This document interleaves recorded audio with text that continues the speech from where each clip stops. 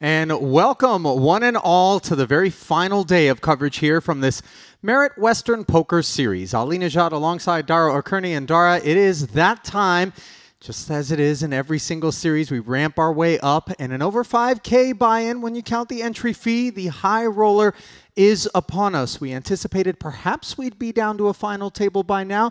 Not the case, however, as we still have 2 tables remaining in the field, and there is one very familiar name to you out there. Might be familiar to poker fans as well from his World Series of Poker main event run, Jack Sinclair. Indeed, yeah. We spent the afternoon, a bit of the afternoon with Jack. It's fair to say Jack has not had a profitable trip so far. He fired 8 bullets at the main, didn't cash. He fired several bullets at the side events. He told us he only fired 3 bullets at this, but he did at least bag up in the money, albeit only with 3.5 big blinds. Have you found that, just from keeping a finger on the pulse of what's going on out there, because I certainly feel as though from my perspective this has been the case, but here at Merit in particular you find a lot more propensity for people to fire many bullets at the events?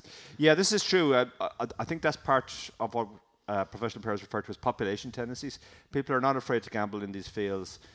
So the old school small ball, gradually increase your stack, that doesn't necessarily work here. Yeah, absolutely. And of course, we are going to be featuring a single table, but we've got an outer table as well that we'll be covering. We'll get to that shortly. But in terms of having a look at the chip counts of the players that do remain, Dara, is there any names that jump off the page as ones that we should circle and keep our eye on as we go into tonight's coverage and work our way to a champion? No, I have to say I'm not familiar with most of these players. Some of them I am familiar with from having commentated on them either in the warm-up or the main event, but that was pretty much it. Jack was the only name that really popped out at me as somebody that I would recognize. All right, well, let's get you right out to our featured table. Certainly glad that you're joining us on whatever platform you might be streaming today's coverage from the Merit Crystal Cove Hotel, Resort, and Casino.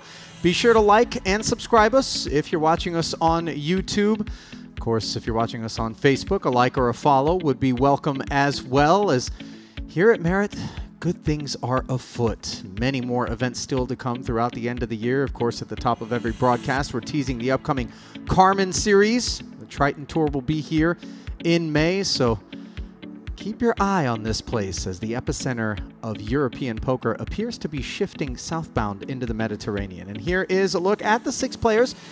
Least among them is Jack Sinclair. Just 4 big blinds, Dara. Work is going to be cut out for him. 140K, a paltry nub with the blinds at 20 and 40,000 and a 40K big blind ante. Nobody particularly deep. Absolutely, yeah. I mean, we have half the table have 10 big blinds or less, and actually both Giuseppe and Jack are super short with 4 big blinds each. And even the chip leader only has 27 big blinds, so even though we have 17 left, we could actually get down to a final table reasonably quickly. Well, time will tell. There's a bit of a booth jinx, Dara, as you know. When you think you're going to get down to a final table quickly, it tends not to be the case. Levels, of course, 1 hour long, as per usual. As we get things underway here. 6 players.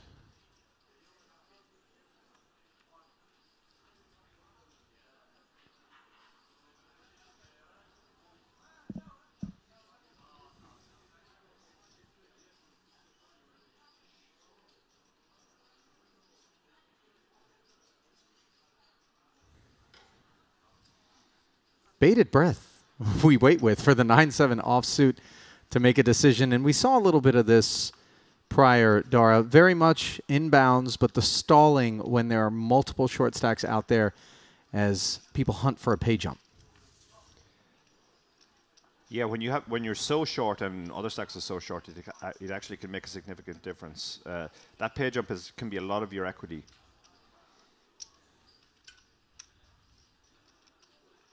Ace Queen now for Christoforou. Pandering to the UK Boothman with his Arsenal kit there. And he's deploying his full arsenal from the small blind. A little north of $1 million. And gives the boys a look at the Ace Queen. I like that. Just kind of let them know I'm not out here splashing. It was a legitimate holding. Don't want you to get any ideas. I put it a close hand.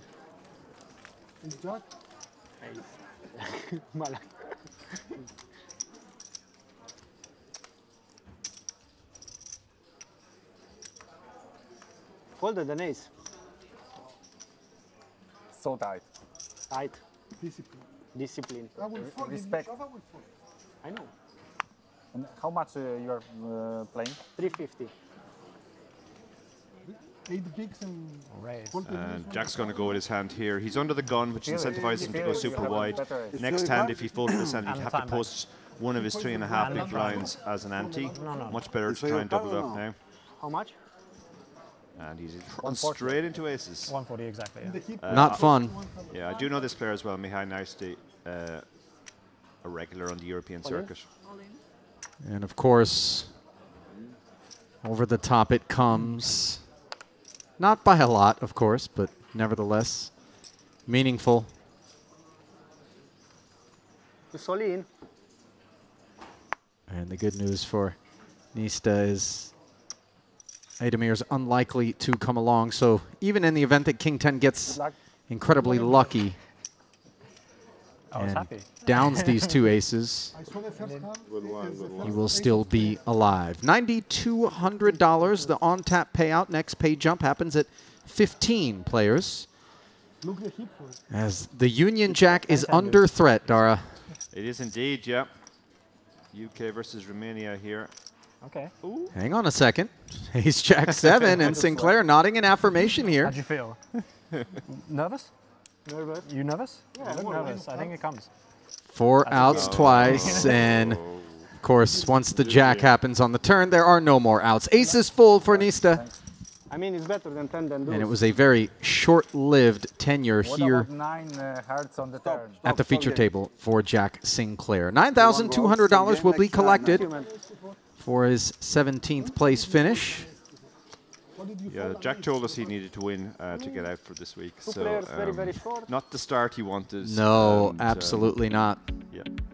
$170,000, by the way, is the first place prize. Only 2 six-figure payouts. Second place will be $119,400 as Jack collects his belongings and leaves the boys 5-handed here at the feature. I mentioned off the top that it was just 2 tables, but I can't imagine we were playing 6-handed at the feature table while only 2 tables total remained. They're not going to play 11-handed outside and No. 6-handed here. So it is 3 tables. Our apologies, stand corrected. Original field was 147 players, a prize pool of $676,200.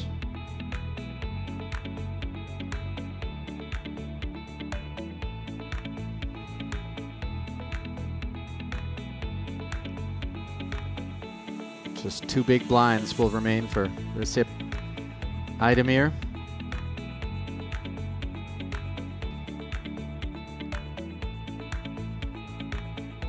Truly on life support. Yeah, he was. It was actually a battle of the short stacks there. Nista also was. He had the 9 big blind stack, so it was big. Even though it was only 4 big blind shove from Jack, or indeed less 3.5 bigs. Very nice start for him. Actually moves him up to 3rd now. But Recep is now super short with 2 big blinds. He's going to have to find a spot in the next orbit.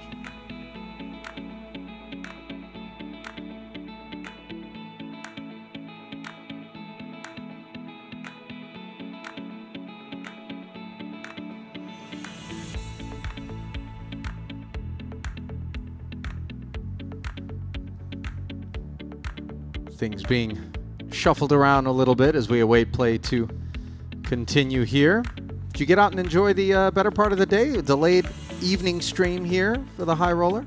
Yeah, absolutely. It's nice to have the later start. Myself and David got up, did a little bit of filming for our podcast, went to meet Jack, and relentlessly took the piss out of him for how many bullets he had fired at so many things. And He earned it.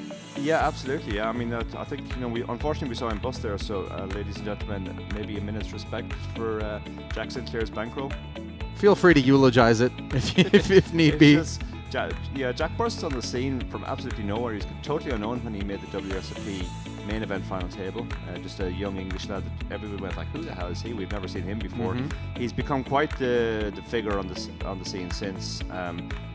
Sick record, it has to be said. Last year he put together a string of final tables on 1,000, 2,000 runner field tournaments all over Europe. 2018 World Series of Poker Europe main event champ, of course, with 5.4 million plus in career tournament earnings.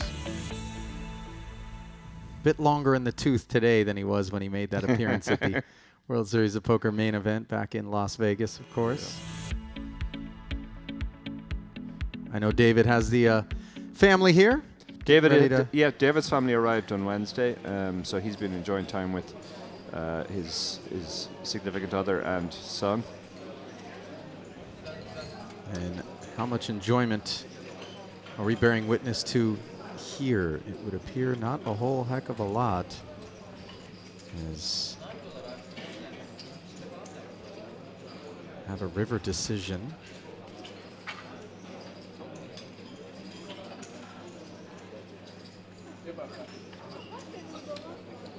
I believe it is Genia Gavrilovic versus Fausto Tantillo. Tantillo appears to have shoved here on the river. Board of 3-6 queen on the flop, turn 8, river 6. Genia looks like he's really in the blender here, Dara. Yeah, he really does. This is an unusual move, standing up to get a different view of his opponent, who sits there very much like a statue. Stoic.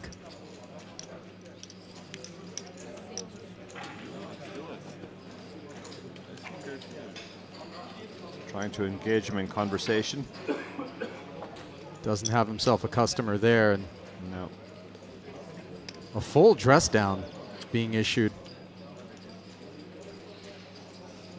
Tantillo just giving nothing away. Absolutely. Looks like he's just doing that, pick a spot on the table and stare at it. Yeah. Not a bad practice. Not at all. Patrick Antonius, as we used to call it.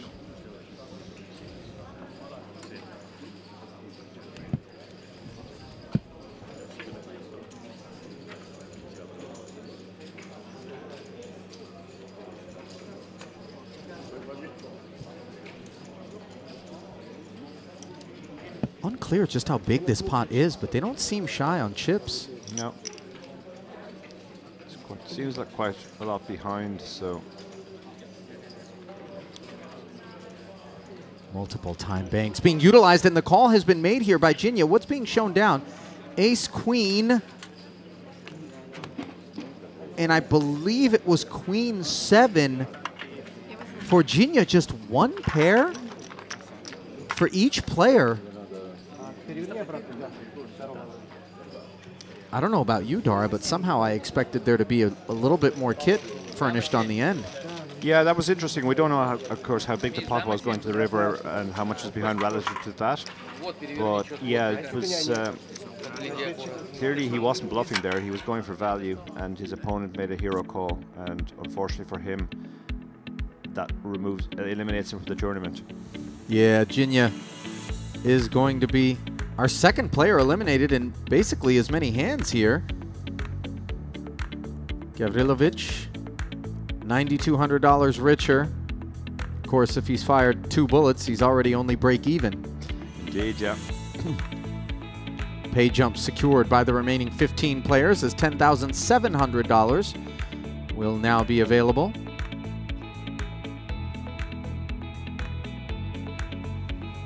We could see this final table materialize fairly quickly, Dara, if this has been any indication in terms of pace. Yep. Yeah, we mentioned at the start how there were really no big stacks at the feature table. There is now. Fausto Tantillo has been moved to the table, and he's got 93 big blinds, which is pretty much what the rest of the table has put together. He's got 49% of the chips. We have one extremely short stack, and then 3 other stacks in the 11 to 15 zone. So we're not that far off a final table, I think.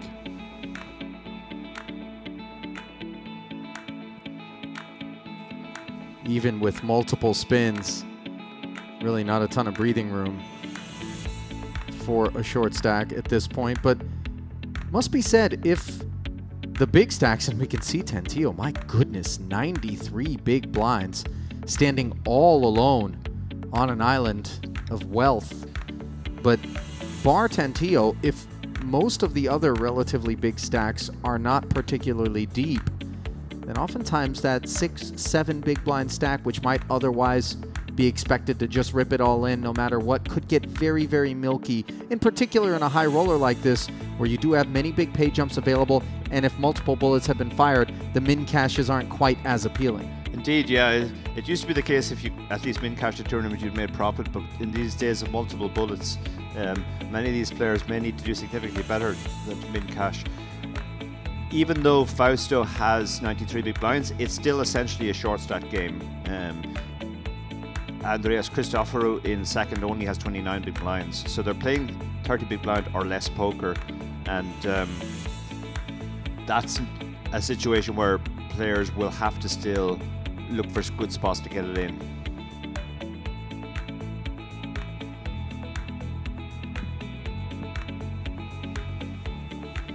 Well, a little bit of rearranging yet again as the tables will be balanced. Just 2 tables worth of players still remain. Antsy moments here. As mentioned, pay jump has been secured. Not a particularly big one. That's not going to happen until we start to get down toward that final table and beyond. The bubble from 10th to 9th, which is the final table bubble, represents an almost $5,000 jump. 1 buy-in. That'll certainly be the beginning of the larger gaps in payout.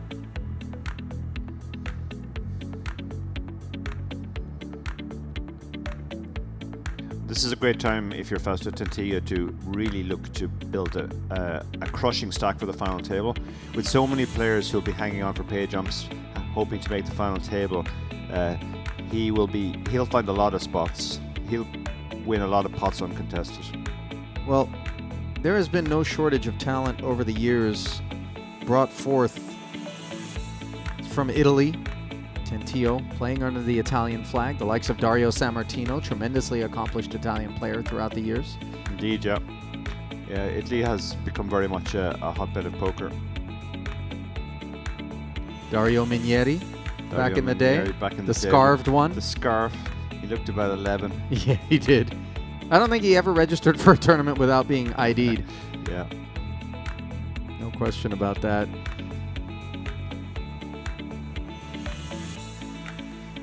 Very good female players too. Giada Fang recently won a Platinum Pass in Barcelona at a ladies' event. I know Giada well because she translated 2 of my books into Italian. Oh wow, there you go. I guess if you're walking through a piazza somewhere in Rome and someone makes a profane gesture toward you, you will know why. Indeed. And it looks like we've got the cards back in the air at our new assembly of combatants here. And that little 2 big blind nub, while there isn't a pay jump available currently, is going to really allow Tantillo to abuse this table at will, should he choose to do so. Yeah, we saw him, the player in question, fold his big blind last time because of the action ahead of him.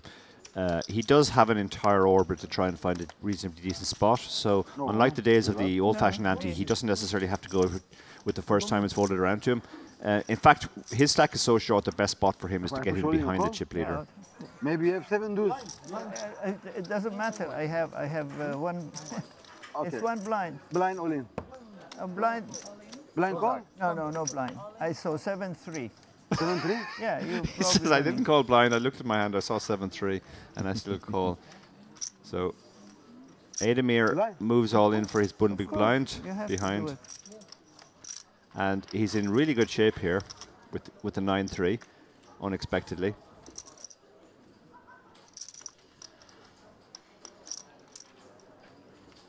Somehow they share a 3. For the Lebanese Mawad, he is in front in terms of chips, and now in terms of Equity, he's doing very well as he's Yep. flopped the club draw here and hits the clubs on the turn, which leaves 9-3 drawing dead. Aydemir. Good game, Mr. Recep. Good game. Good game, sir. Issued some GGs, but unfortunately for the local fans, the Turk has been dispatched. Recep Aydemir, $10,700 courtesy of a 15th place finish, and 3 players already showered rather quickly.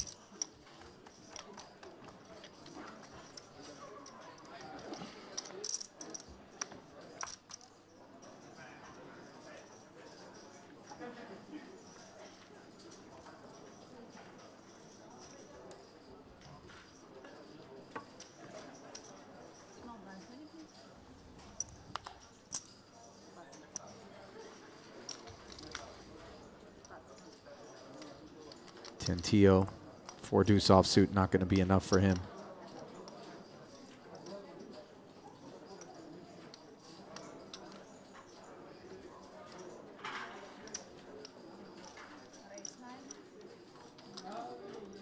Jack 4 suited for Christoforou.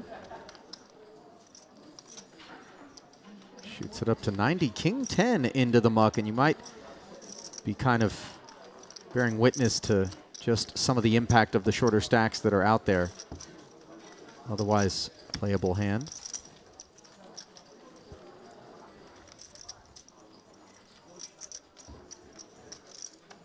We've touched upon it on multiple occasions thus far, but the very technical nature of these stages of a tournament, Daria, you can really see those who have a firm finger on the pulse of the math and the numbers, the ranges, and those who are really out of their element and haven't been in the solver streets, so to speak, and Yeah.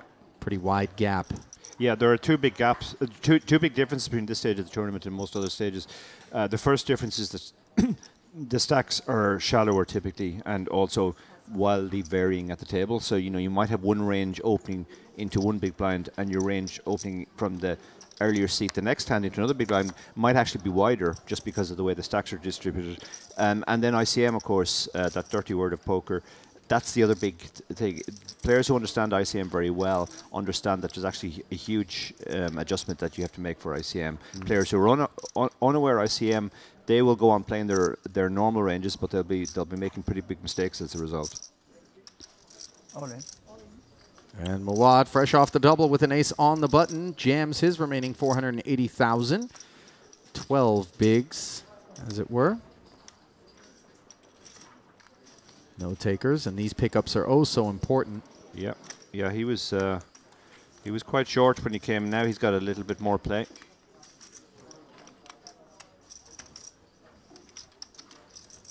Joseph Mawad of Lebanon, $350,000 plus in career live tournament earnings. Shout out to Michael Angelos in the chat. Angelos Michael says, Vamos, Dara Christopher is Das Gaselos 20 on stars. Okay, that's good to know. I did not know that. So a bit of an online beast. 800. 8. You have to know because this is Somewhat of a glowing endorsement of what's happening here in Cyprus for a prominent player on stars to have chosen to be here as opposed to in the Bahamas for the reboot of the PokerStars Caribbean Adventure. Yeah, yeah. As great as the Caribbean Adventure is, there is a sense there isn't the same amount of local value. In fact, I played with a gentleman from the Bahamas at the WSOP one year and asked him if he played that event, and he said that the locals are actually not allowed legally to play it. So that greatly impacts the sort of local value. Yeah. Very different situation here. The local turnouts have been huge. Mm-hmm.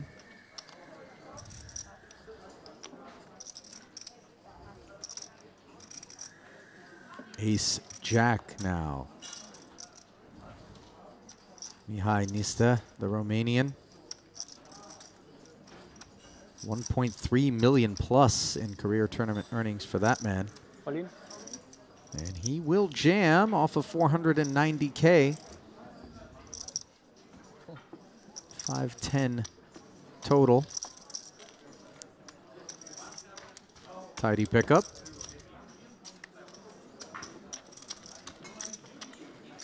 Show ace and fold. I can't lose.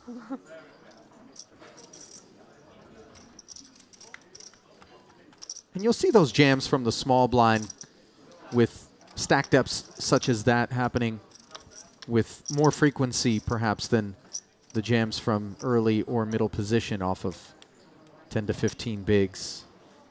Not a lot of pressure, just got to fade the one guy behind you. Yep.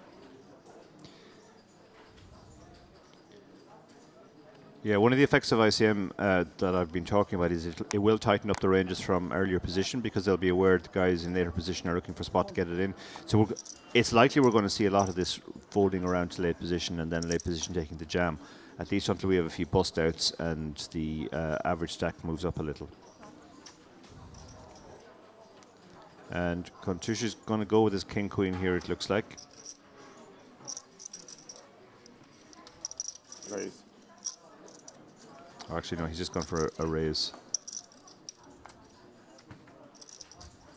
Well, he is pretty deep.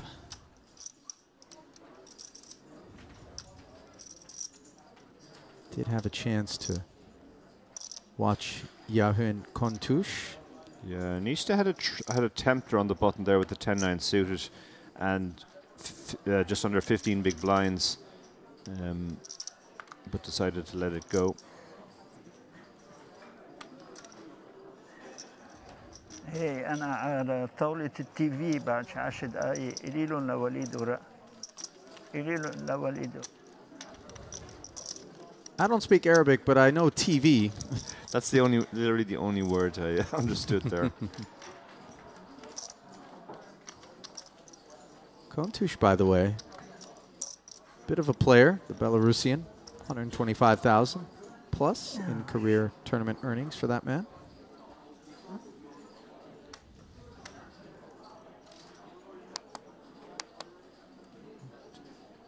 Having said last time we wouldn't see too much opens from early position, Jacks is definitely a hand that qualifies. 14.5 big blinds roughly under the gun. He'll probably open this willing to induce action rather than shove. David Kuliberda, Polish player. A little over 200,000 in career tournament earnings. Min raised to 80,000. Now from a wad off of 580K, these baby suited aces. Tempters, as you guys like to put them. Yeah, this is definitely much a tempter. The problem for him there is just the earliness of his position, and there's an open ahead of him. If that was cut off versus button, we could have very well have seen an all in there. But under the gun, +1 versus under the gun, ace-5 suited doesn't figure to be ahead, doesn't figure to have as much as fold equity as in late position.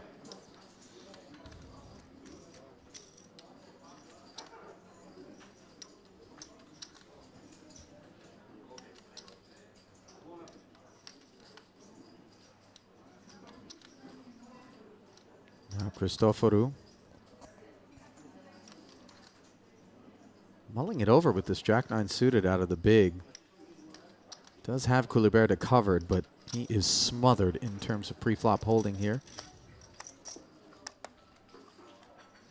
Invest the extra 40,000 and a safe flop. 2 spades, 2 fours, and a 5. Christoforou with the check. Now Kuliberda mulling his options. Yeah, this is a tough board to hit. Kuliberda is undoubtedly committed to this hand now. Paired board, 2 low cards. 60. It's about as good as it gets. So he's probably going to just fire out a small bet and maybe try to induce action.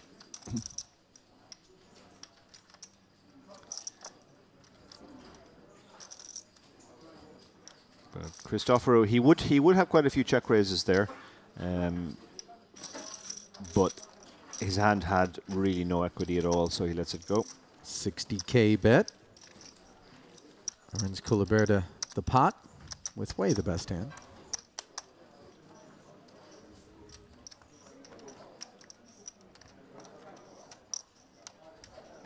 You can see there, Ali mentioned earlier Christoforou's Arsenal jersey, and he has his screen name written on the back of it.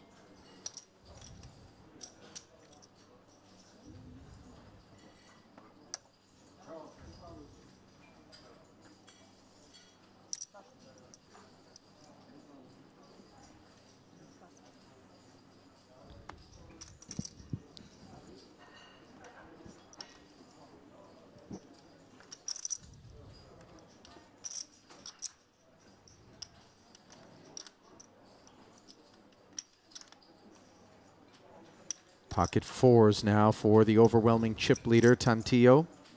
How much play? 1.1 total. Asks for a count. All in? Moving all in here because of the stacks behind.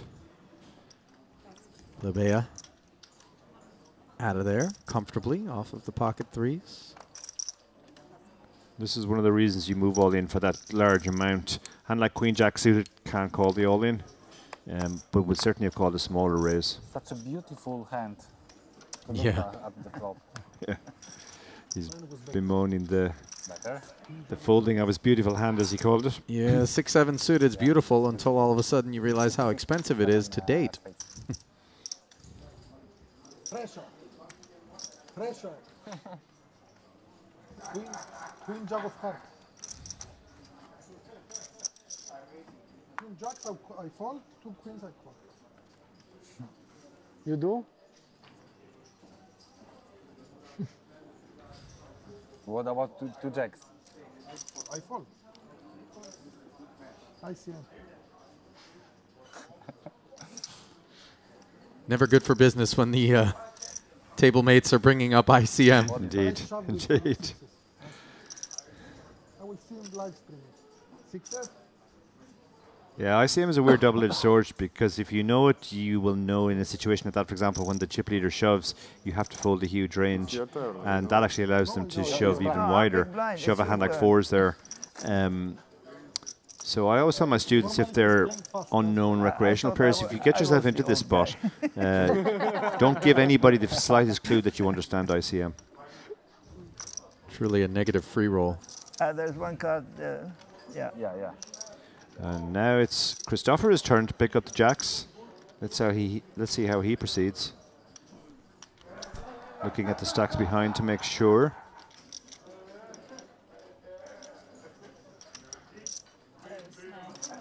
Raises to 90. Gilberto would be looking to reshove fairly wide there with just over 15 big blinds, but Jack 9 doesn't qualify. Okay. I believe you. And Muad says, I believe you, and folds I the was Jack dead. 7. I had a Call jack there. the jacks. Jack 7. If he shoves, I will fold. If I shove, you fold? No way. Oh, No way. Why you Teasing didn't you. have before? Before when you shove, why didn't Yeah. you jacks? You would have called with the jacks all in? Against him, no. Why? It covers me and want Ah, to go okay. to a kind of thing. Okay. someone else yours? Both, I opted for both of us. Cheers. Christopher is sticking to his story that had the chip leader shoved previous hand, he would have folded queens, or jacks that hand, the hand he actually had, because of ICM. Your turn. I care about his time bank and So Mihai here under the gun. This is an awkward hand with the ICM. Just under 15 big blinds. Yeah, he's Didn't make it look awkward though. he decided nothing else to do there except move all in. Confidently ripping it.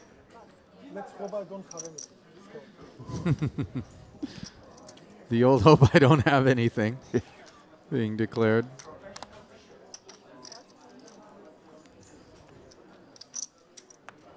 King Jack for Muad. No, he's not going to get involved. His face told the story though, didn't it? He kind of Yeah, it looked was over the, and said, "Oh, yeah, this is nearly good enough, but not quite. Heart. Wore it on his sleeve in that one. Yeah. 1 second.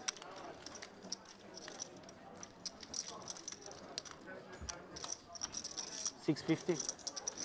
Mihai's the big blind next. Somebody asking him there how much he's going to play, because the stacks are super important now. King is no good, my friend. To call you with king, only king, you're behind. Wow. Can you guess what he has?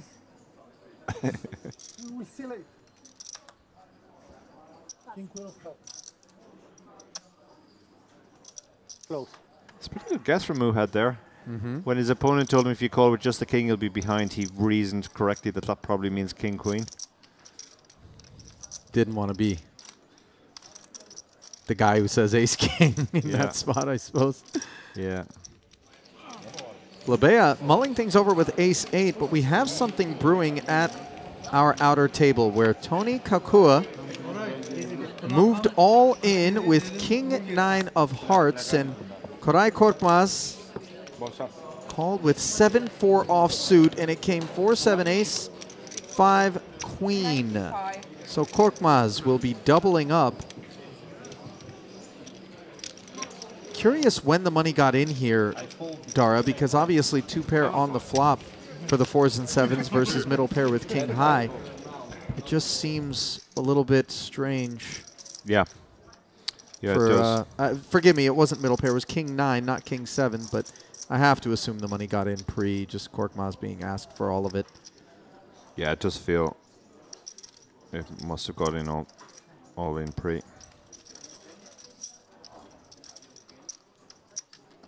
Meanwhile, Christopher hauling one in.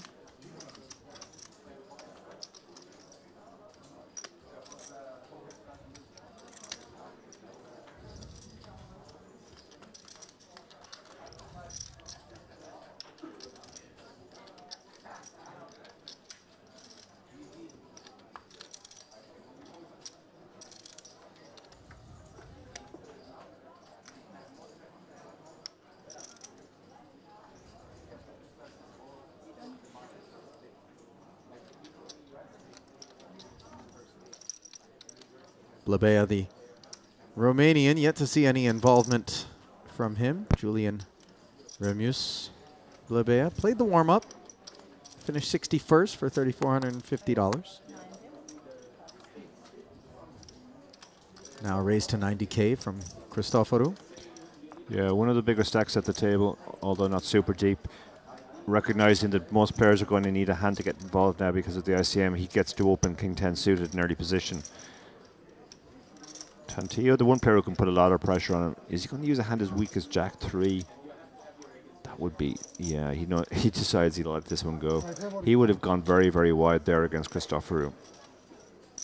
Christoforu, by the way, bears mentioning, is a native Cypriot, 1.6 million plus in career tournament earnings for that gentleman.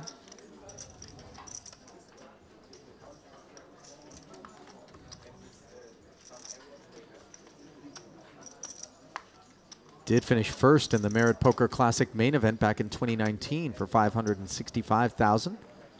That was his biggest score to date.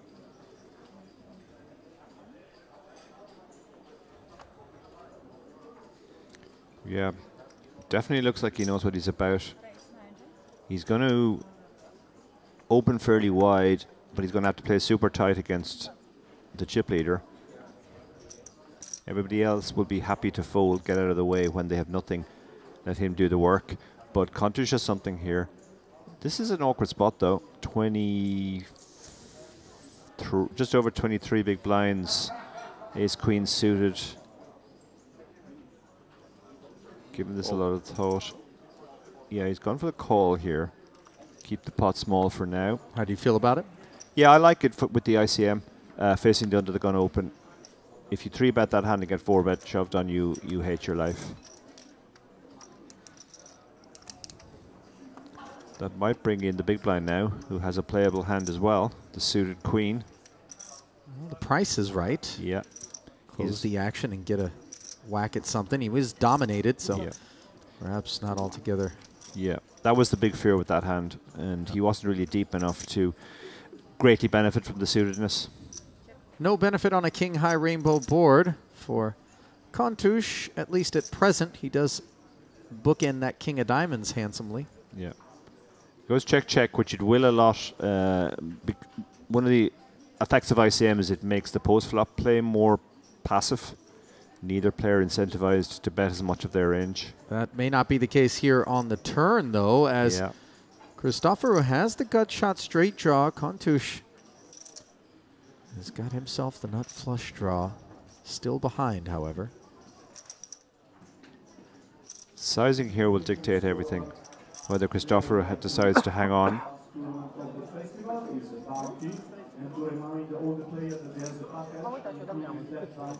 Putting a lot of thought into his sizing here. M-am uitat din partea aia, că nimeni. Papan, George și cu...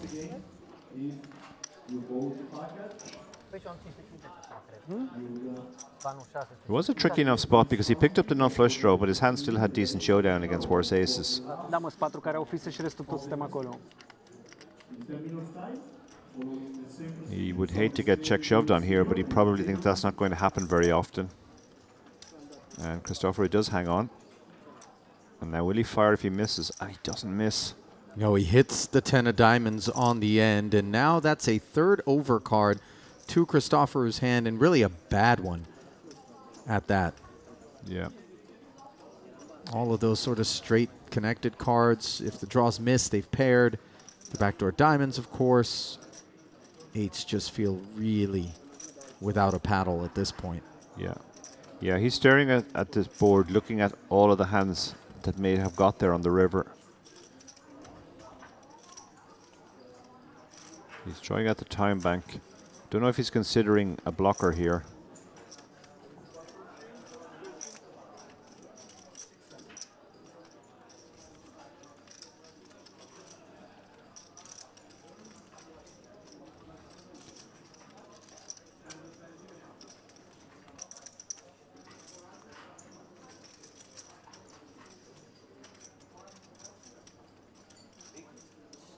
The wheels are turning there.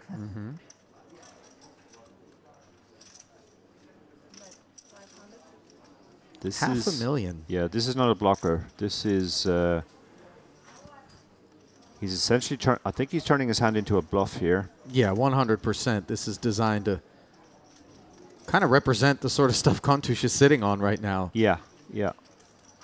Dreamy development for him, by the way, as he probably imagined he was going to have to come with some sort of milky sizing of his own. Instead, he gets to rip his 695 out there. Now it's only 195 more to call, and of course, Cristoforo is done with it. So that was a painful misstep there for the Cypriot. Yeah. On the river, nuts. I think the most likely hand he put his opponent on was a 9 there. And recognizing that his 8s didn't have too much showdown against a 9, but if he bet on the large side, he could get a 9 to fold.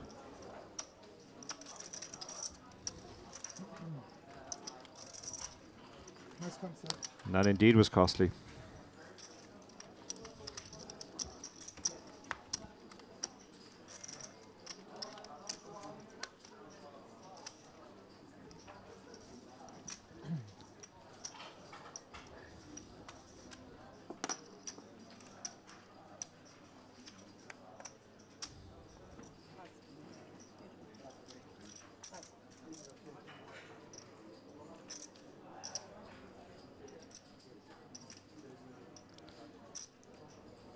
Kontush in the hijack with a tempter, looking at the stacks behind.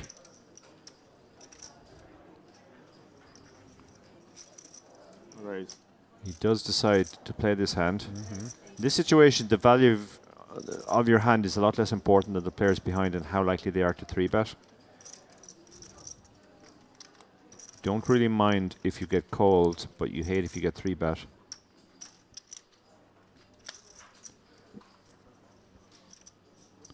And Tantillo with this commanding stack has the right type of hand to put pressure on.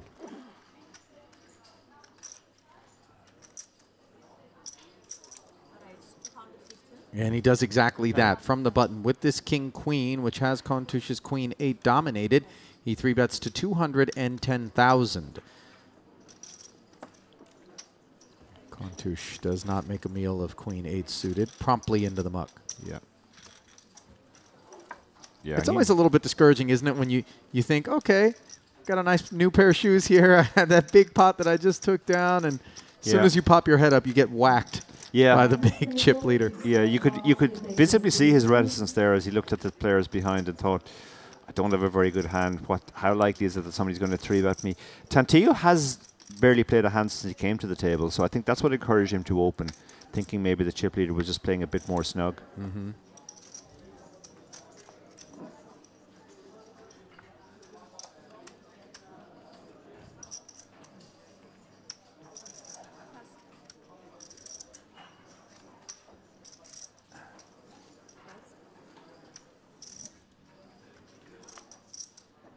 aces now Ooh.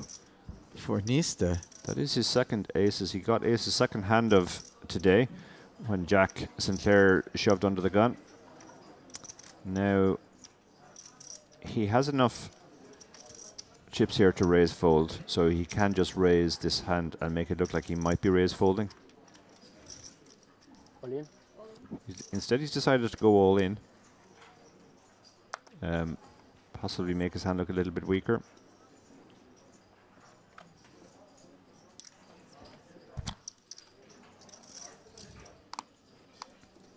And I don't think he's getting any business here. No, nothing worthy of defense or flatting behind the two aces. Slightly disappointing, obviously. But nothing a gentleman with his sort of experience level is going to May be I have a chai? Yeah, and you can affected bring by. it Here, I will. Maybe light disappointment, but Chai. Thank you. onward we march.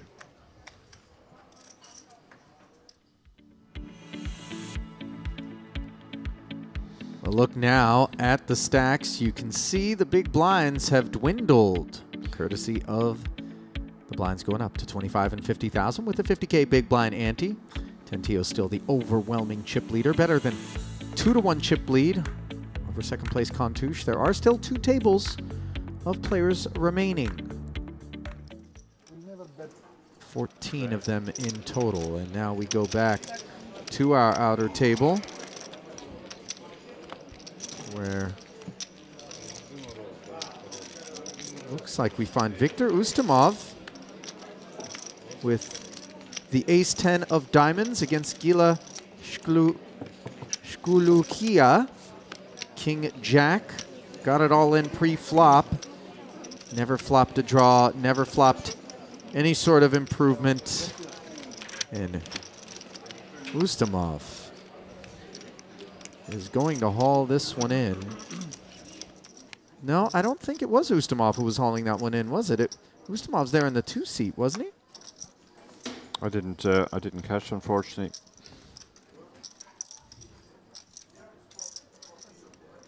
The real story, of course, is the elimination of Gila Shkulukia. 14th place finish for the Georgian.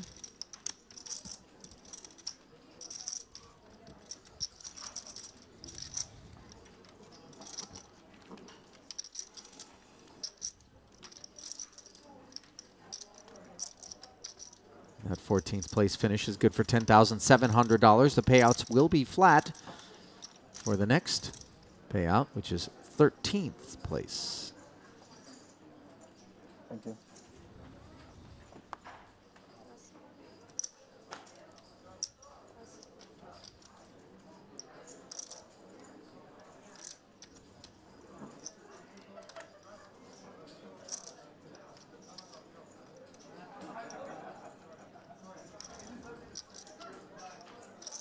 Now an ace-10 offsuit for the Romanian Blabea.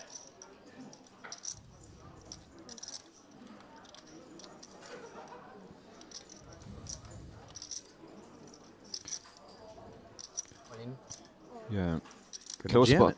Yeah, close spot there between raise fold and jam. Christopher has now been dragged right back into the pack after that hand where he turned his pocket eights into a bluff on the river and it didn't work.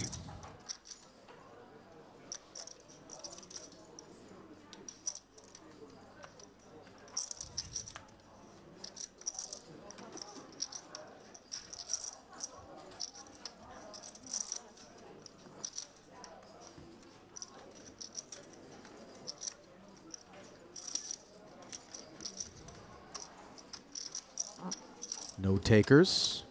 Blabea, a modest sum of 25,000 and change in career tournament earnings.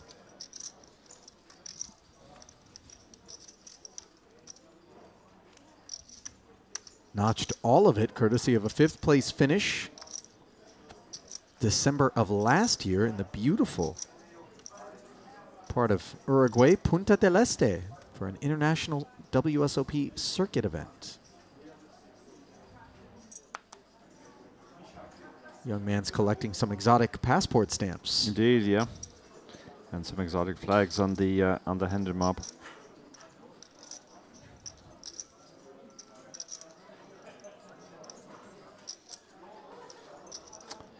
So early position, the A7 suited just under 15 big blinds. He can open this hand and just fold it to a 3-bet.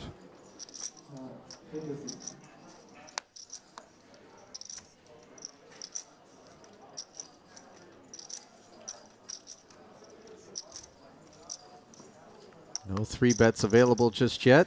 Ace-8 had him in a bad way in the big blind, but just promptly lays it down, does Niste. So yeah, 10 big blinds. 10 big blinds, not deep enough to defend against the early position open, who had one of the few hands he was actually in good shape against. Mai stăm 13.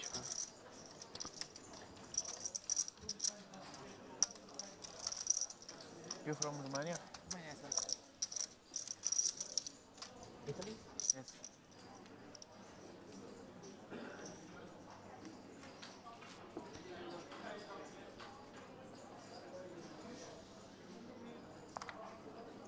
pocket 8s now for Blablea under the gun.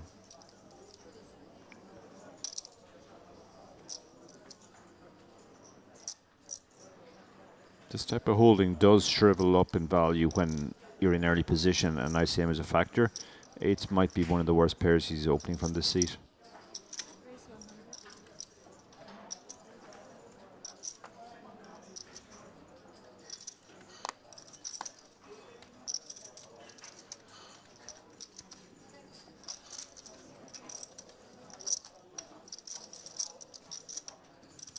Oh no. 2 kings for Niste off of 565,000. Yeah. Presumably it will be going in. No reason to get cute and invite the big blind in behind you. No. Not with his stack. All in. There's the jam. And his fellow Romanian is going to hate this spot. Oh my goodness, look at this. Tantillo in the big blind wakes up with 2 aces. This is hardly fair. Overwhelming chip leader, and he's got both of these pocket pairs showered as he rips. Good luck. Yeah, I was about to say it was going to be a difficult spot for Blablea out there with his 8s, assuming the big blind folded. But once the chip leader shoved, very easy fold with the 8s. And note how he was able to escape by virtue of min-raise opening as opposed to doing something hasty and jamming. Granted, we don't know what the future holds in store, but we know that it's a bleak one for Niste. 2 kings need help. Not there thus far. Queen 10-4, 2 hearts. Niste looking to avoid a 13th place finish. Doesn't get any draws on the turn and now has 2 outs once. Paging the king of hearts or the king of clubs. Are they available? No. A 10 on the river. And Tantillo showing a little bit of love. Obviously, Niste knows there's not a human being on earth who knows their way around a poker table this deep in a tournament who's ever going to have an outcome other than that. Given that spot. Absolute cold deck there, Dara. Yeah, yeah, absolutely. He would have absolutely loved his spot when he looked down at the kings facing the under the gun open. So 13th. We'll give Niste $10,700. And we'll secure a little pay jump of $2,200 for the remaining 12 players. Now, suited and connected up front, Christoforu. This is an interesting open. This is very light, but he obviously feels the conditions are right for this. He's pretty shallow, but he's not so shallow that he can't raise fold. That's what he would be going for here if he got any action. You know, it's interesting because a lot of people might be thinking, well, what's the point? You put a little raise in, maybe you take a bad beat because somebody calls. Well, maybe you dodge a bullet, as we saw moments ago with the 2 8s. This is very much the argument. And every one of these chips is worth so much when you talk about the ICM.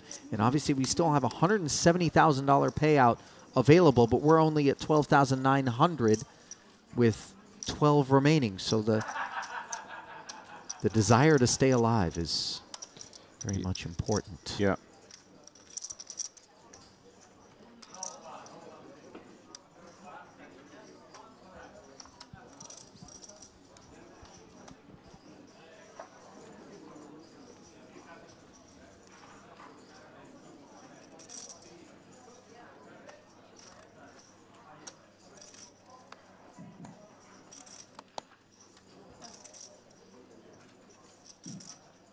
Pocket fours now for Muad.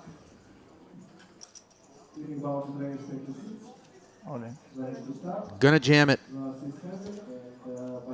Yeah, he's super short here. Nothing else to do.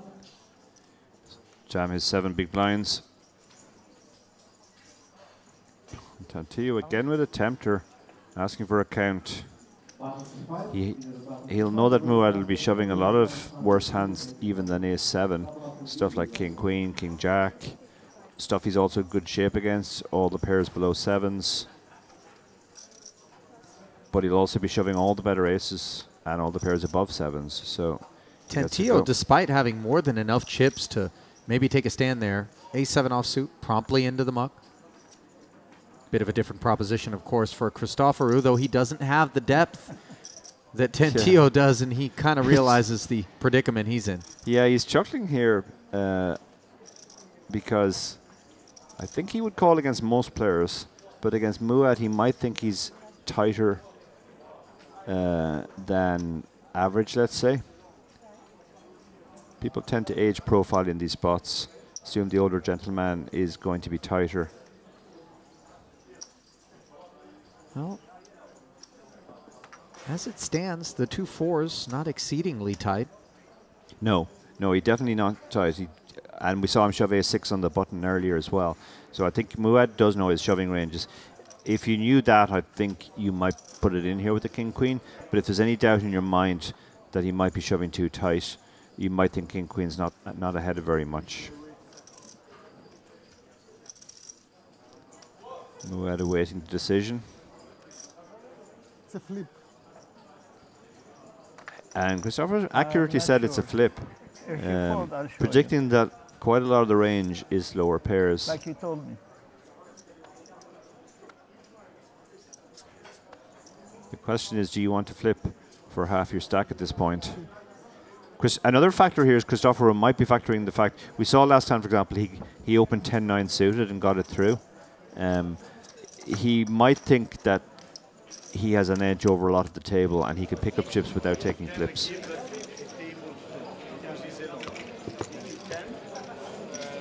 And what have we here? It looks like yet another bust. It's coming furious pace.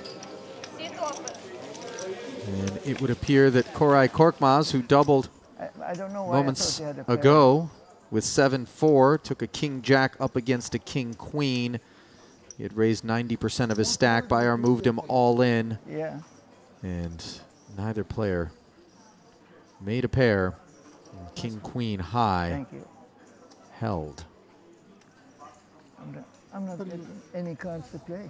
I'm not getting any cards to play. So, after you talk to me, I convinced about the next time. Next time, yes. Inshallah. Ace-9 offsuit now for Tantillo.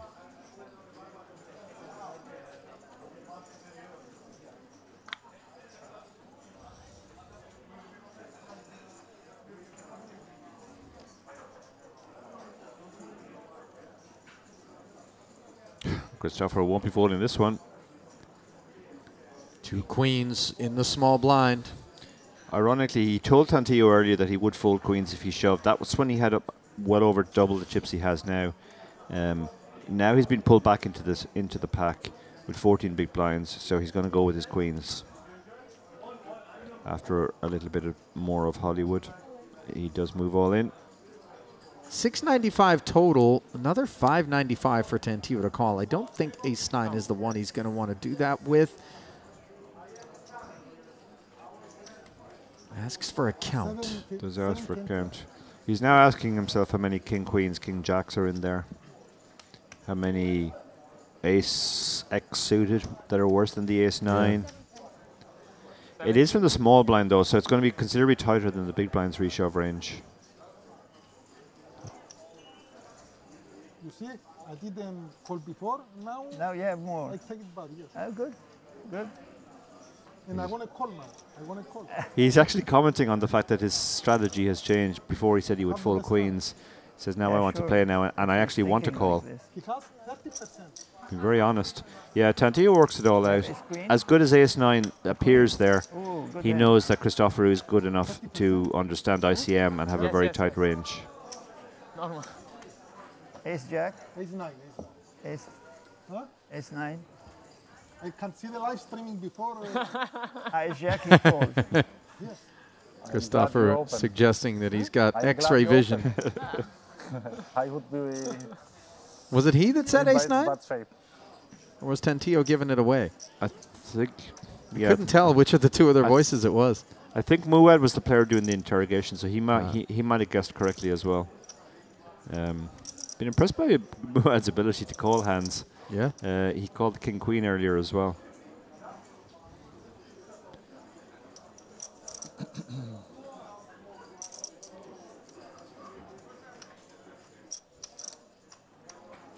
Cartouche with an awkward hand, but he's going to have to open it.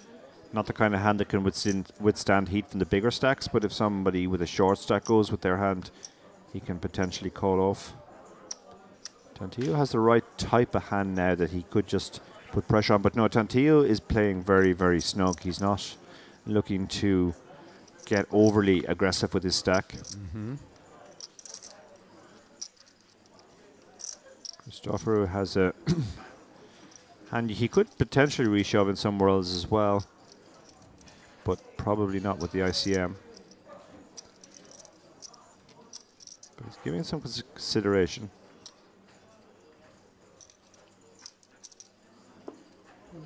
Yeah, he has moved all in, so he's definitely moved up a gear now since he took that setback.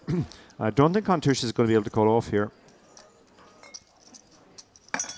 Christoforo up to almost 19 big blinds. That's should be enough to get the ace jack to fold. Moad, never a caller with jack 3. Takes his time.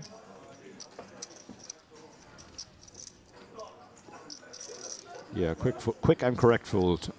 How big a difference is ace queen versus ace No, jack I- in that spot? Massive, absolutely massive. I think saw very I think we badly would the- see the a call jack, from ace queen. And then I thought I had jacks. Then I looked again. It was a 3, not a jack. Well, Moad doing well to double check there. Might have wound Yeah. up Jacks I call, of course. We've all done that. making some people really Well, I question have- some things. Yeah. Wait, look at my chips. I have. I don't get. I don't get. Kidding. In. Of course, you call, right? With my chips.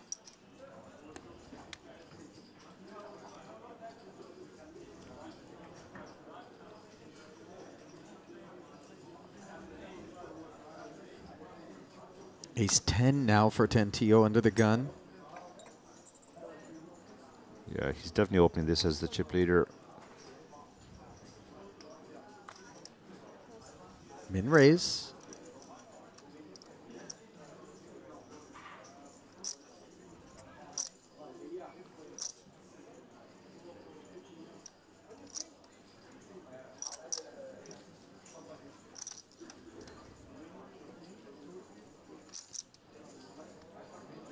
So if we're counting a stack here, just to get it exact into his mind how many big blinds he has. He does have 22 big blinds.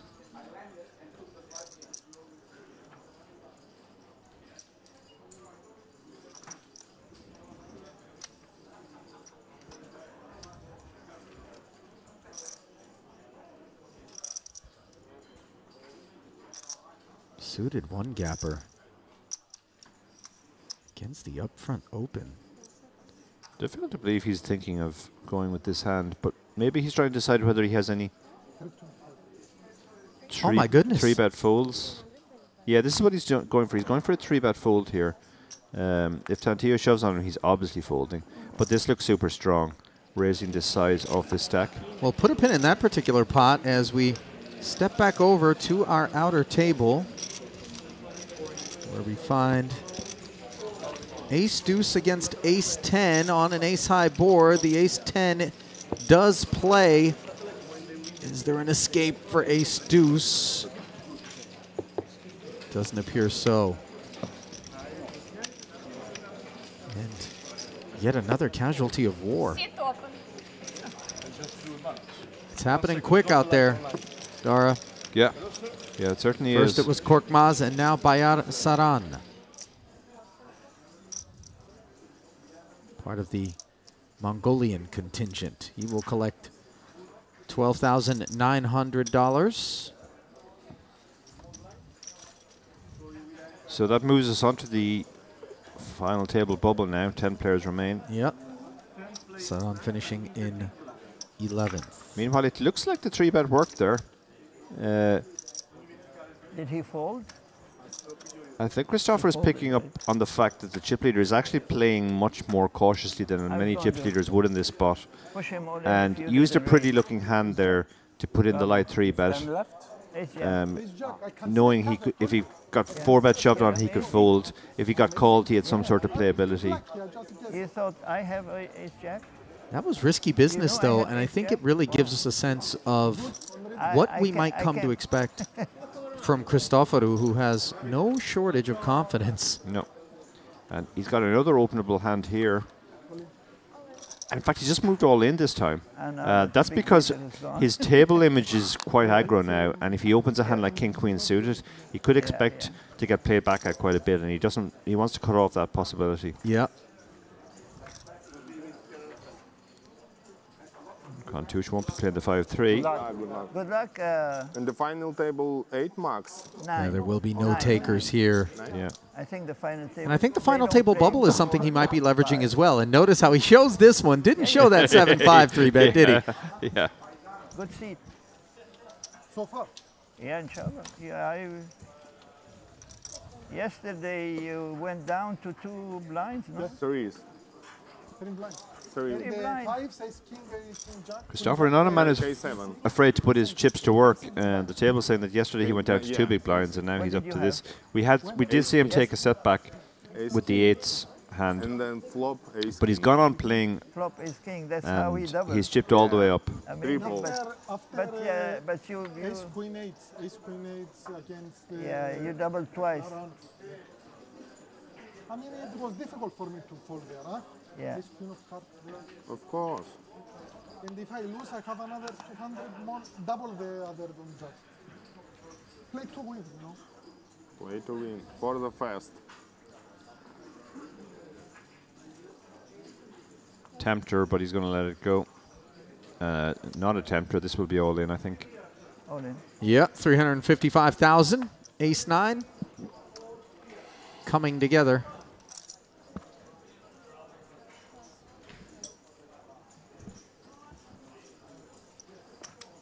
Those pickups, oh so important for the Lebanese Joseph Mouad. Seems like he's really relishing the moment out there. There's Joseph. Very much so. He definitely knows his short stack ranges. What? Are we play 4 and 5? He's asking And if the it's going to be final 9 table or is 8 for the final table. Okay. Again, that shows his awareness as well, making sure that he knows exactly that they're on the final table bubble now.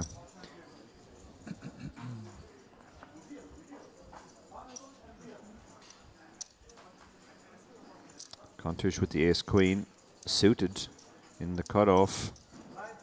He's done a bit of raise folding.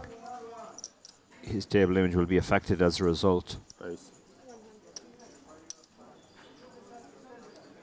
Upstairs we go. Off of 1.3 million, 100K.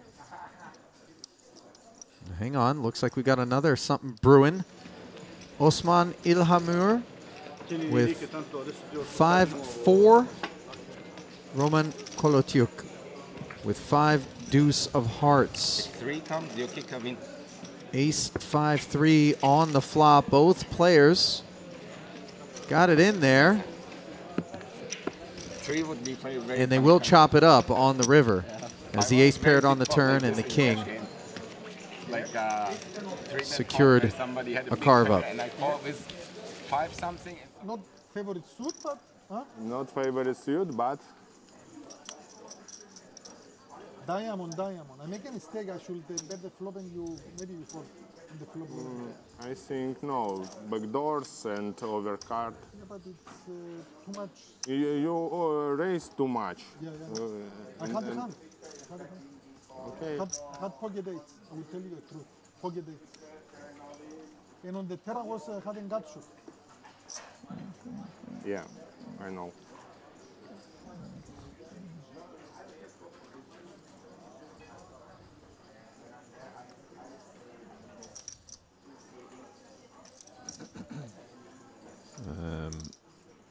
This feels like an all-in from the cutoff. 10 big blinds. You're short-handed, so the blinds are racing around faster. You can't really pass too many spots. Yeah, he does move all in.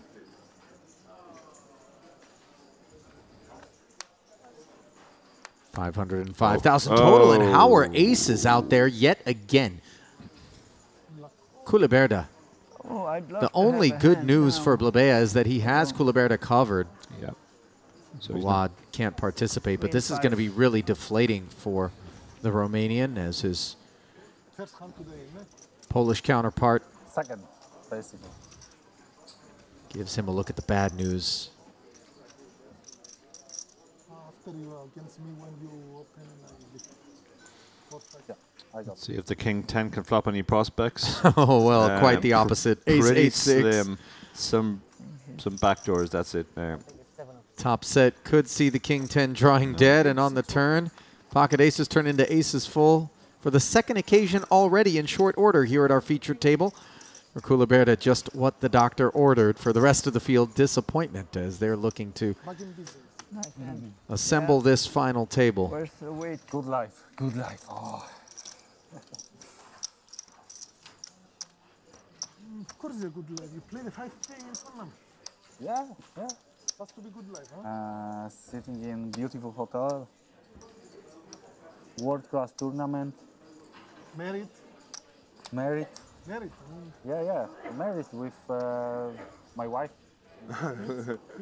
No kids. Not yet. Not yet. Yeah, we are fine. How many kids you have? Sorry? How many kids you have? 3. And we have, And 8 grandkids. 8 grandkids. Bravo. wow, that's nice. Grand, not yet. No, not grandkids. Bit of a rub down there. Yeah, Congrats. nothing offensive about that. No. He's Joseph Muad, not Father Time. King 7 off here in the hijack. Blabea might be using this 30 seconds trying to punch his ticket into the final table and secure that pay jump Yeah, good shout. of 4,600. He does have a tempter here, though. He's so short now. Blinds hitting him soon. Only 4 big blinds behind. Yeah, he's decided this is good enough to go with because of the big blind ante coming around. In fact, it's coming next hand. How much is that? Culiberta, I think, will go with his hand here Oh, against man. short stack. Is he going to finish what he started with the 2 aces as he looks down on the button at ace-jack? Could very well 3-bet jam this. Yeah. It's a lot of hand up against the super short stack, all in range, especially one hand removed from that big blind. So the jam does come in, and Blabea is going to get a second crack. Looking for vindication, but again, he is well behind. Well behind, but live. He would have feared domination there. To the flop they go, and 2 4s, 2 spades, and a king. It's an all Blabea affair. Got a little smile working, but he knows there's work to be done. On the turn, all of a sudden, in addition to the 3 aces, More outs. 4 queens. are added. No, mamacita. Finger wag. Yeah. Mamacita is always. Anti-sweating an ace Mamacita for or a you, queen, and success as Labea will double through and claw back some of the lost soldiers.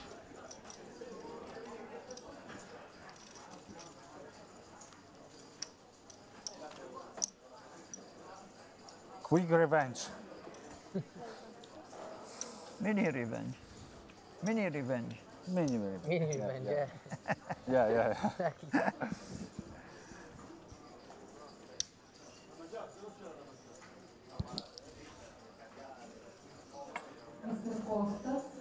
Roberta's staying hydrated there, which is quite important when you're in this sort of high pressure situation where you have to make big decisions every few hands. I don't know about you, but I can go hours and not even remember that I've not had a drink or a bite of anything. Yeah. When I'm at the table, you get so engrossed. Yeah. In particular, you know, in a tournament environment, I would imagine it's even more so than the cash game where things are absolutely not quite as intense. Yeah. Every hand could potentially be your last, so the adrenaline can block off the signals from your body telling you need to drink. I'm sure there's an abundance of eye rolling happening somewhere on the other side of a lot of these streams, but it's certainly worthy of note. It's not as self-evident to some as you might think. And Kuliberda now 480. going to run into Mawad's 2 queens, but Mawad asked for a count here. That's odd. He is covered with his 355, maybe just verifying. Maybe also using the full 30 seconds. Bit of Hollywood here. Maybe looking to induce one of the blinds behind him.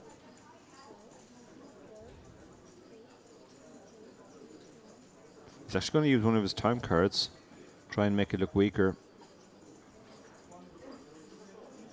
Interesting. Really chiseling out. I've seen quite a bit of this week. People using their time cards with hands where they know what they're doing. A little bit of Hollywood there to place doubt in people's minds that maybe they don't have a clear-cut decision. They are near the final table bubble, so if he gets to the final table, he will pick up some more time cards. So deciding it's worth sacrificing one here too. I think he's also looking towards the other table to see if there's an all-in there. Okay, I call. And he's used up as much time as he needs. It definitely doesn't smell like queens at this point, I'll tell you that. No, it doesn't. Good luck, guys. Well, if somebody goes out there, it's easier call. Yeah, he pretty much confirmed there with his speech play that he was waiting to see if somebody bust on the other table.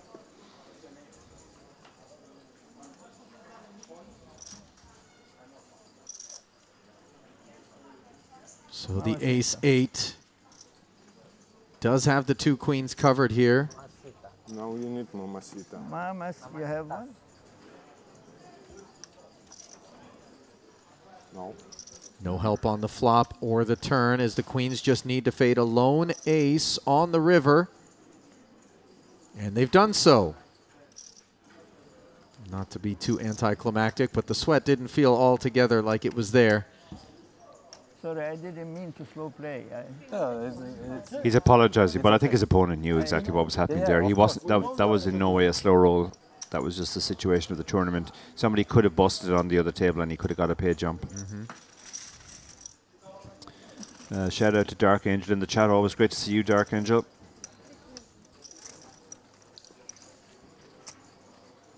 From the biblical standpoint, again, it is never good to see the Dark Angel. The Dark Angel is an emblem of bad things to come.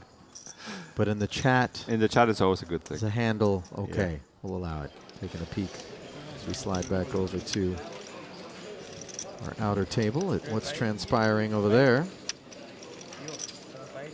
It looks like we do have an all-in here. Yeah, we? Fausto Tentillo.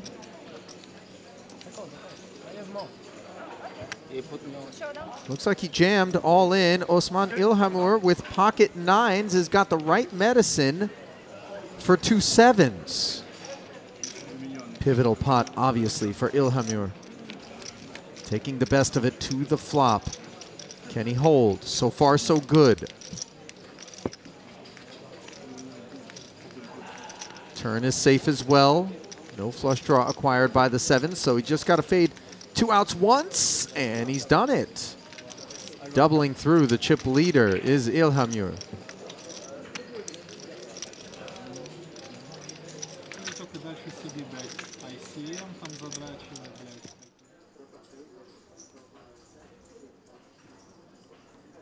Back we go to the feature table.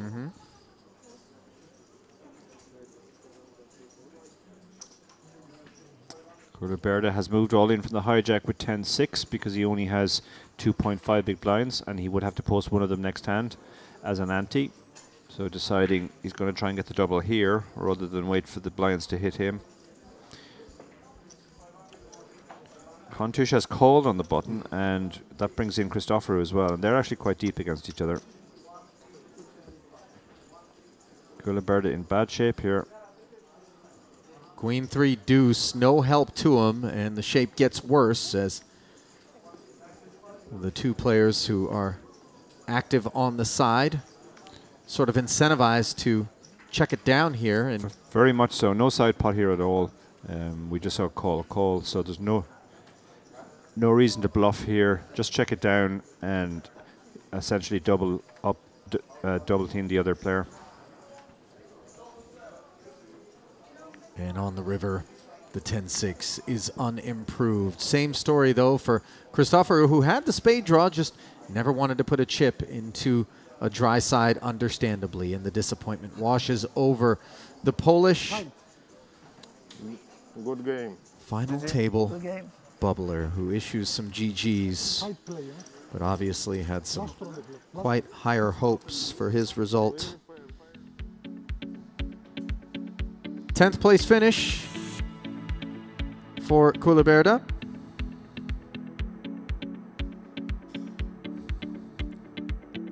Obviously disappointing. David Culeberta. 10th place finisher, $12,900 richer, but just really sympathize with that spot there. Final table is set here in the high roller, as we are working to award that massive first place prize of $170,000. Back inside the booth, Ali Najad alongside Dara.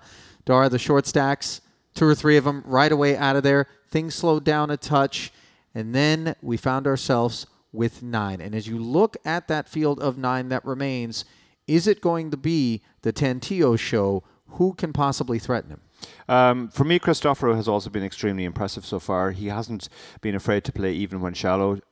Made a very, very creative play with the 7-5 suited, which worked. Made a creative play also with the 8s, which didn't work. So live by the sword, die by the sword. He's a guy who will find a lot of plays that other players don't. Well, the players are going to take a healthy break here as we reset for the final table, but we still have plenty more to go here from the Merit Crystal Cove in Cyprus. You're not going to want to miss the conclusion of this, the very final event of the Merit Western Poker Series. Keep an eye on the stream. We will be back and bring you a champion tonight from here in Kyrenia. Stay close.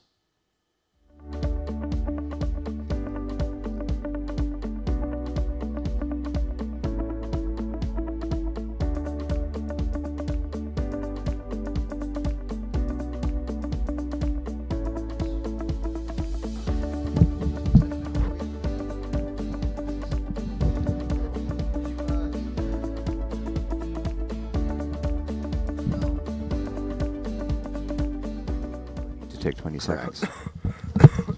Maroon Jazar, the ace-5 offsuit from the cutoff.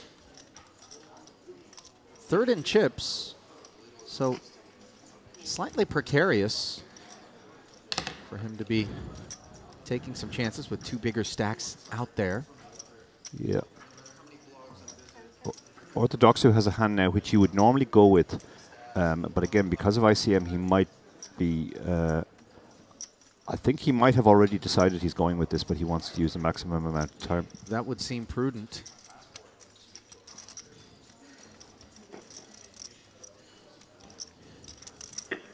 Ace-8, obviously uncomfortable insofar as we know that a lot of ace-X is in Jazar's opening range here, but late position in the cutoff. Yeah, Unclear whether or not he's capable of stepping out. Yeah, ace-8 is actually kind of a borderline hand, because if you think your opponent is opening any ace, then ace-8 is the one which beats more than it loses to. Good point. As the all-in is delivered to the middle. So 16 players left. He is on a money jump here. I mean, I don't think Cesar can fold getting the price. And one would hope that this was something that he had taken into consideration before he chose to make this open. Yeah. Is the prospect of having Orthodoxu's button on the short stack jam on him.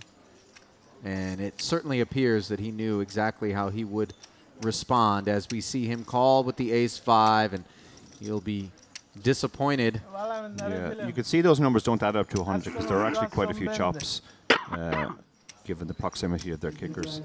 Orthodoxu giving his rail a little update. Taking the best of it to the King 10 deuce board, and he does hold the ace of spades, which is working. Nazar looking for a 5 here. 2.35 million chip pot. Turn is clean. And Orthodoxu just needs to fade the 5 in order to, at minimum, chop. And the jack allows him to play both the ace and the 8. I don't think a chop was available as of the turn. So, a clean. You're so disciplined. You. Perfect, perfect. He's my friend. Another day.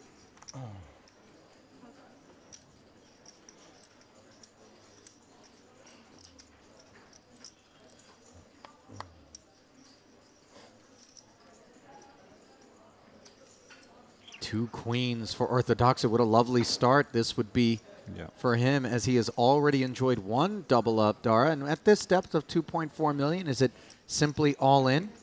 I don't think it has to be. He's got 14 big blinds. Once you go above 12, you can start having some raise calls and raise folds. I think this certainly qualifies as strong enough to raise call.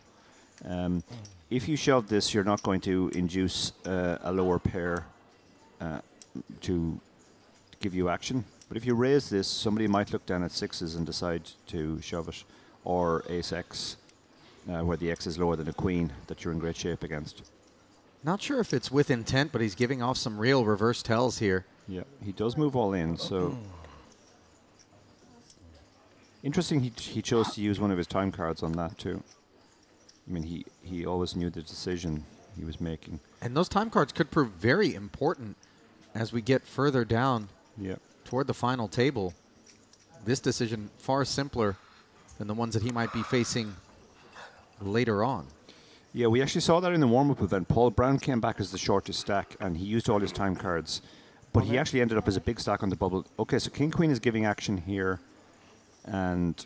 some protection as well in the event that... Yeah, there's no way Komorowski's getting involved now. He just wants Orthodoxu to bust here and secure the pay jump.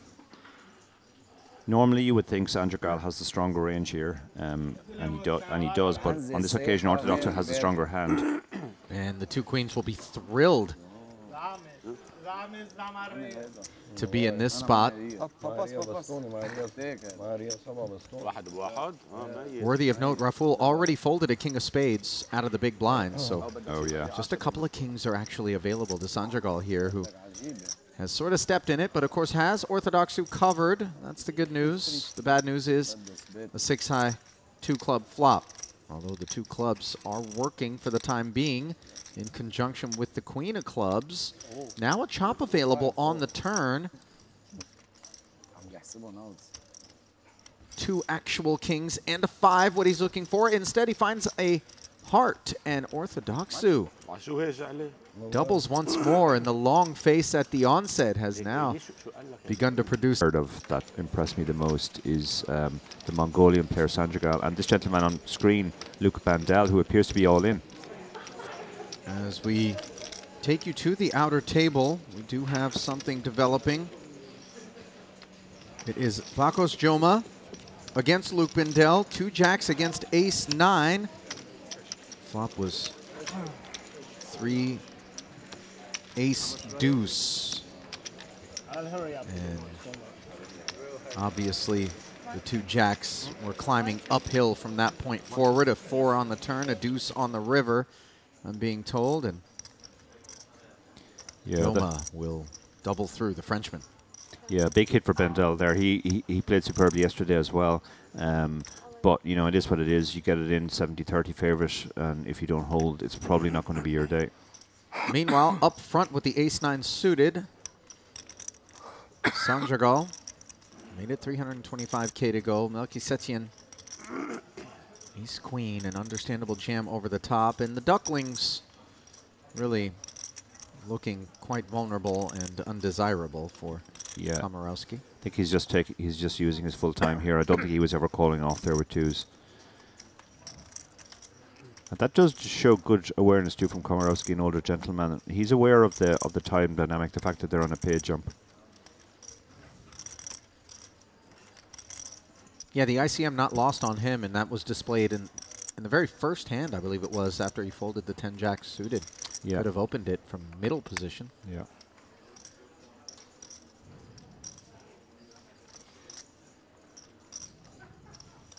And this is also an example of the time just being Orthodox. utilized there. Orthodox is never playing 7-6.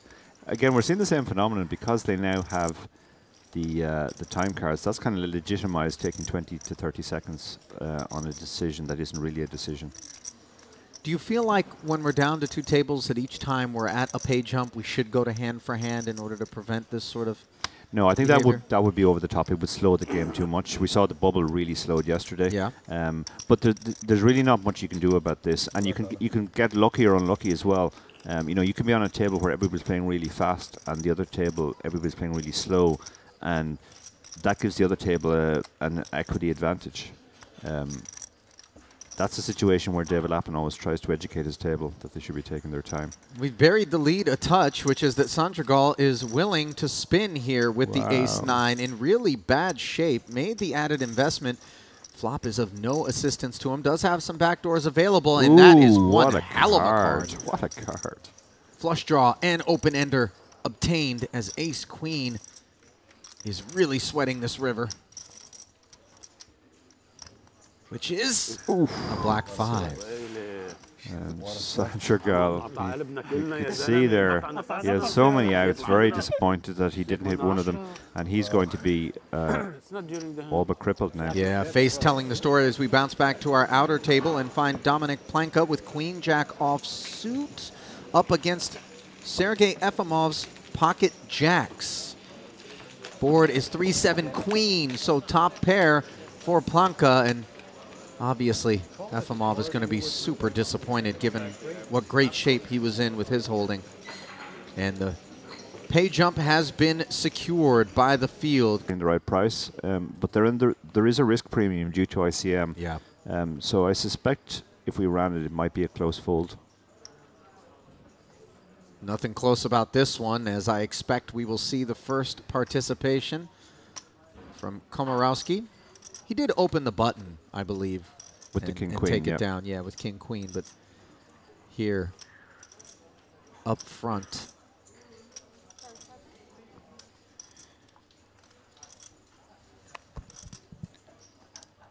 And using a time bank, the pay jump has already been secured, so really these banks are just designed to sort of reduce the range that these players' opponents are placing them on.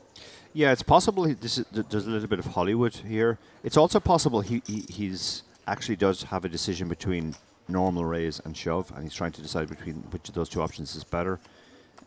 Goes with the all-in. He does go with the all-in. He was relatively early. I think in late position, you would be more likely to raise, but in early position, when you have the whole field to get through, maybe the shove is the better option.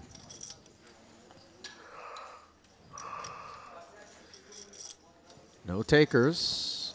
Ace-8 suited now for Sandragal on the heels of having had ace-9 suited. He is covered. Boy, this would be particularly ruthless, Dara. Oh my goodness. He's got a rush of cards. Yeah, he stuck it in. Yeah, and he's going to get shown the 2 black queens, which will be a very disappointing sight. Yeah, having said how impressed I was by him yesterday, I'm not convinced by this call off here. It was Komorowski from relatively early position. Now, obviously, Sandragal didn't know just how tight his play has been, but this is a beautiful flop. Maybe no reason to stand up, sir. Open-ender. 5 or 10 will work. An ace would as well. Instead, it's a jack of clubs on the turn, and now we pull outs off the board. As Komorowski has the clubs covered, but still 18% is Sandragal. Can he get there? No. It is a flush on the end for Komorowski, and back-to-back suited diamond aces spell the end for the Mongolian. Yeah. Yeah, he enlivened the second last session yesterday where he got away from those queens and then... Not the typical ban-worthy I will tell you after that. transgression, but... Hey, my Russian bet.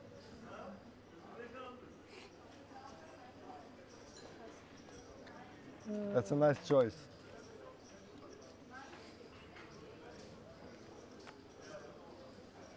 Pocket nines here for Jazar. 10 big, just over 10 big blinds. Yeah, this is all going in. That's a bad choice. And we're down to 13, so... Maybe it's bad, but it's mine. My choice. Immediately being admonished, by the way, by his compatriots. Yeah, it's interesting. We got a bit of this yesterday too, the hand post-mortems. It seems like players are not shy about expressing their opinion on other players' play.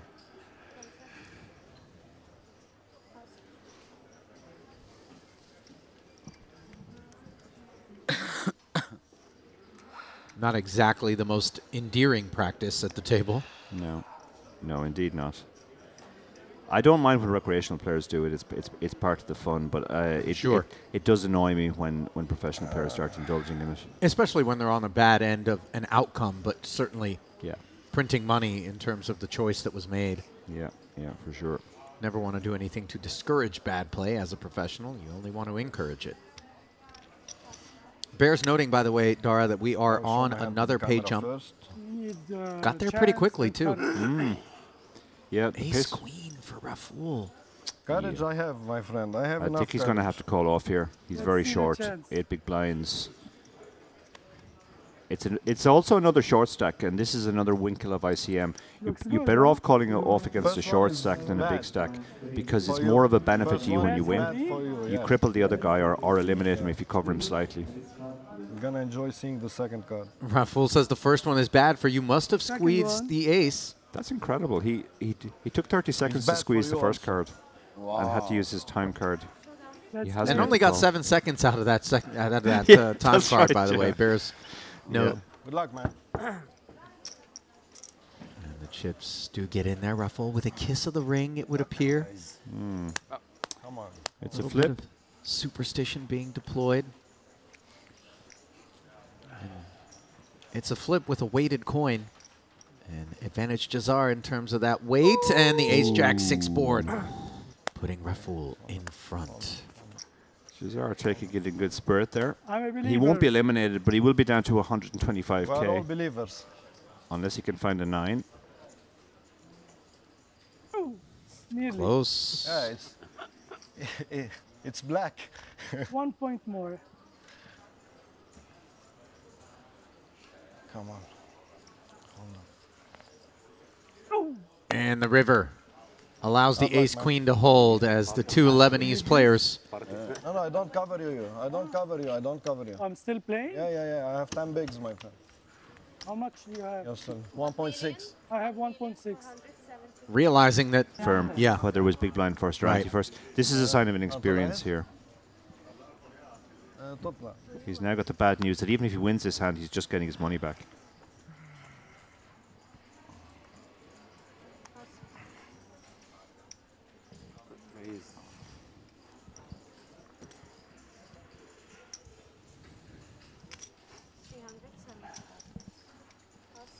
up we go.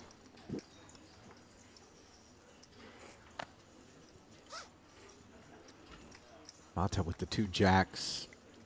What is it? Yeah. Okay. Strange to describe it as such, given the strength of the jacks against this queen 9, but this raise does provide some insulation Yeah. to Jazar. You'd hate to have to go up against multiple hands with Yeah, this for sort of sure. kit. For sure.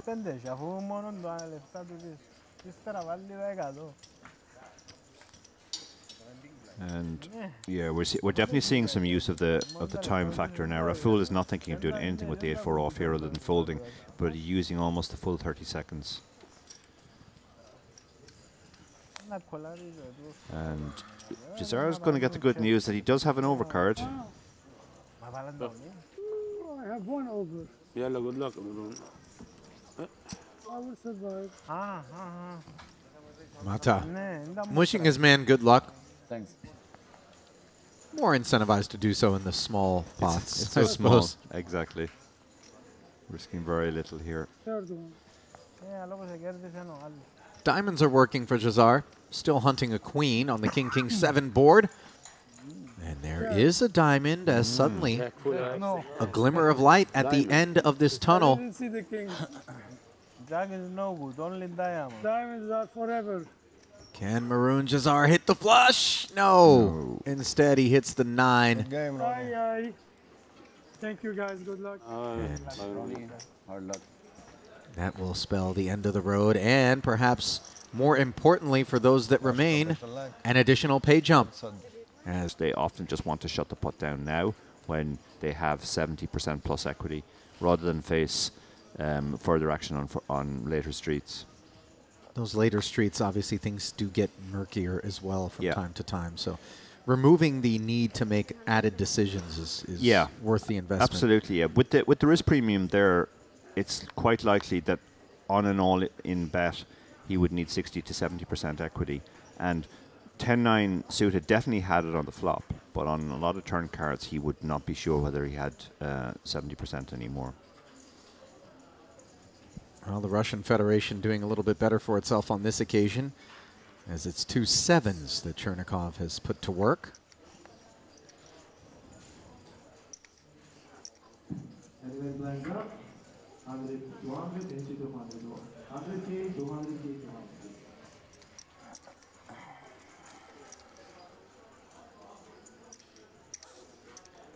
Komarovsky is a very pretty hand, but there's no reason to get involved here. Yeah, good ICM fold there. 10-9 suited. This is a tempter in the big, as David Lappin likes to put it. Yeah, closing the action here. This is a fairly routine call, even though you don't love it against the chip leader.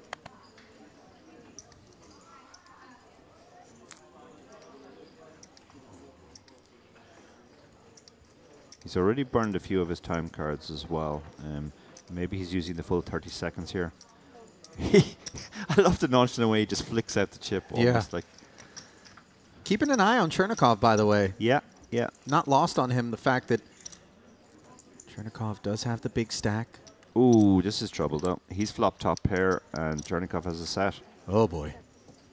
He might go all in here similar to the previous. No, it's actually gone check. Oh check. my God. Oh, it's no. over for Raful now. It went check check as Chernikov flopped too good to follow through. Yeah. Now Raful thinks he's the one trapping, but he is the trappee, as that burning smell in your living room is the remainder of Raful's hopes going up in smoke. What does Chernikov do now? Will he just call here and let him bet the river and then put the rest in? Worthy of note, though, Raful isn't drawing dead. A deuce or a 10 on the end would give him the W, but Chernikov with 7s full, content to just flat, and Raful is done. 1.45 in the middle. Yeah. What if he comes with something like half pot to full pot? Instead, He's just checks it. I think he's gone into check call mode here. I mean, maybe he'll check shove, but it's possible he's just decided to check call here. It's a small bet as well. Pretty doubtful that the 6 brought in a straight for Chernikov, but as played, Raful, this would be incredibly astute, and what a bit of self-preservationism this would be. Yeah, if he can save himself here. No, he had put in the raise. Now when he gets shoved on, though, he might be able to get away. He doesn't even have the nut 9 here. I mean, he's losing to almost any 9 that Chernikov would open from early position. Maybe not 9-8 suited, but he's losing to all ace 9, king 9, queen 9 suited, all those hands. But he hasn't left himself with a lot behind either. Chernikov's giving it some Hollywood now before he shoves. And he has effectively shoved. And he hates it now. Yeah. The veil of dread lowered upon Raful's head. I backed into an Edgar Allan Poe moment there, didn't I? I didn't even realize it. That was... Is he going to be able to somehow find the fold here? That would be amazing. You've got top trips.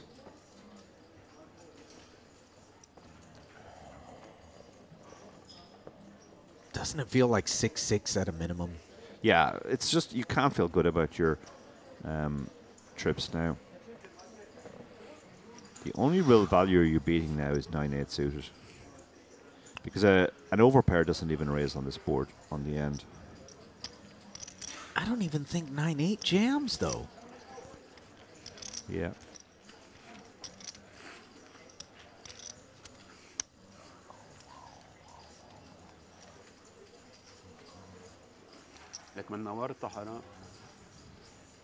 He's in the horrors here. Yeah. This is liquefy on the blender settings. Yeah. I mean, to be honest, he's lucky he's not already all in, because had Chernikov played his hand normally, he would have bet the flop. Raful would have called, and they might have very well got it in on the turn. Yeah. He does call. Russian bear. He does his trademark celebration. That's a sick one for Raful. Showing a spot of sympathy for his victim.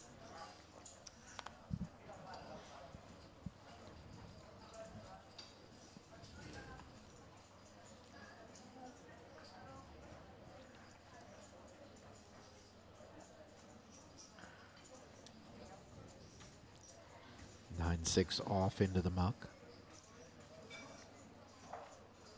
It should have company in short order here.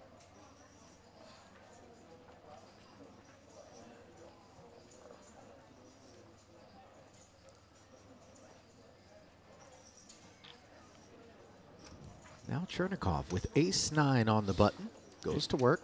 Yep.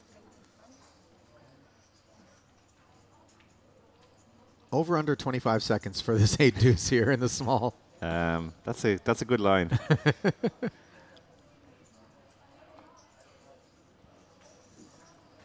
It is the final table bubble and a payout bubble, though, Dara. So, yeah, you know, you can be aggrieved, but it is inbounds and optimal for Orthodox to do what he's doing. And for Mata.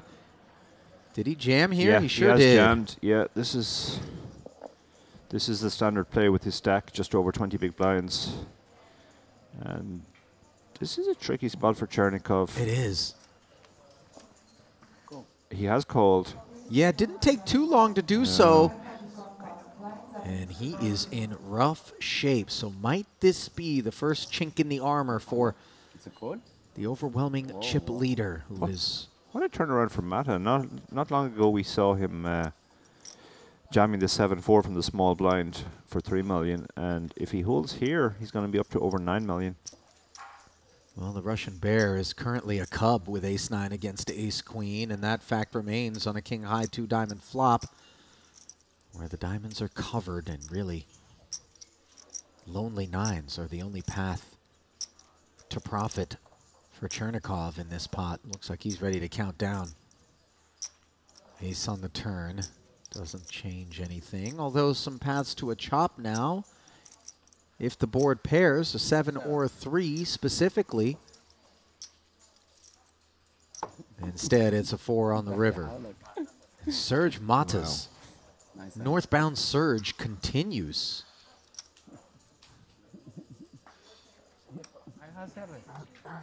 Until he's Oire banay. Siya na songgaro.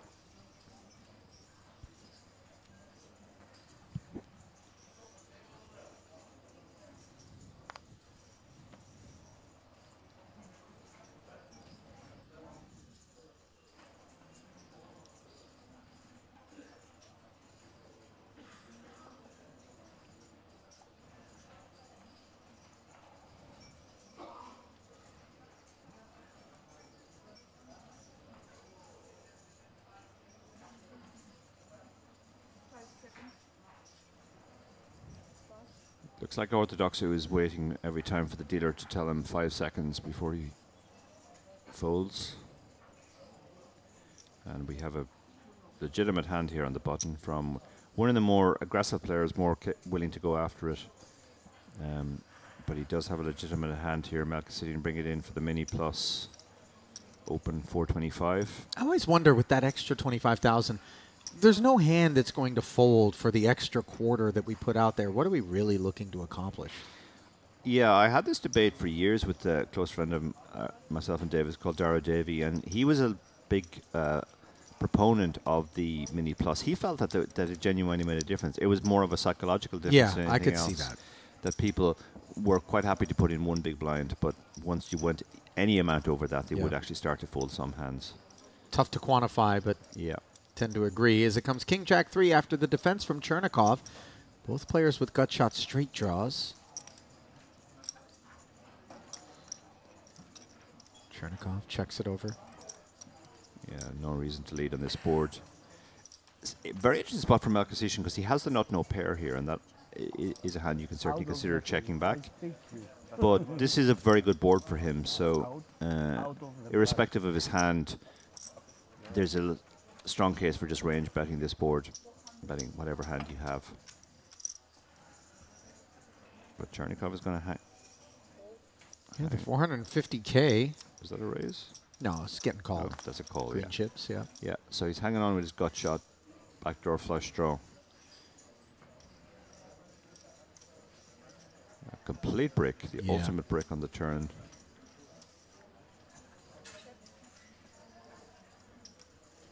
But when you get check called with ace-queen on this board, despite the fact that it's draw heavy, you do get a little wary of being up against a pair. Yeah, and the turn card matters as well. Like, it's not a card that you've ever improved on, so checking back is definitely prudent. That's exactly what Melchizedek felt as he does check back, and Chernikov firing out a bluff here. 1 million. 5 on the river. Yeah, snap firing too. The fast bet on the river is often a bit suspicious, because if the player really has hit the river, at the very least they might have to consider their sizing. This might work though because Melchizedek doesn't have a pair. Got to ask himself now, what are the bluffs? Clubs, Queen 10 is yeah. He's using his time bank card as he tries to work out this. Where are the bluffs coming from? Do I block them? Do I block value? It's very draw-heavy texture on the flop, obviously. Very draw. The clubs, the straights. Yeah, there's a lot of available bluffs there. He's unblocking clubs. He's completely unblocking them, yeah. He's blocking some of the straight draws, Queen 10, but apart from that, his hand makes a very good bluff catcher. Ace 10 being blocked as well. Yeah. Yeah. Well, credit to him because clearly the gears are turning. Yeah. We can take a 3, a deuce, or a 5 out of the range. And it really becomes a matter of jacks or kings, realistically. Yeah. Yeah, both turn and river were effective blanks, so he's weighing up the amount of kings and jacks on the flop against the amount of misdraws.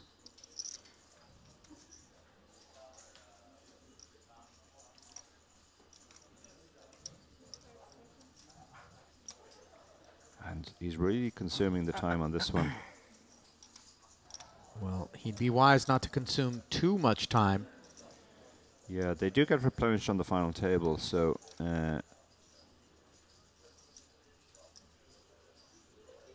it is a genuinely tricky spot.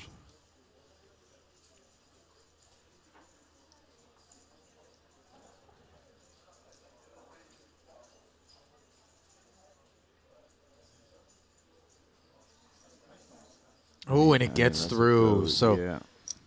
Chernikov with bated breath. Yeah, very relieved there. You just recognize this tournament as a great opportunity to take a shot. Yeah, absolutely.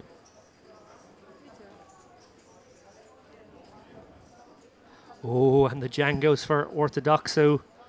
Well, he may take his 20 seconds again, but he will be getting involved this time.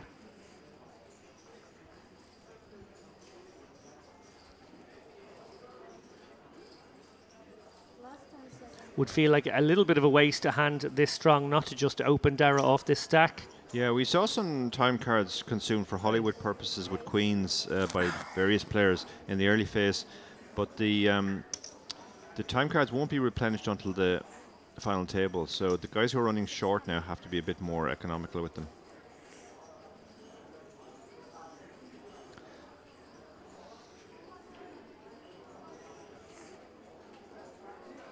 Interestingly, Orthodoxu is going for that larger open size as well, the 2.4x.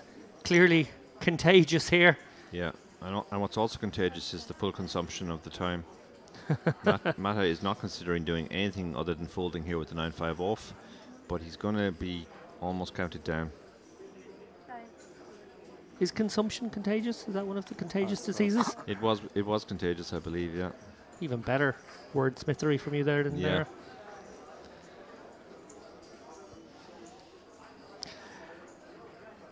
Melchizedek looks like he's eyeing up his box there as well. Yeah, they're all doing. Ooh, this is an interesting spot.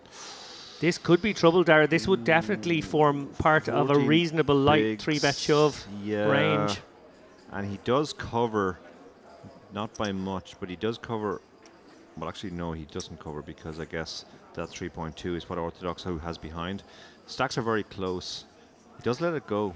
You mentioned that he was playing on the snugger side. Yeah. That would be a sort of a looser player's 3-bet opportunity there, probably consistent with what we've seen before. Yeah, Orthodoxu is definitely, that's a different proposition from, say, the man in picture, Chernikov opening. And Chernikov happy to peel one off here, and wow, we are going to have a conflict. What a flop. It's a flip from here. Orthodox is looking down at that board going, that's all you. Oh my God, this could be it. Yeah, and he's only got a 2x pot bet remaining. He's probably got to decide now whether he wants to check and hopefully see a safe one peel off, or if he goes for a bet here and then clearly willing to commit. Yeah. Yeah, I think you probably want to bet big here. This is a board where your strategy should be check or bet big, and kings is a hand you definitely want to bet big with. Well, he's gone very big, Dara. He's gone 2 million over betting the pot here. He's effectively shoved. They're getting it all in here, and it's going to be a flip. Wow, Orthodoxy will be absolutely sick to see this holding, hoping maybe for pocket nines, maybe an ace-6, something of that nature. This is a far different proposition. You can see Komorowski standing up. This is huge for all the players here. Even the chip leader losing 3.2 million here would be significant. Are we about to say goodbye to Orthodoxu, our final table bubble boy, or will he fight to live another day? Live to fight another day. That's a safe turn card. So now he's a very significant favourite. 78%. 10 outs for Chernikov. Oh, that is not one of them. And some understandable celebration, an explosion of emotion there from Orthodoxu, who did a very, very difficult hold to stay in the tournament. He's very much in the mix now, Dara, over.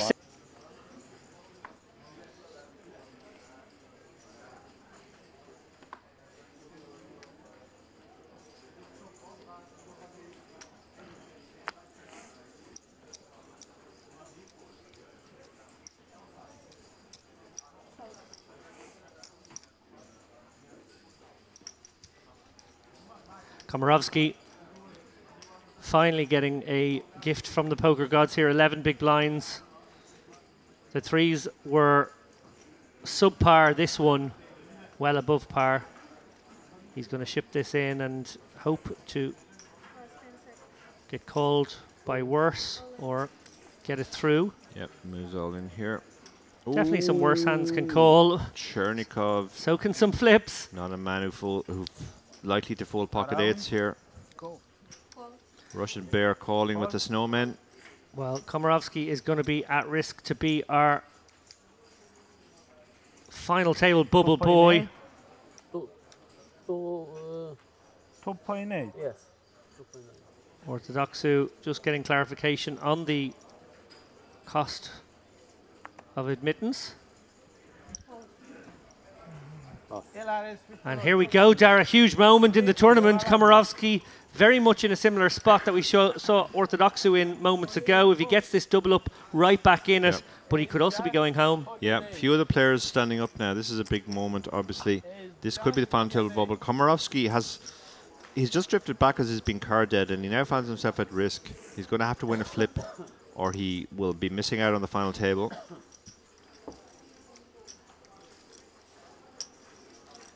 And no help there. He's now a 70-30 dog, roughly. Needs an ace or jack immediately. Does have some running cards to go with that, but now he's down to just an ace or a jack, or we will lose the valiant Pole who has impressed us over the last few days. And no help. We get the Russian Bear celebration.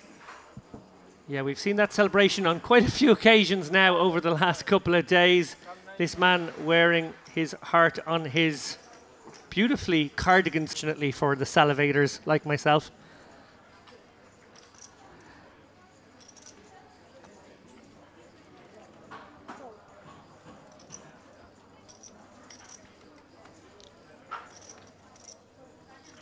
The time box and time cards are in play. They've been in play since we read through. Doroshkov, he picks up queens under the gun. He would have been going pretty wide there, given that he was under the gun, or actually under the gun +1. But and we're going to have action straight away. Chernikov is not a man who would ever fold ace king suited. Certainly not, Dara, and yeah, really getting no opportunity to sit back, relax, ease into this one. We're straight into a showdown. Try to erase the memory of you bringing up spittoons. Well, look, when these cards end up on their backs, as they indubitably will, Doroshkov, he won't love to see ace-king, but should he win this very big flip, he will be right back in the mix. On the other hand, we might be immediately down to 8. Yeah, so the two Russians are tangling here. Doroshkov, even though I know absolutely nothing about him, has really impressed me the whole way through. So, while I'm not rooting against Chernikov, I would like to see a bit more of Doroshkov. It would be interesting to see what he can do if he gets a double up. I agree, Dara. We don't want anyone to leave the party quite yet. Yeah, it always feels a bit weird if you last only one hand on a final table. It's almost like you were never there.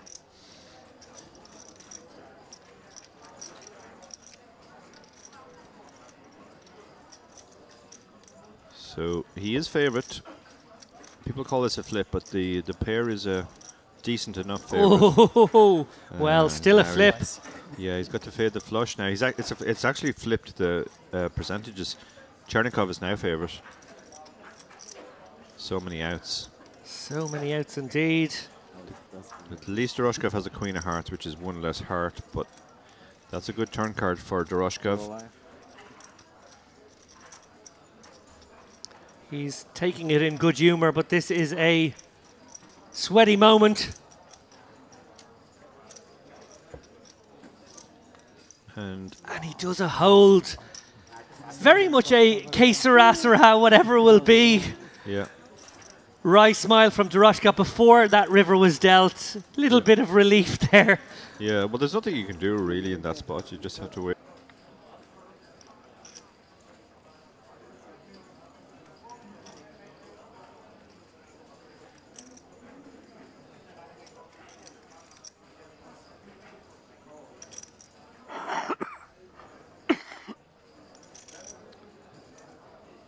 The average stack getting rather short now, Dara, as we fail to bust anybody. Yeah.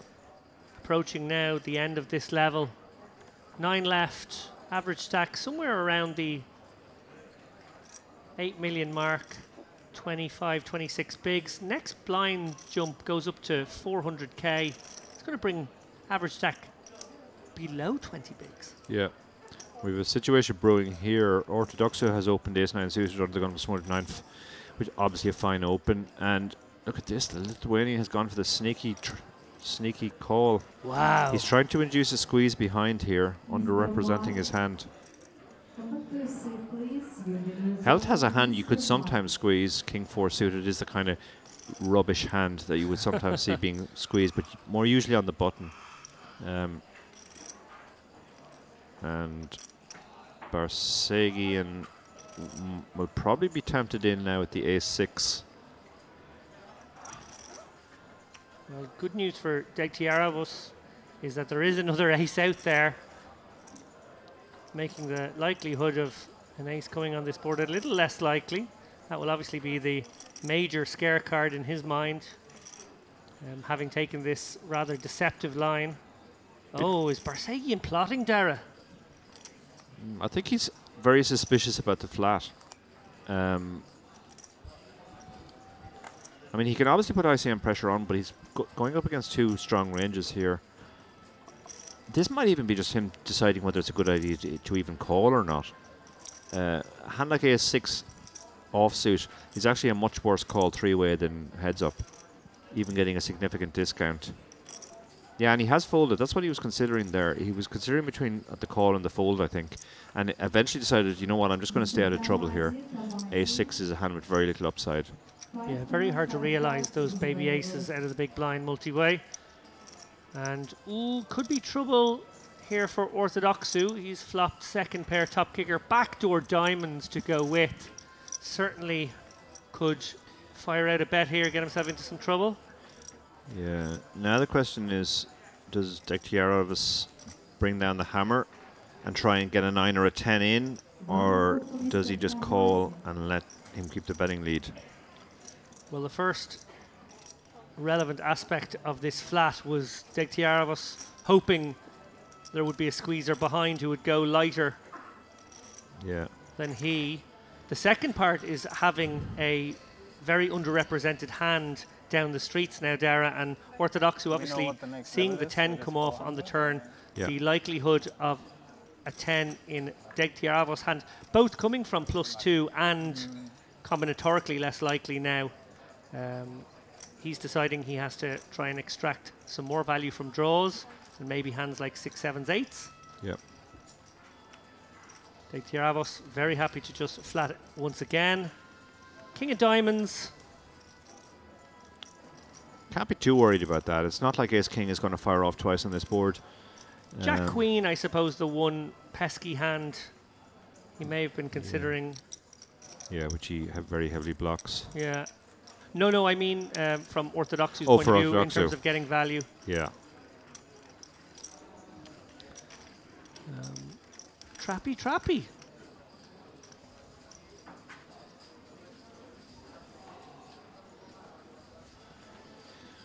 Okay, now we're being asked to say things in Polish. This feels like a slippery slope. It's a trap. Yeah.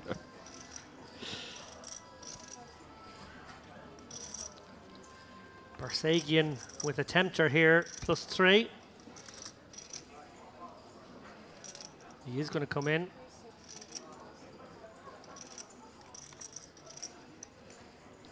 Going to try and wield this big stack, but he's running into it here. I wonder if Degtiaravos has another flat in his range. Might flat the aces, yeah, he might do. They've seen the queens. That went to showdown. Yeah, maybe he's regretting now that they've seen the queens. He does have a stack now which lends itself to more flats. Yeah, he also did a small 3-bet against the same player, if you remember. He might do the same thing again, and he might cause his opponent to think. Yeah, it's the exact same sizing as well he used. So Barsegian might think, okay, that's the second time he's done that now. But Barsegian only has 10-8 suited.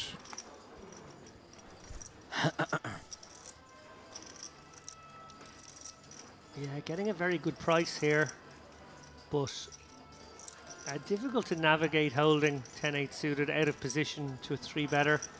Yeah. He is giving it some thought, though. We might be about to use some time banks if we have any left. We do, actually. I see a pile of time banks behind the chips He has there. already used 1 or 2. Yeah, he's going to go for the call, and to be honest, that is probably the standard play with this hand. You're not going to feel great if you only flop a pair, but you can. There are lots of ways to win with this hand. Now. Oh, danger. Now, yeah. He's definitely putting more chips into the pot. I expect him to play this slowly. He doesn't think his 10 is by any means a slam dunk best hand. From the point of view of the aces, this looks like an incredibly safe board. 10-3-2 is about as good as it gets. Yeah, I anticipate a bet no more than $1 million here from Degtiaravos. You might even go smaller in the 3-bet pot. You're right, Dara. He goes ultra small. Yeah, 20%. Great read. Is fine in this, but yeah, these are very good technical size he uses here. Now, obviously, the 10 was continuing against any size, any reasonable size at least, but now. Oof. Well, overkill now. Yeah. The unlikely 4-5 gets there. Degtiaravos top set. Maybe doesn't like that card in terms of his chances of getting paid here. It's much harder to get paid now against the single pair hands, and a lot of his bluffs have got there as well. There might be temptation here to just check and make his hand look like a weak ace that he's taking a straight out with, or he could bet really small. 1 million. Yeah, he's gone for another small bet, tiny bet, 1 million relative to the pot. Yeah, he has the ace of hearts in his own hand, blocking the possible flush draw, which would be the hand that has decent equity. Yeah. He's much more likely in a very far ahead situation now, as opposed to a closer spot. Yeah, I think that ends the hand now. I don't see Barsegian. He's giving it some thought, though. Yeah. Hard to see what he's beating anymore.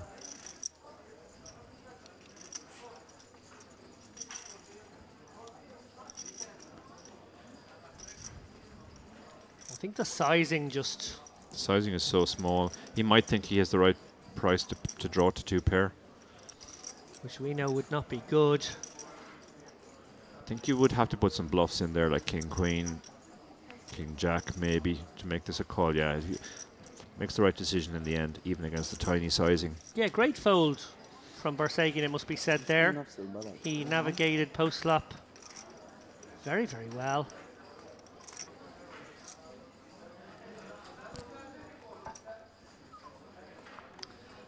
We're about to play the final hand of this level. Dara, it has been an eventful... 1, 2, 3, 4, not professional.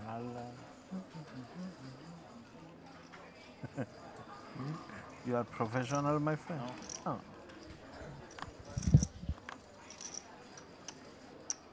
I'm playing spin and go, if you know. Oh, may I have the bishop? Melchizedian releasing the 3s. We've seen him very ICM aware here, Dara. Obviously, short stack, but shorter ones about. Yeah. He's proceeding very cautiously. Held, on the other hand, 12 million, and sort of gets to play into all these short stacks, put them in an ICM coffin.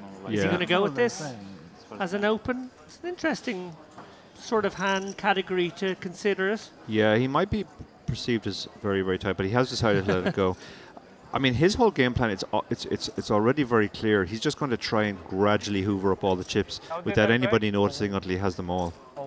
Well, Doroshkov, short stack here, King 7 suited. He's going to make his move. 7 big blinds is enough to go with. 50. Barsegian's got a... This is close. No, that tricky was little one. break. That was lunch break. What you're talking about? Come on, bro. Lots of chat off the table while... Talk about the break coming up there, whether it's a dinner break or not. I guess when you're in an all-inclusive resort, you would like longer breaks. Chernikov's going with this, Dara. Yeah, Chernikov is not a man who'll ever fold King Queen for 7 big blinds. No, and he very aware that he will dominate some of the range. Doroshkov obviously will go with Queen Jacks, Queen 10 suited, King Jacks, that type of thing. Great call there from Chernikov. Unfortunate for Doroshkov to be dominated here. Battle of the Russians.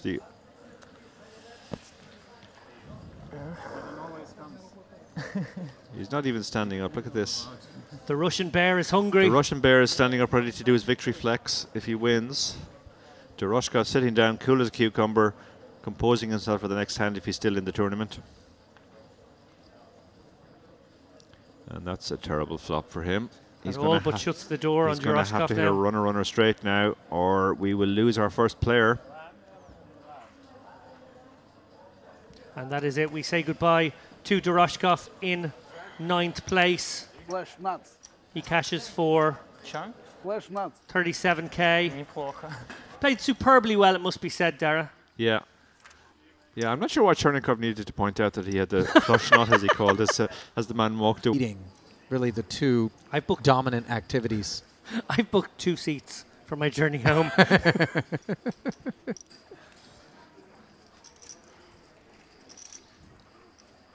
I did, but for very different reasons. I was hoping perhaps some of the local talent might be interested in a visit to the States, David, you know? I'm happy to be a tour guide. Barsegian opens with 2 8s to 900,000. Again, deuces find the mug. Queen Jack in the cutoff. Folded quite easily. A few more days. Don't lose hope yet. Oh, what makes you think that plans have not been hatched? Ah. They haven't. Ace 10 in the big blind for Panka now. Got himself at 4.4 million. Boy, this is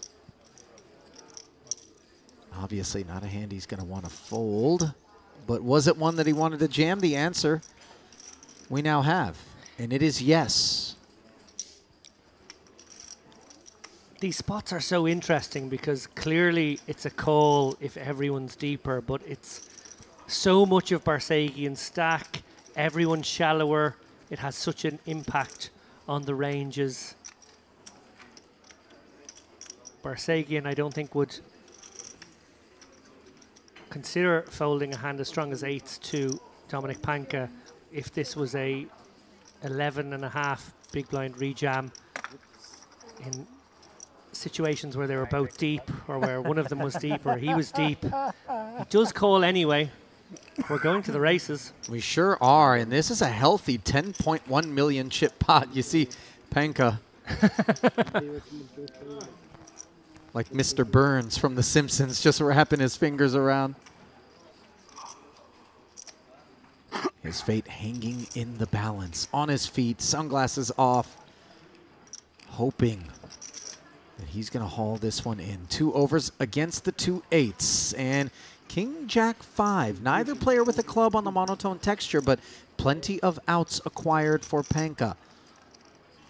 4 queens to be specific. Beyond the ace and 10 he was always hunting, as he has 10 outs at present.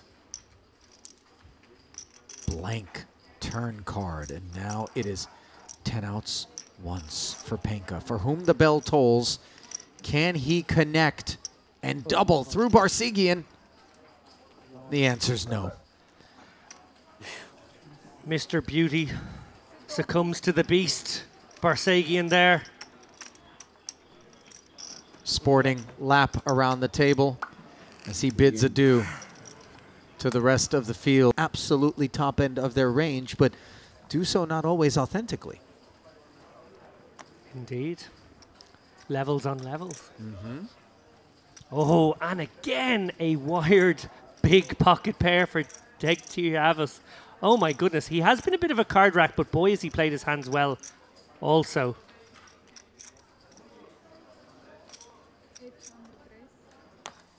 Min raise, not tipping his hand whatsoever. Now Queen Jack suited for Serge Mata, the short stack in the cutoff. And yeah, you can kind of feel he wants to get in there. Does flat off of 2.6, David. Might this give him an out if he's unimproved on the flop? Yeah, I'm wincing at that one. We saw him flat off 12 bigs earlier. I think we might have seen him flat off 16 or 17 bigs right at the start of this final table. I don't like these flats. Oh, well, okay, well. Top 2 pair, and what a fortuitous development this is for Mata. Now, granted, had he jammed, the money was always going to be getting in. And how much of this 1.8 is going to be on request? Just 700 of it. A jam from Mata. Snap call from Degtярiovis. And he's going to realize improbably that he is behind. So sick. So sick, he's thinking. What are you doing in there in the first place? And now so sick. All in. The action was fast on the flop. It just went bet, shove, call in an instant.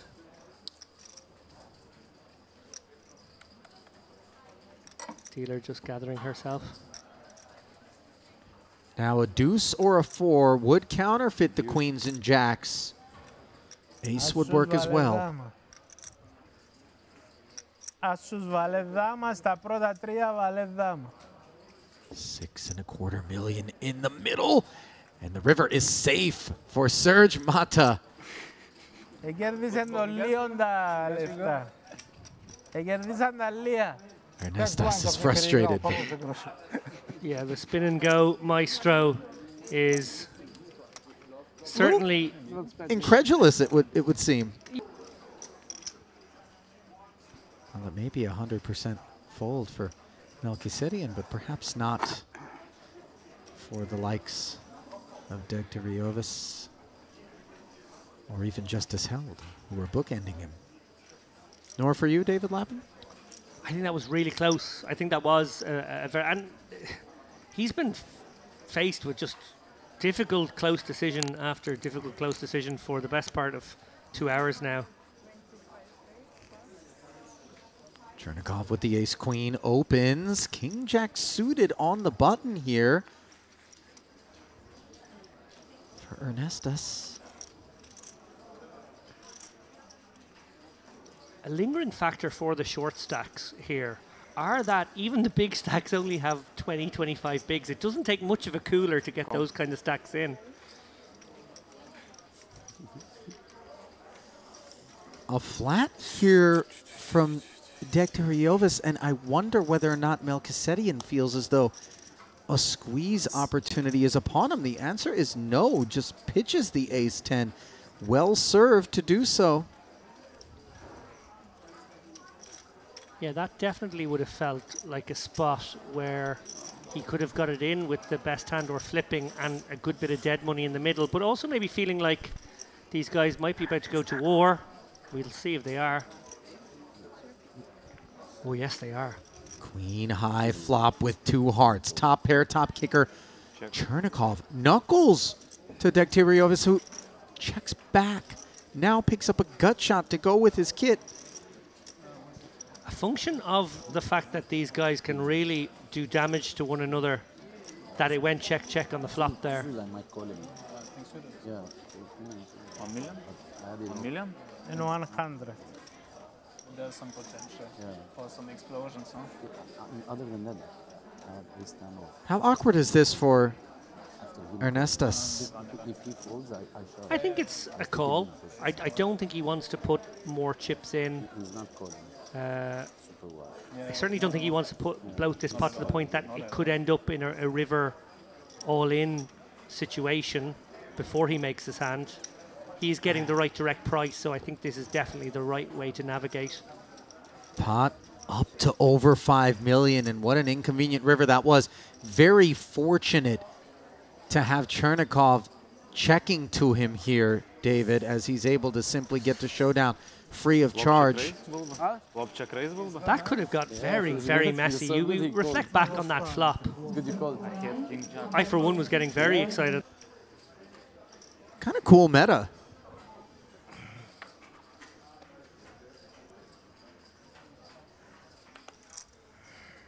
Aye.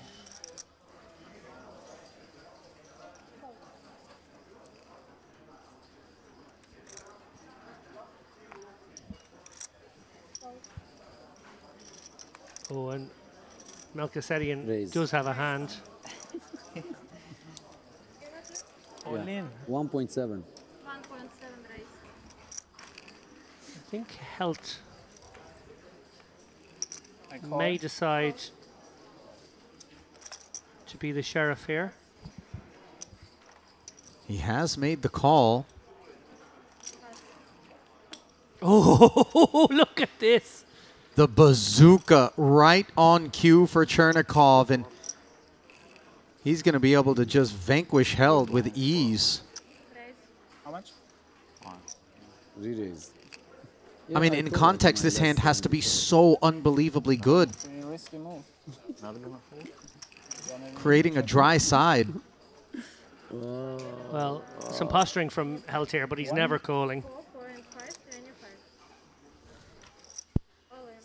No, I'm folding.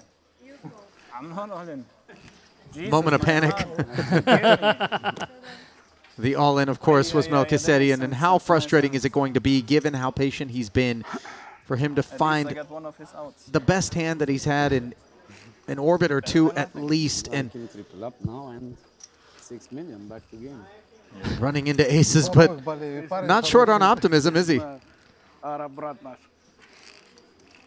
luck. Good luck. Well, Queen Jack managed to beat aces earlier, flopping top two.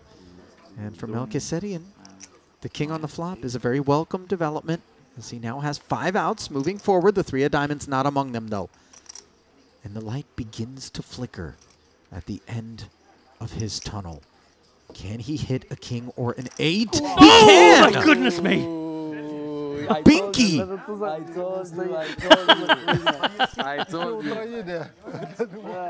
I told you. I'm a fighter, I told you from the beginning. You don't believe me.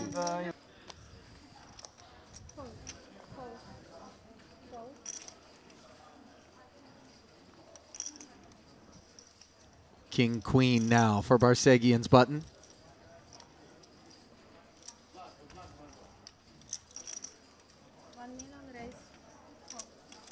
And we should see a little bit more of a free flow, I think, David, now that Melchizedian's stack is no longer really just kind of on the precipice of being rendered. All in. And might this be an example of just that? Yeah, you called it there, and this is close with King Queen. Orthodoxu ripping in 6.1 plus. I think you can probably just about let it go. Orthodoxu's been pretty snug. Did he make the call? It looks like he it has seems made like the he call. has, yeah. And on their feet. Big moment.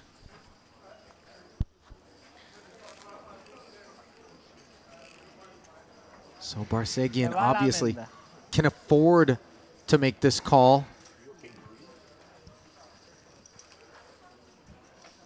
And they're going to play a 13 million chip pot. Orthodoxu's fate hanging in the balance. Burn down. 3 off the top of the stub. And the flop. 2 hearts. So let's take the king and the queen of hearts off the board for Barsegian. Good news for the man who is all in and at risk. Just fading 4 cards. Paint there. That's a little spooky. Gut shot acquired as we add 3 10s. Total of 7 outs that you need to dodge, and the ace on the river. Orthodoxu with the double. A little fist pump for his rail. How do you feel about Barsegian making the call with the king-queen, David? I'm not having any fun for the time being. I would like all of you to perhaps be a bit more entertaining. Yeah. And maybe give me your chips as I only well. do 80-30s. Only play like this? I raise.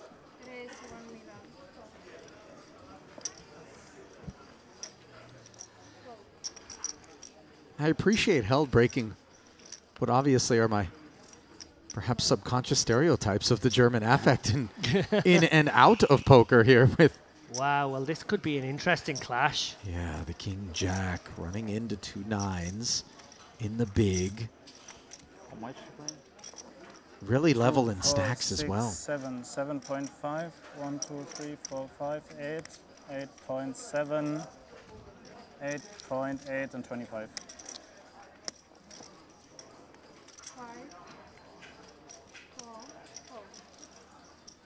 Only gonna ask for it then you play a hand. Ace, ace, 5. Interesting texture here, as obviously plenty of ace X is in Held's opening range. But 9s are a lot of hand on this board. A very polite deposit.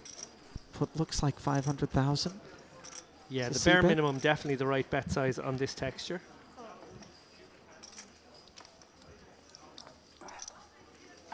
Of course, the call from Ernestus, and this turn is not one that rates to be of any concern for him as he checks a second time. Bit of a fork in the road for Held. Is he going to look to tell the tale on 3 streets? The answer is promptly no, the check back. Backdoor clubs arrive. Really a dynamite run out for the 9s.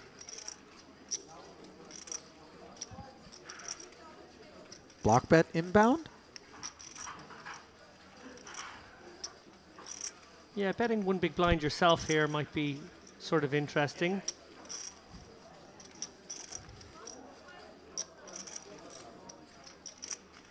Held can't beat anything, I don't think. So, may go polar here. Maybe giving some thought to what a bet of 4.5 million would achieve. Running clubs. He has the jack of clubs in hand. Is a potentially interesting part of all of this. Held pretty sure he's never good here. Virtually certain. How much of that 7.9 million does he need to stick out there? He might be considering all of it, to be honest. But I do feel as though the likely bet size is something. Okay, he's gone half pot. Interesting. Interesting. I don't think that's going to cut it. Maybe by merging with a half pot sizing, he can have hands like kings, queens, jacks, 10s. Sort of. Yeah, the 10s through kings obviously are part of what we might expect to see take this line. Maybe some backdoor clubs too. There's some club combos. He's played it like a weak ace slash 9s or 10s plus. But how much weak ace does he open from that position as it stands? Decent amount? Yeah, I think a decent amount. I think suited weak aces, definitely. I think all the suited aces, maybe.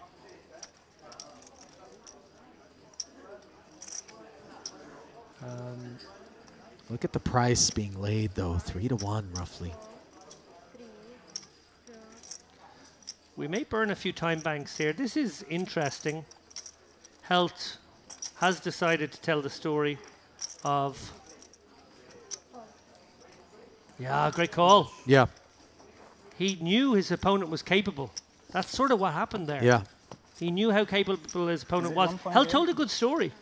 Very good story, Yeah, actually. and it's funny because sometimes we get called in that spot and we feel like it's disrespect, but we can almost... Yeah. Better shut my...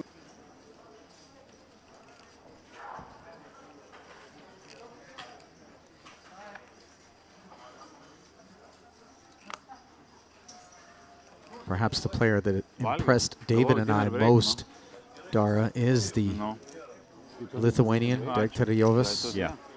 Yeah, he's been phenomenal today. He started second shortest in chips. He did get a card rush in the first session, but he played it perfectly and exploited it to the maximum. Well, Serge Mata with the ace-queen is jamming here. Chernikov's going to call with ace-10. This is a wonderful development. Orthodoxu not waking up with anything frisky in the big. And so they'll be on their backs here, and you see Chernikov's reaction instantly. Disappointed to see that he is dominated. Does have 27% equity, though, in this 9.2 million chip pot. Does have the hearts working for him. Unfortunately for him, one of those hearts is in Mata's hand as well, but that does increase his prospects slightly.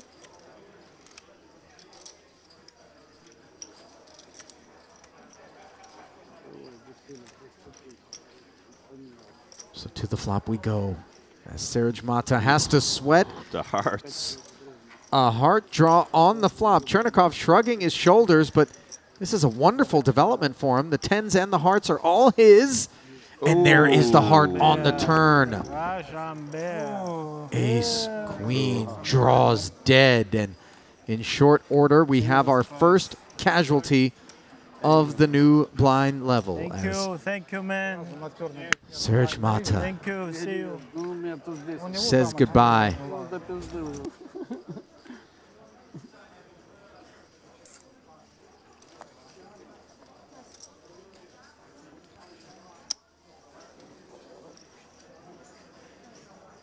You have 3 more, yeah? Chernikov has a hand here he can definitely open with his stat. I know you.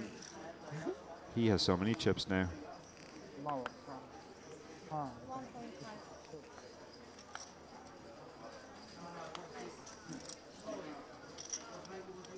Two jacks awaiting Ara Melchizedek, and he Super very short gladly stack. Oh, wow. jams over the top of this Chernikov open. Of course, Chernikov going to give him a spin here. Big smile on his face, can well afford to do so. Still will have 20 million at a minimum, regardless of outcome, but he is looking to send yet another player packing here in this first orbit of the new level. Melchizedek giving it to Mr. Miyagi, rubbing his hands together, trying to haul in this 8.1 million well in front, and stays that way on the queen high flop, but the 3 dangler has connected.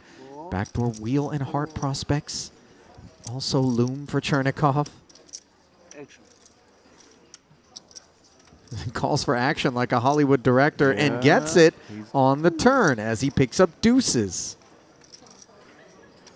The sweat is real. A 4-1 favorite with 1 to come is Melchizedek, and he's been so patient. And that patience continues to be rewarded. I trust you, I mean. Trust me. I fight. I said yesterday I was scared when you said to me that I told you, I'm not just trash talking. I'm not trash talking.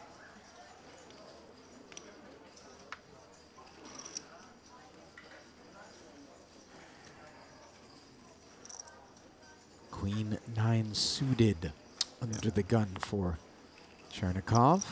Perfectly legitimate open when you are the chip leader. Yeah. Ace 9. Tempter, but I think, yeah, it's just too early for him. There are 3 people behind. And the speed with which he operates in those sort of spots that maybe others might deem cuspy really sort of galvanizes the sense that he is so comfortable with ranges. Yeah, he's an online beast. He knows exactly what the ranges are. So Haldus found the spot he was waiting for, ace 10. He's 3-bet, but he's effectively all in. Yes and no, though, because he could certainly find his way into a check-down situation against Chernikov, who's demonstrated that unimproved he is willing, and even improved in a major way, to just let you get there. This is true. Bottom pair against top pair. Now that he's hit, he might be tempted to check. Such a weird spot. He obviously wasn't expecting just the flat, and he's decided, well, I have to shove. Quick call because Chernikov has a pair. He's pulled ahead of lower pairs. He's ahead of king queen, those types of hands. But he's in pretty bad shape against the hand held actually holds, the ace 10. And this is a great chance now for the German to double. I got some time. Chernikov needs a queen or a 9. That's what Held needs to fade, and he has done it. So the German's patience rewarded here. Luckily, I didn't go all in. Maybe he folds if I don't go all in. Okay, he's joking there.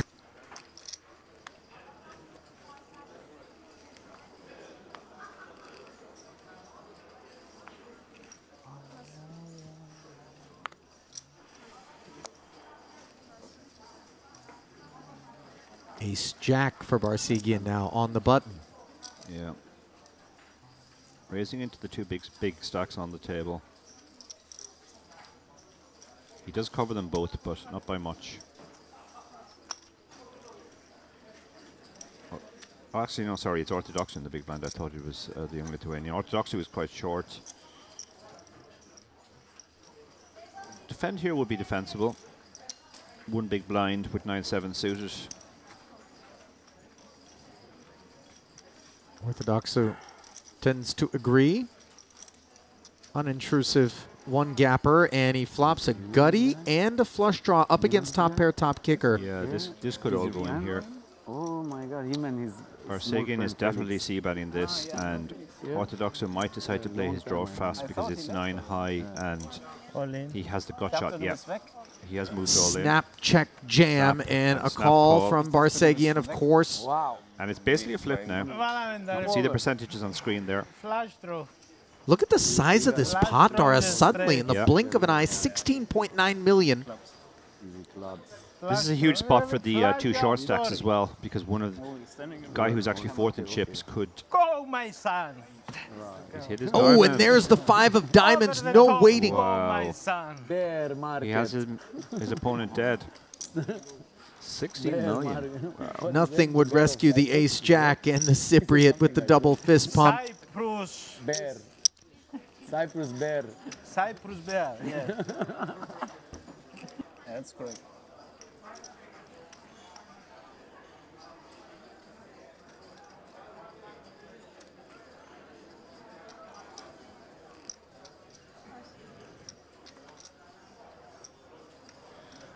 Orthodoxy, who I believe is now the chip lead. Oh, wow, that is a tight fold. Ace-9 offsuit and didn't even give it a beat, Yeah, Dara. with the chip lead. Wow, perhaps some clairvoyance, though, would have been running into this. Yeah. He's basically committed himself Yeah, here. effective jam from Melchizedek's ace-king.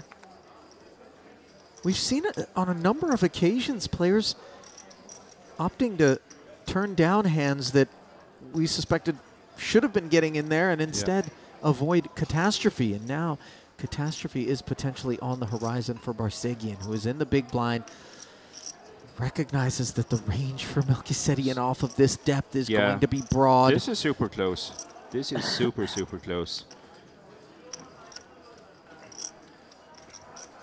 For chip EV, this is a call, but it's not a chip EV situation. It's ICM.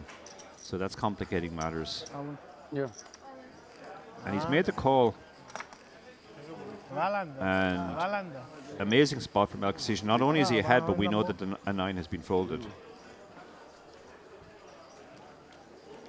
13.5 million chip pot.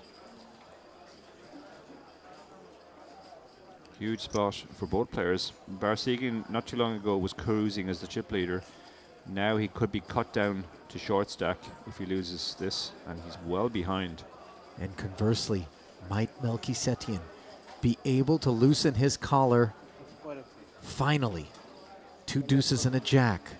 Chop outs for Barsegian. 2 actual 9s remain. They don't show up on the turn.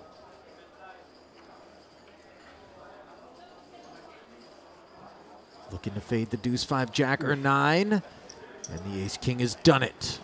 يا برني وجهك. In a sense, Barsegian is very unlucky there, because the way the... You're crazy, sick, fucking retard. I fucking knew you're doing something. It's like Justice Held is out a mea culpa moment there with he's saying that time I pretended I had aces, actually only I had jack 9. His justification was wonderful too. He said I wanted a tight image for the final table, but now it doesn't matter. Oh, and look at this. He was so short not long ago. Tides feel like they might have turned here for... Oh, this could be trouble for Held. Melchizedek. This is a tempter.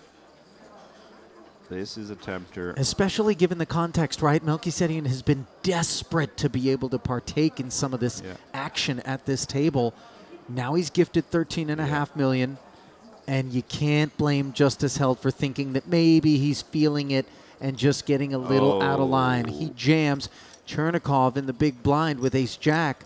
He's not going to fold his ace-jack, I don't think. 8.3, I think. The nines are going to be a tough spot if Chernikov jams. You called? He can't possibly. He has called. He just called, and now... Now the nines have folded. Yeah. Yeah, I passed. He called you. 8.3, he called you. I'm snapping you, by the way, for sure. Yeah, of course he's snapping with nines against just held, but against once Chernikov comes in the pot, he folds. Well, it's kind of cool because it's possible, but while Melchizedian certainly had the shot at a triple if he were to do something savage, bust, bro. like call, he's able to allow Chernikov to take the risk here. Yeah, because he bluffed me. That's the karma, and you lied about it. Said it earlier. Shouldn't have said it. Ace-jack, holding on the 10-high board. Getting his bag. Wow, what a roller coaster. Turn does provide wheel outs for a chop. But still, situation is grim for Justice Held. Can he find a 7 or a 3? No. Yeah. It's the 6 of diamonds, and he wraps the table emphatically. Will be missed. Should be said, Dara. Yeah, will be missed. He would be my pick as the most technically proficient player at the final table. Not his day, didn't run well.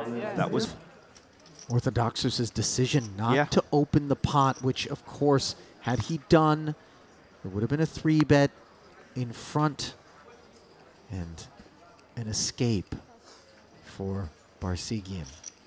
Instead, he is left. Oh, he's moving all in again here. Yeah, to try to reclaim some of the lost tokens. He knows his decision here, but he's balancing the times when he does actually have to think. And again, Jams with the ace-queen. Orthodoxu in the small with ace-6. yeah, that's a good quick fold there. Oh, this is a call though. 2 7s in the big. How much? 5-7. Just checking how much it is. Yeah. ICM is a factor, but I think he will eventually come to the decision. He makes a pretty quick call. Yeah, sure does. Suggesting he knew exactly what was the right way to go. Yeah. The spin and go specialist going to have command over ranges, as we've touched on. Yeah, he's going to be particularly good in those button, small blind, big blind spots. He's 54% favorite here. We could be losing the guy who was chip leading not so long ago. They're playing for 12.3 million, and Barsegian is behind, needs help. Doesn't get it. But that's a bad flop. Even if he hit his ace or queen, there's a lot of kill outs now for the 7s.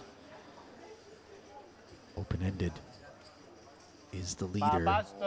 Spade on the turn, and we remove 2 of the outs that the ace-queen had. The ace of spades and queen of spades. And it is 4 outs once for the Armenian. To stay alive, is it there? No. The king of diamonds, and Degtirovis will collect the remainder of the Barsegian chips. Good sportsmanship being shown here. Obviously, tremendously disappointing outcome for him, but he did manage to secure the pay jump as Justice Held found the exit. Just card dead, patient, milky, and rewarded for the effort, and who knows what the future holds for the Lebanese delegate. Yep. I believe we have a new chip leader as well. And interesting side note, the ICM is absolutely massive now because with 4 left, the pay jump from 3rd to 2nd is actually the biggest remaining pay jump. A limp and a check back as we take the ace-5-4 board. He would bet this board a lot because he has more aces in his limping range. Melchizedian will raise almost all of his aces, maybe even all of his aces in the big blind over the limp. So this bet is not so much about the fact that he's hit the 4 as there's an ace on board.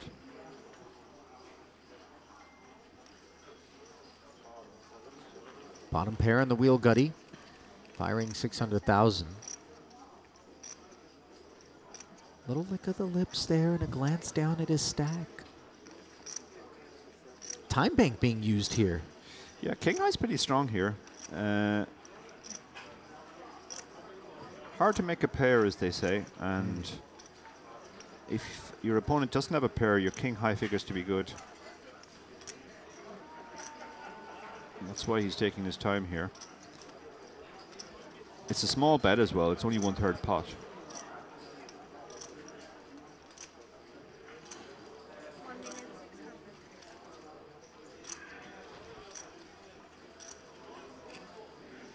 Raised to 1.6, Dara, and you're starting to see kind of what Melchizedek has wanted the ability to do for the entirety of this final table, which is sort of flex. Maybe make a few moves. Yep. Of course, Ernestas not going to go anywhere for the time being. No, he's got a pair and a gut shot. Oh, wow. The king on the turn. Melchizedek hits the best hand. Neither player with the flush draw. He might Do you slow favor down. a check back? Yeah, he might slow down now. Yeah, he slowed down because he basically has pulled ahead of a lot of the calls, and an ace still isn't Oh, going to fold. wow. Oh, my lord. So Now, an awful run out for the king nine, which pulled ahead briefly. But 4 hearts and 4 to a wheel on board, both presenting issues. And do you think we're going to see a little block bet coming out of Degtyaryovas, or? It's a tricky spot.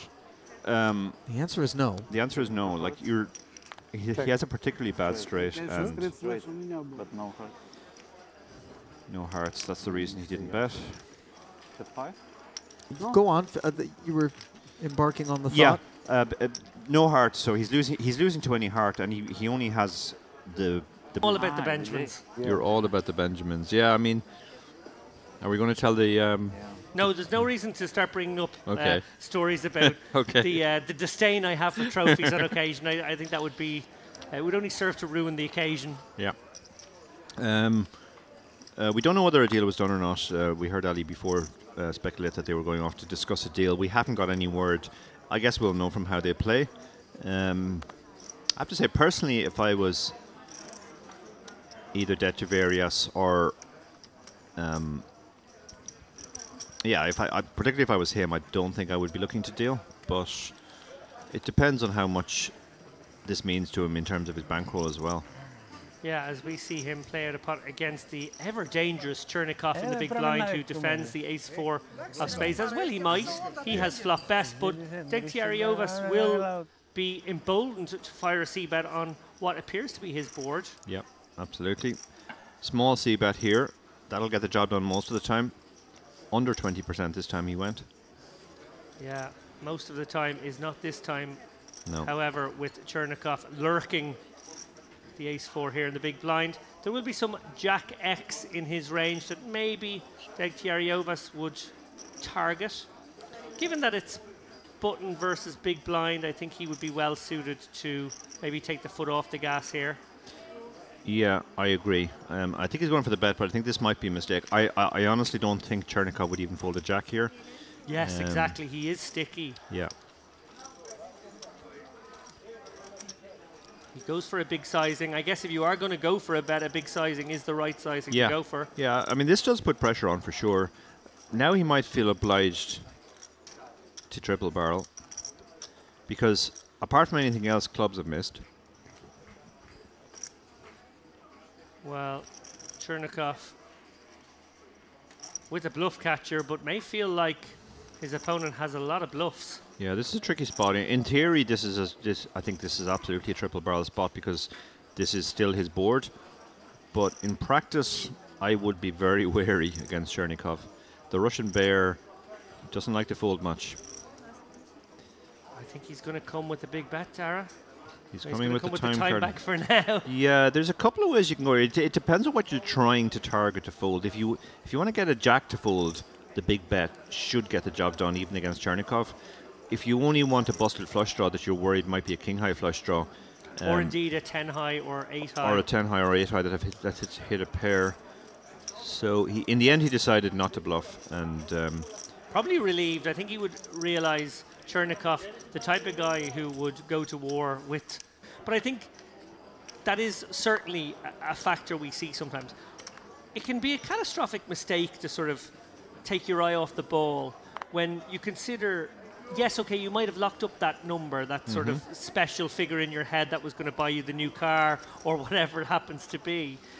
But actually, in reality, there's 800. far more money on the line the deeper we go. There is, yeah. Each page, apart from this unusual structure, in general, each page jump gets bigger than the last, and yet you do have this thing where people hit their number and now they just kind of relax at a point where they should actually become more vigilant. I think it's very dangerous to set a number that you're happy with. Anytime I've made a big final table live, I've deliberately not done that. In fact, generally the numbers don't register with me. I just look at the shape of the payouts and that determines the ICM, and we have a big hand here, and all in and a call. Wow, look at this. So Melchizedian obviously feeling like ace-8 was good enough for all of it. Orthodox, who wakes up with a super premium behind. This is a huge spot now. There's no 8 there. Oh, we may be saying goodbye to Melchizedian. He's taking it in good spirit. Well, some opportunities now. Yeah. He's down to 7%, but there's 13% chop. A 4, a 10, an 8 to stay alive. No. The king seals his fate. He's played superbly. And we're down to 3-handed now. Yeah, I made reference earlier on today to how he impressed me, more than most actually, by folding. And I don't mean that facetiously whatsoever, Darragh. What we basically... Let's just put it like this. I don't think I've actually inhaled cigarette smoke at any point this trip. Deiteriovas has gone big ball for the most part in the last few hands, but he's going to just open up. This is, I guess, an induce. I think it is an induce, and I think it might do the trick, to be honest. Yeah. He's only got 13.6 million. I can't imagine it being a raised fold unless it came Chernikov has just 3-bet, 4-bet. Just flats, okay. Well, Chernikov, as you said, Darragh, always inclined to sort of flat and see a flop and play from there. Very much his style. There was one hand where Held chopped his stack with a 3-bet and Chernikov just called. I feel like Chernikov maybe has to be sticky ones here. Yeah, he is. He is. Yeah, he's got all the backdoors here. Backdoors, no pair. Pairs, no pair as well. Has some showdown. He's hit a pair now, and they've picked up a flush draw. Well, this one could get messy. Yeah, he's not going anywhere now. Deiteriovas won't fear the queen because ace-queen not part of the flatting range. Queen 6 also not likely to be. It is possible there's some flush combos. He has the 10 of spades, which is sort of important. Worth noting he checked back his hand there. I'm pretty sure that was to check whether he had the 10 of spades. He knew that his hand was ace-10 off, and he knew obviously he didn't have the ace of spades. All in and a call. Wow, just like that, guys. Wow, this no is messing about. This is a huge moment. Wow, look at the pot. 19 million in this pot. Chernikov. Feel like Chernikov could have found a flat there on the turn, but we won't belabor that now and focus instead on this all-important river card. He has a lot of outs. He sure does. 13 outs there, you can see them on screen. And that's one of them. Oh, that's the cruel way. That is cruel on Deiteriovas. Okay. That was amazing. That's my favorite. We're going back to the Lithuanian. We're going back to the Lithuanian. We lose the Lithuanian gentleman who has played superbly. With a million ante.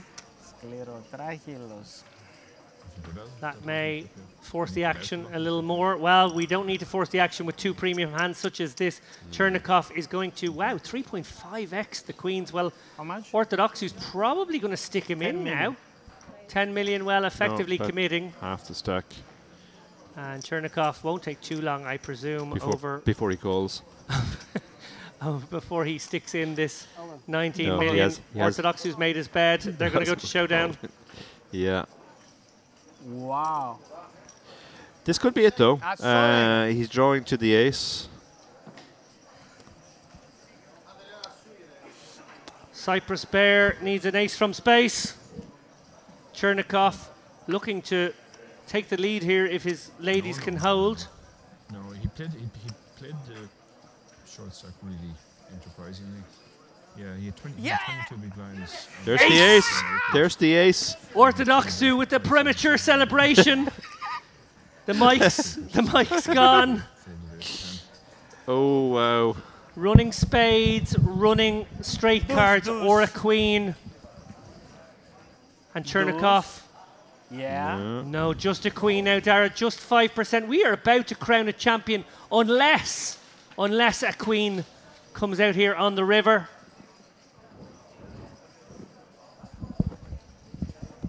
Nope. And that is it. We have crowned a champion here Cyprus at the Merit Western Series. We don't need to commentate. He's taking over.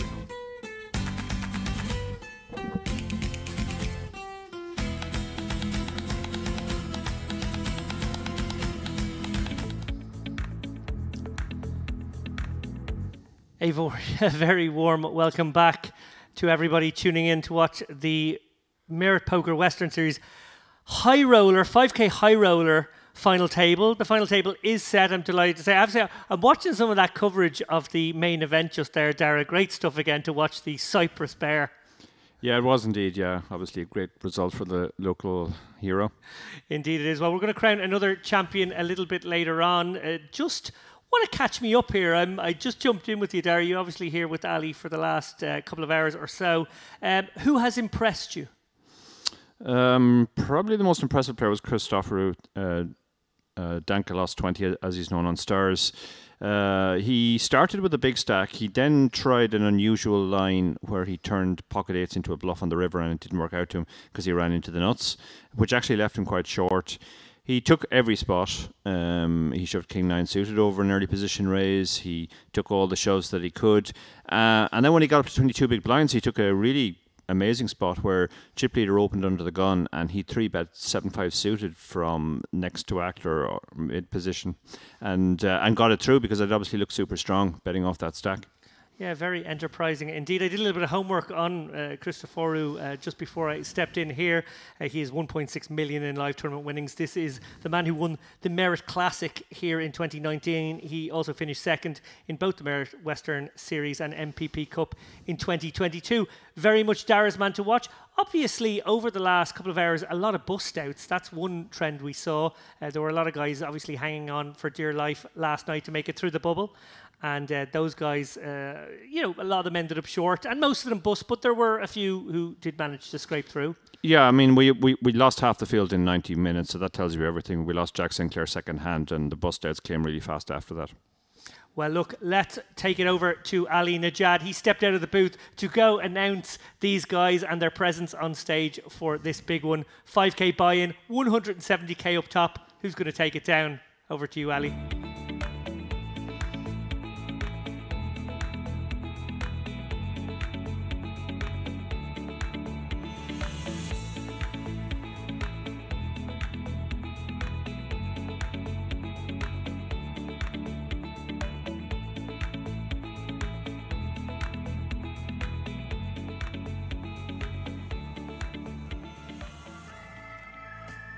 Good evening from the Merit Crystal Cove Hotel and Casino, home to Merit Poker and home to the 2023 Merit Western Poker Series, which tonight comes to a close.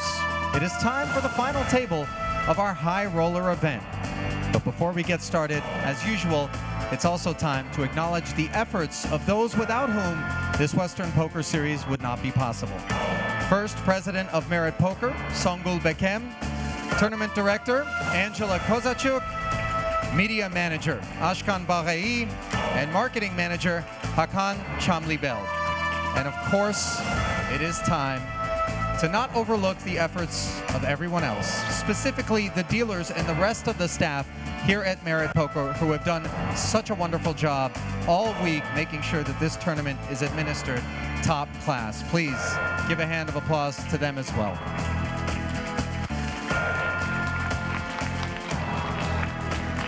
This high roller event amassed a prize pool of $676,200, courtesy of 106 unique players and 147 total entries. The buy-in was $5,300 and just 9 players remain in the quest for a $170,000 first place prize while 9th place will be worth $17,500. Here are our players.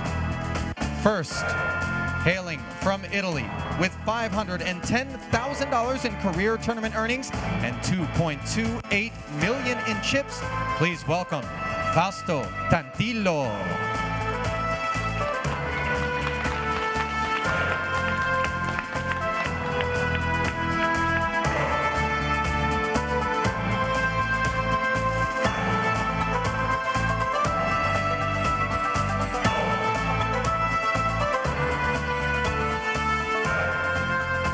Next, in seat number 2 from Lebanon with $350,000 in career tournament earnings and $835,000 in chips, please welcome Joseph Mawad.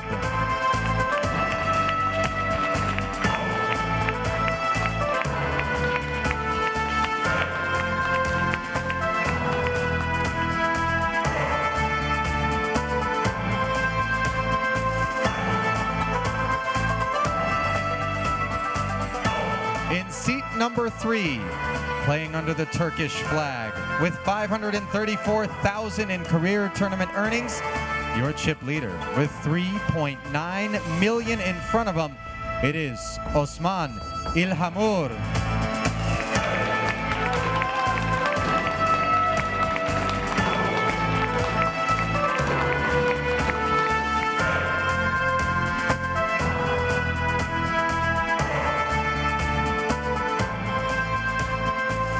Next up in seat number 4 with $138,000 in career tournament earnings, hailing from Finland with an impressive $2.695 million in chips, please welcome Tony Kaukua.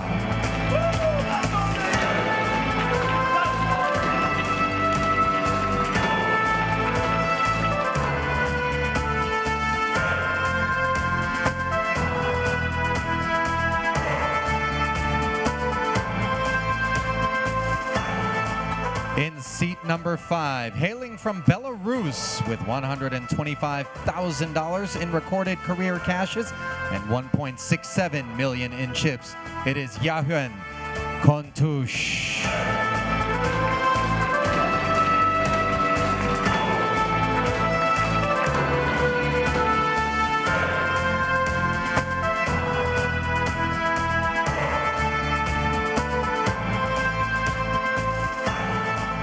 Hailing from Russia with $348,000 in career tournament earnings and $975,000 in front of him, please welcome Roman Kolotyuk.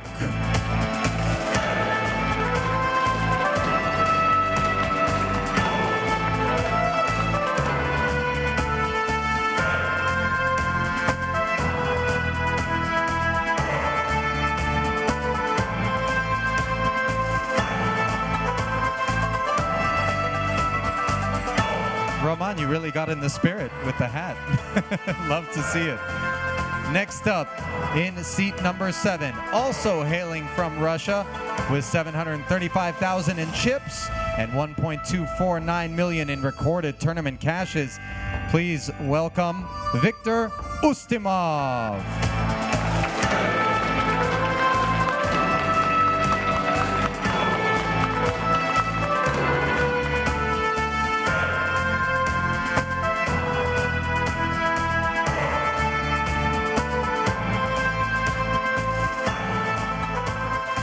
In seat number 8, hailing from Romania with a modest $25,000 in career tournament earnings that he could very well eclipse with one cash here today.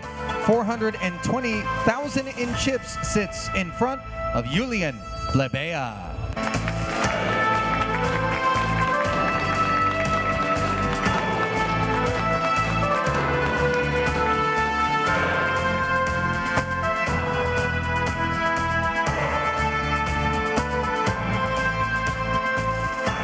And last but by no means least, the biggest personality in the room, the hometown hero, the Cypriot, with $1.65 million in career tournament earnings and almost $1.2 million in chips. Please welcome Andreas Christoforou.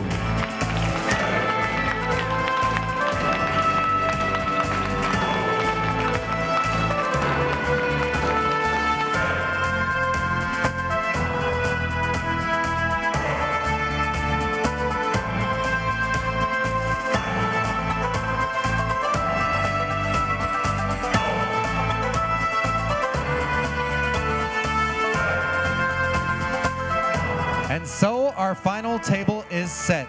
Players, the next payout is $17,500. First prize, of course, $170,000. The blinds are 25 and 50,000 with a 50K big blind ante. We will draw for the button, shuffle up, and deal.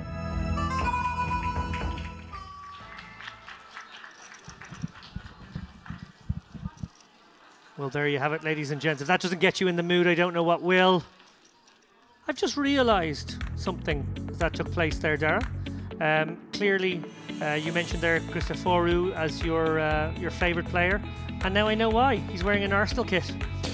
Yeah, he seems to be an Arsenal fan. When he came on, I was looking at his jersey going, why is... I hadn't heard of this player that he's representing, Daskalos, but it turns out that's actually his online screen name on Stars, Daskalos 20. So yeah, there are... Arsenal always have had very big support from Greece for some historical reason. Very good. Well, look, as we see there at the top, Osman Ilamour, 78 big blinds, 3.9 million. He is very much in pole position. Tony Kakua, 2.7 million there, 54 bigs. And Fausto Tantillo, 46 bigs, 2.28 million. Those three guys a decent way ahead of the chasing pack. We have three middly stacks, and we've kind of got three short stacks as well. That sets up a very interesting ICM dynamic. Obviously, that is the word du jour when you are covering this nine-handed sort of phase of the day. 9 players left here, 17.5k for everybody, no matter what happens. Small ladder jumps all the way up to 5th place there, which gets you 43k. 3rd place will get 77. Second, 119, and the top prize today is 170k, and obviously the title of Merit Poker Western Series High Roller Champion. Dara, 3 short stacks, 3 middly stacks, 3 big stacks, and the short stacks are sort of hovering around the 10 big blind mark. This could be a little cagey at the beginning. It could be, they've all got big ICM because of their proximity to other stacks at the table. And they all have different considerations against each other. The short stacks can play relatively freely against each other, but against bigger stacks and medium stacks they have to be careful because doubling up to one of those doesn't help them as much, whereas knocking out or crippling another short stack would. Middle stacks, similarly, they can play relatively freely against the short stacks, but they have to be careful against each other on the big stack. And then the big stacks, they can put pressure on actually the middling stacks more than the small stacks. Some nice ICM nuggets there from the man who literally wrote the book, the maestro, Dara O'Carney, his co-author, of course, Barry Carter, who I'm sure is out there and in the chat. Shout out to those guys for the fabulous content they provide. 4 books, all of which you can pick up on Amazon. First one was on satellites. Second one was on PKOs. Third one was on the end game of tournaments, very much what we're going to be taking you through right now. And their newest book is on GTO. As we look down here, Christoforou, well, he's right in the mix here. He's got pocket 8s on the button. Every reason to believe he might go with this in this spot here. And he does 3-bet it up. Ilamour has 1.2 total. Come from under the gun with a pretty loose open, it must be said. Chip leader obviously trying to immediately apply some pressure. Hard to continue here with the King 10 offsuit, and I don't expect him to. Christoforou, clearly some dynamical stuff as well that he's more than happy to raise, get this in. Or is he, Dara? Do you think there's any world where he actually raises these 8s and folds? I doubt it, because it's not the blockerish type hand. It's actually the hand that has some showdown. I think he's probably getting it in there and maybe inducing some light stuff. Yeah, unless it goes 3-bet shove, shove, shove, then well, you could, we actually had a hand like that on the second last table where a player opened 8s in early position and a player behind shoved. The 8s were going to call off, but then the chip leader woke up with the aces and he reshoved and the 8s were able to get away. I have to say, Dara, it's obviously the inner coward in me. I would have let go of the 8s there from the big stack under the gun open. If I'm right there in the middle of the pack, that would have felt very dangerous. Yeah. You can call me a nit now. Yeah, it was marginal, and you could see he thought about it. I think he also thought about just open shoving, which would have obviously been a disaster for him. Why we don't tell them? Why do you don't tell them? Would you have the floor, please? Floor? Floor? Looks like there's some... they need some clarification here. They have to fix it immediately. I mean, it's... Oh, Yes, you're right. There is something afoot. Can you call the floor, please? Floor? My time Floor? trying to find my time bomb. Oh, someone hasn't got their time Don't bank deal after cards. this. Come on, Okay. till the floor comes, okay? Yeah, okay. I mean, because it's... Ustamov, we've seen him on the stream at another point this week, I recall. He's going to let this one go. Obviously one of the shorter stacks, looking for a spot to commit all in. Could have considered a light open in that spot maybe, but don't mind the fold at all. Yeah. Now, Lebia, he is the actual shortest stack now, just 7 bigs. Hijack, any ace. Dara, do you go with this? It's close. Got to get through 4 more players. 7 bigs. Oh, it's really close, yeah. It's really close, right? Yeah, it depends where you are in the pack. He's right rock bottom. Well, then you can go with it, I guess. Yeah, that would be my logic as well. Probably folding this if there's anyone shorter than me, but given that I'm shortest, I might just take it. You don't love it, of course. No. Looks like he is going to... This is no fake tank. He's genuinely using all of this time to... Yeah, but there's no point in tanking now that they're down to 1 table, so...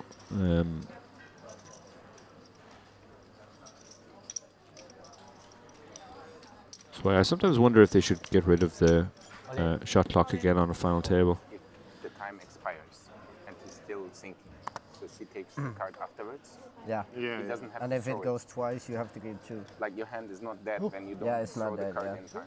And Boa in the small blind, going to let go here of Queen 3. And yeah, it's going to work. And I think that's a good spot there from Save Lebia. Obviously, it's worked out well from in this instance. There will be plenty of worlds where he does get called. Occasionally by worse. King Queen might be in there, but usually by better. And has to go to showdown with the worst hand. That time gets it through. I think overall, though, you'll get it through just enough. Yeah, he was actually the player I mentioned with the 8s in that spot, who avoided the cooler by raising it and then folding rather than shoving. Shout out to Muad, who actually really impressed me. Clearly the oldest gentleman at the table. In fact, I think Daskalos, when he said he had 8 grandchildren, Daskalos asked him if they were grandchildren or grandchildren. But he seems to have his ranges pretty much nailed in. And there was a couple of times he called people's hands. So, very good reader. That's pretty sick. All decisions. Shout out to Dark Angel, who I see is in the chat. Sage Derby as well. I'll have a look across the other platforms. Would encourage you guys, though, if you are in the chat, to come over to the Merit Poker official YouTube channel. That's the one we're going to keep closest eye on.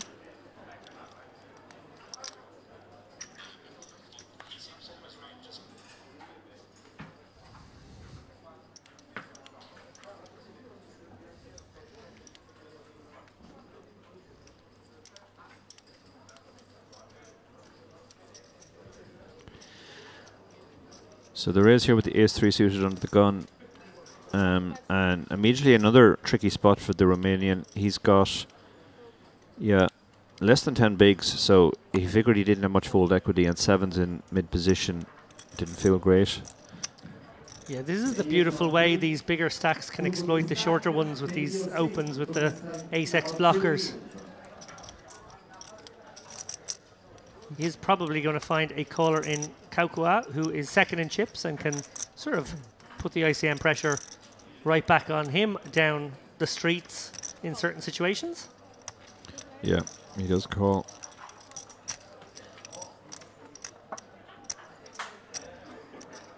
There's the jack and gut shot for the ace-3.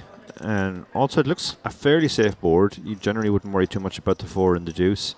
So there's really only the jack the guy probably has hit. Every reason for him to believe he has the best hand. Yeah, he's going to fire out a probing 27%er here. See if it will get the job done right now.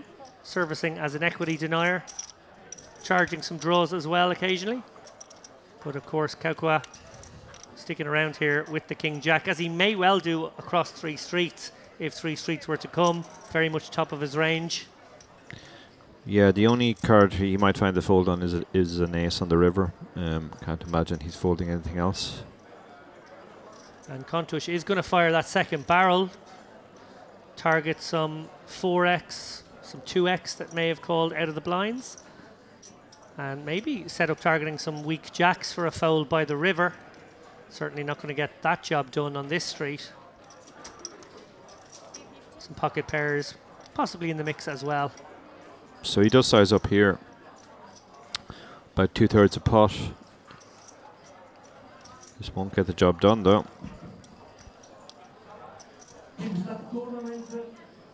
And it's an interesting decision point, the turn, Dara. Clearly, Contouche, a player capable of having fairly balanced, but also in it being balanced, a reasonably wide range here. Plenty of bluffs to go with his value. Plenty of hands he can target, obviously, to get folds here. Yeah, I think the call is fairly standard. Most of the value of a hand like King Jack on a Jack high board comes from bluff catching.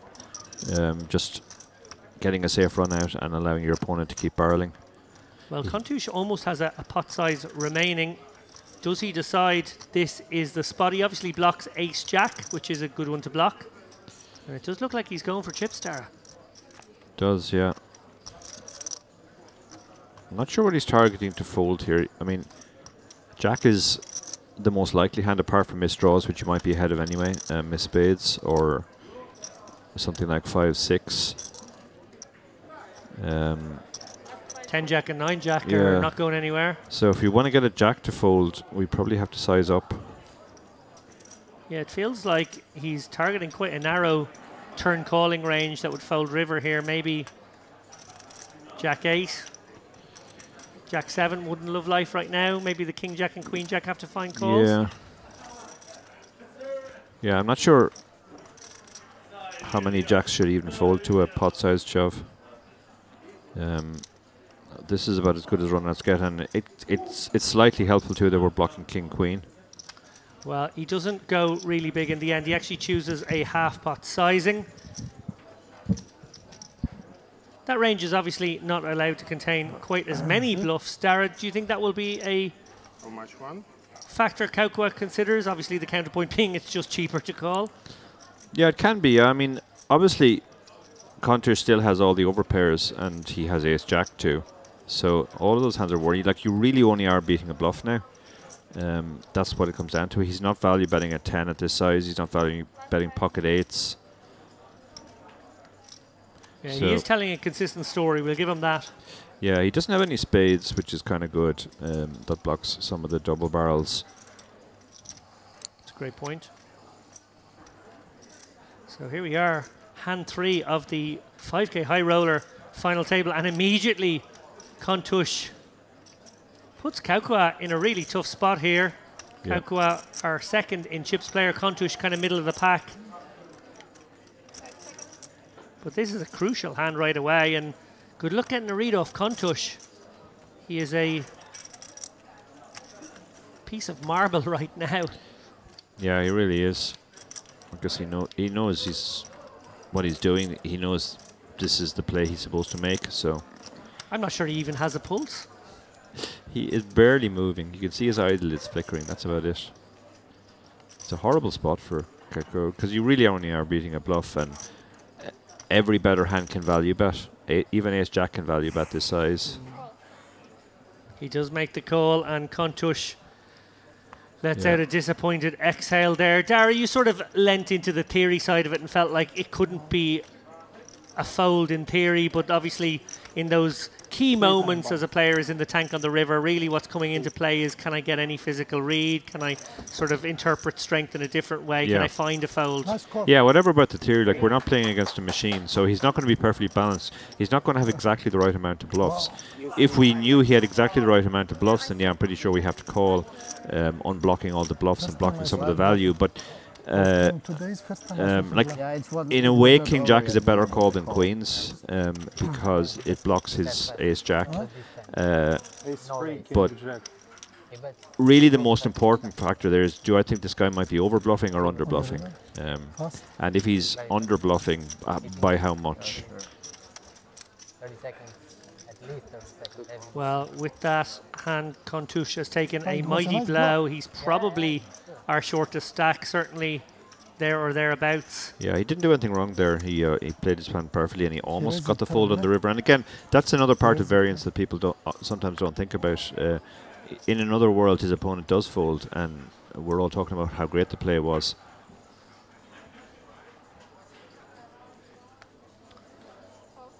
Oh, he's in the big blind now, Kontush. Looks like Ustimov with 12 bigs here. He's going to just treat it like an open here. The king-queen obviously got the good blockers working for it. He can find some folds to future action. Looks pretty strong coming off 12 bigs.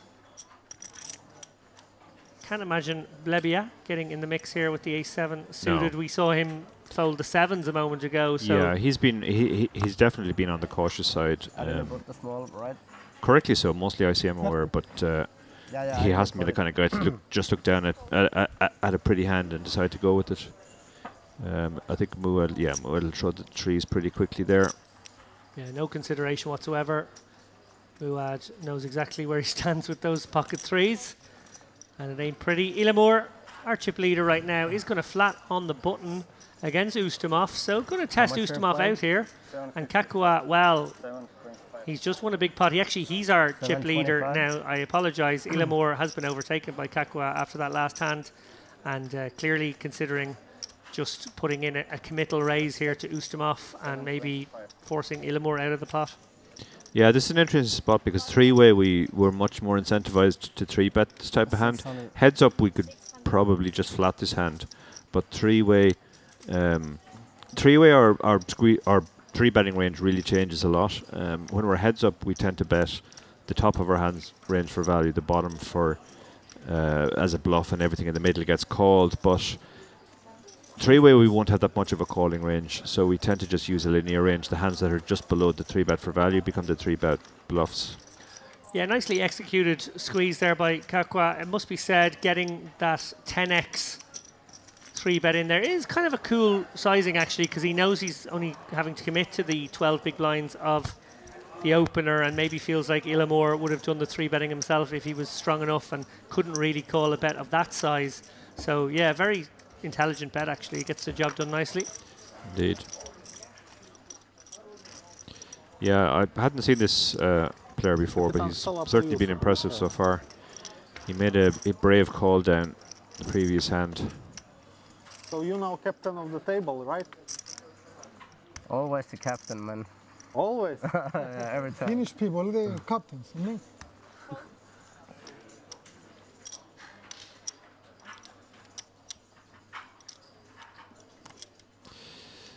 Libya will maybe go with his hand here. 9.5 bigs. A suited wheel ace. No, he decides to let it go. That was a close spot because obviously if you get snapped, you're not going to be in good shape, and you have a lot of players to get through. Yeah, I wonder if the fact that Kontush is now shorter than him played into his thinking there. Yeah, it should have done, yeah, for sure. Well, we mentioned there Kakwa, who is now our chip leader. He is an online and live player. Last August, this man came second in the 2.5K WSOP online event for 187K, a career best there. So, plenty of experience. And Muad here with the ace-jack. Probably going with this, Darren. 12 bigs, yeah, I think he's going with this. He'll probably just move all in. Irksome that there are two shorter stacks about, but this is a great spot to pick up another couple It is lines. super annoying, and he's definitely taken that into account. I give it back. I give it back to one. His other option is to raise, but he has, raise folding this hand would really feel weird, so he's decided. Oh, and look, is that an instant call? Instant call. Never mind. It looks like an instant call by Ilamur with the worst hand. Interesting. Because Muad obviously not going much lighter than ace-jack in this situation. Might have gone with ace-10 at the very worst. Yeah, I think I would have liked to see him take more time on that one and just think about how tight the range is likely to be. With two shorter stacks, Muad's range is going to contract quite a lot, and ace-10 doesn't figure to be in good shape. No, really doesn't. Bit of a misstep here from Ilamur, I must say. He is going to get the bad news here that Muad has a dominating holding, but he will get there 24% of the time to eliminate Muad in 9th position. Muad was super short at the start. He He's been very patient and just taking all the correct spots. Well, is he going to be rewarded for that patience? So far, so good on the 8-5 deuce. 2 clubs. He's even got clubs for a little bit of insurance.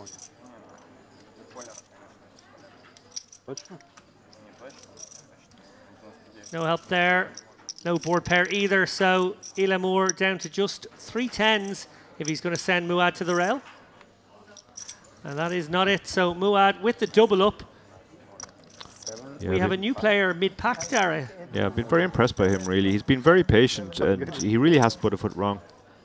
Not to be ageist or anything, given my own age, but you do sometimes see these older players, they just get a little bit impatient and frustrated with the feeling that the younger guys are pushing them around, but there's no sense of that with Muad. He just sits there very patiently and seems to have his pre-flop ranges well down. And as I said, a couple of times he did call people's exact hands.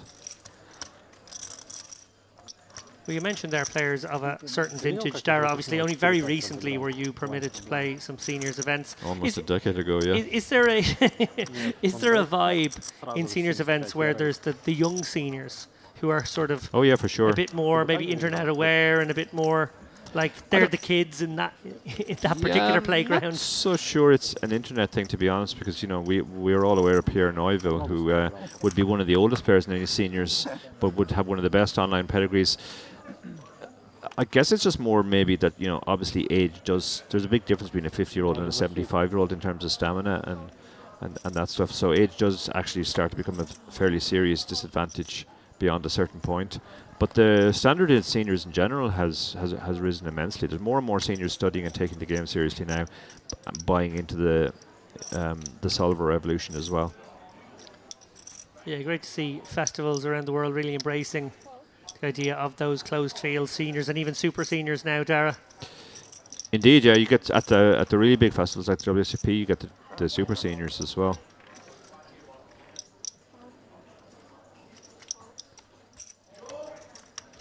Well,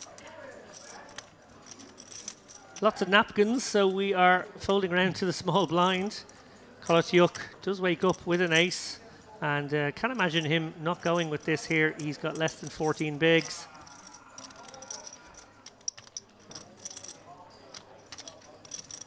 Yeah, more than 14 bigs. Yeah, easy all in there, and will be an easy fold for Ustimov. Takes the blinds and ante. Yeah, so again, sort of a little bit squeaky bum for these guys who are short, but staring at 2 or 3 shorter stacks when they do come around and look down at a viable option. It's a bit like, oh, I hope this doesn't go wrong. Yeah, I've been impressed that they've gone on taking their spots. It used to be the case that people very heavily over-adjusted for people being shorter than them, almost to the point where they thought they shouldn't play a hand until the short stack made its move. But actually, when you run sims, you see that while it has an effect, it's probably not as big as you think. In some spots, it really just takes 1 or 2 pips off the hands you should play. Well, we are likely to be burning the midnight oil tonight. Most of the live stream sessions we brought you have started off around midday and played till around midnight. Obviously, these guys in the high roller only started, I think, at 6 or 7 p.m. each evening, so they're on the night schedule. Commentators, not so much, so we'll be infusing with the caffeine. Yeah. Imbibing the Red Bulls, maybe. Do you imbibe a Red Bull? I don't know what you do. You shoot a Red Bull, probably. Yeah. Count, please.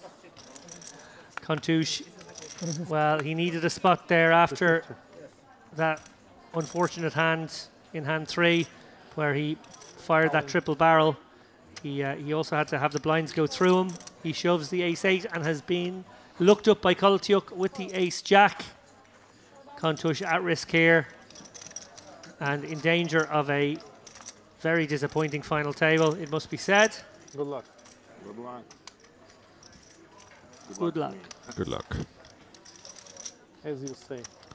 So Kontouche, after that early misstep, or not actually a misstep, just didn't work out for him. He's going to have to get lucky here. Yeah, not a board he would wish to have seen. A couple of small cards making it likely this jack's going to play. No the backdoors though, but that is absolutely no use to him. He's down to just the 3 remaining 8s. And we lose our first player. That is it. We say goodbye to Kontush in 2019. He came third in the WPT Sochi main event. He is not going to, unfortunately for him, better that performance here tonight. He hits the rail and we are down to 8.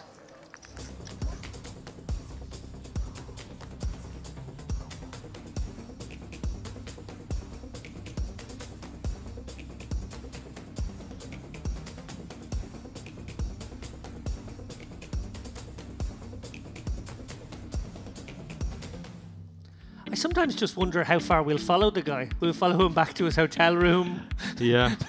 maybe throw something at the bed. Yeah, we've seen a few of those. I saw one in the UK IPG once where a guy busted in fairly bizarre fashion, 5-bet shoving blind, and he almost ran out of the room, followed by the camera crew who were desperate to get an interview for him to explain the hand.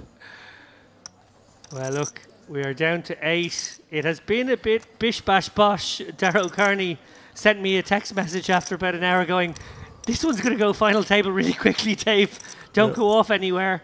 Well, we've kept up the pace so far. After just 7 hands of the final table, we have our first bust out. And immediately Tantillo under the gun, one of our bigger stacks here. Yeah, he was much bigger earlier. He had a fairly commanding chip lead, but now not so much. Fausto Tantillo, 500,000 in live tournament winnings for this Italian man. In April of last year, he won a WSOP circuit ring in Rozvadov. So some good form coming into this one. I didn't notice it before. Jafaru has the kind of hand he might decide to defend here. Even with ICM, you can certainly consider defending a fairly decent suited hand. Up the arsenal. But yeah, he decides he doesn't want to tangle with this with the bigger stack. I think had his opponent had a shorter stack, it would have been a different decision there.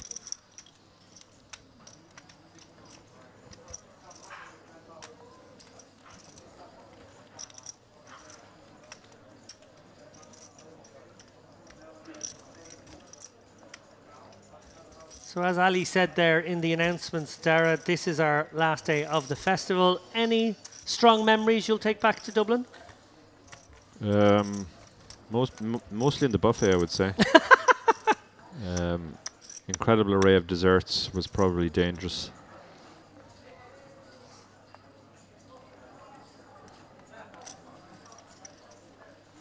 I was talking about the poker.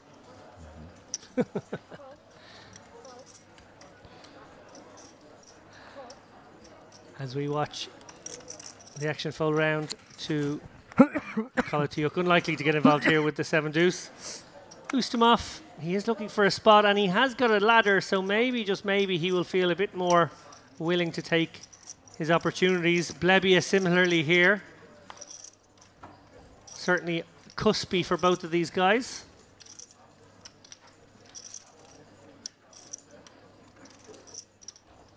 I feel like he might take this spot, 7 bigs. On the button, yeah.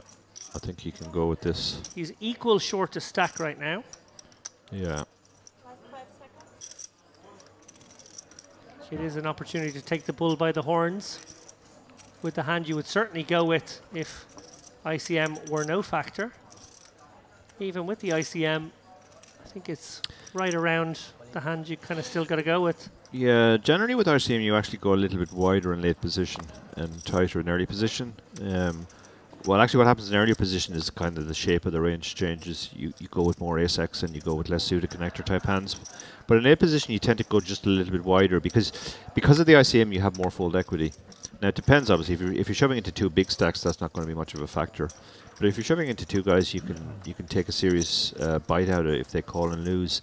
Then they should be folding a lot more hands. There are spots where, you know, if you shove for chips on the button, they're supposed to call you maybe top 25% without ICM, but it goes all the way down to 10% with ICM. So that extra 15% folds you get actually allows you to shove a few more hands. Well, there you have it, ladies and gents, our audience at home. There's a free masterclass in ICM being doled out by Dara right now.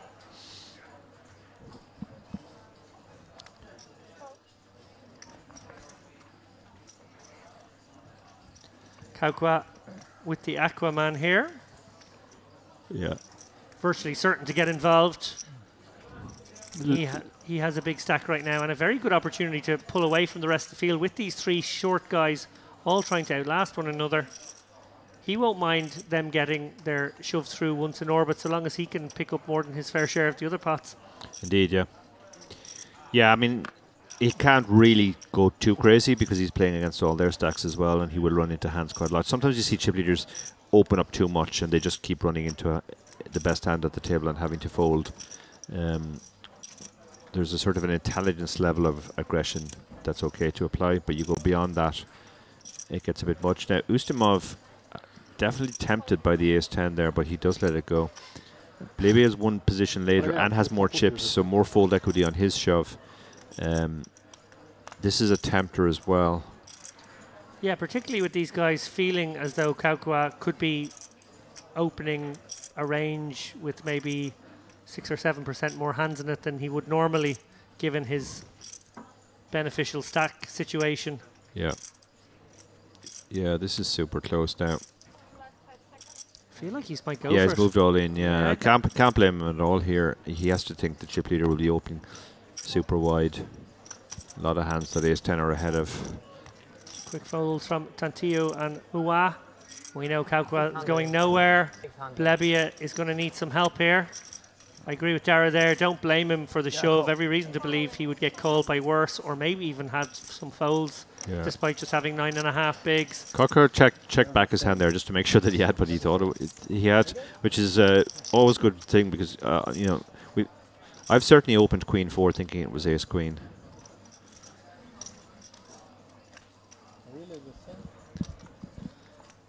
So we could be about to lose our second player. Just quite a few chops now. Yeah, chops 17.6%. You can see it there on the right of screen. Paired board offering a little bit of escape hatchery. And, well, immediately, there we have the dual paired board. So they are going to chop most of the time now, 82%. And that will do us. Chop this one up. Blebia lives to fight another day. Kaukwa. Bit of a let off for Blebia there. Yeah. Yeah, very much so. He'll be thrilled with the chop.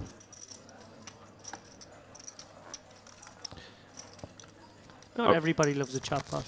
No, Cocker won't be too worried. It wasn't that big and he gets to chop the blinds. 75,000 profit. It's also kind of useful to show that he actually had a hand there. That will make his opens give them a bit more respect. That's not me. It's not me for sure. What do you mean? I am blocked on hand mob. They can find No worry, I mean now the hand. The hand is okay, 25. Said he's blocked on hand mob, so 75. 75 or out. You improve. He must have upset someone at hand mob that they blocked him. maybe he meant he self-excluded. I think that is what he meant. Okay, yes, that is what he meant. Yeah. Yeah, I just. That's very much an in-joke that flew over the heads of 99.4% of. Yeah. But maybe they'll give him a platinum pass, or the GPI award, if he begs. Yeah. Blebby in the hijack. Maybe feeling like he's free rolling a little bit. Yeah, I hope not. Yeah, you have to play each situation, but you do sometimes get people carried away by recent events or momentum or whatever you want to call it. But King 6 definitely wasn't good enough to go for now. This wouldn't normally be an open, but Christopher has been the one player who's been consistently wider in every position. So he's going to go for this. Also noteworthy, he hasn't really played a hand yet this final table, so he looks tighter than he is. Now he's gone for a larger sizing here, Dara. Yeah, he was doing this as well. This is obviously an exploit. He feels that people fold much more to this size, but Elamore won't be folding tens. Less than 20 bigs effective. He probably just sticks this in his eye. Yep, he moves all in, and Christopher does get punished for opening. My Paris. Flip, ne? Huh? You'll see. You'll see. You'll see. It's okay. I believe you. Shout out to some of the people on Twitter We're getting a lot of love over there. Vautour says, the lads have been killing it in the booth for this Merit Poker Series. Great balance of high-level analysis. I assume that's you. And low-level humour. I assume that's me. Made it a very fun watch throughout. Thank you, Vautour. Also, Dark Angel in the chat says, just wanted to say an awesome stream with fantastic comedy from all three of you. Thank you for everything. It's been amazing. Also, delighted to see you in the chat, Donna.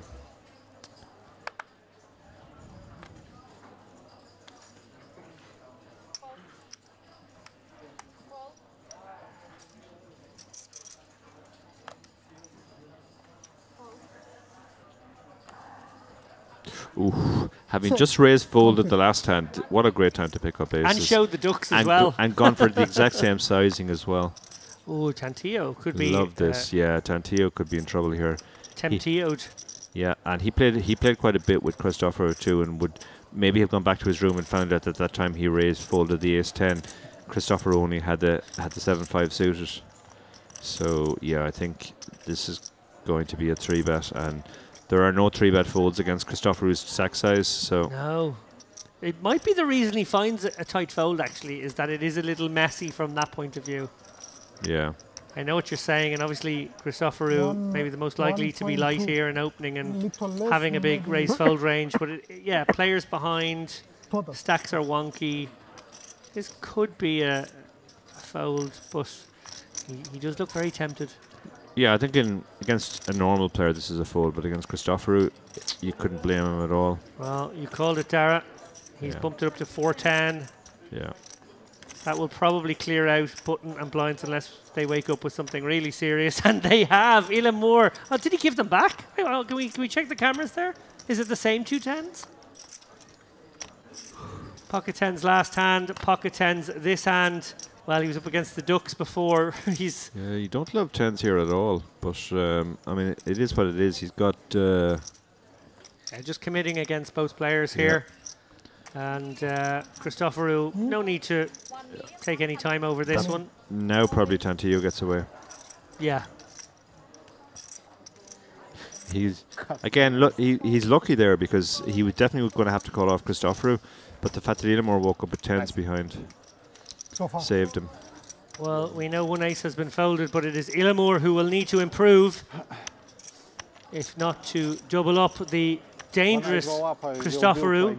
Arguably the most accomplished player at this final table, online and live pedigree.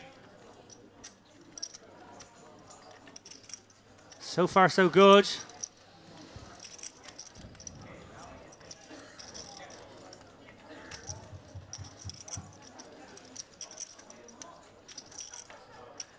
Five on the turn. This will be a significant change in the balance of power at this table, Dara. Huge, and it's the guy I identified as the danger man who's going to benefit here. Cristoforo does the hold. Elamore started with a big chip lead, 4 million-ish, is now down to just 1.9. Daru Carney, well, we called it. He was the danger man. Wasn't just because he was wearing an Arsenal tracksuit. It's because he's got the skills as well, and well, a bit of pocket aces doesn't hurt. Yeah. Big double up there.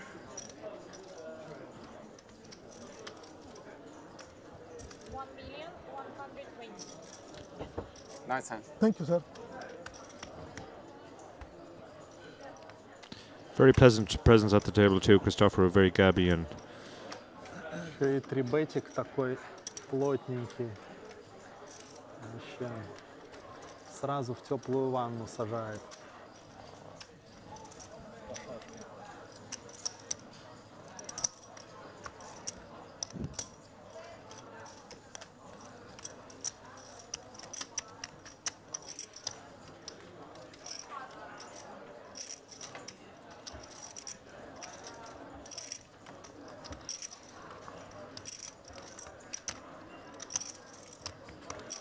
.40-minute clock in this high roller. Warm-up and main event had a 1-hour clock. This one, slightly shorter tournament, roughly 150 entrants. Only 3 of which were Jack Sinclair. It's wonderful to be able to maintain that running thing. He probably got like 1.5 of those points back. There, Almost 2. Almost 2. I'm glad to hear it. But he was very happy. Yeah. As Jack heads off to the Bahamas to do another hundo.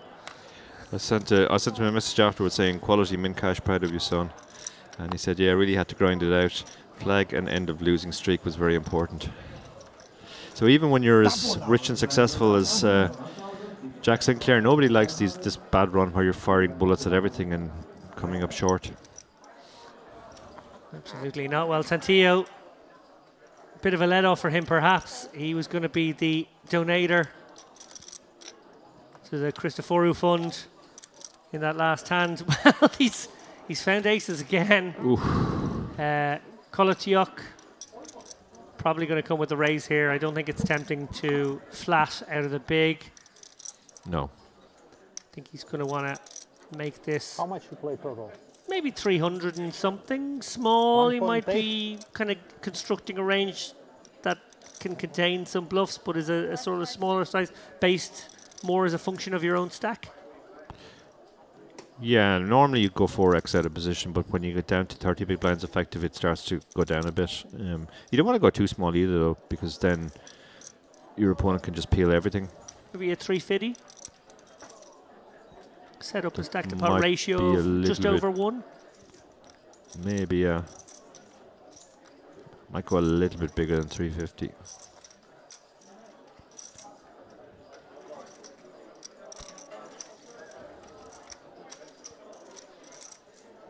Yeah, his only consideration here is his sizing.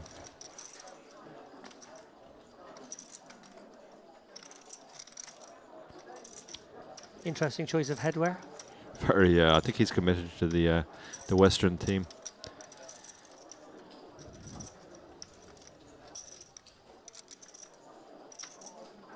Pretty sure that's the ladies' hat. Not to genderize headwear, but yeah, I'm not sure. It's not as blatant as the hat we saw James E. Walsh playing or wearing once in Spain, which was a proper bonnet.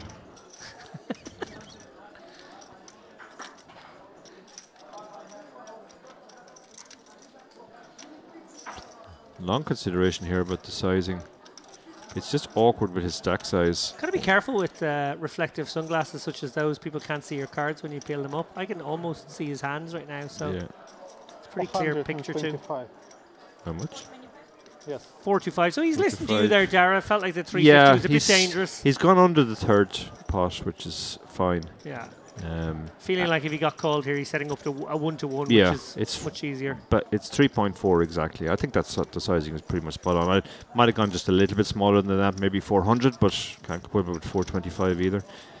I think maybe the long tank there, though, just exhibited a bit too much strength, made Tantillo's decision easier. It was obvious he wasn't thinking about folding. I think it was purely his sizing. Yeah, pretty sure that hand wasn't hitting the muck. Tony Kalkwa, well, he's had a very good start to this final table, up to 4.2 million. Christoforou, well, he's the big mover, 2.7 million now. He was right in the middle of the pack at the beginning. Ilamore, he was our top stack. He's taken a couple of body blows, 1.9 million now. Down at the bottom, we have 2 stacks below the 10 big blind mark as these blinds go up. Julian Rimus Blebia and Viktor Ustimov very much in trouble and needing to get jiggy. 23k guaranteed for all of these guys now. Next ladder jump 5,600. We are of course all staring at that top prize right now of 170,000 US dollars. Not a bad way to close out the festival. No, not bad at all. Quite a decent, more than decent first prize for this tournament.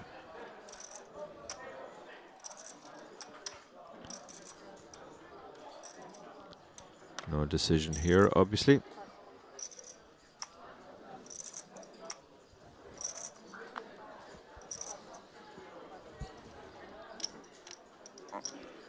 Oh, an tempter now for Muad.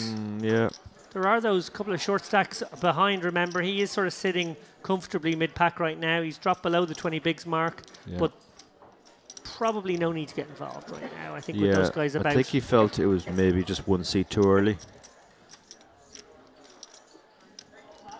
Eli Moore, well, he might be feeling a bit beaten up on this final table so far. Of course, he did have the chips to withstand a couple of body blows.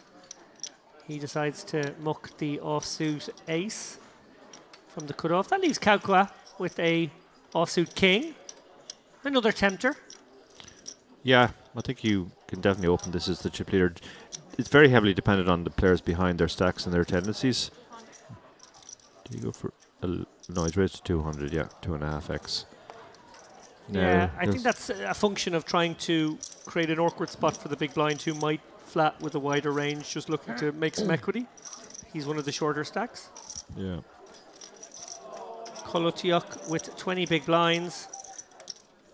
I think I probably just fancy getting out of the way here. Yeah, yeah, for sure. I don't think he was ever really calling there. And it does get around to Ustamov, who we see there has just 5 bigs now with one committed in the big blind ante and one in front of him. He is very much in needing of a spot, and that does sort of explain that 2.5x from Kaukwa, who I think was trying to create an awkward spot. 9-8 suited, sort of a bit too pure in a way. We want to see that flop and try and make something with it. Yeah, well, if he flops absolutely anything, he's obviously going with it. Now, that's pretty much nothing. Yeah, that's not particularly pleasant. Looking This at is one of some back doors, and that's it. You can't. It's hard, very hard to hit a flop completely with 8-9 suited, but he's managed it.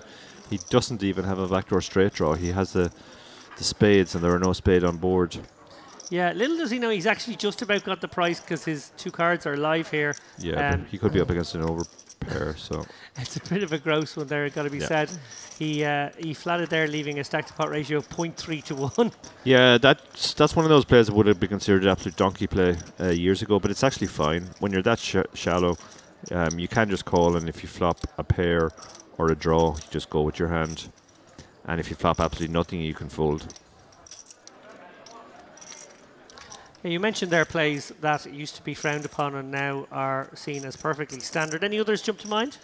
Limping from the small blind used to be considered an absolute donkey play. So-called donking was actually called donking because it was considered a donk play leading into the razor.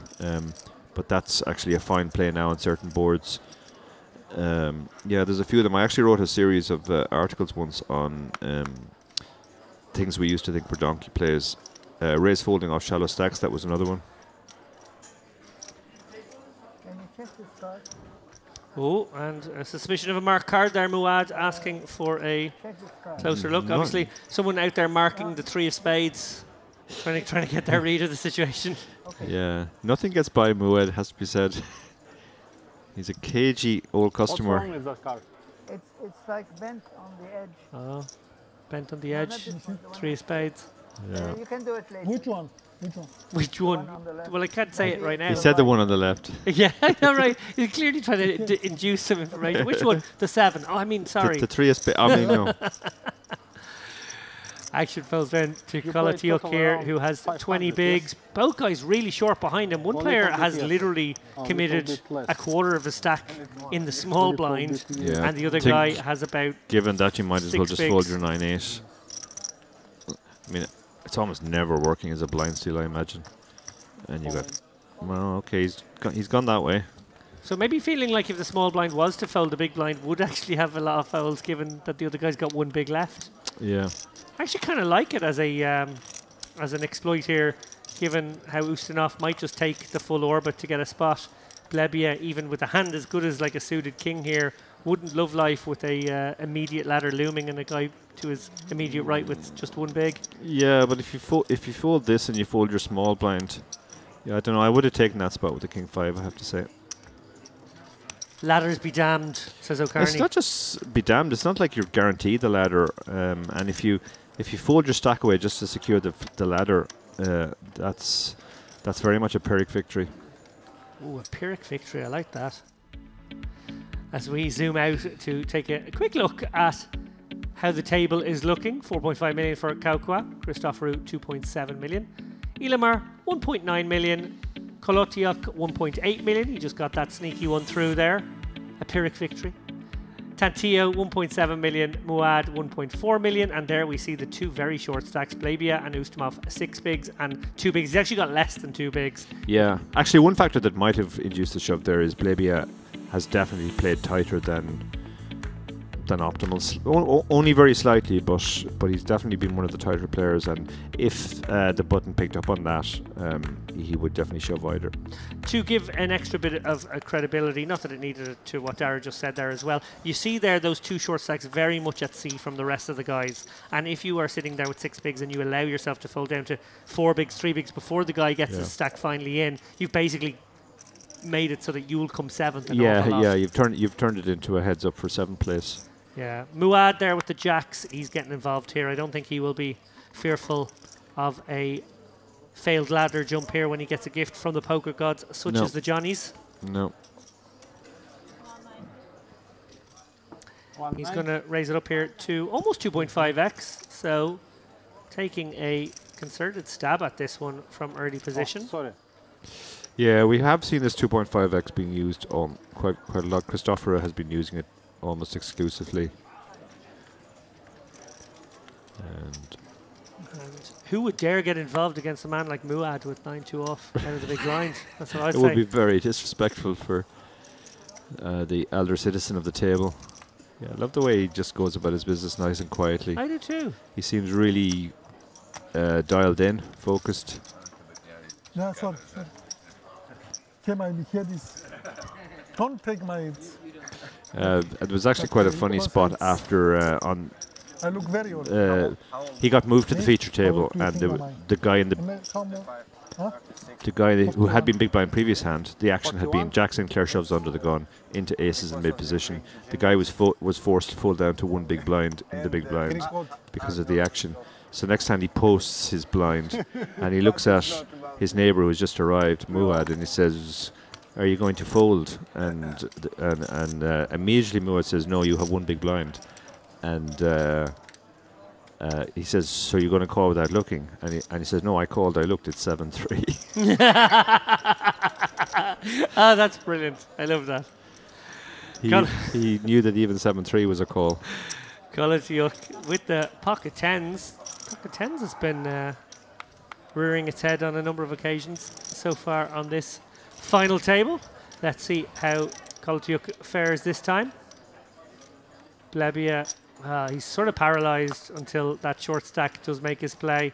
He can definitely go with reasonable stuff, but can't consider anything light until that moment. Christopherou, well, he might be considering a cheeky little 3-bet here with the king blocker, Dara. Yeah, he's the one player at the table who might very well do that. Said the play that stood out for me in the first passage of play was when he 3-bet the chip leader of all people with 7-5 suited in the middle of nowhere with the entire table to get through. Yeah, absolutely fearless. And he's a take every spot man. Yeah, he sure is, and he does take this spot. It's probably not going to work out from this time either. He took the spot first hand of the final table, obviously with the pocket 8s in that instance, and yeah, taking this one with the king deuce. I cannot imagine Colitiuk, while he won't be loving life right now, feeling like there are ladders about and it would be a shame to go out in 8th place. Well, he's up against a very capable opponent who he knows would put him in a tough spot in a lot of worlds with a wide range, such as a king deuce. And tens, yeah, just way too good. Yeah, and Christopher getting a lot of love in the chat. Constantinos says go Daskalos. He's very well known here by his online screen name.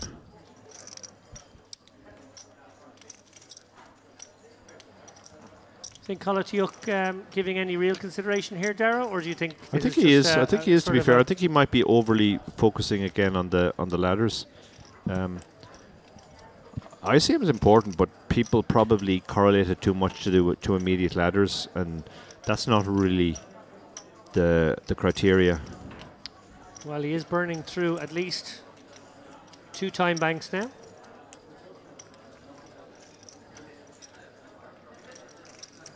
Yeah, it's a gross spot. His stack is leveraged basically. He has to decide for all of his chips, and he's. Yeah, Christopher is. If he's thinking of folding tens, then this is a great 3-bet by Christopher, because he's folding so much. That's worse than tens. And he has burned through a 3rd time bank now. Yeah.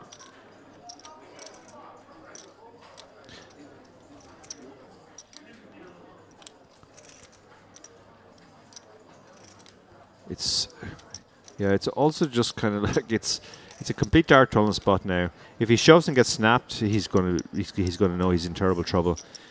And if he shoves and Christopher has the kind of hand he has, he's going to just snap fold. So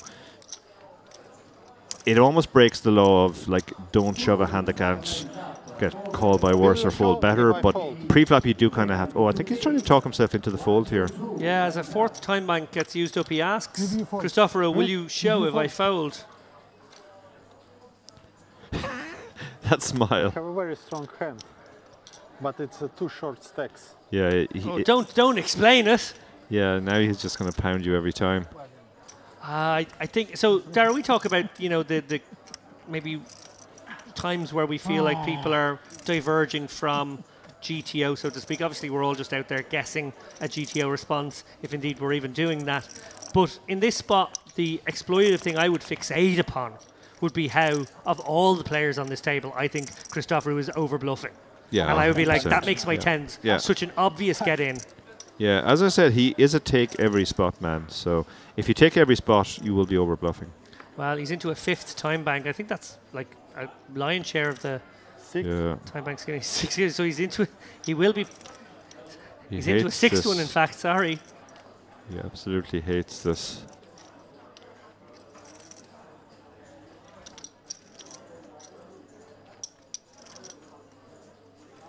Well, at the risk of being critical,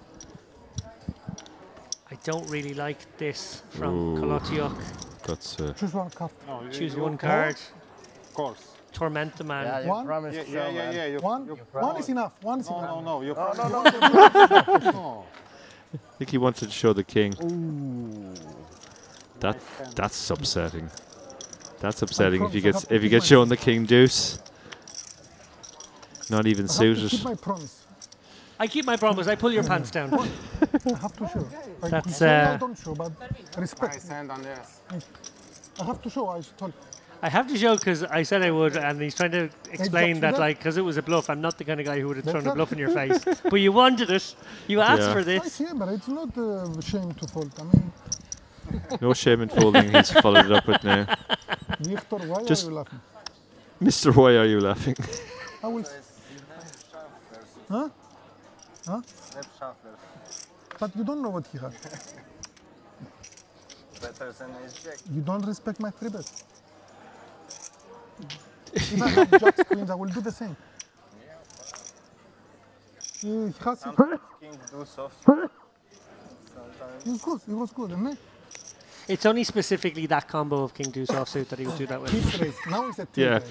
just imagine how wide that three betting range is if it goes all the way down to king deuce.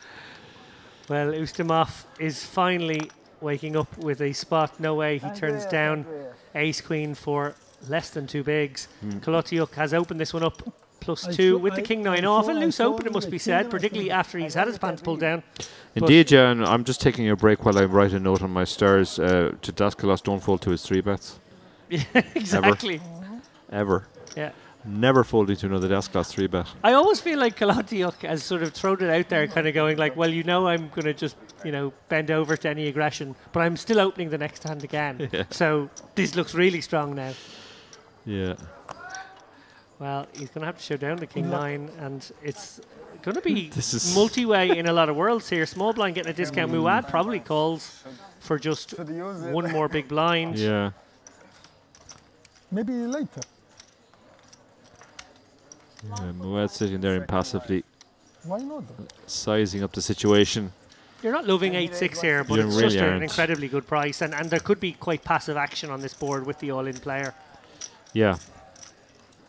It's an incredibly good price, but you're actually not getting much more than it really.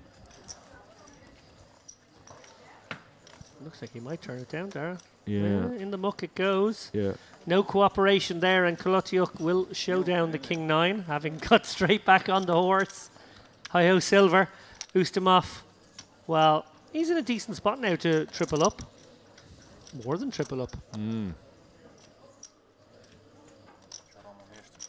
Such are the beautiful situations that come about when you're very, very short there, these triple up, quadruple up type situations. Indeed. Well, they each make a pair, but Ustomov's is best.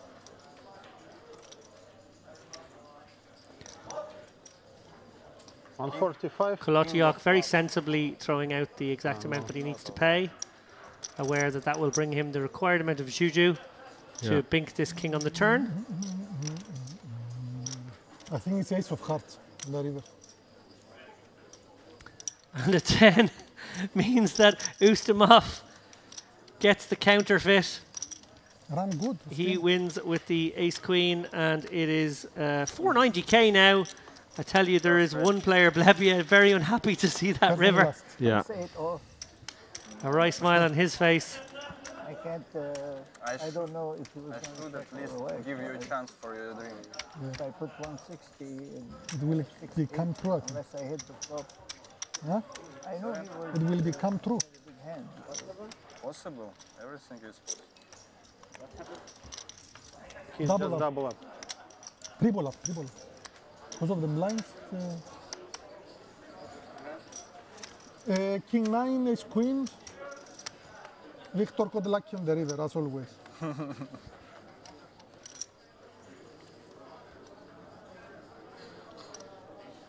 Kaukua under the gun here with the suited connector. I'd like to see an open in this spot, I gotta say.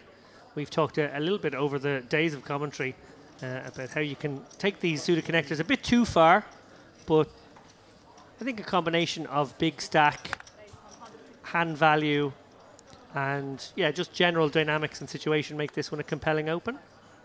Yeah. Yeah, for sure. With the big stack, you do get to open all these types of hands.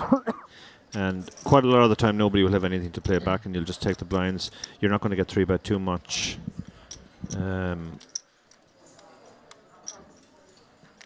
Getting the you can get dominating stuff like the Jack 10 that we saw there just to fold, but even the Ace-6 folded in the big blind there. So. Ты говоришь, как против него что-то можно выкидывать, я с ним ни разу не играл. And raise and take it there. The rich get richer. Kaukua pulling ever more clear of the chasing pack. Daskalos, right of picture there. The big mover though so far. Логично.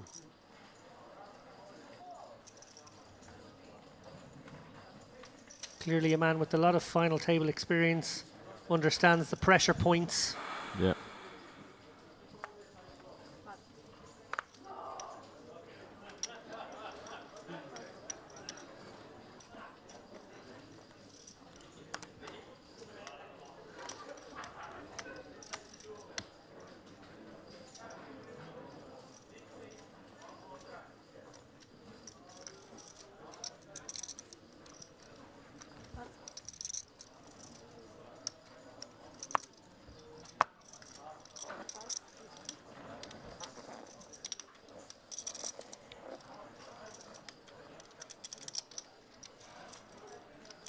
Tantio being tantalized by this ace deuce suited.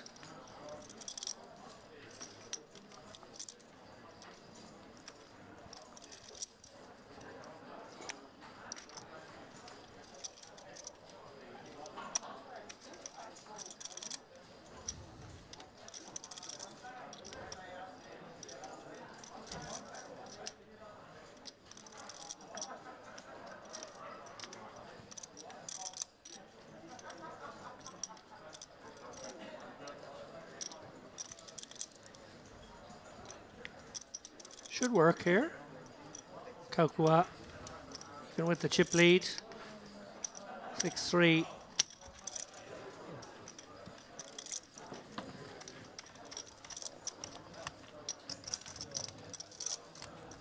One of the worst you will see.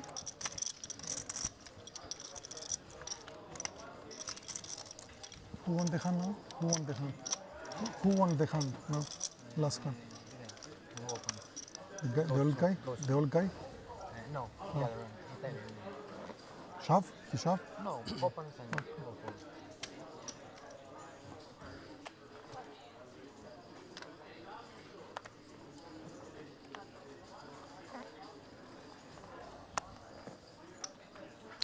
Christoforou.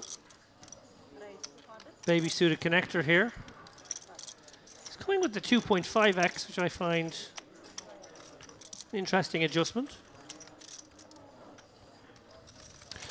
Yeah, he's been doing this throughout. 2.6. Super wide open, obviously. Yeah, and Kaukwa giving real consideration to his own baby suited connector here. Yeah. Feeling like he can maybe go a little bit more Maybe 1-4. linear with his opens. It would. Or with his 3-bets, I should say. Yeah, if you're playing against somebody who's super wide, well, you should just 3-bet more in general. Like, you can expand the value, and then you can put more bluffs as well. You can, because the value is expanded, you expand the bluffs as well.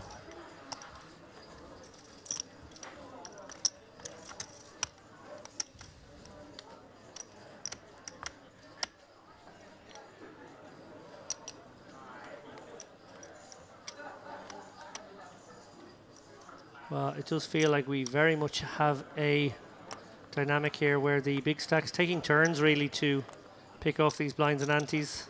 Mid stack's somewhat paralyzed, and the shorties, well, when they do finally get it in, they do seem to be hanging on in there, much to the chagrin of the other shorties. Yeah. It's creating kind of a oxygenless environment out there. Yeah.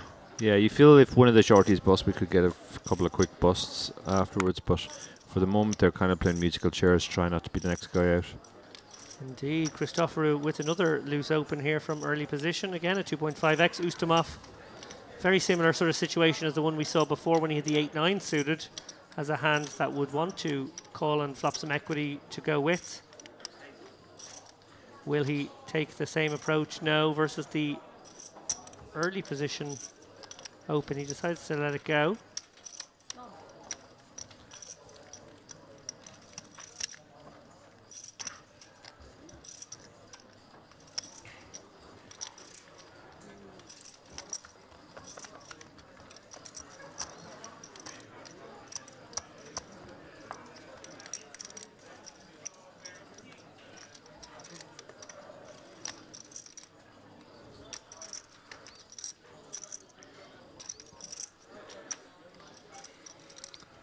And that man center screen, Christoforou, under the gun this time. Well, he hasn't found a hand he didn't like to open for quite some time. He likes the Queen 10 as well. And yeah, very much in, I feel like I can run over the table mode. Amour, who obviously came into this final table with hopes that he would be the one able to apply such pressure. Things have not gone well so far. Flats the ace-jack in the hijack. Obviously feeling like he can keep in the range of Christoforou, which he will mostly dominate given how loose these opens are, and then maybe fade a disaster scenario where someone wakes up behind. He will try to use position against Christoforou down the streets. Blebia in the big blind with a, he's got to call 120 here of his 285. Another awkward one for the short stack, trying to outlast the other two short stacks.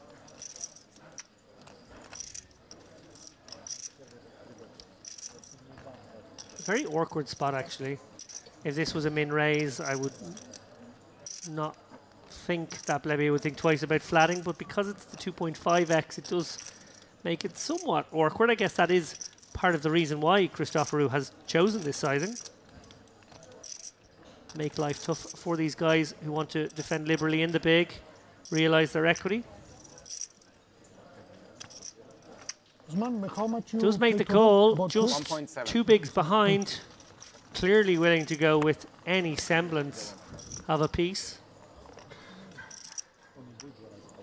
And we see there Ilamour, well, he will have had some designs on outplaying Christoforou on certain boards. Yeah, he keeps flopping just almost no equity with his hand, but still having to. Now he's got equity. And Blebia now, well, the flush draw, so now he has I mean, it's actually pretty close as to whether he has the price or not, but I think in his mind, it's a tricky decision though, because like, do you stick it in and just force them to put their chips in and then you definitely have the price, or do you not bet and give yourself the chance for it to go check, check, check, and keep yourself alive in the scenarios where you miss the river?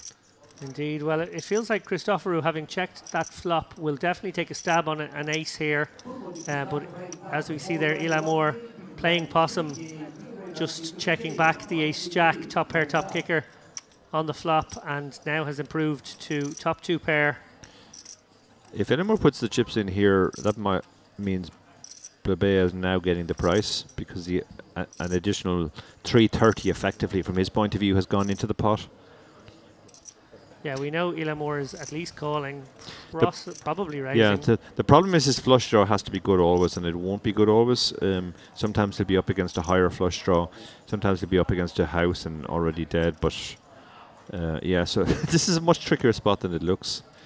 He's only got 2 big blinds and he's got a flush draw. But yeah, you can see that he's like, really? It's like, why I'm getting the price, but how he has to actually sit there and work out a couple of things now. How often am I up against a higher flush? How often am I already dead to a house?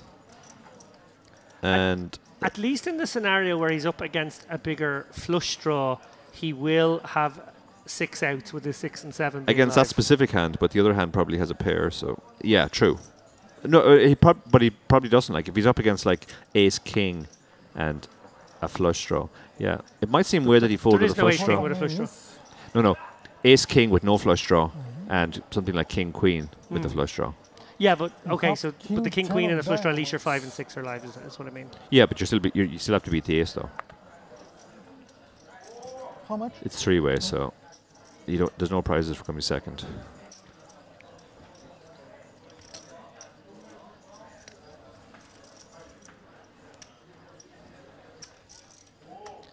Does let it go in the end, and I suppose also maybe feeling like there's an immediate opportunity to ladder here too. That's the other thing. I was about to say, like the third thing you have to consider after maybe bigger flush draw, maybe dead to a house, is ICM. You know, maybe these guys get it in and you actually ladder. It's a funky one from Christopher. Obviously, he's not getting involved here with the Queen 10, but if he was sitting there with a hand like, show me the bluff, please. Ace Queen, you would be wondering why your opponent had shoved in this situation. Be a little curious. You lose your mind. I love that. He said, show me your bluff. And he said, I can't bluff. Have you lost your mind? He can't be bluffing in that spot. And that's probably true because of ICM. It's not a 5-10 cash game. Show me a bluff. He folded an ace. Huh? I don't have an ace. Really? And plus there is a short stack there. If you have an ace, what are you going to do? I don't have an ace. If you have, what are you going to do? If you have an ace, what are you going to do? I don't know. Very interesting. Yeah, I agree. I think I didn't have an ace, obviously. Christoforou. You can beat an ace. You could beat an ace. He doesn't want to give up anything. Christoforou probing, though, to figure out what would raise in that spot. I am in agreement there. I do think it's a kind of a curious line. Yeah, an ace doesn't need to raise for protection. So. Beat an jack. I'm honest, but you don't say me what you have. You ask me, but you don't say. You ask me and I told. Okay. I believe that. It's very good at eliciting information.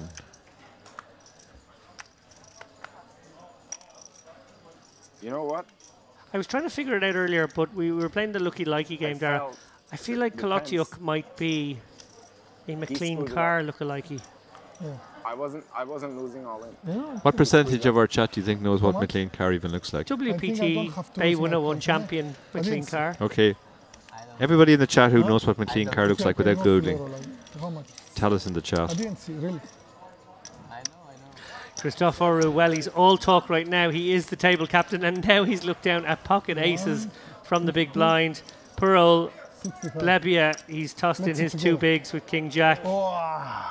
He hasn't looked at it. He didn't. He called without looking. Turned them over one at a time. Yeah, that's cruel, but he gave. Escape again. I couldn't believe that you always have it. King there. King ball. He's now. He's up to 18%. No, I'm not greedy. Which is about what he was before Pick shot, flop. pick shot, one pick shot. One pick shot on the river, on the river. I think it's not good. It's not a good one. No, he loses the jacks now. He needs to find a king. I'm wishing you a pick shot card on the river. Only king. No picture card on the river. We lose Plebea. Keep it, this. Keep it. Yeah, Plebea very much lost the battle of the players trying to outlast one another for the ladder jumps there at the end. Busts out in 8th place. Yeah. Did feel like everyone was a cockroach there for a few orbits, but ultimately he succumbs. Question for, or sorry, statement from Connell Vatar in the chat about McLean Carr. He's asking, is that a character from Cars? Probably not, because I don't think he looks like a car as such.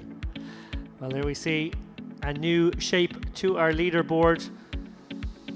We only lost the short stack in that spot for 23k, so not a huge amount of movement. Obviously, those chips went to Christoforu, who is now pushed a little closer to our chip leader. But I still feel as though all the momentum and all the sort of table presence with him right now. I never beat him, really.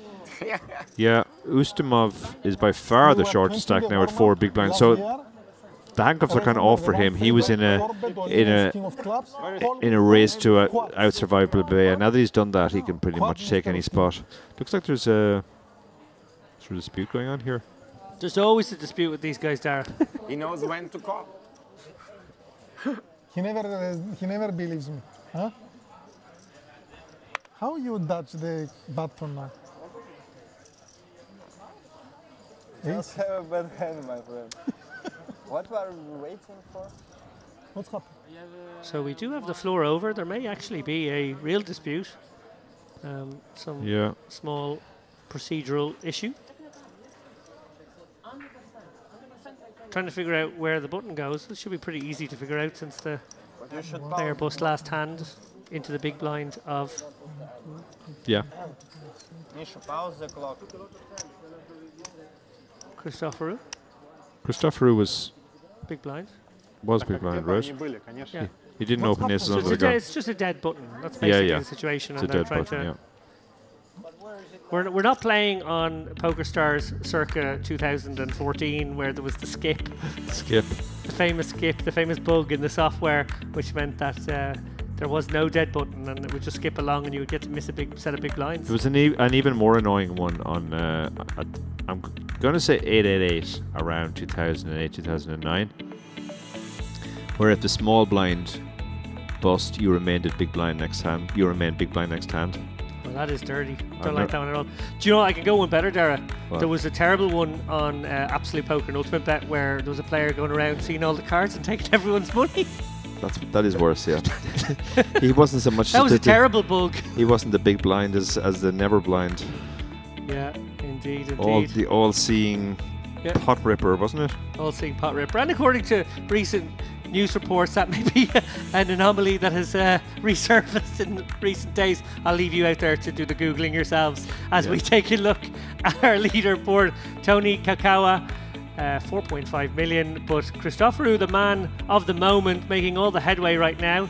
Eli Moore, well, he did take a pot off Christoforu there. Obviously, it was a small enough one, but that got him back into the top 3. He was starting to fade back into our middle of our pack. Tantio Muad, Kolochiuk, all sort of middling stacks right now, and Ustamov, our very, very significant short stack, as Dara mentioned there, certainly has done his work now, getting himself up the ladders into 7th, and maybe, just maybe, he can get a spin going. Yeah, so I guess they've gone off to check the cameras to find out exactly where the big blind is. I am trying to figure. I'm amazed nobody at the table knows this. Did they call us, or were they calling us to say? They're checking YouTube now, right as we speak. Which means we're going to have to wait for an hour to catch up on the delay.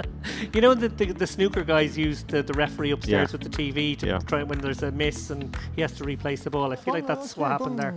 Yeah. Sometimes you maybe you. It's a very big bet.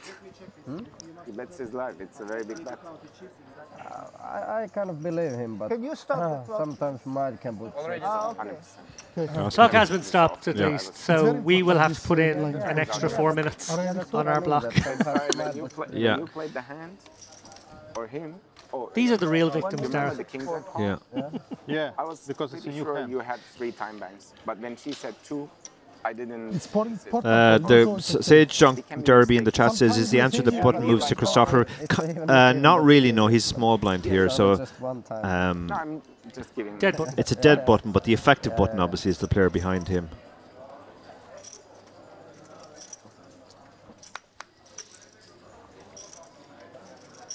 Finally, we can play on. See, it's stopped. I'm waiting for the. Muad is not the big result, blind. I okay? think it's. I'm waiting. I'm not. Okay.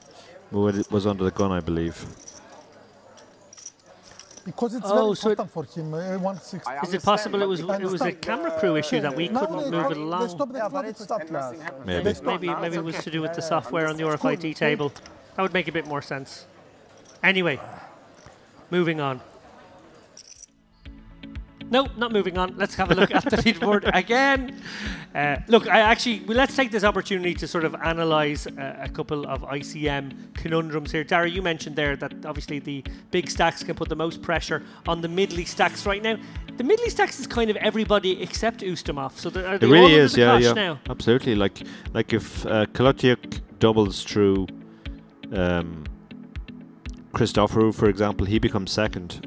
So that's how compressed second down to sixth is. Ustamov is miles adrift that even if he doubled up twice through the chip leader, he'd still be the short stack. And then Karkoa has quite a chip lead at the top. Sorry if my delivery was faltering there. I'm being slightly distracted by my co-host and co-commentator chair dancing. These are the things that you do when that music sort of like gets to play for a little bit longer, because it's actually quite a catchy tune. It is actually, yeah. Often it's extremely annoying music in these spots, but this is actually very pleasant. I feel it's kind of like a gentle trance. Yeah. Yeah.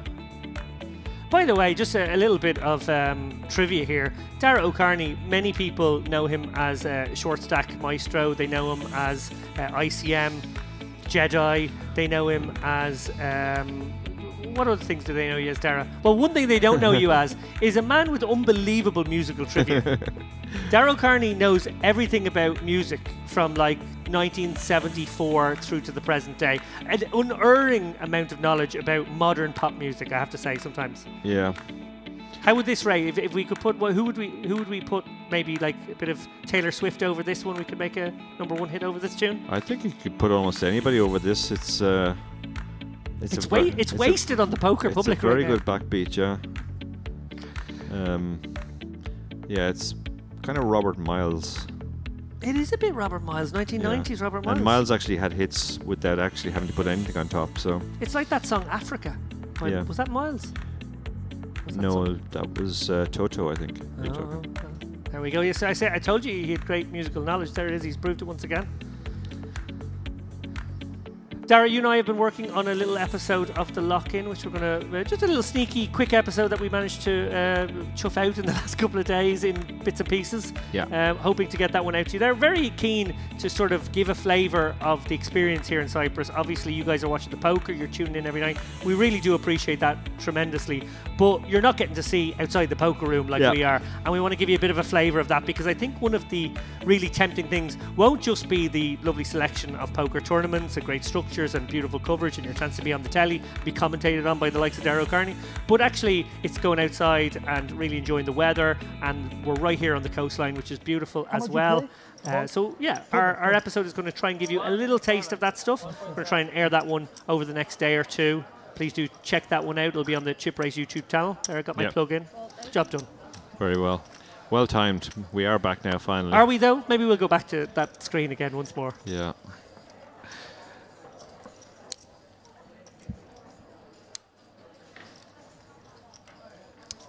And wow, what a flop we have after that wait. Middle pin and a flush draw versus the flop straight of Tantillo. Darragh, this is a car crash. What happened? Yep. They both hit this blind v blind super as well. hard, yeah. Pair and a flush draw's a monster. Obviously, the straight's a monster. So does Christoforou check here all the time and then face a bet? He does, I think. I can't see Christoforou raising in this spot because I guess he has a hand that could be good and it can improve, so that makes a very good flat.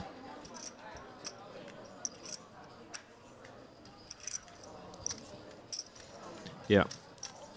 Yeah, if you're ahead of the bluffs with your jack, and if he has a monster, you can get there with your draw, so it's not the type of hand you want to raise. So, obviously, the 10x hand has just missed. The 8 and the king did not show up. They would have been the worrying cards for Christoforou versus the bluffy part, semi-bluffy part of Tantillo's range. So, is there a size he's got to call here? Given it's Christoforou, I'm pretty sure he has raises in his range, and probably not now, though. That's too big. 845, very close to pot size. Yeah. And I guess he's polarized himself and put some of those bluffs in to a range that would be of this size, this order of magnitude. But it's you know, not even a good jack here. It's hard, yeah. Not that it really matters the quality of your jack, but you are blocking the diamonds. You're blocking the diamonds problem. is kind of the biggest problem, yeah. Yeah, I think when you have the Jack X diamonds specific combo, the it really is a good one to let go actually in this spot. But he is pondering. Yeah, it's pure bluff catch now. So we talked about this before when you're in these spots that are pure bluff catch.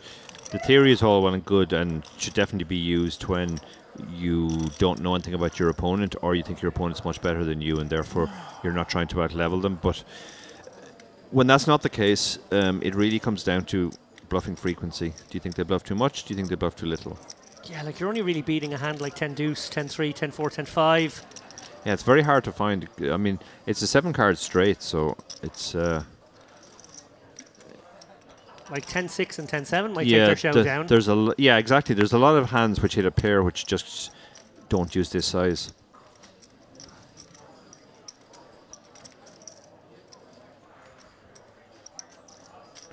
Never turning a 9 into a bluff in this spot either, so yeah, it just doesn't feel like he has enough hands to target.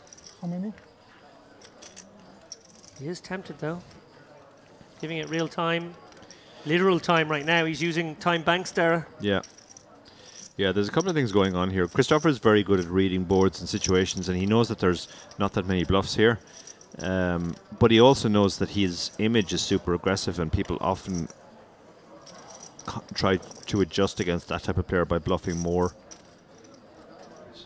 So he has two competing data points to consider here. One pushing him towards fold, one pushing him towards call.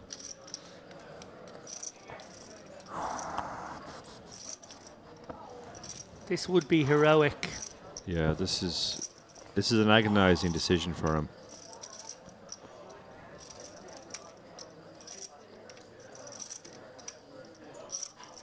You have 10-8 or nothing. Wow, he's worked it out. 10-8 or nothing. So not giving any credit to a Jack-9 choosing this sizing. No. A Queen-7 choosing that sizing. What a fold and what a workout. He literally called the hand 10-8. He really does read ranges and boards very well. Chips over so that we can see because it's behind the box. Yeah, that's what makes him dangerous. I mean, he's capable of doing that move with the King 2 that we saw earlier, the 7-5 suited in the previous passage of play. But he's also capable of making the fold there. Well, Christoforou, he lost a few chips in that pot. We thought he might lose a lot more. He has managed to get away. In the end, the very cold deck, the middle pair and flush draw versus the flop straight, only cost him a couple of streets. Dangerous opponent who can, you know, bluff you off tens with king deuce off, and then a few minutes later get away from a hand like that against another player. You know, he seems to have all the skills, all the tricks here. Yeah. As we see Ustamov now, just 3 big blinds. He is a big favourite to pick up 28,700 now. 7k ladder jump though about. These players keen to lock that up, more than a buy-in. Almost call. 10-8 off, maybe? Ilamore coming with the Queen-9 suited. Again, sort of, I think he's probably going to get a kind of a nod of sort of approval here in the booth. We talked about Queen-10 suited specifically. Queen-9 obviously a pip below. That's the kind of hand you want to keep opening here. Yeah, I think you can open all the King-9, Queen-9, Jack-9, even 10-9 suited when you have that kind of stack. Well, one of the players who can... Although the blinds have gone up again, so actually he's not even that deep. No, they're not too deep here. Kaukwa obviously coming from +1, considering some something of a move here. Can't imagine a flat ever, so probably a raise to 550 and a fold to further action will be the move in mind. We shall have to see. It is a little bit tricky from that seat. Gets a bit more credibility from that seat, which is always nice, but with more players comes more complexity. I think he has gone for that 550, 525 actually. And that will see a string of folds all the way around to Ilamore, who I suppose has to now pitch the Queen-9 suited. Yeah. Even to this sizing, 325 more. A lot of his remaining stack will set up a stack-to-pot ratio of, what, 1.6, 1.7 to 1. Not a comfortable situation with a hand as weak as that. No. We mentioned there, this is right at the bottom of his opening range in the first place, so perfectly fine to release these kinds of hands to further action. And he does.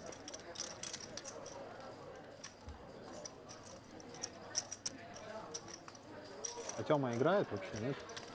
Что-то есть.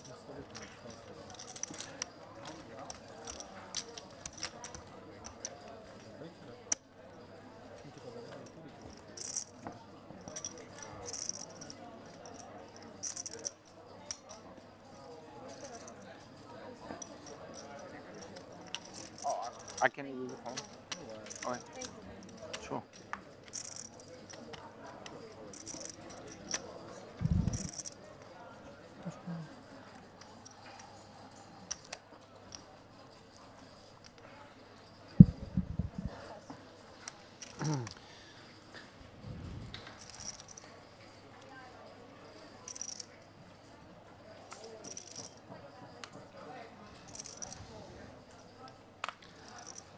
Kolatiuk does fold the ace-5 there.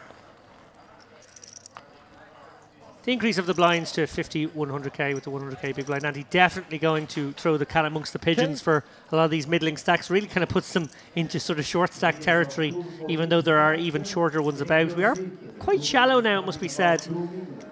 Two stacks well in front, and then everyone else sort of playing a sort of a cagey game. Yeah, it's starting to resemble more an online final table now with the stack distributions. Nice easy level to be able to commentate on when it comes to calculating the number of big blinds each player. So I like this level for that reason. I like this level as a player as well. It's nice. Yeah, I just like it because I like the challenge of trying to work out what 19,000 or what 19,1000 is at the 700 big blind level. Or those organisers who throw in these, like, you know, 300, 700 levels and just try and challenge in a different way. Anyway, we have a battle of the blinds in motion here. Muad just limping in with the 10-8 off, as well he might. Queen-9 off of Ilamore, happy to knuckle back behind. That's a phrase I've been using far less often in my last couple of broadcasts, because Darrow Kearney pointed out I used it far too much in the first one. Yeah. I don't mind if the checking actually involves knuckling, but when it doesn't, we're going to watch out for knuckles here, guys. Muad firing the 150. Here's a man who might get some credibility. Queen-9 shouldn't really let this one go, but he might this time. This is great to see. He's gone for the limb stab, which is quite a sophisticated play. Well, Ilamore thinking to himself, you're not having it for one here. Yeah. Now, can he fire the second one? He doesn't have to now. No. What does he do now? He's hit a pair. Good chance Ilamore would check back a hand like Queen-9. He wouldn't check back some of his floats, though. Some of his, like, 4-5 of diamonds. Yeah. That sort of stuff. It's a tricky spot. He's hit a pair, somewhat vulnerable, but yeah, no point in betting now because he's essentially pulled ahead of the type of hand that Illimore has, but he's still behind all the legit stuff on the flop. The king and the 3. Illimore may be a little bit concerned his opponent has a king, and he's going to probe away here. 250. Well, Muad definitely can't go away. I know it's a bit awkward when your opponent does call on the king 3-3, but when there's someone like Illimore, they will have enough floats. They'll have some maybe weak ace X's as well. I know most of the ace X's would just stick it in, but the odd one might check back, maybe the ace 4, the ace 3 offsuit. Yeah, absolutely. It's hard to make a pair though, as they say, so. Indeed, well, very hard for Illimore to fire the second barrel here, it must be said, if it gets to him. He's actually pulled ahead of other 8s now, which is, yeah. Big blinds all the time. Yeah, I love how Muad played that. Yeah. We doth our cap to Muad there here in the booth. Yeah, I'm definitely watching for this guy in any seniors tournaments I play in the future. Yeah. It's fair to say. I'm watching out for him in all the open fields. Yeah, it's fair to say I probably underestimate some of the older players in seniors tournaments, but this guy has shown us pretty much everything. Is there much ageism within the seniors fields? There's huge ageism, yeah. They're like, oh, that guy's a whippersnapper and this alpha won't play quick enough. Yeah. What age do you have to be sort of mid-pack of the seniors? To no longer be new and not be kind of derided on as one of the real old-timers? Probably about my age, 50. You're sort of in your prime, your seniors prime 57, now. 58. Yeah. Well, you're in your prime full stop. Already there are guys who are like a good bit younger than you, almost a decade. So, but then there's other guys who are like 3 decades older. So.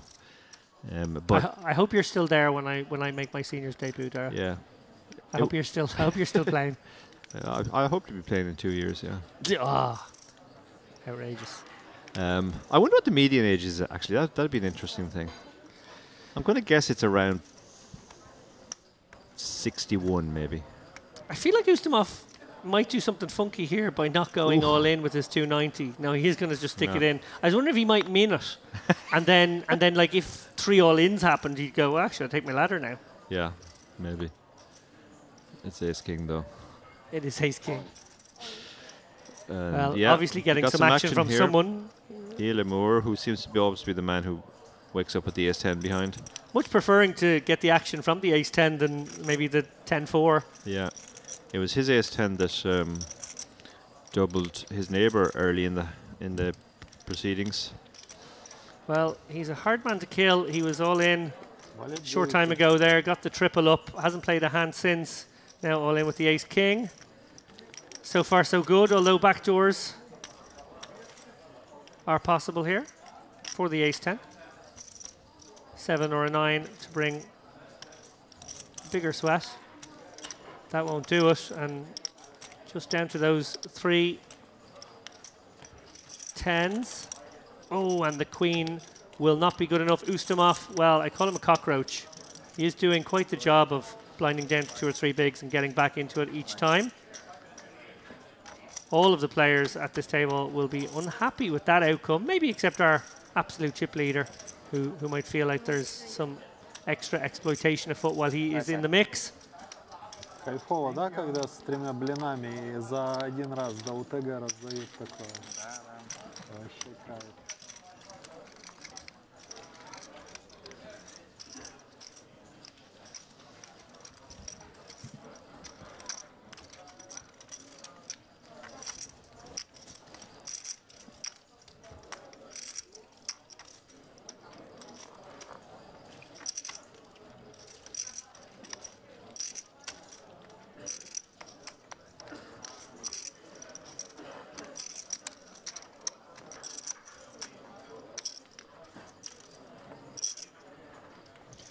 Now officially burning the midnight oil here in Kyrenia, North Cyprus, midnight local time. Prime time for you grinders, I'm sure, who maybe have us on in the background during your Friday evening grinds.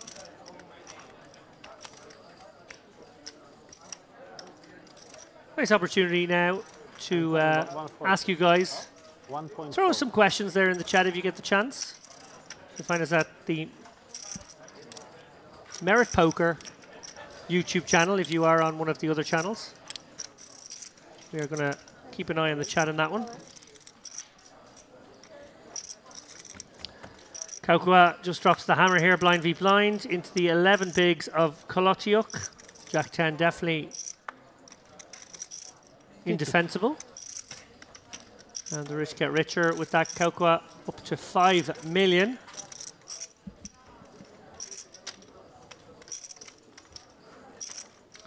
Roughly 1/3 of the remaining chips now in the stack of that man, who got off to a great start here on the final table.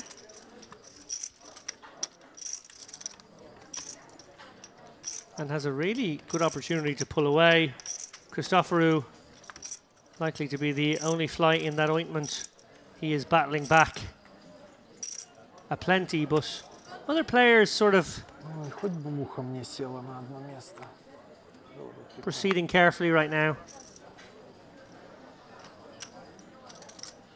The risk premiums on getting it in cumbersome, unfreeing right now.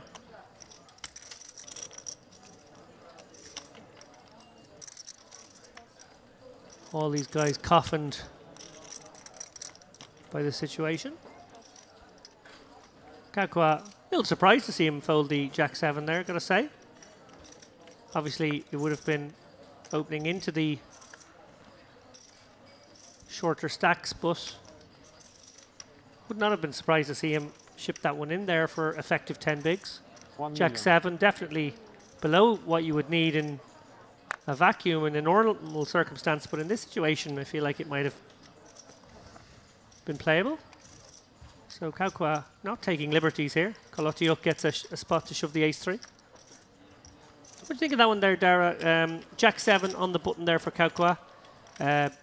Small blind, 10 bigs, big blind, 7 bigs, and plenty of other guys around the sort of 9 to 12 bigs at the table. Yeah, it's going to be a profitable shove for sure, just because of how much they have to fold.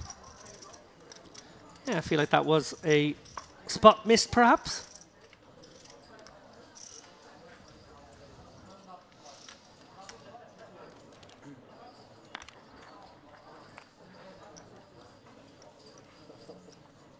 This is now allowed. These white tickets. Huh? I'm a ghost now. Muad with the pocket 5s here. Tricky little spot with pocket 5s and 18 bigs. I think it's a fold, to be honest. Yes. Interesting to see what he comes with. Yeah, I think he's reaching for chips, so maybe trying to exploit his tighter old man image. Well, he goes for 2 1/4 here. And we'll have to see if this gets the job done. 200 raise? Ah, okay. I guess I see. He's going to be committed against a couple of the very short stacks, and at least his hand has reasonable showdown against those hands. Will be up against overcards a lot of the time. Getting a good price. He gets the job done though. So yeah, a little. Yeah. Oh yeah, you mean Darude? That is one of the ways. Yeah, that's one of the way older players can No, definitely no, exploit no. younger players. They'll get more folds in those So spots. you like it? Very much. Only the one song though? Only the one song though? Yeah, I don't know nothing else either.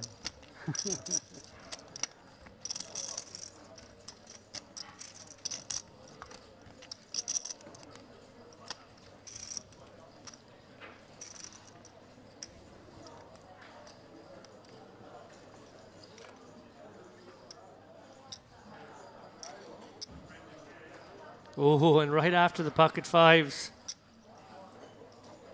Pocket queens for Muad. Well, one feels he will be very happy to go to war with this holding.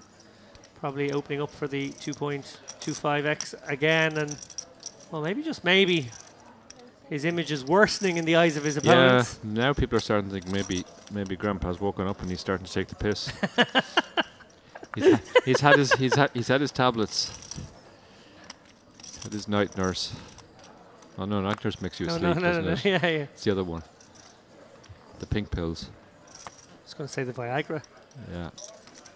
So Tantio in big trouble here. Yeah. Is there any world where he finds a flat out of the big Dara? There is, he yeah. might. There is, yeah. It's exactly the two kind of stacks interacting with one another where he should. No, he does. Quick flat, love this. This That's is good from ICM Tantio. awareness, yeah. Yeah, very good. I used to watch it when I was There are little, still some but not boards that will anymore. cost him. Like this That one. is one of them. This is the safest looking board imaginable. Muad may come with a larger sizing too. You do? Interesting to see what I like it too much. he will be faced with. Looks like he's going to go 200. No, love his sizing. I love here. the sizing. I Even love his the sizing. His sizing is good. His seat bets are good. Everything is good about this guy. Yeah. Siberia. The smile is good. I like the smile in the Yeah. graphic there. Tantio in a world of pain here. I even like the speed of that bet. It kind of looks like Ace King deciding, okay, yeah, this is a safe board. I'll try to bet. Yeah, or just like auto. I know there's an auto C bet, so here it comes. Tantio wondering maybe if he should raise this spot ever. Yes, too much. I don't think so. He's obviously going to come with a call. Yeah, raising you just. He has raised. 480. I don't like this, Dara. No, I don't like Sort this. of This seems working a as an misstep. informational one. If he gets raised over the top by Muad, he might just decide, well, that's kind of what I went for against this guy. I went for the old school. But as I remember us discussing years ago, maybe a decade ago, Dan Harrington and the comment made famously in his books. Dan Harrington used to say, if you ask, somebody asks you the question, give them the answer they don't want to hear. Of course, I went like 20 times, but that's not you know, there's nothing. And Is he going to just flat here? Wow. Trappy. Well, look, I suppose the logic here is that there will be some 2x. we used to have I mean, and there's no point in scaring away. Yeah. Well, the 2x you're going broke against it anyway. But there's no point in commerce protecting your hand. Now there's no one. Most of the bluffs are very low equity. Absolutely, I love that flat. Okay, that's a bit of an action killer, perhaps. Yeah, you can see his eyes are immediately on. That's one of the two cards he didn't want to see. He didn't want to see a king or an ace. I wonder if Tantio would just put the brakes on now. If he was ahead of an ace king, well, he's probably get sticky, he's probably thinking news. ace king was all he was ahead of, and he's falling behind that now. Unless he puts Muad on like a 7s, 8s, 9s. But I don't see the point of betting against us. And he is going to bet. This is very strange. It's sort of a blocker-ish sizing. He's gone for something around 14%. Dan Harrington had a good name for this type of bet too. He used to call it the let's keep it friendly bet. Don't want to face a difficult decision facing a bigger bet, so you just try out a small bet. But it's not really a blocker bet, because to be a blocker bet has to have two characteristics. It has to block the guy from betting bigger, but it also has to be possible to be called by a worse hand. The blocker bet without the second one of those is basically the let's keep it friendly bet. Could it not be targeting at this sizing 8s and 9s? But they're I'm stretching here. They're not going to call, are they? Maybe for 14% pot. I know it's a weird one we've got on our hands here. So yeah. Well, Muad obviously going nowhere here with the queens. Won't be loving life right now either. Obviously that king is going to be upsetting him. Now I wonder if Tantio will figure out that he's behind now and he has to bluff. That's the only way this hand gets super interesting, I think. Very, very cool customer here, Muad. Yeah. Tantio looking at another overcard to his 10s. This is the problem with the check raise as well with this type of hand. Often players feel compelled to keep the betting lead. Do you like bet one big blind maybe sometimes here? Just in case that he is in there with the 9s and 8s? I mean, yeah, if the player is capable of being in with the 9s and 8s, then yeah, by all means bet one big blind, but yeah, he's gone for the check. He has checked. And Muad's happy to get the showdown at this point. Well, he is a cool customer, this Muad. And yeah, he's getting a lot of love in the chat. Great stuff. Thomas says, I'm a big fan of Muad. His calmness and sizings are perfect. Yeah, that's exactly it. He's just such a cool customer. Sizes situations up well. And sizings are really good. That's the impressive part, actually. You don't meet too many seniors with good sizings. Говорю, я бы тоже 3 таймбанка на 1 миллион шашек поменял сейчас с удовольствием.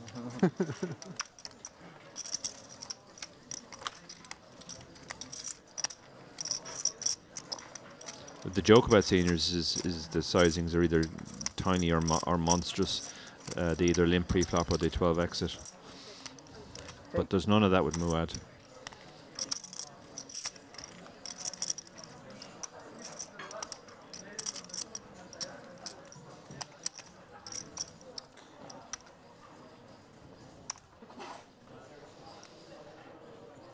Are you still alive?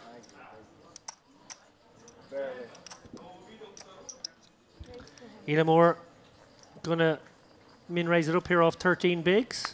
Kakwa with the same hand, suited variety, right behind. We saw him contemplate the ace-9, I want to say roughly an orbit ago. This may feel like a similar-ish situation. Similar kind of value.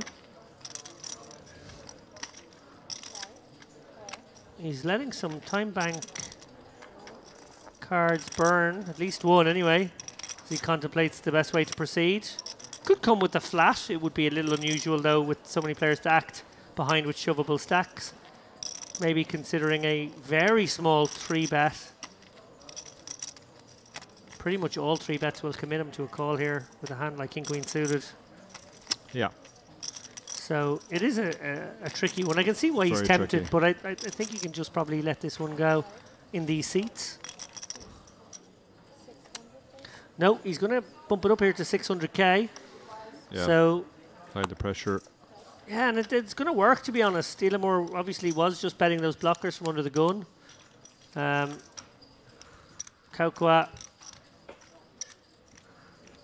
increasing his wealth there up to 5.5 million now. It can be tricky to navigate these sorts of final tables, Sarah, even as the big stack with all these short guys around. You know, you're always kind of at risk of giving them a double if you open. Sometimes you're going to get priced in awkwardly.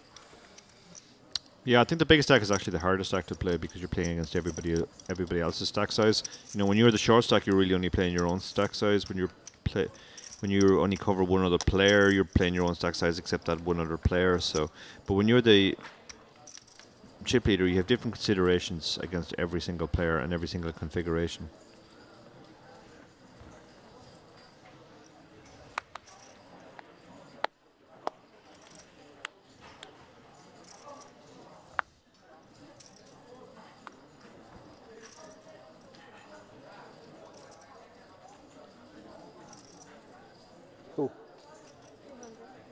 And Kolodiuk with the Django's. He's going to bump it up to 200 here. Christoforou with the 4s behind. Well, this hand isn't really a great candidate for a move in this spot, I feel. Yeah, he just seems to have such a wide 3-betting range. But I know, right? He does let this one go, and it's good to see he's not just 3-betting everything that looks half decent. Cantillo just 10 bigs. Wasn't even considering him one of the short stacks a few moments ago, but he's been dragged right into it now. Yeah, you open in a couple of pots and lose them, and suddenly you're one of the shorties. And look at Muad. He's gone about his business very, very quietly, and he's up to almost 3 million now. The Cowboy with the Django's gets the raise through. Chips up to close to 1.5 now. But yeah, this is a very tense, claustrophobic sort of final table right now. Yeah. And it feels like it'll stay that way until we lose at least 2 players. Yeah. Yeah.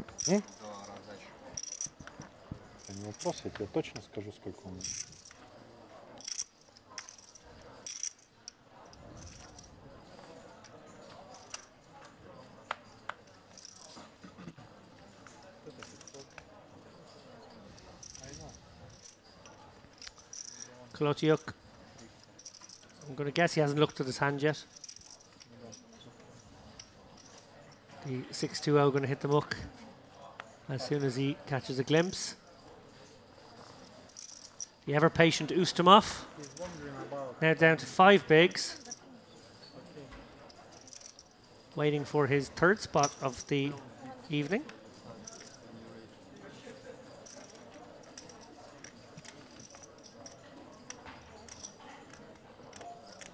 And raise and take it, it looks to be for Christoforou, unless Kaukua decides to get sticky to the 2.5x open with the 5-4 here.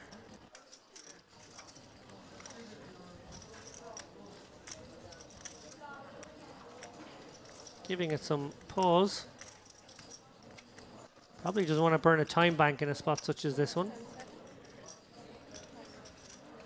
Does release. And Christoforou staying active, staying aggressive. Loves that 2.5x size. Yeah. He's back up to 2.7 million. Very similar to what we saw Muad had there. Very much in the chasing pack, those guys.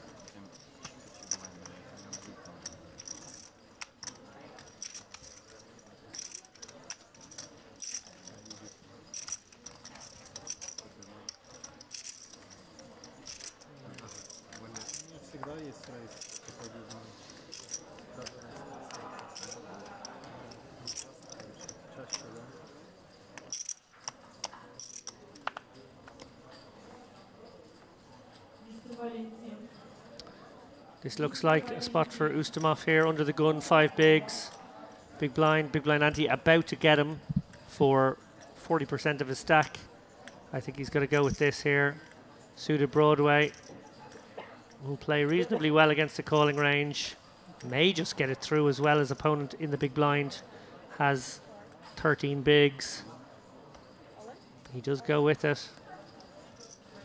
And there's a degree of shove and hope about this one, but it's absolutely the correct play. Ilamour, well, look at how his fortunes have changed. He started this final table considerably ahead of everyone else, and now he is all in for 865k, covering Ustamov as it happens. But should he lose this one, and he will lose it reasonably often, he will suddenly be down to just 300k, having once sat proudly behind 4 million chips. Yeah, I think he looked back on the first hand he played, his decision to call off at the ace-10 to Muad's shove, when Muad was actually the third shortest stacks, which made his range even tighter. But one jack is dead. I think that was a misstep. That was a big moment, you're absolutely right, Dara, well remembered.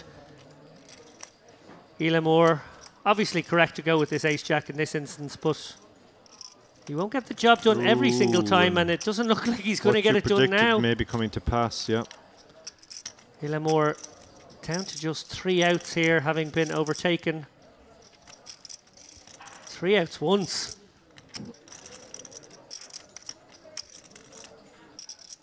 And that won't do it. Ilamour down to just 335k now. Ustamov, ever patient, got the triple up, got the double up. He's got the double up again now. He's up to 1.31 million. 13 big blinds. Doesn't sound like a lot, but there's a lot of players out there with less. Yeah, this really just... I mean, Ustamov has been very, very patient, it has to be said, and now he finds himself not the shortest anymore.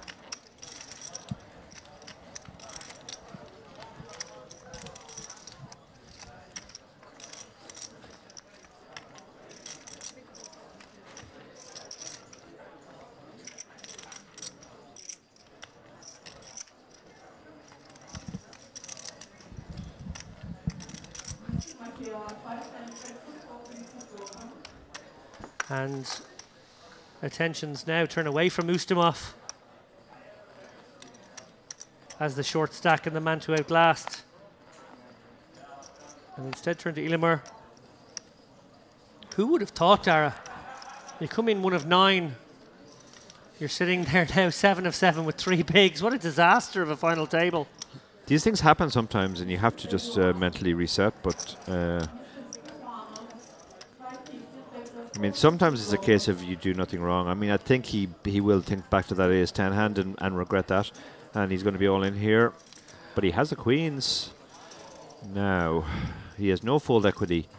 Christopher has gone for the very wide open with the king-6 off. And crucially, it's a closed raise. I think maybe Christoforou, by going for this large sizing, has actually maybe made a slight strategic misstep, because there's no implied re-raising option for him when it gets back round, versus the likely to get in with a reasonably wide range, Ilamour. And that sort of could bring in other players who know now that Christoforou cannot isolate. Kaukai does turn it down, though. I'm slightly surprised to see that, I got to say. Ace-3 suited. Good luck. You hope the best. That is such a loose open. That's just... that's off the charts. Like, that hand's barely open on the button. That's a pretty wild one, I got to say. Christoforou obviously trying to exploit the fact that Elamore was in there and would fold a lot of hands, and then that would get the raise through quite a lot. But he's ended up getting caught with the hand in the cookie jar here in a big, big way. Can Elamore do the hold? Well, the shorties have been doing holds, and they've been bad beating when required to. Or will we see a king? Not yet. A king and a king only to eliminate Elamore as we go to the river. No. Double up once again for the short stack. None of these guys want to go anywhere. They want to keep this a 7-person affair. Elamore doubles up, but more than a double up really when you're that short. He's up to 920k now, from just 3 big blinds to 9. Yeah. And with 920k actually sort of, I haven't seen the scoreboard for a little while, but I'm going to guess there's at least 3 guys alongside him there. They're all holding hands either side of a million. This is a stressful affair for everyone. Big pay jumps. Yeah. Today he had less. Today he had 1.7. Slightly wide open there from Christoforou, who's now in the big blind. I took some lessons from my friend Nikolai, who is never died. Never died, Nikolai. Who is never died. In the game, I mean, of course. I think I know the Nikolai he's referring to. Nikolai picked up a lot of mystery bounties both yesterday and today. I remember him coming up to the tombola.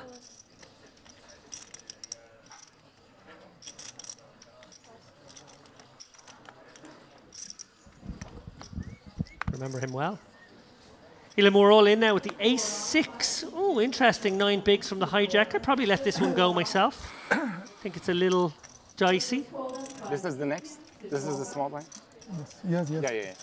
You remember him well in the Marriott Hotel? No, never. Never. I'm kidding. Is Nikolai your friend who Name the singer that's a reference to. No. Nikolai Fall. It's not Marriott Hotel, obviously. You know him, this guy. He's remember him well. Regular here. No. Yeah. The guy I'm going to have to pass. No, Leonard Cohen. Oh, it was a Leonard Cohen song. I should have Remember him well in the Chelsea Hotel. Chelsea Hotel, yeah.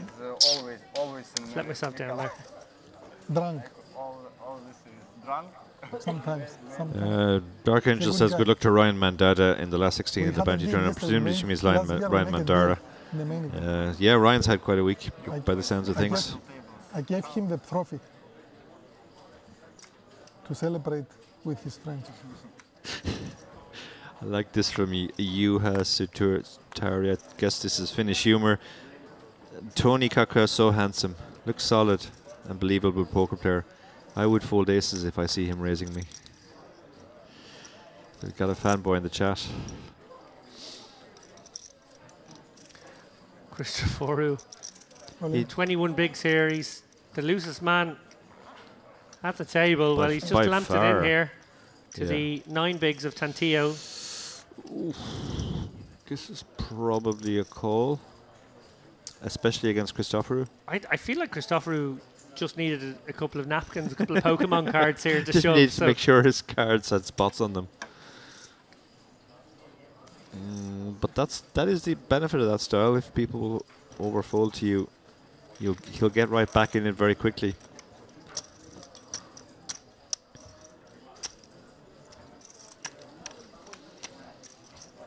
Well, Dara, we are coming to the close of this 2-hour block. I think it's in fact been slightly more than a 2-hour block with the various delays we've had. And I just want to get your closing thoughts, obviously, on what we've seen so far. 9-handed at the beginning, 3 levels, 3 40-minute levels. Would have expected to lose at least 4 players on average in that block. Clearly we didn't, and things have got a little bit contracted now. Yeah, they have indeed, yeah, and that's going to just ratchet up the ICM. But the blinds will force things along. You know, guys will find spots like that where they have to shove from the small blind, and it just becomes a different game. We're not going to see too much nuanced post-flop play. Yeah, we might be seeing any post-flop play at all if the shorties continue to double. Yeah, that's just probably a seat too early. With 13 big blinds. This is not a seat too early. You can go different ways with this. Shoving it is fine, but raise folding it is okay as well. Yeah, I wonder if he will be considering the likelihood of the wily Christoforou right behind, as maybe someone he wouldn't want to raise fold it to. I wouldn't. I'm not talking about raise folding to him. Are you going to it becomes a snap-in juice. Snap-in juice. It's like a trapped you. Show me your 7-5. But yeah, in that case, it works kind of well because yeah. you could get away from Muad. Yeah. And then you snap him off. Yeah. Sometimes you open willing to snap one player, but willing to fold to another player. I like that line. Very nice from Daryl Carney. Nice tip there, guys. Pay attention to that one. Cut-off spot there, 11 bigs, ace-9. One very, very loose player, willing to get his chips in, willing to apply pressure, and two players that maybe you kind of feel you're going to get an honest response from. Ace-9 becomes an interesting one to induce against one and raise fold against the rest. Yeah. Very cool. Nice little strategy nugget. Free of charge there, courtesy of Merit Poker.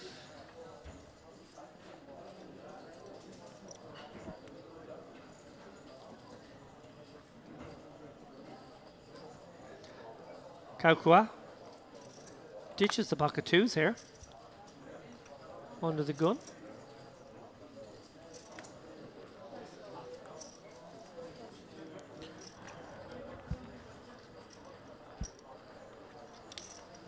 Action folds round to the loose aggressive Christoforou, who decides to min open here. That's the first min raise we've seen from him. It's of note.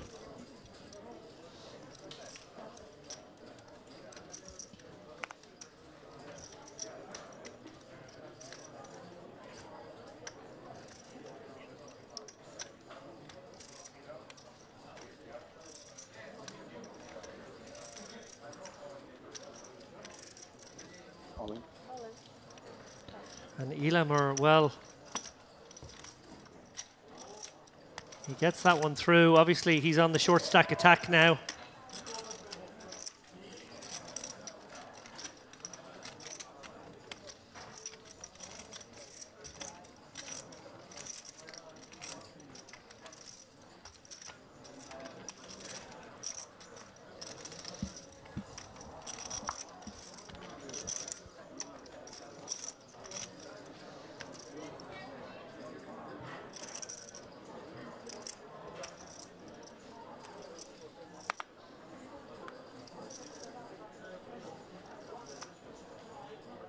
I think we're going to squeeze in one more hand here before the break.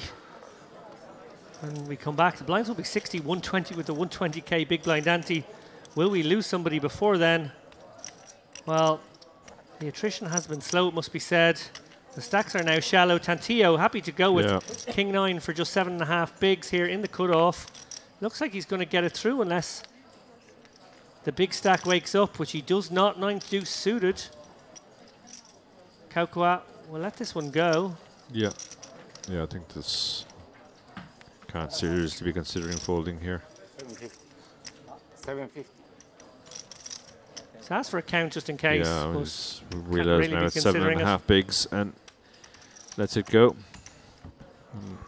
I think that was the last hand of the level. Ooh, she's going to sneak one in. She is not, I think. That is it. Yeah, you're absolutely right, Dara. Well, look, let's have a quick chat about what we've seen there. A fascinating phase of play, it must be said. Obviously, not seeing any bust outs, and the result is, well, you have it on screen there, guys. 4 players with sub 12 big blinds right now. Remember, just 7 left, and big pay jumps about these guys under an awful lot of pressure. Hands will decide an awful lot from here, one feels. Card distribution, kind to some, unkind to others, and that will probably do it. But that's not to say that there isn't some poker to be played and that there isn't some mistakes potentially to be made going forward. I want to focus in on one of those mistakes. Dara, you said a few moments ago how Muad had impressed you so much. Obviously, the KG, wily, clever, more experienced player at the table. He shoved the ace-jack there about an hour and a half ago, and big stack, Ilamar decided to make a bit of a hero call or a bit of a kind of a tight or a loose call in that situation against what he should have been perceiving as maybe a tight player with a tighter range given the scenario he was faced with. Yeah, it was noteworthy that he didn't even consider it. It was a snap call. He called so fast we thought Muad was in trouble with the ace jack. We could never have imagined that it was a worse hand. When that happens, that means the call has to be a mistake. Yeah. If the commentators think it has to be a better hand than ace jack and it's a worse hand, then it probably shouldn't have called. Mu had impressed me in the previous session. Impressed me even more this session. He to use an old-fashioned term, he lets the game come to him. He doesn't force the pace at all. He sits there taking everything in. Everything about his play was really good. Good presence, good sizings, good pre-flop selection. And yeah, just seemed to size up every situation really well. And he's climbed all the way up to now number 2 in the charts. Yeah, and on the other side of that goal, Ilmar, well, that started the rot really for him, and he's now amongst those 11 big blind stacks all fighting to battle it out. The other thing I would like to point out at this point is Christoforou, very much a different sort of player. Yeah. He's playing really loose. Big stack Kaukua actually playing a little bit snug, a little bit tight, almost wanting to lock up top 3 at some level psychologically maybe before he puts any more chips at risk. Again, very different styles. Christopher is not letting the game come to him. He's getting after it. He's taking every spot. Kaukua has the more sort of Finnish trapper style, even with the big stack. So it's very difficult to see him spewing off. The 2 chip leaders now are the 2 guys who have the snuggest let the game come to you style, which is going to make it very hard to get those chips off them. Yeah, I just feel like it's going to be a battle out now between those guys with less than 11 big blinds when we come back. Anyway, look, it has been fascinating stuff.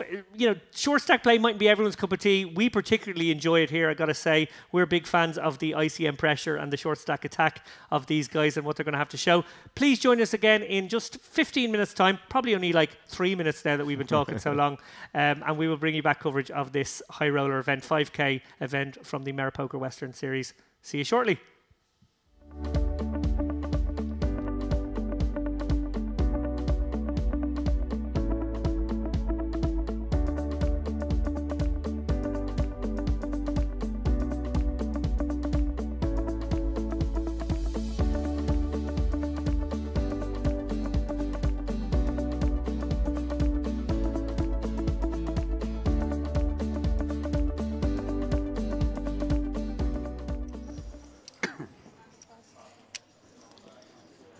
So 16 players left. He is on a money jump here.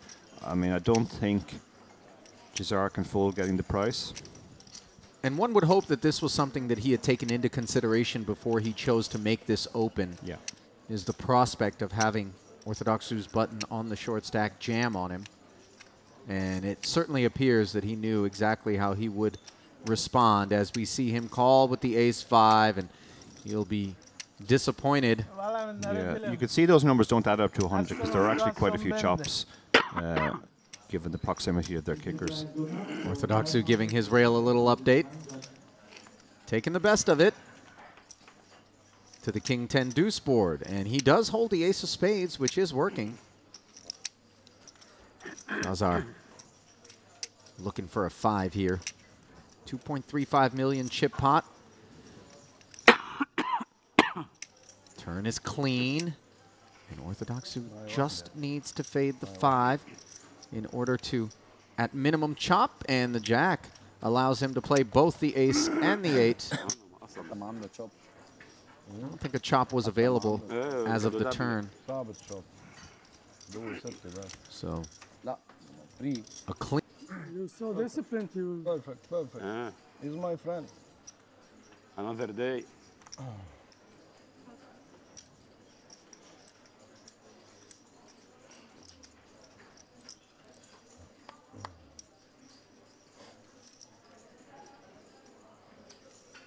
Two queens for Orthodoxu. What a lovely start this would be for him, as he has already enjoyed one double up, Dara. And at this depth of 2.4 million, is it simply all in? I don't think it has to be. He's got 14 big blinds. Once you go above 12, you can start having some raise calls and raise folds. I think this certainly qualifies as strong enough to raise call. If you shove this, you're not going to induce a lower pair to give you action. But if you raise this, somebody might look down at 6s and decide to shove it, or ace X. where the X is lower than a queen, that you're in great shape against. Not sure if it's with intent, but he's giving off some real reverse tells here. Yeah, he does move all in, so... Interesting he chose to use one of his time cards on that too. I mean, he always knew the decision he was making. And those time cards could prove very important as we get further down toward the final table. This decision far simpler than the ones that he might be facing later on. Yeah, we actually saw that in the warm-up event. Paul Brown came back as the shortest stack, and he used all his time cards. But he actually ended up as a big stack on the bubble. Okay, so King-Queen is giving action here. And some protection as well in the event that... Yeah, there's no way Komorowski's getting involved now. He just wants Orthodoxu to bust here and secure the pay jump. Normally you would think Sandragal has the stronger range here, and he does, but on this occasion Orthodoxu has the stronger hand. And the two queens will be thrilled to be in this spot. Worthy of note, Raful already folded a king of spades out of the big blind, so just a couple of kings are actually available to Sandragal here, who has sort of stepped in it, but of course has Orthodoxu covered. That's the good news. The bad news is the 6-high 2-club flop, although the 2 clubs are working for the time being in conjunction with the queen of clubs. Now a chop available on the turn. 2 actual kings and a 5, what he's looking for. Instead, he finds a heart, and Orthodoxu doubles once more, and the long face at the onset has now begun to produce. Of that impressed me the most is the Mongolian player Sandragal, and this gentleman on screen, Luke Bandel, who appears to be all in. As we take you to the outer table, we do have something developing. It is Vakos Joma against Luke Bindel, 2 jacks against ace-9. Flop was 3 ace-deuce. And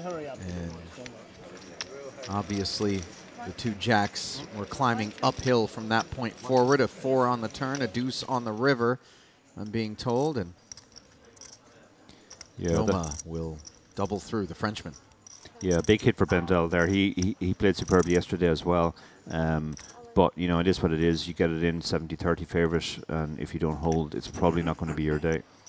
Meanwhile, up front with the ace-9 suited, Sandragal made it 325K to go. Melchizedkian, ace-queen, an understandable jam over the top, and the ducklings really looking quite vulnerable and undesirable for Komorowski. I think he's just using his full time here. I don't think he was ever calling off there with 2s. And that does show good awareness too from Komorowski, an older gentleman. He's aware of the time dynamic, the fact that they're on a pay jump.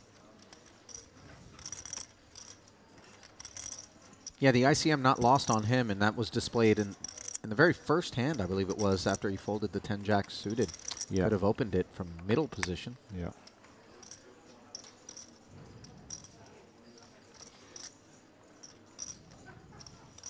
And this is also an example of the time just being Orthodox. utilized there. Orthodox is never playing 7-6. Again, we're seeing the same phenomenon because they now have the time cards. That's kind of legitimized taking 20 to 30 seconds on a decision that isn't really a decision. Do you feel like when we're down to 2 tables that each time we're at a pay jump, we should go to hand for hand in order to prevent this sort of No, I think behavior? that would be over the top. It would slow the game too much. We saw the bubble really slowed yesterday. Yeah. But there's really not much you can do about this, and you can get lucky or unlucky as well. You know, you can be on a table where everybody's playing really fast, and the other table everybody's playing really slow, and that gives the other table an equity advantage. That's a situation where David Lappin always tries to educate his table that they should be taking their time. We've buried the lead a touch, which is that Sandragal is willing to spin here with the ace-9 in really bad shape. Made the added investment. Flop is of no assistance to him. Does have some backdoors available, and that is one hell of a card. What a card. Flush draw and open-ender obtained as ace-queen is really sweating this river, which is a black 5. And Sanchergal, you can see there, he has so many outs, very disappointed that he didn't hit one of them, and he's going to be all but crippled now. Yeah, face telling the story as we bounce back to our outer table and find Dominic Planka with queen-jack offsuit up against Sergei Efimov's pocket jacks. Board is 3-7 queen, so top pair for Planka, and obviously Efimov is going to be super disappointed given what great shape he was in with his holding. And the pay jump has been secured by the field. In the right price, but there is a risk premium due to ICM. Yeah. So I suspect if we ran it, it might be a close fold. Nothing close about this one, as I expect we will see the first participation from Komorowski.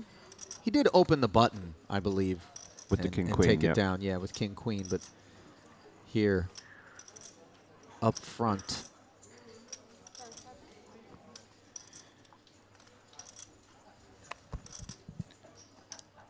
And using a time bank, the pay jump has already been secured, so really these banks are just designed to sort of reduce the range that these players' opponents are placing them on. Yeah, it's possible there's a little bit of Hollywood here. It's also possible he's actually does have a decision between normal raise and shove, and he's trying to decide between which of those two options is better. Goes with the all-in. He does go with the all-in. He was relatively early. I think in late position, you would be more likely to raise, but in early position, when you have the whole field to get through, maybe the shove is the better option.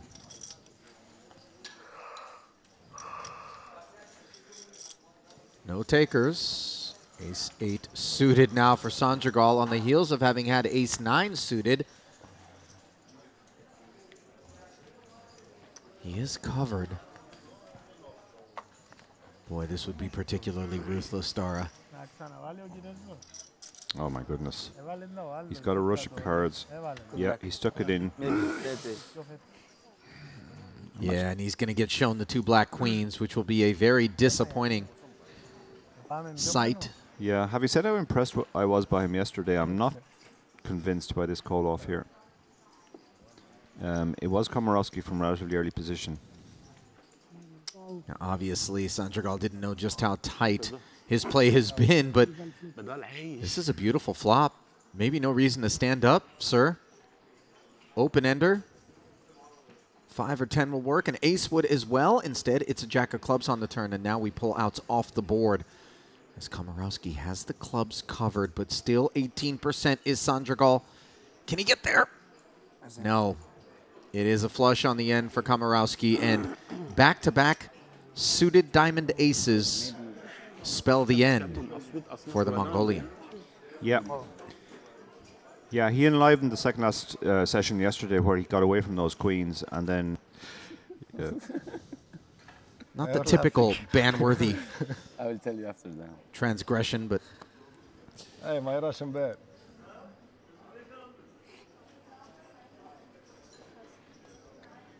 That's a nice choice.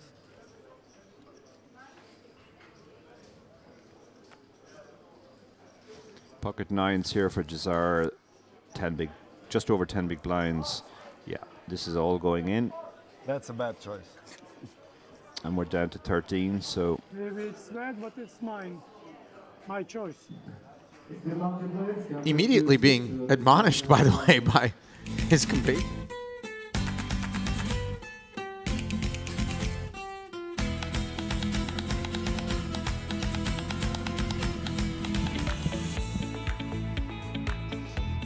And a warm welcome back to continuing coverage of the final day of the Merit Western Poker Series. From the Merit Crystal Cove Hotel and Casino, Ali Najat stepping in for Dara O'Kearney. Back in the fray here as 7 of our original 9 remain, joined alongside David Lappin. And David, you were obviously front and center for all of the final table to this point, where we lost the likes of Yahuen Kontouche and Julian Blabea, but still 7 remain. And as I glance upon these chip stacks, one thing jumps out at me. They aren't particularly deep. No, not at all. Contuche, obviously, we characterised it, I think, very fairly, not as a misstep. He made a sort of a bold play with a triple barrel. He went from mid-pack down to the short stack and then bust shortly after. We lost Blebia, who had done his best to stick around and win his all-ins off a very short stack for a while. But yeah, it's really been a story of, well, that man on screen, Muad, who has played tremendously well. Got to say, really, really enjoying watching him play right now. Kaukwa, who's not really using his chip lead to stomp everyone else, so it'll be interesting to see if he decides to up the aggression at any point. Ilamur had just 3 big blinds. He was obviously our chip leader going into this final table. 3 big blinds just about 5 hands ago. Got the double up and has got a couple of shoves through since. Obviously trying to get another one through right now. Yeah, tremendous roller coaster that he's had to ride, and this is a slightly awkward spot perhaps with these new blinds of 60 and 120,000 for Kaukwa from the small blind. King Jack suited. Is it enough? It's interesting because with all the stacks having compressed down, Ilamur, by virtue of getting a double up and a couple of shoves through, is actually, you know, sort of in that grouping of 11, 12 big blind stacks now, which is shallow, and King Jack suited would be a call in most worlds. But with everyone relatively short, it actually becomes a bit of an ICM nightmare, and then hands like King Jack suited don't tend to play as well against the shoving range. Nevertheless, the fin is jamming over the top, and that will provide the King-Queen some insulation, but obviously the wounds here are going to be self-inflicted if they are ultimately suffered by the fin, Kaukwa, who really pressed this King-Jack suited and winds up in a bad way. As you see the equities heading to the flop, can Ilamur continue to ascend? Certainly looks that way for the time being as he has flopped second pair on an ace-high board, but of course, the Broadway draw looms.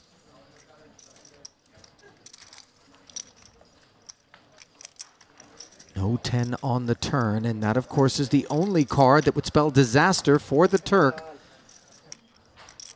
Can he fade the 4 outer and double yet again? Ooh! Oh, my God! Oh, la la. Well, a nightmare final table for Ilamur.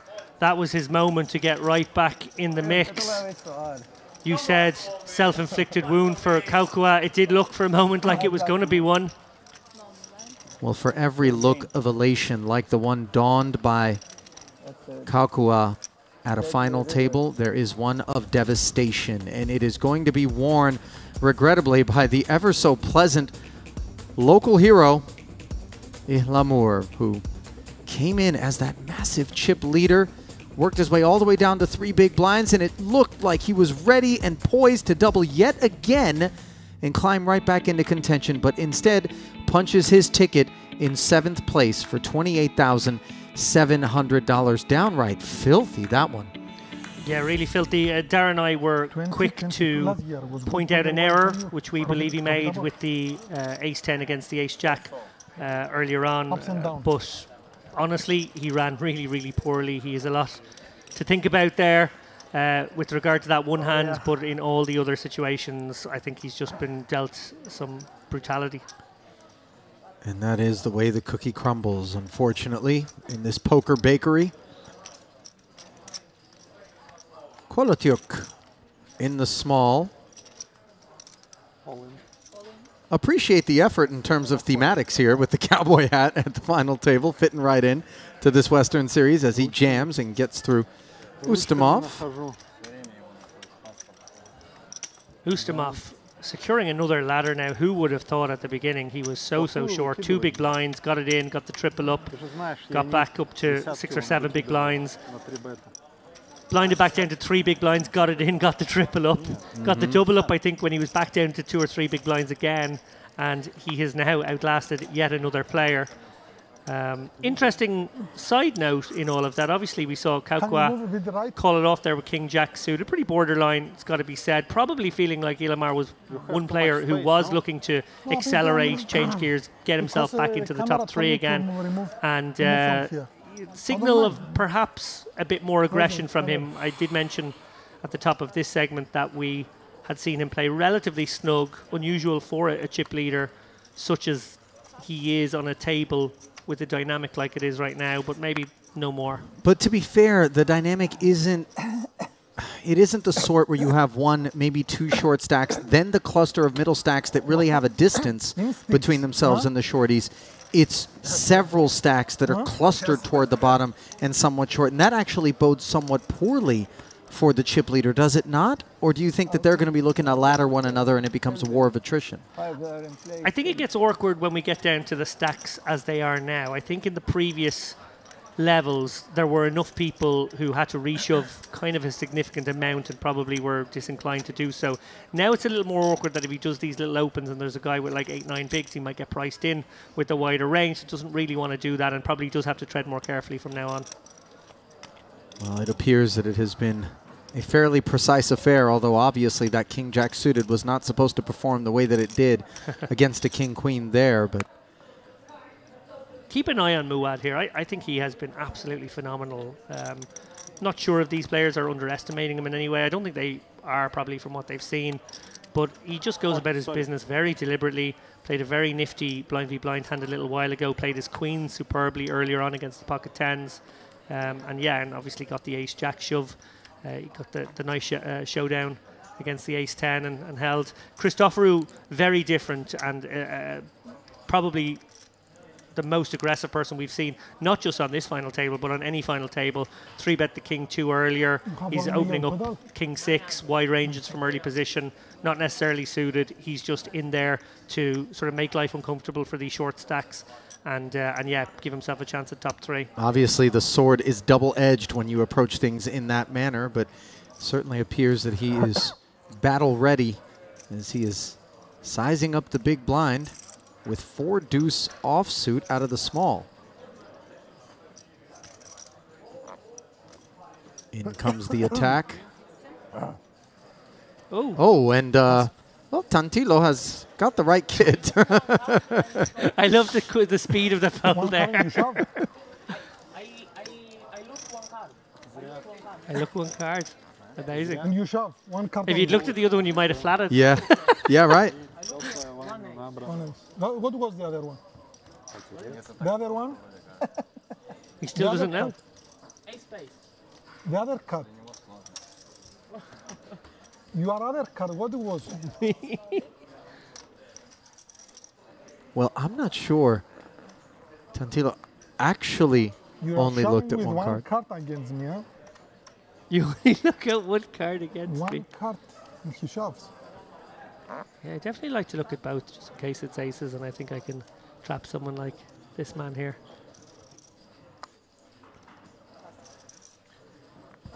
Just 1.3 million in front of Kolotyuk. 275. Takes a pass, and look at the undeterred, relentless aggression from Christoforou. The 4 deuce offsuit obviously got his hand smacked. No worse for the wear. Back at it from the button. The pre-thanks. Ace? Wow. No, ace, no. Muad not looking to defend with Jack 10 off. And I suppose that's why Christoforou is doing this. You know, he's actually got to see, he's created kind of a table atmosphere where guys are showing cards a little bit. And, you know, it's kind of a fun player to watch and engage with. I do feel like he's got his read on these guys as all being rather snug. And that's why he's playing the way he's playing. Now, I think you're absolutely right, Ali. Live by that sword, die by that sword sometimes. Nobody wants but to similarly, he is looking to just swing it wildly and bludgeon these guys if he can. See numbers for ICM. Next payout will be 6th place, 34,500, courtesy of the 7th place finish by Osman Ilhamur, who picked up 28,700.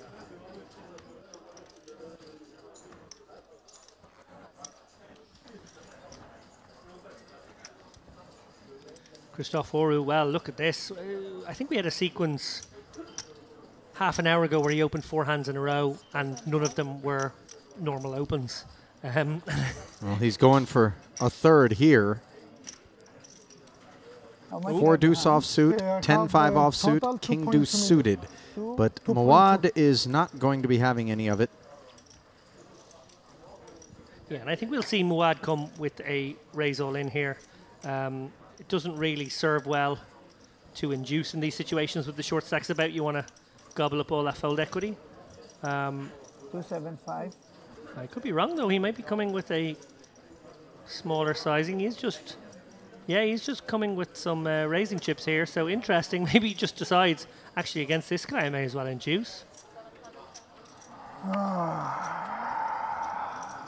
Deep sigh from Christoforou, who does give a little show to Ustinov there. Obviously, there's a show one, show all sort of rule there, but I'm not sure anyone else spotted that Ustinov got a little peek. Not sure if he got a peek at the king or the deuce. Either higher or lower, one number higher or one number lower.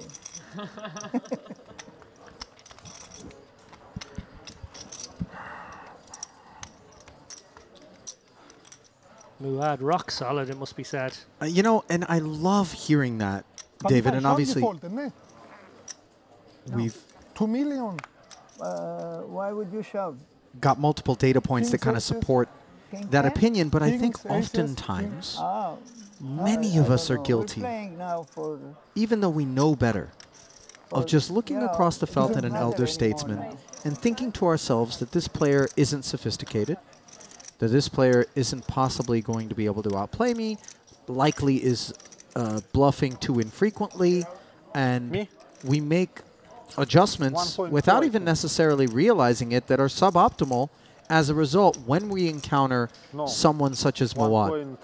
Yeah, I think there's a lot of bias out there. I think people profile in all sorts of ways at the poker table and then very stubbornly move from that biased position to where they should be based on the data available.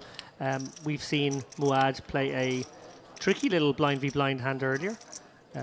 We've seen him show very solid ranges, generally not be particularly exploitable, and most importantly, and Dara O'Kearney pointed this out in the last segment, really, really good sizings, which is something you won't always see from, you know, players of his vintage. Really, really good sizings. Well, on the topic of trickiness, Kolotyuk off of 1 million in the big with this ace-9 suited, facing an open from this highly active Christoforou. Feels like the writing may be on the wall. Yep. And yet, we find him flatting. And your brows are furrowed, David. Yeah, look, we see that the dealer sort of dealt a cooler given the dynamic we have out there.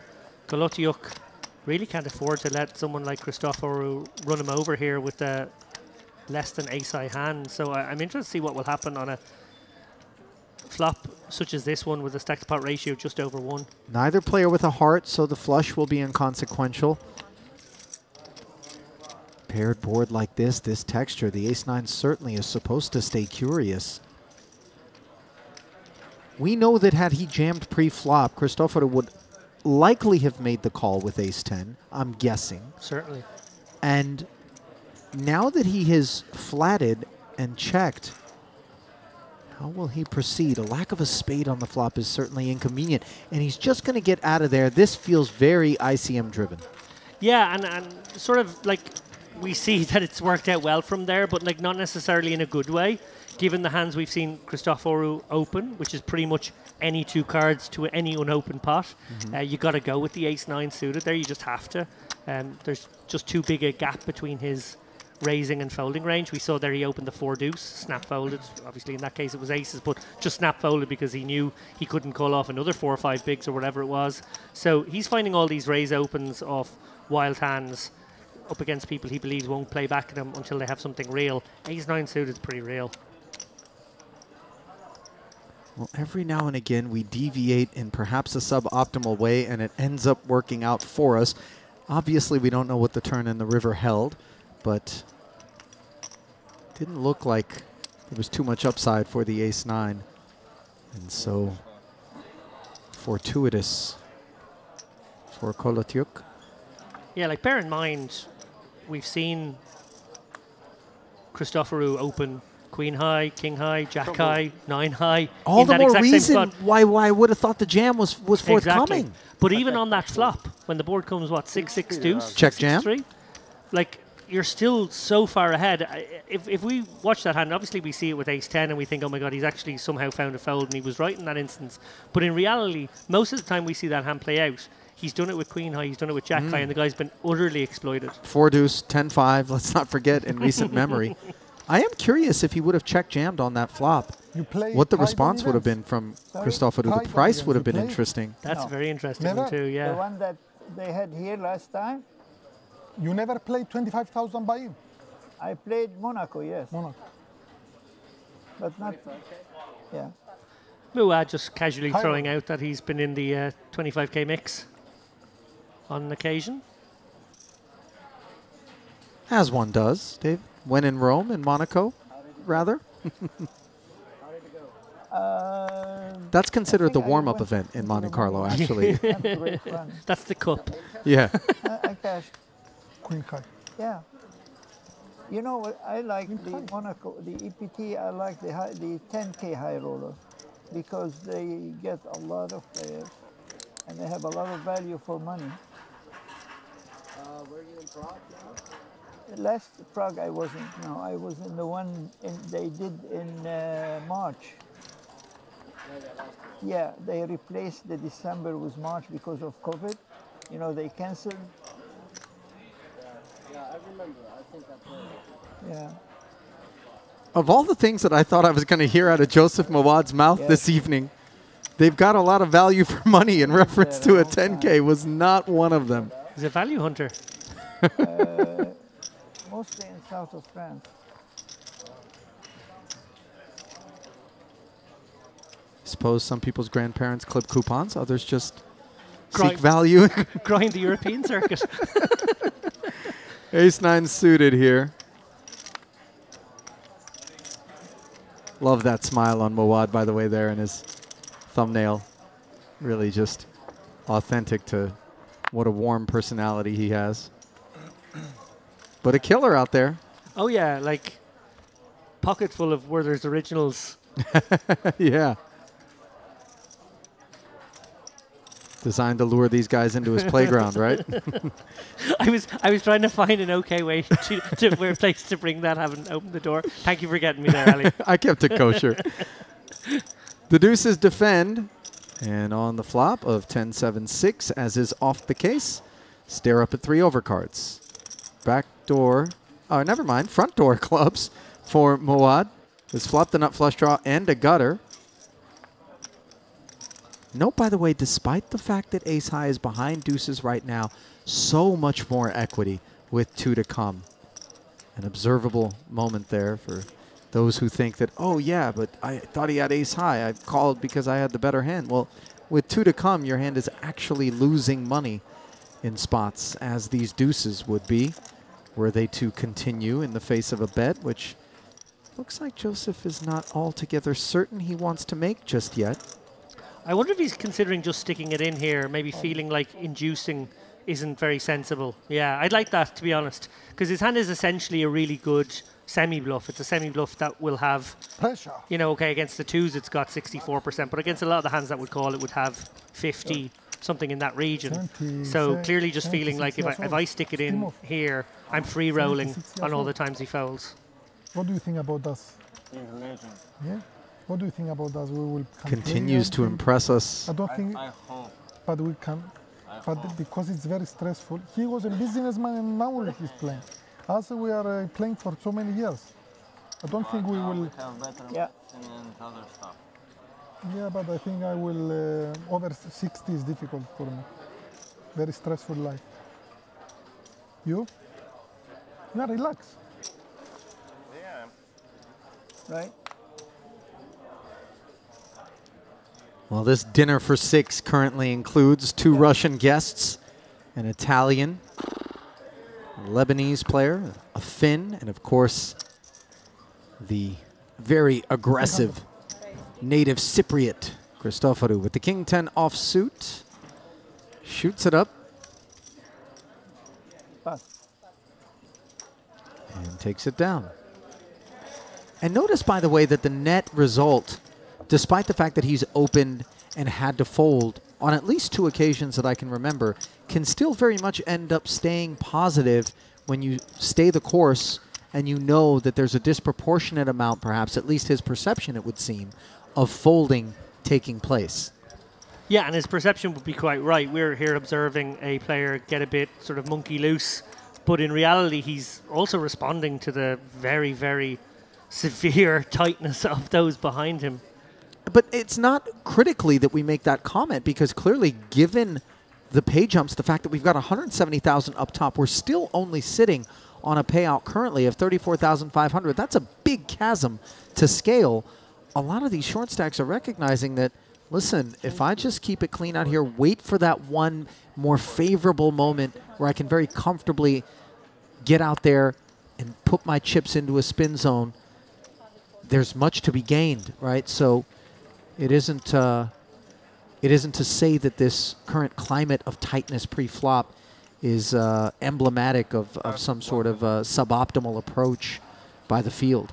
Absolutely. Interesting to see here Ustamov coming with a suited king here, basically using his blocker, and I suppose the suitedness is nice if flatted by the big blind, to try and get one through off a stack of just 8 big blinds. Like, they're treating these 7, 8, 9, 10 big blind stacks as very openable, because obviously quite a lot in there.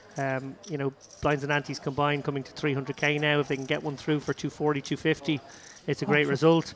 Looks like Kaukwa is going to make Ustamov work for it, though. He's going to flat here with the Queen 8 suited, and these guys are going to play a pot with a stack to pot ratio of about 1.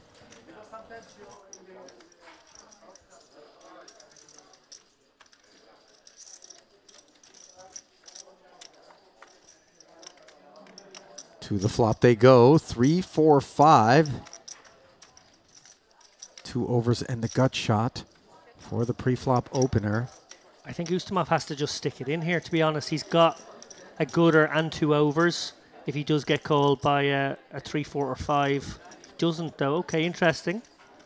Backdoor spades were available no longer upon the arrival of the jack, as the king high is still best. Very dangerous to surrender the betting lead in this situation against an opponent like Kaukwa, who won't be considering a 200, 300k bet a significant enough portion of a stack not to maybe take a chance. So Ustamov maybe just going to try and get to showdown here. Interesting spot if Kaukwa has an opportunity to bet rivers. No, he is going to fire out maybe 1 big blind here. I like this a lot, David, in lieu of the passive check back, where you know that the Finn is going to have designs on taking this away from you on the river, with all the disinterest being shown, because he's positive you're not trapping. Really could put you to the test with a stack as deep as his, 5.9 million. So nice little delayed barrel from Viktor Ustamov. Very deft, I have to say. Like, I'm going to be honest, I'm not an absolute expert with these particular stack depths with ICM in play. It's very difficult, very cagey.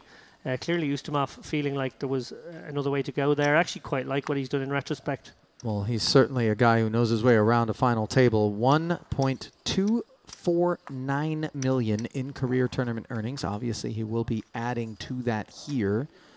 Fairly regular participant here at Merit Poker and many of their festivals.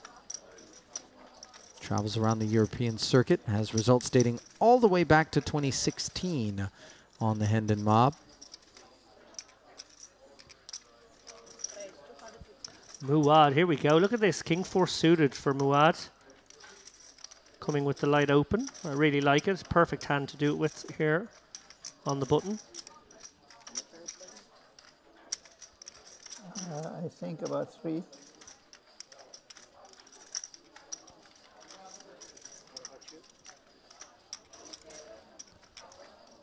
What about me? Who is that? Is that our cowboy? Or singing, possibly dancing. Oh boy. All action cowboy does look down, wow. What about you indeed? 2 black 9s. And Muad probably priced in here to a 5 big blind shove. You, but I'm all in.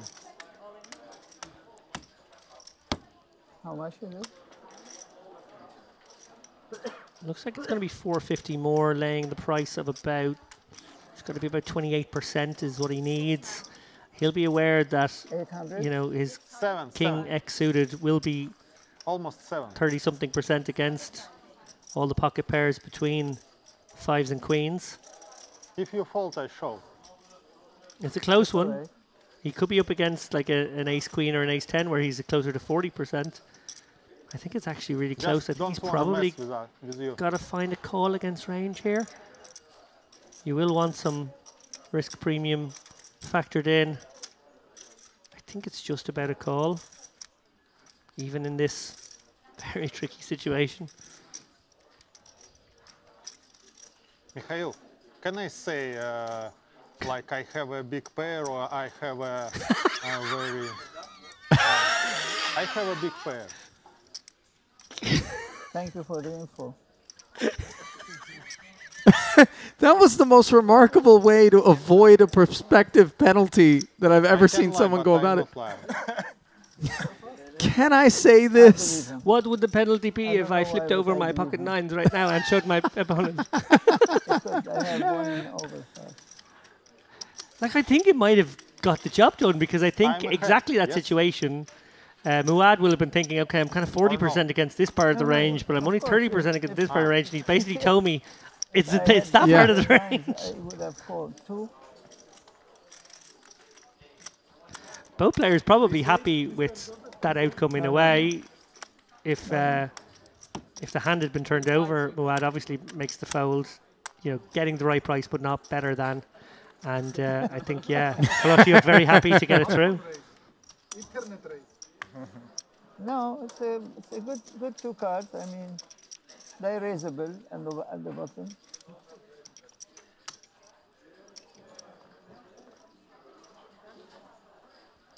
Love this guy. Yeah, he's slick, isn't he?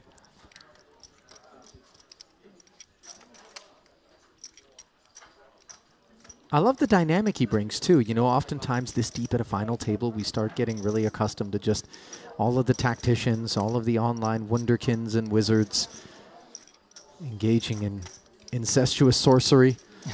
But here we have really a continued broad spectrum, which I think is fitting, given the sorts of fields that we've seen here in Cyprus. And I think it's quite delightful as a viewer to be able to experience it. Certainly, I know for us it makes things far more interesting as we see the Italian raising and taking it with his ace-6. Clearly a very claustrophobic table right now. We're about to see incredibly short stacks on this table, but it's just a function of, I suppose, the clash in styles and the fact that early on this final table, the short stacks just kept winning the all-ins. And when that happens, you're going to kind of end up with a situation like this. Sure. Tantilo and Kolotyiuk, who won the last 2 pots, both sitting at 9 blinds, just a click below Ustamov. And then the line is drawn right there through the middle of the field as Cristoforo and Muad neck and neck, and then all alone at the top, which is a fair way to describe Scandinavia in relation to the rest of Europe, sits Kaukua, the Finn.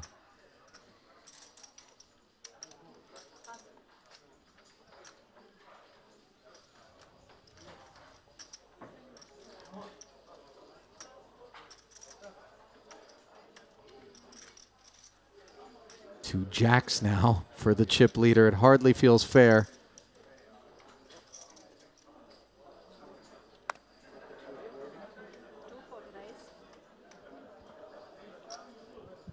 Shoots it up.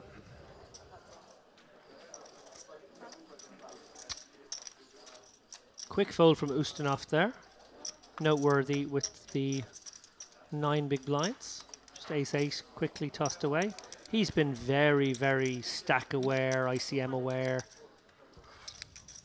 Excellent performance by him. He's clearly still in that compressed short stack zone with a few other people, but mark my words here, if he does manage to get a double up, get himself into that 20 big blind zone where a couple of other players are, I feel like he might be one of, if not the best players on the table. Oh, he's picking a poor time to go after this chip leader with this king 8 offsuit out of the big, and you're shaking your head, but at least he's true to form. He's got a strategy. He's sticking with it. It has served him well to this point, but obviously the risk of ruin is there. Now, granted, 800,000 isn't his whole stack, but to be determined how Kaukua proceeds. I mean, he is going to have the benefit of position. Might he try to allow Christoforou to just 3-barrel him here with these 2 jacks, or is he going to go for it all now?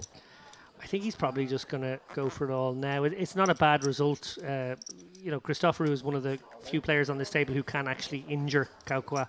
So if there is any 3-bet folds in the range, which we see there probably are plenty, it's actually not the worst result if he just gets to take it down here and now, push himself a little closer to half the chips in play, and push, more importantly, maybe Christoforou, a dangerous opponent, into the shorter stacked zone with all those other guys. It's such a weird spot to take, I have to say. Sort of no need for it, strikes to mind. Oh yeah, obviously he is using his king, and he is using the dynamics, which are, I'm not supposed to have many light raises. Yeah. So here I'm going to do one. And you are supposed to have light raises as the chip leader also, maybe, is what's on his mind. But as you mentioned, it's been pretty snug going for Kaukua, so you got the wrong customer. Yeah, I think that's a huge point, actually. Kaukua has not really stepped out of line. He's basically played normal correct ranges in every spot. Okay, he made that light-ish call off with the King Jack suited versus small. I think that was a very player-dependent sort of call in that situation. I think for the most part, he's actually played tighter than maybe a chip leader should, so that should have played into the equation more so for Christoforou. Ooh, got ourselves a jam here from Kolotiuk, and Christoforou, the ace-5 suited, just no hesitation, puts it into the muck, and I think that really solidifies that he wants to be the aggressor, but he is not doing so with reckless abandon. Yeah, and snap folding after opening these hands like 4 deuce, snap folding after 3-betting the king 8, like he knows what he's doing. He knows he's doing it light. There's no messing about, straight onto the next hand when it goes wrong. He is picking up a lot of dead money, and he is picking up a lot of chips without any contest. And that is clearly what he's going for here. But yeah, just every time he seems to be stepping out more than twice in orbit, he gets put back in his box right now. Fascinating table dynamic, though, at this point. We've basically got a chip leader who's pulling away. We've got a wily old-timer who has played absolutely brilliant poker. We've got a loose cannon in Christoforou, and we've got everyone else outlasting each other. What's new cards to bring in your hand? Ace-10 suited. And Ustamov will jam.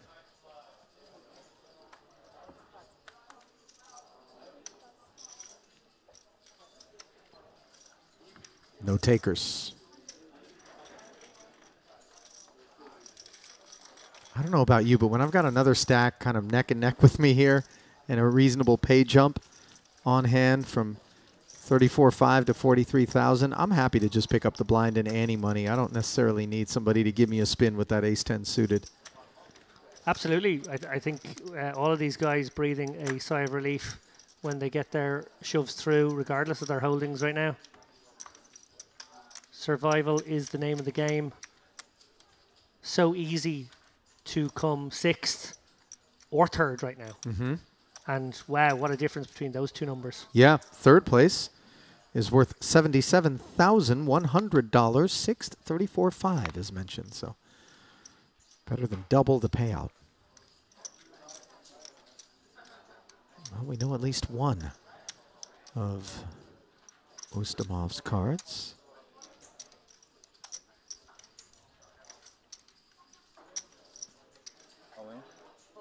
Victor once more is going to jam. What do you give him? He could have the King 9 suited. Well, there goes the King of Diamonds, so it's not that. I think it's probably the Ace 9 in that case. 9s would probably shove as well. No sense in 9s inducing anymore. So one of those hands most likely. Could be the Ace 9 off, maybe? Is he in the cutoff, or was he in the hijack? Cutoff, I believe. Yeah, it could be the Ace 9 off as well, maybe. Although, given what we've seen from him, I feel like he might just open that hand off this stack. So probably the ace-9 suited. Or the 9s. We'll never know. But back-to-back results for Ustamov.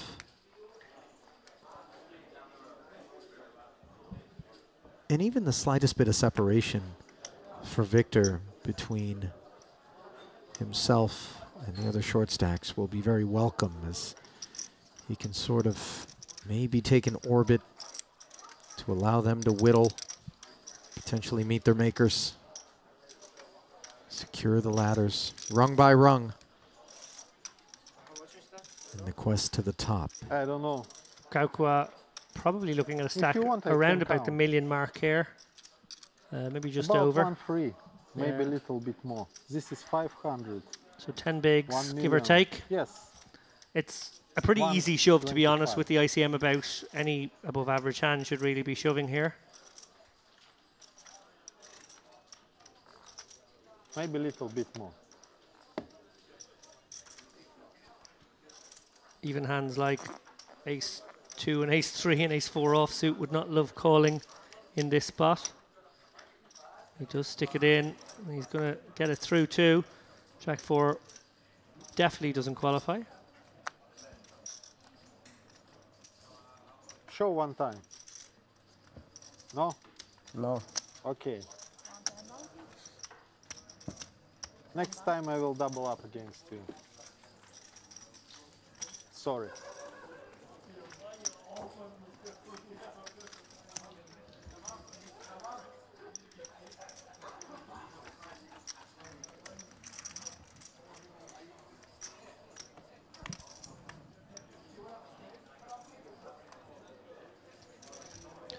One wonders if Christoforou is a little neutered by that move, or will he just go about his business? Well, a real hand now, finally. I thought you were going to ask whether or not we're wondering if he has an Emirates sponsorship. They do fly nonstop to Larnaca from Dubai.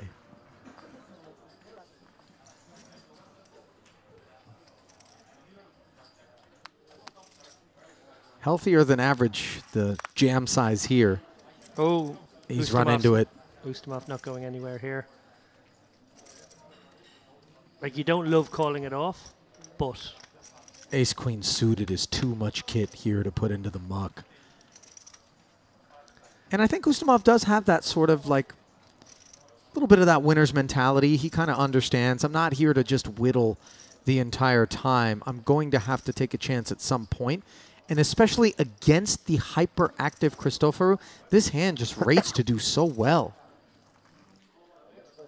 one of the concerns for Ustamov is that Christoforou is so loose aggressive, he could have live cards here. Like, you'd be loving your ace-queen. His chances of being up against ace-10, ace-jack of a lot of players. But actually, this is the kind of guy who could have king-8, jack-10. So interesting to see how tight, even against the loosest guy on the table, Ustamov knows he needs to be in this spot to call it off. Remember, calling it off in a high ICM situation. He has no doubt he is the best hand right now. It's just how far ahead does he really feel he needs to be to justify it.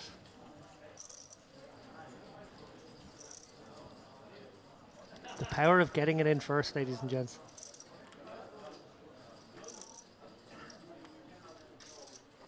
Well, so far he's only getting in his time banks. I genuinely think Ustamov is working through how many live card hands Christoforou would have. You know, he probably feels like, great, he probably has the ace-8 suited, the ace-9, the ace-10, the ace-jack, that's all great. Okay, once in a while maybe you run into it, but you feel like this guy of all guys would induce all the better hands. This guy's not going to just shove. He's going to induce with ace-king, with queens, even all the way down to probably pocket 10s. So to be fair, though, he was just opening with most of his kind of out-of-line stuff. Now, and granted, he was a little bit deeper at the time, but now he's jamming, and I think that's also part of what he's trying to determine is wherein lies the discrepancy, the line between the hands that he would be willing to just open with and then the hands that are required for him to jam. Yeah, I think he's probably realizing that it's not a super premium hand that has him in big trouble. What it's probably right now is a small pair that doesn't want to raise fold, particularly with his image, or some kind of suited, potentially very live cards like Jack 10 suited, King 10 suited, King Jack suited, tell me I will that call kind of you. stuff. He does let it go. Wow, that's a Okay, huge eights? fold. Huh? Huge fold. Better? Nines? You can show actually. If you don't show, I will not show. I can tell you if you show because I.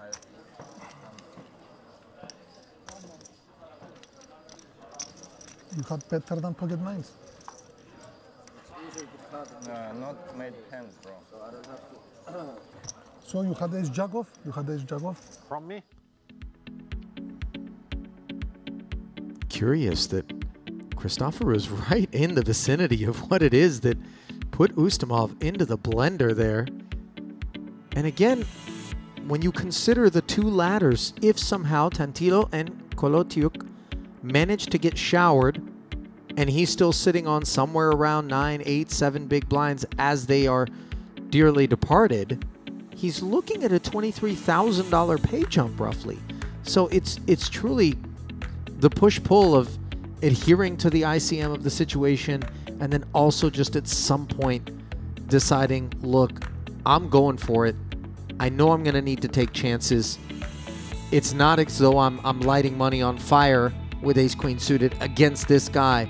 But again, it was the jam as opposed to the open. So I think had Christoforu opened to like a 300K, something like that, maybe we would have seen the jam over the top of it.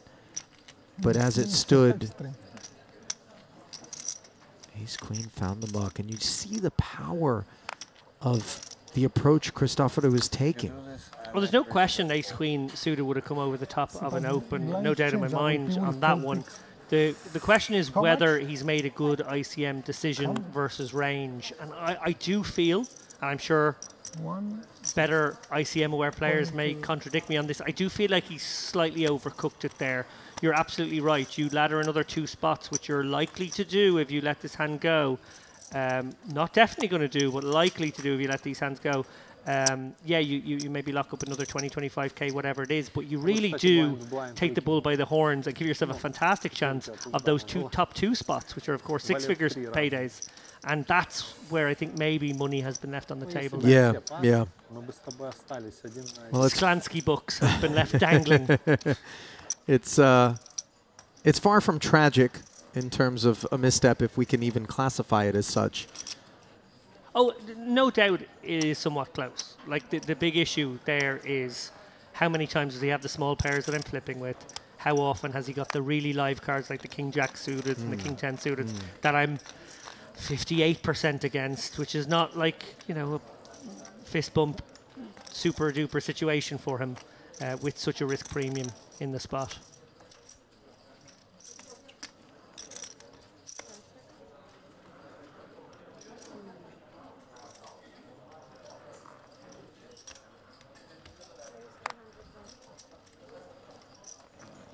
Upstairs with ace-3 goes the chip leader. Blinds at 80 and 160. Stratospheric, truly. 2 kings for Tantilo. This is all a man can dream of when sitting on crumbs.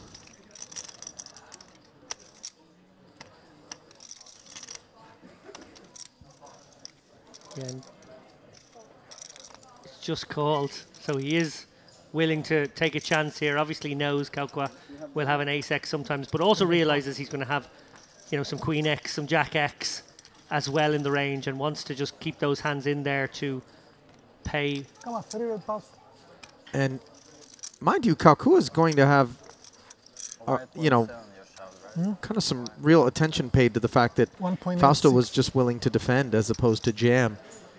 I think the big blind Tantio's allowed to have some flats. So actually it's kind of cool to use kings like this. I actually really like it, to be honest. Wonderful flop for him, by the way, as he holds the king of hearts and the overpair. Go on, David. I think what's really interesting about this one is clearly Tantio, if he felt like his opponent was priced in, would have just stuck it in, because obviously kings are happy to run it. But I think he did realise that maybe, just maybe, there was some raised folds, because these guys are finding raised folds off incredibly shallow stacks right now. Yeah. And he wants that C bet. That 160 is the extra he was looking for. Sure. He does have so much hand, though. You wonder whether or not he's willing to check call and maybe do his own bidding on the turn.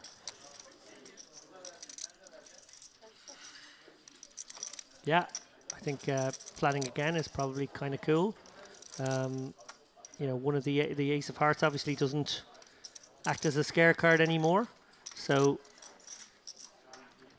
he'd just be happy to call here and close his eyes and go with it no matter what.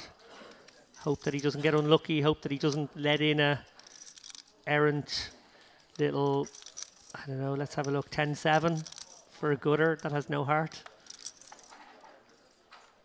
Oh, I don't know how much of that is in Kaukua's range. From what we've observed, seems to be tidy. Fair.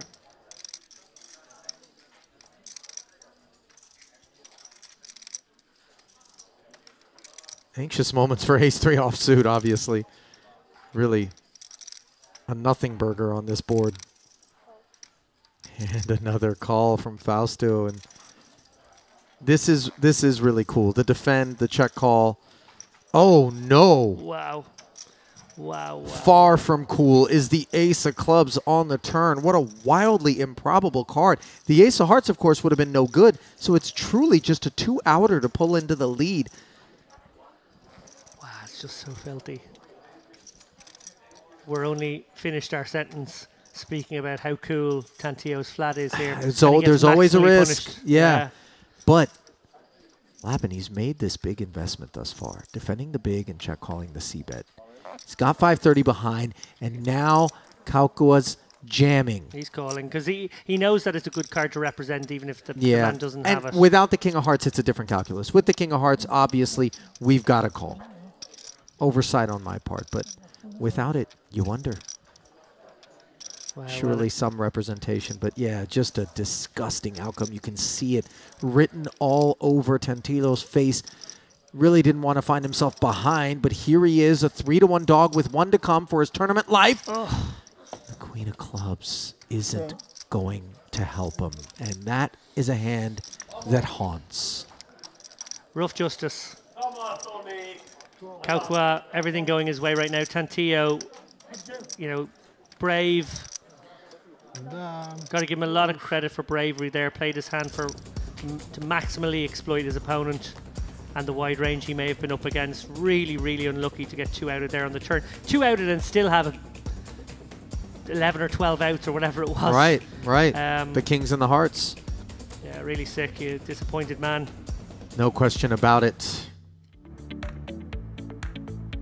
And his departure and 34,500 that goes with him will leave behind 5 players and a 43K payday. A tidy little jump of 8,500.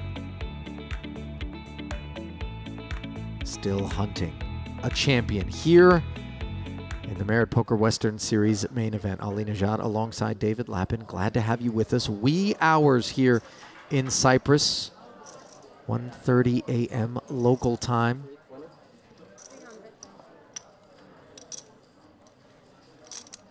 Kaukua's feeling it.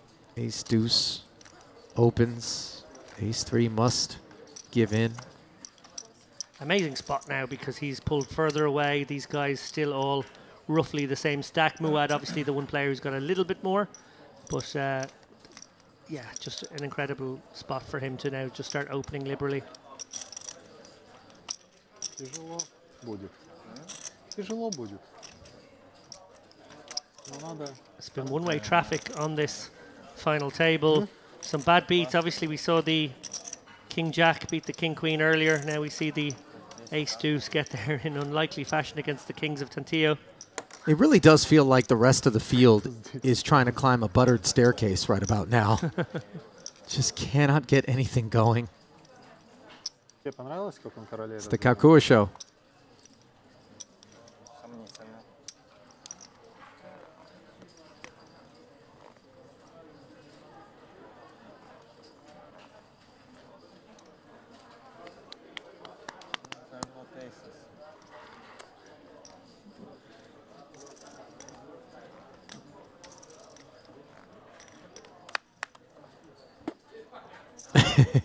Little sound effect there.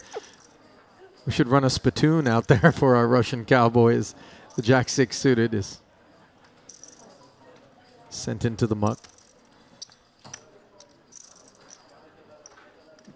He's giving this real consideration.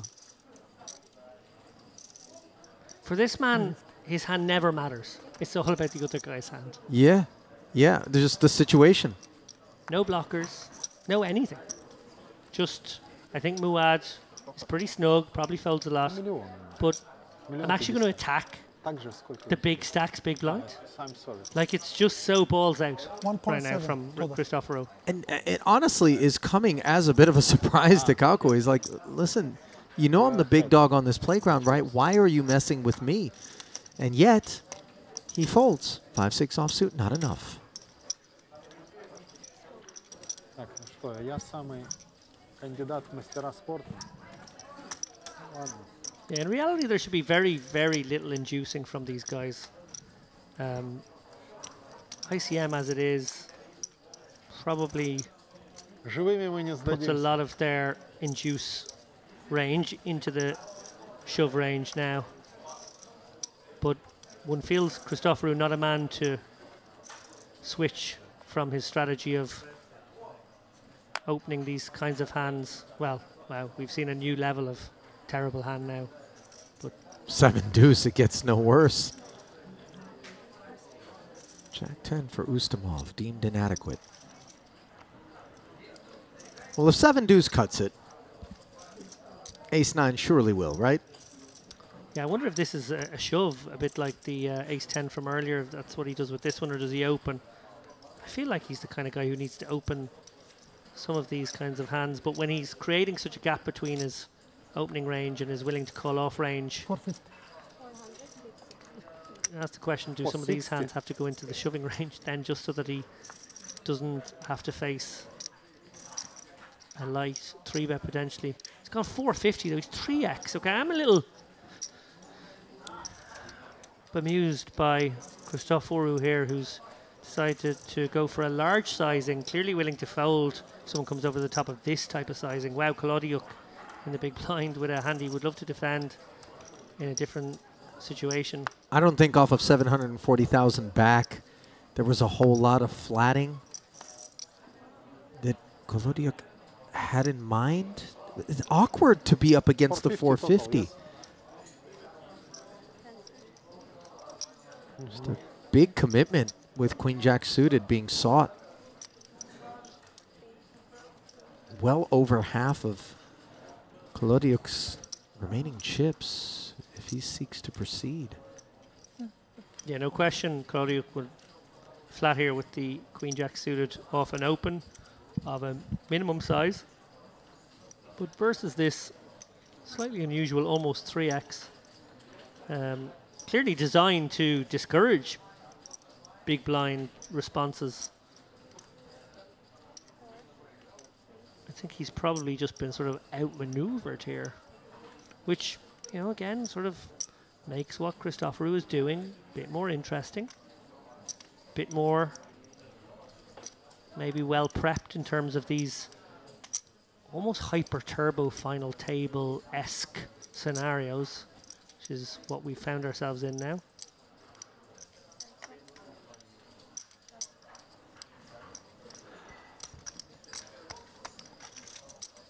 And the Queen Jack suited finds the muck.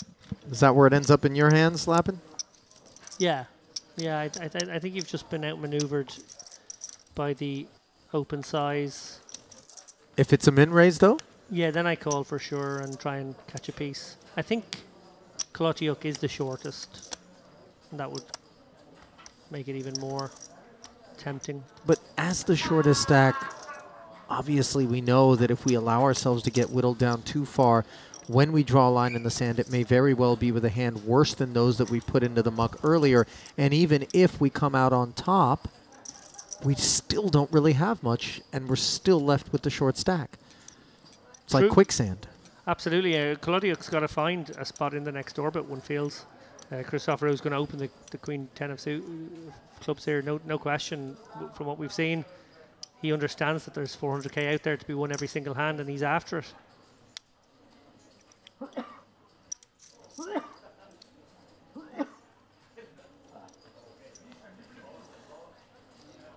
one man who could put manners on him here is Kaukwa.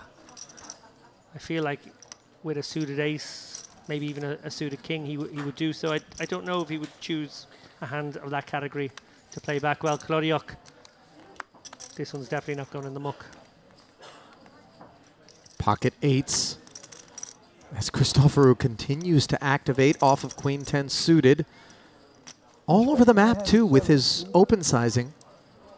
Last hand 450, this time 400. Seemingly arbitrary, but the jam, nothing arbitrary about it. And with the departure of Ustamov, a count is requested.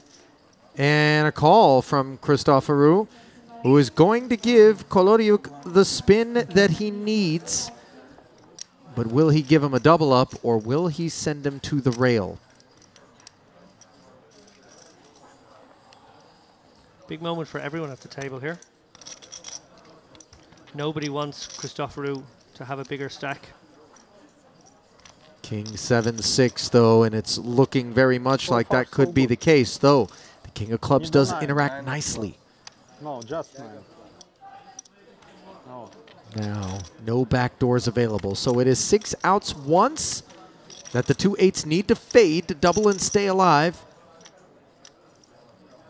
Will the Russian cowboy stay mounted here at the final table? Yes, he will. Yeah, and while everyone at the table at one level will have liked the ladder jump, I think they do probably prefer to see Christoforou with less chips. Yeah, as well. He's been really unrelenting. I mean, anybody that makes you fold ace-queen suited, and granted, it wasn't simply Christoforou's doing. It was very much situational for Ustamov, but that's a guy you don't want around. It's just lots of discomfort being dispensed. Yeah, and I suppose we've sort of seen both sides of it in this passage of play. Christoforou opening wide ranges, large sizings, getting himself priced in quite a few spots, picking up lots of dead money uncontested, but then giving it back in other situations. Back in control, force them to surrender. Take what is ours, restore another. Back in control. Pocket eights, ICM, you don't... Huh? This is Sabaton band. This is a Russian lullaby. Yes. It's a final table anthem. They're Finnish, yes. Yes. So you see, I'm a fan of Finnish bands. Oh, it's Finnish music. Interesting. How much you play total now? Now, I've got a pretty cultured 1.5. little Spotify on me, but I don't think I've got anything Cover me now. from Finland in my library. You can put pressure. I don't want to put pressure without the cards. If I get a good hand, it will be a very, very, very hard pressure. Claudio with some chirping chips now. Yeah, hard pressure. It sounds like a massage.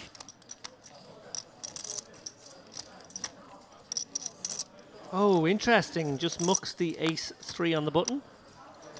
Leaves Ustamov, who's rather short here, 6 bigs, to ponder the value of a 10-6 suited shove here into the dangerous Christoforou. Probably is a shove. These spots are really difficult, but I feel like, no, he lets it go. Show one time. Oh, wow, and it was pocket ace behind.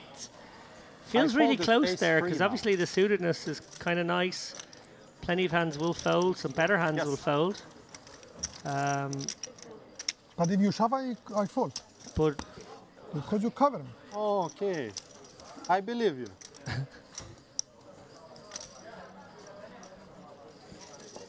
Ace-3 no good. Ace-10, I will show.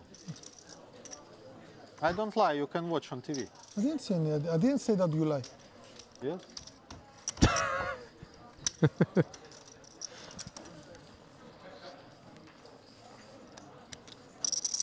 Do you watch Eurovision? Well, like on accident. Like Is it really? It's like the maybe most when they're reading popular up- show, right? In I think it does. the like- highest rated. Yeah, I think it does get the best ratings of a year. It's a strange one because there's a lot of very politically driven voting. Sure. It's and it's also like a terrible, terrible show. Like it's low art at its finest. It's got some production value though. Oh well, yeah. They're spending some coin What you on lack, that show. what you lack in quality, you make up for in size. I think is what. The size is all of it for Ustamov here with 2 5s on the button, and Moad looks pretty discouraged not to be able to give him a look there. Puts his dust bunnies into the muck.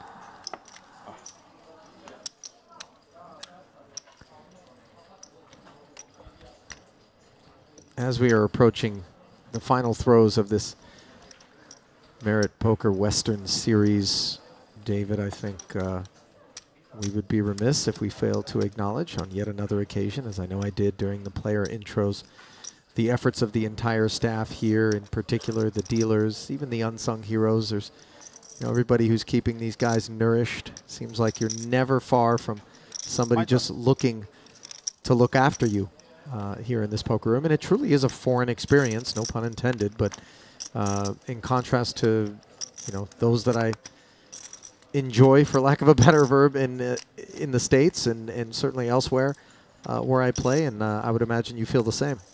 Oh, the word spoilt comes to mind. Yeah.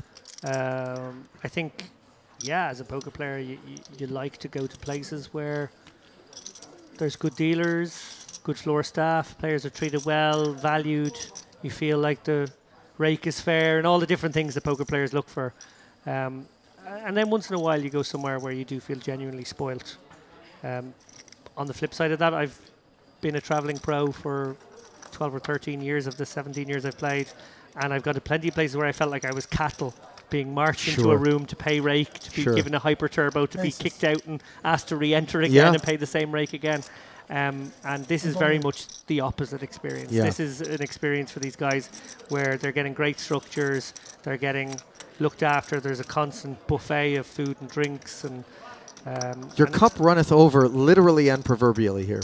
And a particular shout out, and I'm sure this is something that the guys at Merit would like to be highlighted, is I know for a fact 50 plus of these guys who've been in the room battling it out every day, some of them have made our feature table coverage, have availed of this package where if you commit to playing $11.5, I think it was, $1,000 worth of buy-ins over the 9 days or whatever it is, you get your hotel stay all looked after. Really? You get the entire package. That's fantastic. So you're essentially getting all that rake back. Yeah, all of the, I mean, the proverbial rake. But yeah, I mean, it is something to consider as a traveling pro. The cost of flights, the cost of ground transportation, the cost of hotels, the cost of meals. Ground transportation included in that. They will bring you from the airport for that as well. That's lovely.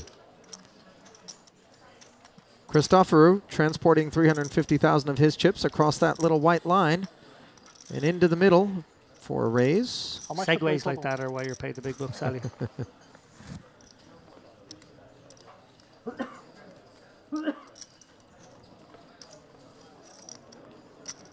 $1.4 plus 1.7. Take it down. Looks like an unsolicited count was delivered there by Christopheru, who doesn't seem rattled or flustered whatsoever in those spots. He's just like, yeah, I may not have much, but here's your count. What, you want some of this? He's very tapped into the emotional side of poker. I think he understands these like pressure point moments with his opponents who might be wobbling on the verge of a decision one way or the other. That really wasn't a great example of it, but we have seen it time and time again during this final table. He seems to know when to nudge them in the direction he wants them to go. He's a shiatsu masseur, if you will, pressing the buttons. Yeah, very much so. It's kind of, I think he's very in sync with the energy of the players' emotional state when they drop their guard ever so slightly in a difficult decision when they're finally heads up with them. I would agree wholeheartedly with that sentiment. Kakwa with probably just a clunky enough shove here. That works really well. Hand tends to play quite well when called. Like you said. And you can just sort of gobble up that lovely 400k of dead money in a lot of worlds. There it is. Ace-5 off in the small. Well, that's why. Ustamov likes to only show 1-9. Whatever the other side card was, inconsequential as Kakua is able to jam and take it down. Yeah, not only does King-Jack suited get to be the best hand there most of the time, but even when it's not, some of those hands fold, and we just saw it there. Ace-5 in the muck. Good exploitation. And yeah, I think we're going to see more of that. I think Kakua is probably at the point now where he's so far ahead. I think he's got 60% of the chips now, and still quite a few opponents who probably each have about 10% of the chips. He can probably just start shoving quite liberally from all seats. I think some suited Broadway, anything kind of resembling that, a king high, an ace high, all of that stuff can just go into the shoving range now into these guys. Muad's been quiet. Truly has, and every one of these orbits are so costly, David. 400,000 every 5 hands as it stands.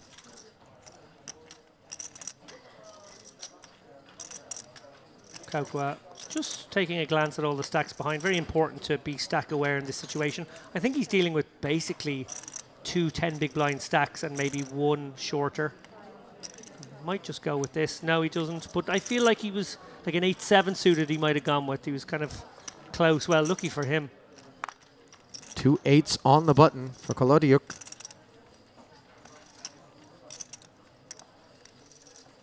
Off of 1.4.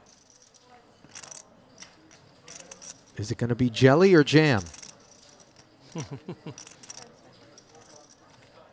All in. Jam it is.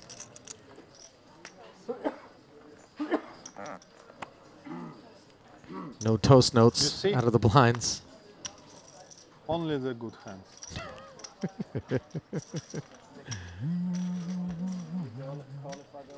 Yes. Still 5-handed. Pretty remarkable, man, given just look at this. It is the Tony Kakua show and then everybody else embroiled in a war of attrition with a ladder from 43,000 to 119 between 5th and 2nd and 4 stacks that really shuffle the deck and take your pick as to who's going to end up in any one of those slots, because it has to be said, we don't expect that individual to be Tony Kakua as it stands now, not just based on the chip stacks, but based upon the way he's been operating. Yeah, and it's such an advantage for the big stack in this situation. He can essentially try to create a race for second. These guys want to outlast each other. As you mentioned there, not just a ladder, not just 2 ladders, but actually you could ladder all the way to second. Yeah. You know, obviously along the way you're going to have to get some shoves through. You might even have to double up. But that's the game they're playing. He's playing the game of how do I get heads up versus a guy who's got very few chips left. Yeah. And re-entries, if you make... choose another Syria. I don't know. If you ask them, why not? I mean, Maybe I would have come back anyway. Oh, hello. Oh, yeah, just what the doctor has ordered here for 5K, 523K. Kolodiuk. I do think that the favorite, by the way, this hand notwithstanding, prior to this one being dealt, in my mind, to end up heads up with Kakua with a decent-sized stack would be Christoforou, as the approach would suggest. But he could also very easily end up in 5th if it goes awry. Yeah, you're absolutely right. And this could be dangerous here for Muad, who has been quiet and may decide this is the perfect hand to include in his light shoving range. He also might call with this hand. Blinds are 80-160 right now. Interesting, though, because it's exactly the kind of hand you would consider reshoving. No, I can see. Thank you. Oh. Okay, let's Oh, C3. A cowboy with cowboys. A canny elder statesman with a very pretty ace-5 suited. Does well to flat pre-flop, but does not do quite as well post-flop. On the queen 7-3-2 diamond board, he has dust. Checks it over to far from. As the Russian cowboy grabs his saddle, tosses it into the tune of 280.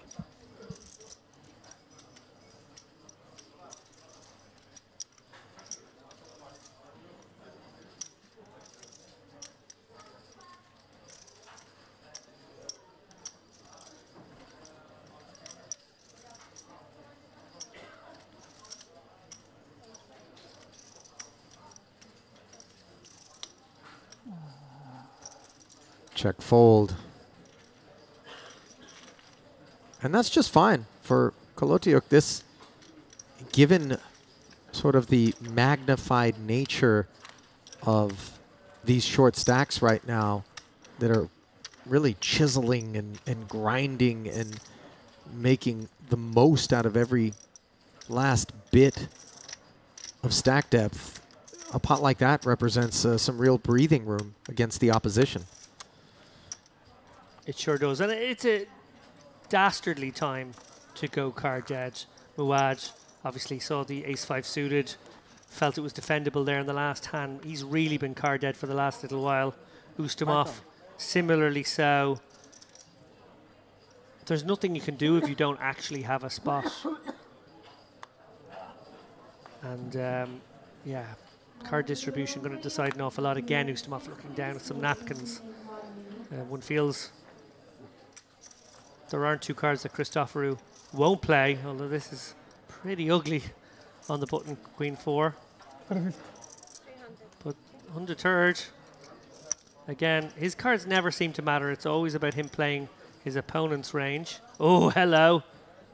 2 jacks for Kaukua in the big blind. And this is what we talked about. Yes, he's a favorite to maybe end up second with some chips, but he's also a favorite, if not there, to end up in 5th. And that's very well where he may find himself 1.8. if he gets out of line.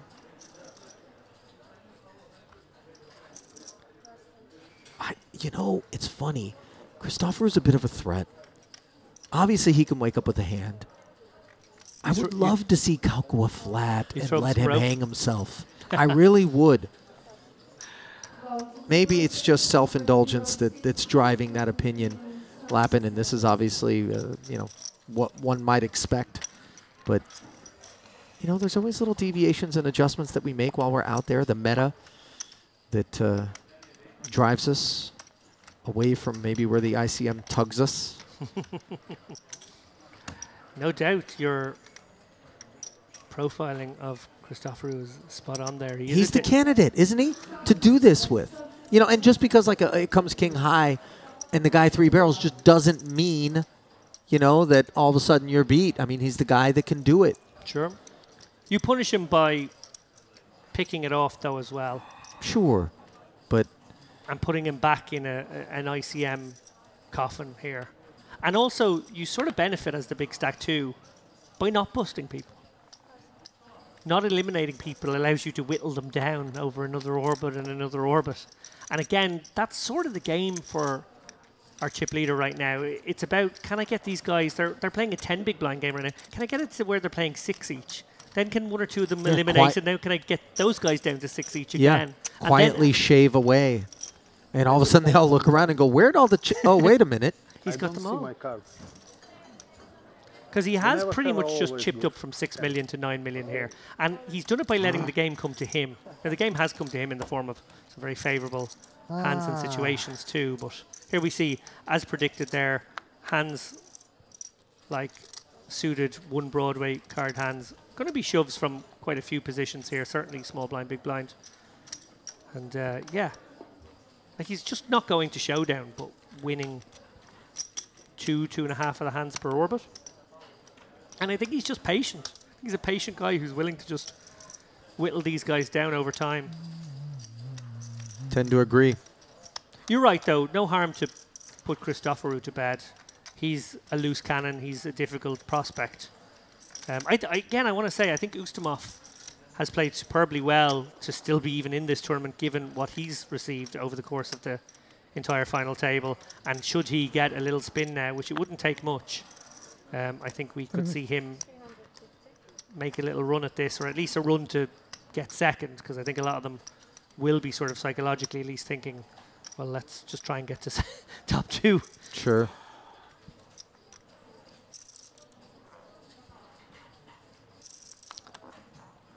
Christopher with the ace deuce, making it 350 to go. Almost all the way through. Feels doubtful that Ustamov is going to get altogether too curious off of 690 back and facing a guy who he knows is likely to ask for the rest of it. Extraordinary patience from Ustamov. Obviously, he's going to look to find a spot with 4 big blinds in this next orbit now. But I think he just understands the situation really well. He's probably been there, done that online so many times, final tables such as this one, where even if you do end up with 2 or 3 bigs, if you can win your all in there, win 1 more and get to 13 or 14 bigs, that's often good enough to get you into the top 3. It's a sort of a death by 1,000 cuts feeling.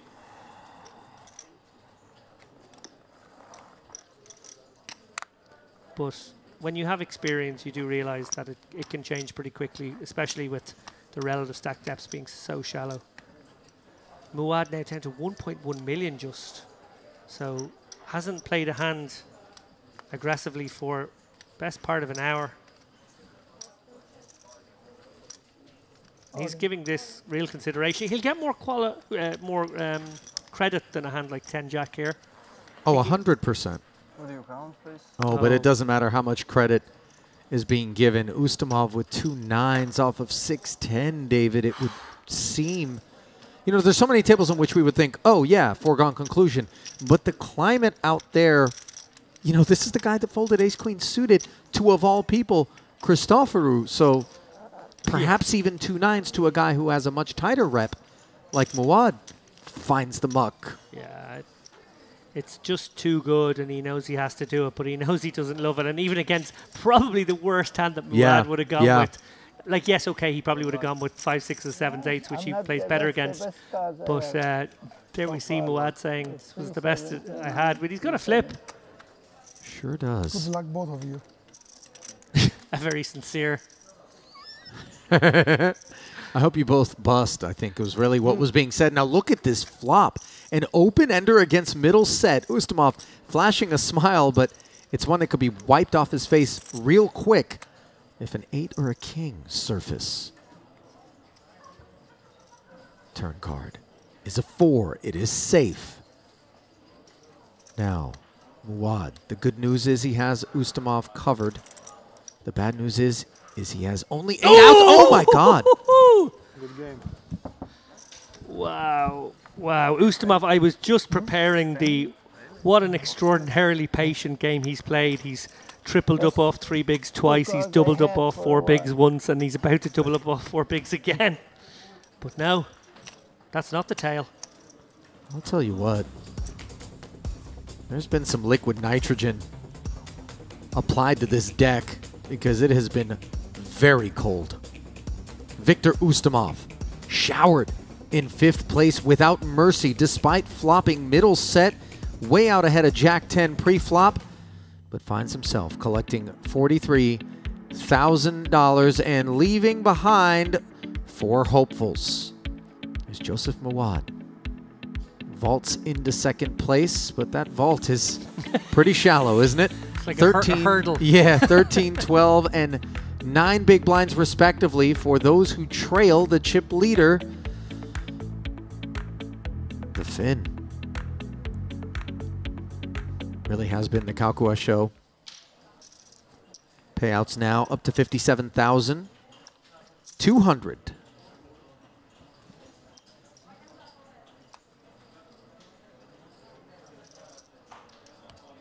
Look at the relaxed body language on this guy. This is a man that is truly not at all feeling the weight of any of this. All in. Queen 10 found the muck, but ace 10 suited certainly is ready to go for a spin. Of course, we know Kaukua cannot indulge. Just so the camera can see it. First, the formalities for Muad. 6 here.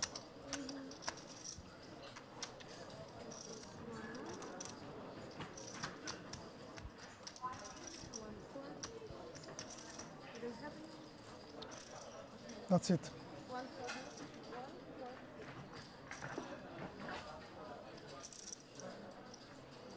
We can be pretty sure that Kaukua will not call it off here with 6-4 suited, just trying to get an exact count maybe just so he has it for the next hand anyway. 1 point. I want to take this opportunity to point out a little bit of biographical information for the remaining players. Kaukua, our prohibitive chip leader right now, online live player. Last August came second in the 2.5K WSOP online event for 187K.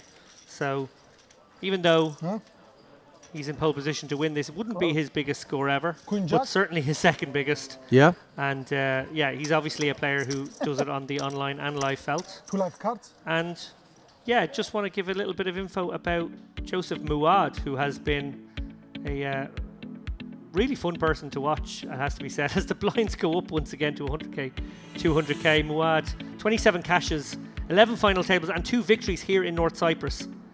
That's very impressive. And you can tell that, you know, a lot of the staff are familiar with their regulars and are kind of rooting them on here. He certainly has the support of the room insofar as I've been able to sense it. He was second moments ago. Now he's in fourth as the jockeying between the 3 smaller stack continues, and it's jockeying that will amount to $62,000 in pay jumps between fourth and second. Yeah, just one big blind between those 3 stacks right now. Yeah. That's wild. 100, 200,000 with the 200K big blind ante. 500K every 4 hands shaved off these guys' stacks. That's 125,000 per hand on average.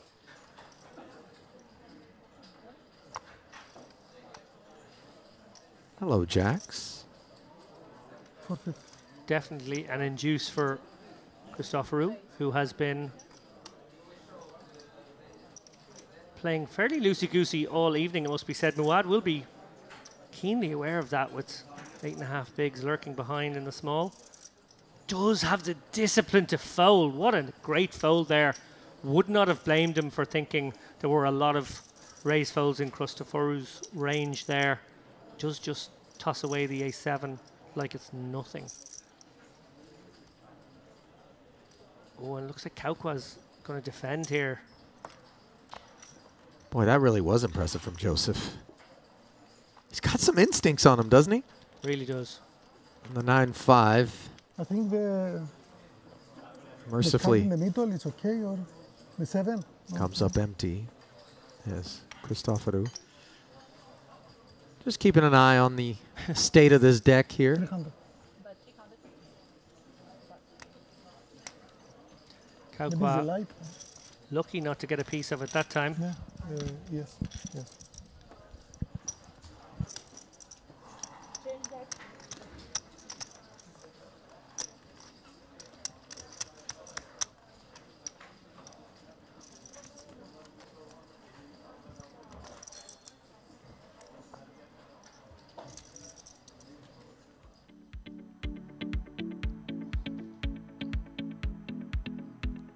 Here's one interesting way to look at it, Ali. If either Christoforou, Kolotiuk or Muad take 12 hands off, they've basically blinded out of the tournament. It just gives you a sense of how much urgency there is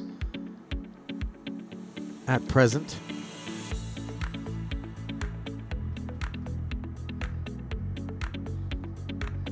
Wonder how much fatigue or stamina is starting to creep into the calculus here for these guys. They've been at it a long time. Started the day with 3 tables. And those who are accustomed to getting a tournament like this wrapped up online, well, it happens a lot faster. It sure does. I think two probably competing forces at work there. One is that this is the high roller and it's basically been an evening time tournament here. So if you're on that schedule, it's not so bad. But pushing the other way certainly is the fact that this is the last day of a long series.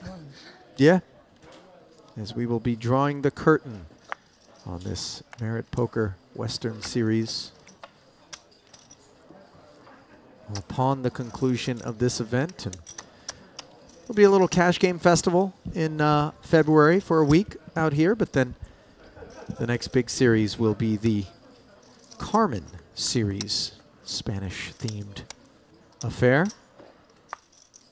You know, I was with some of the Merit staff earlier tonight, and in talking about the Carmen Series, I was asking about what the outfits were that they were going to be bringing, and then I also asked where they were going to keep the bull, because obviously you have to have a bull during the Spanish series. We have a wagon in the front now. No, I think there's plenty of bull in the commentary box.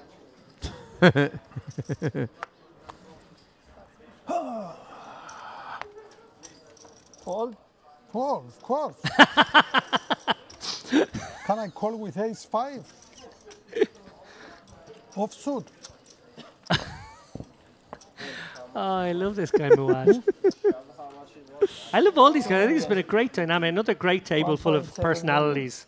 Something we've really noticed here over the week. I guess there's an inclination for both you and I, Ali, to drift to a kind of more generalized commentary on what we've seen. And one thing I would say is very high standard, but loads of personality. Yeah. And it's refreshing. You know, oftentimes we find ourselves at this stage of a tournament, as mentioned earlier, just observing people at the top of their craft, quietly executing, and you're not really concerned with giving one another, let alone us or the audience out there, anything to sink our teeth into. But not so here, as the ace-jack sinks its teeth into the blinds. 1.46 million chip jam. What do you have? Ace-9. And chomps away at an orbit's worth of tokens. I always control.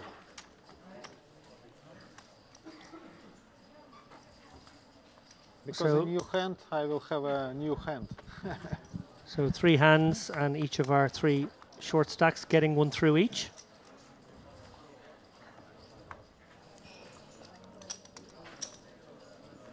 Getting 1 through is absolutely the name of the game if you seek to avoid, as you mentioned, David, that taking 12 hands off and ending up with 0 effect.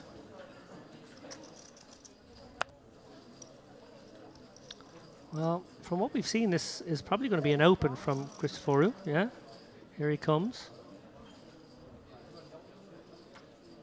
He loves opening these blockers, and also when he has no blockers whatsoever.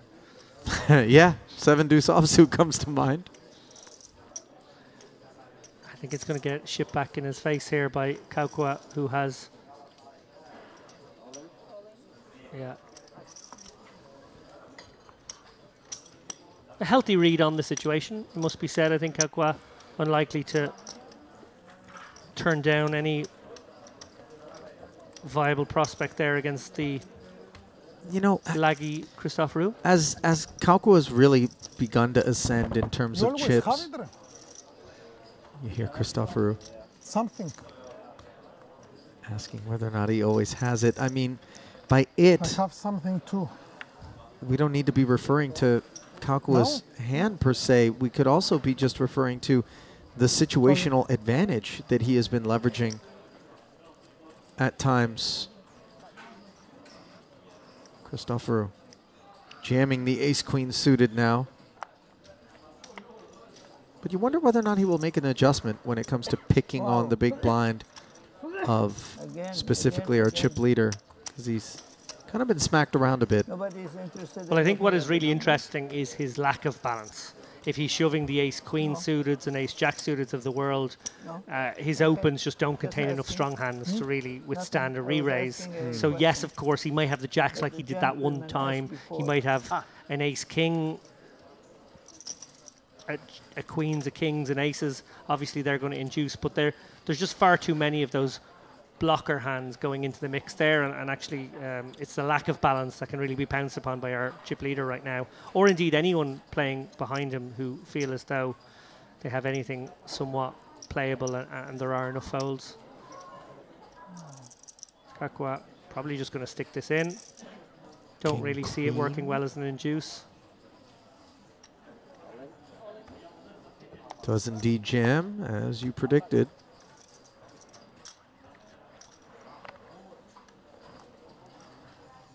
Christoforou far too canny, far too wise to call it off with an ace-5 here. And this is the thing that the... How much do you both have? Can I know? He's further ahead of the guys in third and fourth. This is a kind of an ICM catastrophe for him. He doesn't have a hand that can often be very far ahead. 1.8. So 1.4. Taking this moment to maybe get a sense of where the other stacks are. And you? But I don't think this is ever calling. Sorry. And you, Andrea? 2 point something. 2 something? Okay. And I have the best hand now. 1 time bank left. Oh. I have the best hand. He's not wrong. Hmm? Yes, 100%.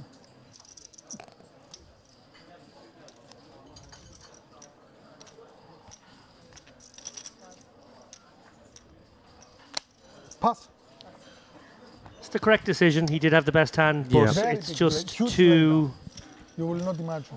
difficult one a time spot. the You have to queen have a card, what are risk you premium make like this? through the roof in a situation Of course I such have as the this best one. hand. I'm not stupid, you know. Good days. Suited. Doesn't matter, I have the best hand.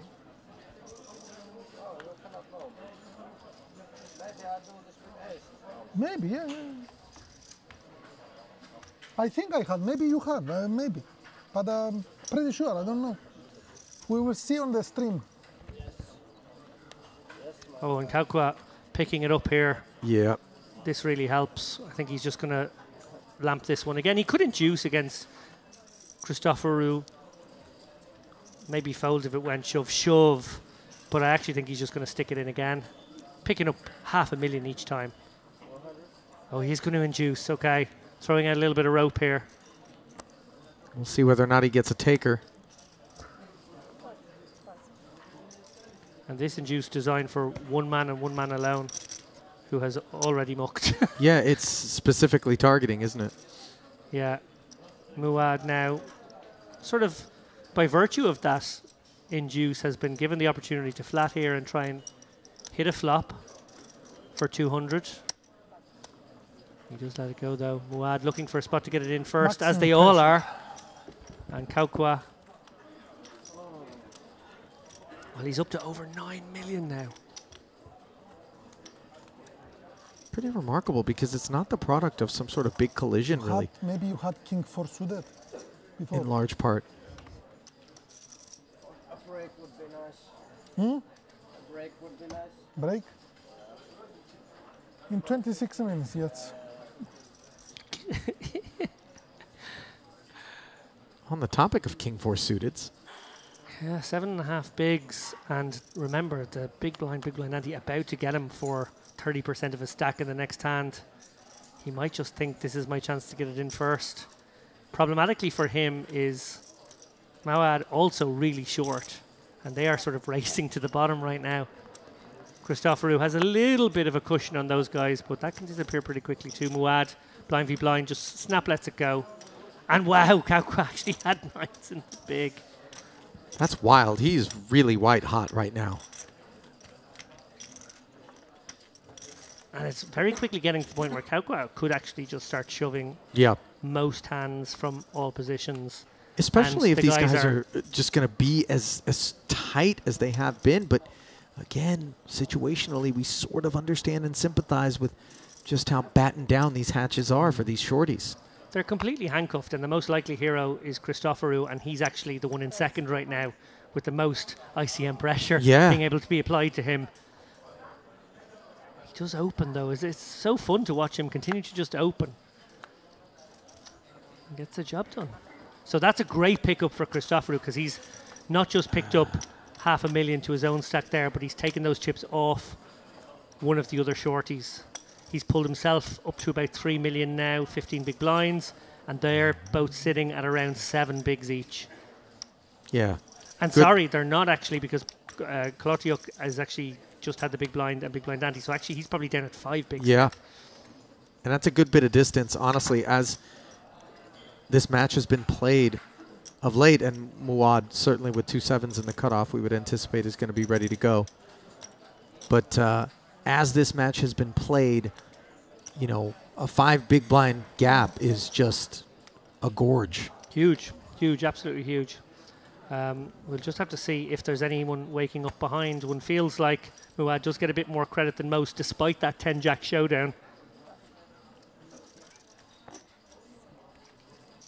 Job well done, Muad. Chips back up, a crucial pickup there as he faces the big blind ante next hand. One more lap of the track paid for, one more orbit. Yeah.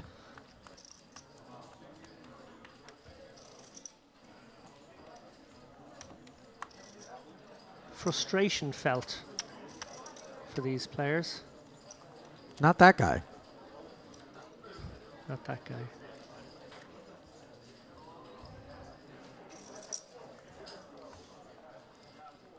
I think he could stick this in. I'm not sure. Well, I guess, sorry, not against Christoforu. Maybe he realizes. Creates a slightly awkward situation against some of the short stacks. Obviously, Kolotiuk well. Oh, catches him at the dead bottom here. No, come Oh, on, stop. surely not. Surely not. I tell you what. It would work on this occasion, but this is just so dangerous if he takes this on. If he were to 3-bet Kalkua here with the 7 deuce suited, not blocking anything, and absolutely demonstrating wanton disregard for ICM, he is anointed the hero of this final table. He's got a cape, and he's our man, David. You just don't see it. It doesn't happen like this. This is savagery.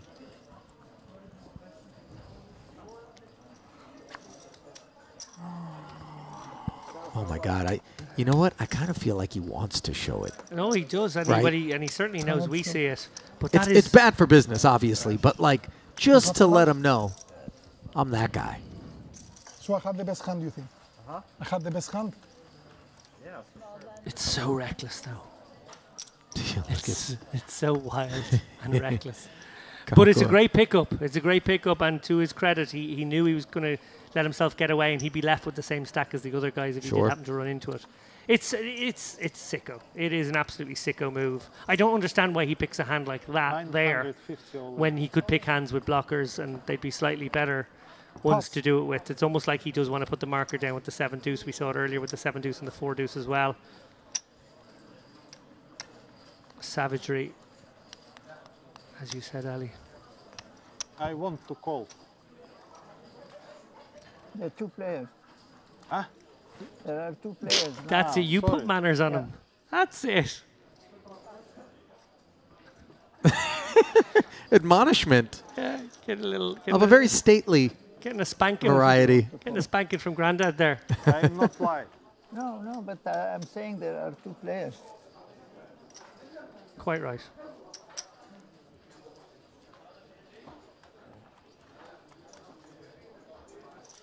Sign me up for the Joseph Muad fan club. I'm in. I'll pay the annual sub. I don't think so. Did someone just ask someone else if they had COVID at the final table?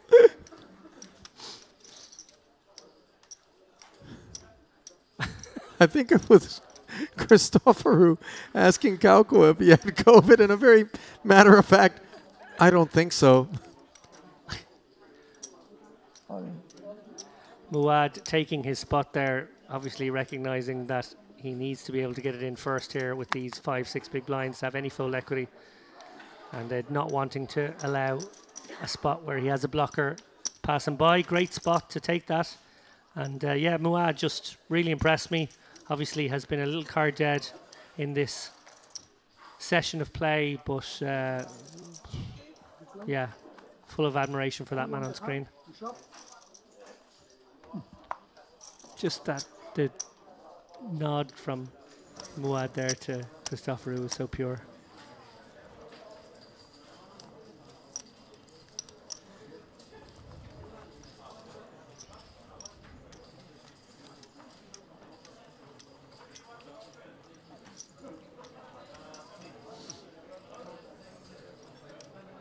Well, Kolotiuk will have to go with this against Christoforou, one feels. Way above average. And Christoforou will call it off fairly light. King high is close. Very close. And he's going to let it go, though. Fold the best hand. He knows I it. don't think so. Which card is second?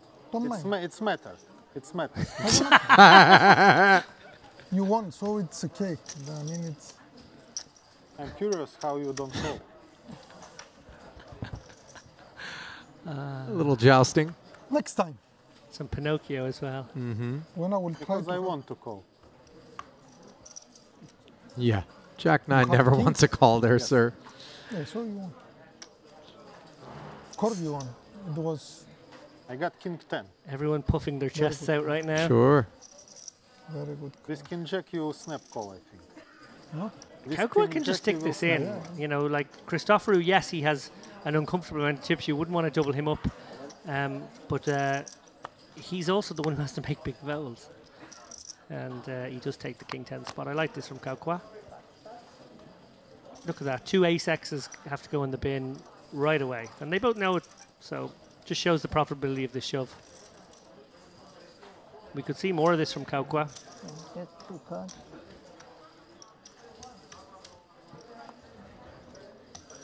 Yeah, you don't imagine ace-X is going to find the muck in this kind of situation, but again, with these jumps, 4th to 3rd, we're looking at 20,000. And then from 3rd to 2nd, we're looking at another 32,000, 42,000 rather. Yeah. And the next blind jump is not far away. Yeah, hour-long levels. They come quick, don't they? Oh, 40-minute, forgive me, in the high roller. Yeah, life comes at you fast on these guys. So it's just 7 bigs here. Cutoff is obviously under the gun. And worryingly for Kolotiuk, once again, 30% of his stack will be committed next hand. In the big blind and big blind ante, well, Mua will take this for sure.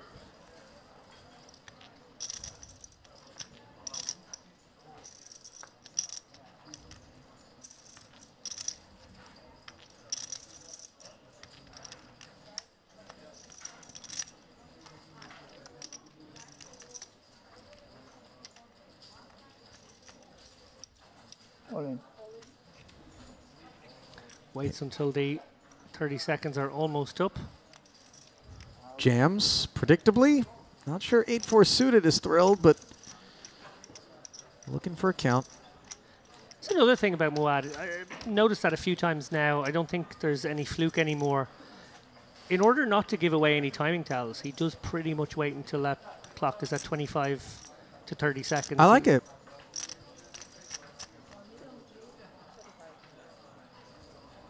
Obviously online, that's a very important thing. Obviously with no physicality, timing tells become very, very crucial. And a lot of players, that's exactly what they do, is they wait to click their button, anything inside the last 5 seconds. That means they can balance up the times where they do need those 20, 25 seconds to think about it. Sure. And when they don't, it's sort of optimal. Taking I cannot hear you. Similar approach to the life felt right now. Okay, yeah. There must have been jumped. I just wanted to know.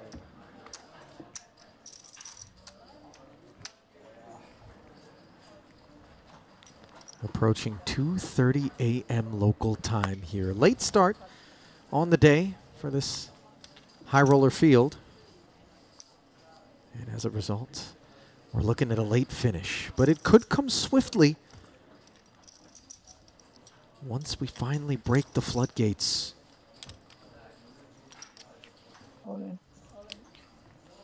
Ace 4 on the button. Mawad activating yet again.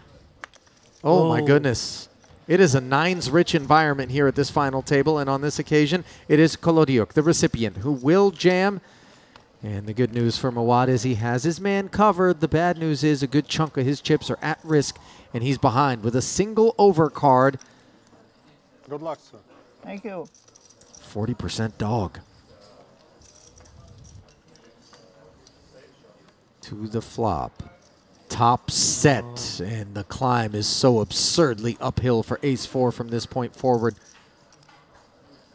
It's got to be a wheel card, and it isn't. The 10 of clubs is going to ice Joseph Mawad's fate as our fourth place finisher here, David. And the Lebanese gentleman certainly will be missed, but he will be $57,200 richer. Oh. He's too big. I went into my whole launching thing too, didn't I? And I said that he had him covered. That's what happens when it's 2:30 in the morning. Well, how much? It's going to be an uphill climb for sure. However, yes. No. When he's committed, as he will be, probably yes, next hand after. The double up doesn't put him that far away from these other guys who are all just sort of trying to struggle. Well, I suppose it does a little bit now. Christoforou has pulled away a little bit, and now Kolodiuk has doubled up to maybe 10 bigs. But with 2 bigs, you know, your double up will often get you to 5.5. I mean, that is truly a nub. Don't count that man out quite yet. But yes, it's going to be difficult. He has battled into the trenches today. It has been a short stack scrap from pretty much the second hour of this final table onward. Yeah, it's strange because Kakwa's kind of had a front row seat to the show in terms of watching these guys cannibalize and jockey, but he's also done his own bidding on a number of occasions. Another ace is certainly what Mawad was hoping to see after having that big wound inflicted. So far, so good. Christoforou will be committed here with any 2. Kolodiuk doesn't have to go with any 2. I imagine knowing Christoforou, he probably won't look. He'll probably just call regardless. Count, please.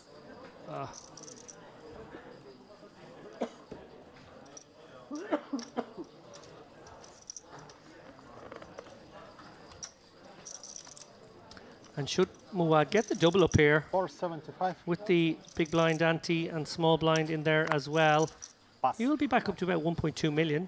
I didn't see. Oh, of course you don't see. Queen 3 off suit. Good luck, Joseph. I folded 9-3. Well wishes being sent, and must be said they feel somewhat heartfelt in spite of the implications from Christoforou.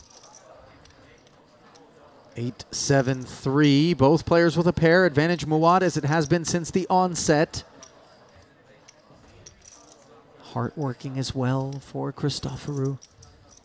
5 outs for the time being. What Mawad needed to dodge, but it gets iced on the turn, courtesy of a third 8. So huge pot because now Mawad roughly back to where he started in before that last hand. He's got 1.3. I think he had 1.6 maybe in that hand, and very much got fold equity again.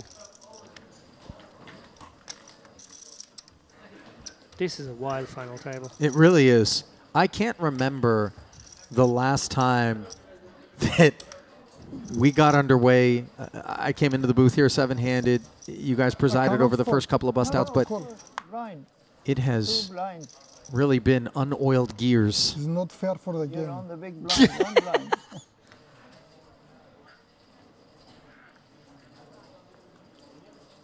You mentioned there the heartfelt wishes of good luck. They'll be less heartfelt this time around off of 4 bigs maybe if I feel like Christoforou understands that Oscar Wilde phrase about sincerity. And if you can fake that, you have everything. Yeah. Can break or no? It's not fair for the big blind was the quote, I believe, that he issued.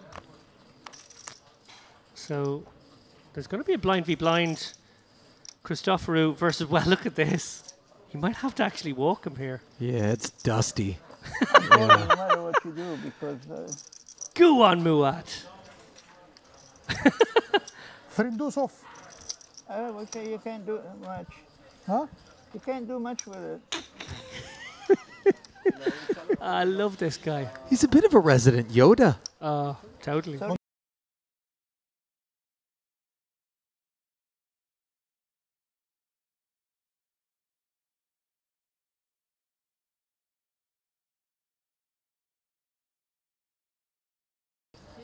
He's a good man. I know him from... Sorry? Yeah, I'm just counting my chips. Could you give me a minute?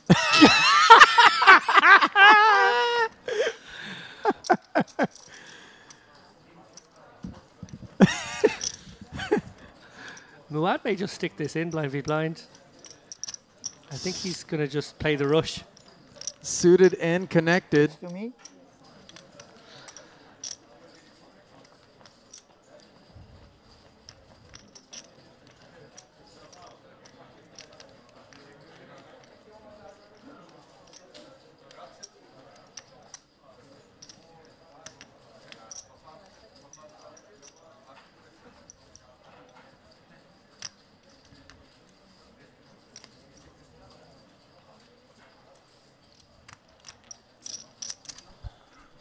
Doing some accounting.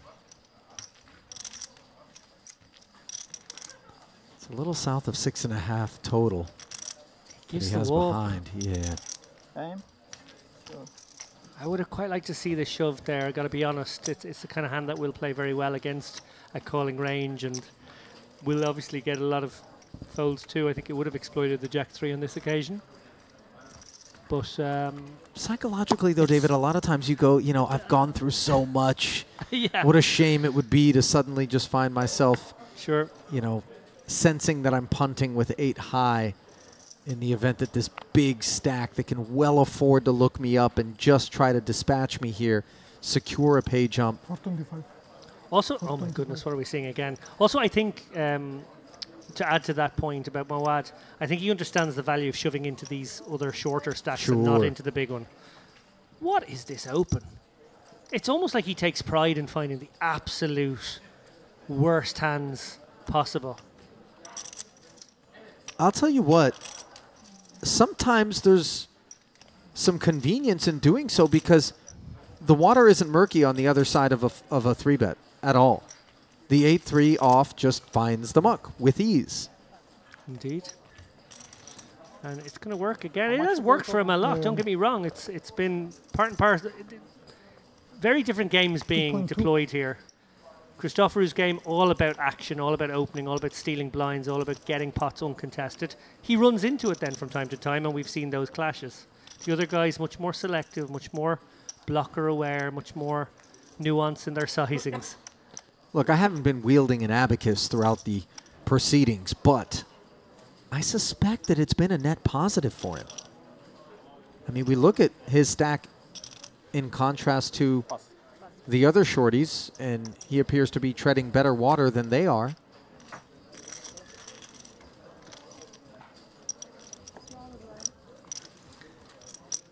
Is a man who takes life by the scruff of the neck, one feels. Mm-hmm. You 2.5? Yes. Huh? Yes. Maybe a little bit less.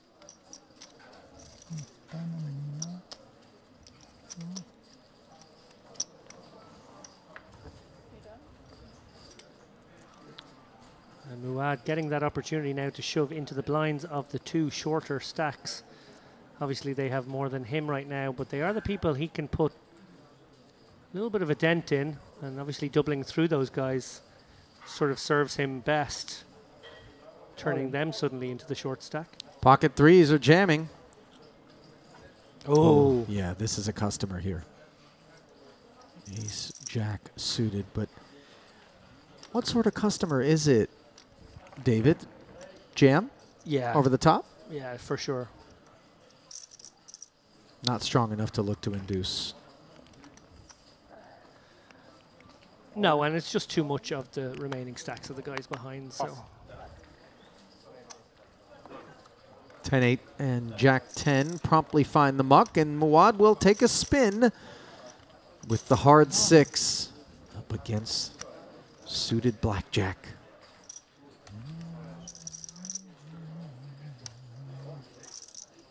So 3 million in the middle, and Joseph Muad's fate hanging in the balance. To the flop we go. An ace in the window. A tragic development for the pocket threes. No diamond to speak of. And it's going to be 2 outs twice. Ooh, that was in the neighborhood. Diamond no-sider, but it isn't the one that Muad was hunting. And now, the light flickers at the end of his tunnel. Is it there? Ooh. No. And officially now, Joseph Muad is out in 4th place. Certainly will be missed, but I think he can be quite proud of his performance here today, David. Oh, it has been an absolute dogfight. This has been ugly poker, scrappy poker, nail-biting stuff. He has provided tremendous entertainment in that context. Respect being shown by the other soldiers on the battlefield for their fallen comrade as they secure a healthy pay jump of roughly $20,000. $77,100 is what's on tap now, with a gap of $42,000 between 3rd and 2nd in the hunt for $170K. As three-handed action is underway. Our chip leader Kaukwa has run tremendously well at Showdown, no question. But he is also, in a tippy-tappy, subtle way, manufactured a situation where at every bust out, his opponents seem to all have 10 big blinds. And he's the one who has increased his stack. Pocket threes are what led to Muad meeting his maker, and might they be what undoes Kolotiuk here? He would appear to have Christoforou covered. I'm not sure, though. The 100,000 in the small blinds already in there, so it truly is neck and neck. Tell me exactly, please.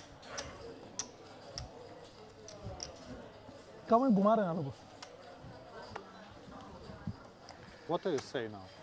What are you saying now? To my friend outside. Why? Because I want to know what are you saying now. 2 million to I told him 10 big blinds. He's line gambling now. 10 big blinds, three-handed. Christoforou going to take the bull by the horns. That's what he's done all day. Oh, would you believe it? Pocket eights. It could all be over right here, potentially. Count being requested for Kaukwa. Crucially here, Kolotiuk has just half a small blind more. Yeah, which would put him in 2nd in the event that this event draws to a close here and now. That's massive. That's a massive factor when you think of all the bets that have gone in, all the continuation bets earlier on, all the little small bets that we've seen. And it's worth $42,000 in pay money. That's pretty sick if that's how things end right now this minute. Kaukwa obviously has this incredible shot that he can take. These guys could be sharing cards here. It could be ace-x against ace and ace-x against his eights. There's going to be some situations where he has to dodge a lot. And Christoforou did not signal balance. He signaled standing up, really in the tank, like sort of marginal hands. There's no way he would have done that with 9s plus. So I think for that reason... Good luck. Go on, David. I think for that reason, Kaukwa's got to go with it, because I don't think Christoforou has sold the story of that he's ever balanced here. He's always sold the story that he's got a hand like ace-10, pocket 6s. Like, that's what he's sort of told the table. So really, Kaukwa is thinking, I'm in great shape against that range, and Kolotiuk shoved, and he's going to shove some, you know, just 2 big card hands. He might actually induce with better than 10s, so there might be too much to go against. I think this ends up being really close. Oh, he lets it go. He folds. Well, when they showed up, he's going to be sick. Oh, my God.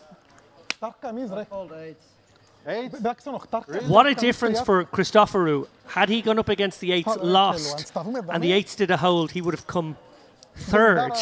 And Kolotiuk, even with the worst hand, with that half a big blind difference, would have come second. Now instead, Christoforou could double up to a very dangerous 4.7 million in a heads-up confrontation. What an incredible turn of events that fold is, as neither of these pocket pairs hit a set. And truly, it is Kaukua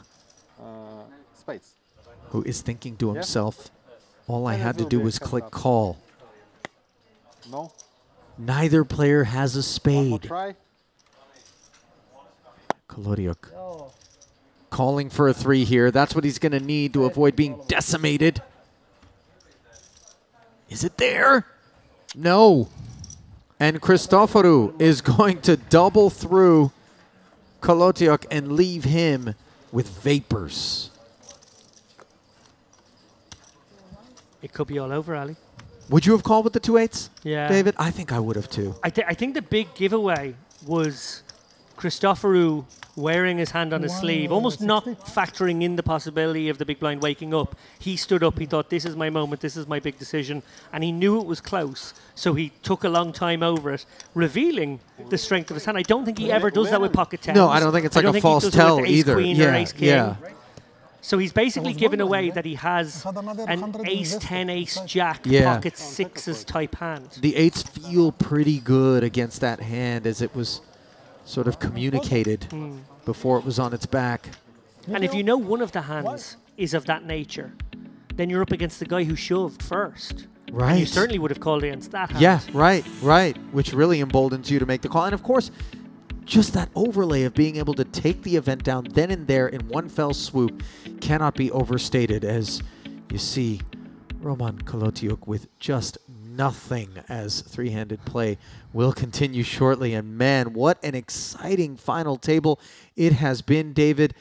I think we're on the precipice of heads-up play and potentially a relatively early finish to this final table, though it is the wee hours from here in Cyprus. Let's not make a meal of this situation. Let us take a break. Let us step aside and allow these guys to collect themselves. You and I to maybe grab a drink after that last pot there. We were with bated breath waiting on the edge of our seats, but we will return with more, perhaps the finale from the high roller event from here at the Crystal Cove in Kyrenia, Cyprus. Stay close.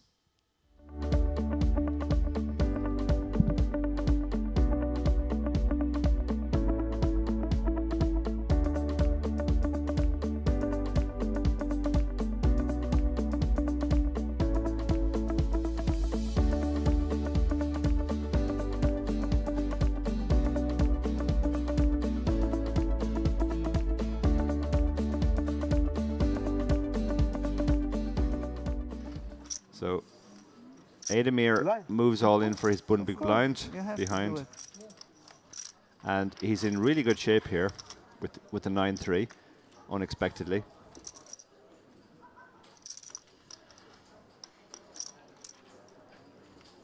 Somehow they share a 3 for the Lebanese Mawad. He is in front in terms of chips, and now in terms of equity, he's doing very well, as he's flopped the club draw here and hits the clubs on the turn, which leaves 9-3 drawing dead. Ademir. Good game, Mr. Recep. Good game. Issued some GGs, but unfortunately for the local fans, the Turk has been dispatched. Recep Aydemir. Yeah, definitely looks like he knows what he's about. He's going to open fairly wide, but he's going to have to play super tight against the chip leader. Everybody else will be happy to fold, get out of the way when they have nothing. Let him do the work. But Kontush has something here. This is an awkward spot, though. Just over 23 big blinds. Ace Queen suited. Giving this a lot of thought. Yeah, he's gone for the call here. Keep the pot small for now. How do you feel about it? Yeah, I like it with the ICM facing the under the gun open. If you 3-bet that hand and get 4-bet shoved on you, you hate your life. That might bring in the big blind now, who has a playable hand as well, the suited queen. Well, the price is right. Yeah. Close the action and get a whack at something. He was dominated, so perhaps not altogether. Yeah, that was the big fear with that hand, and he wasn't really deep enough to greatly benefit from the suitedness.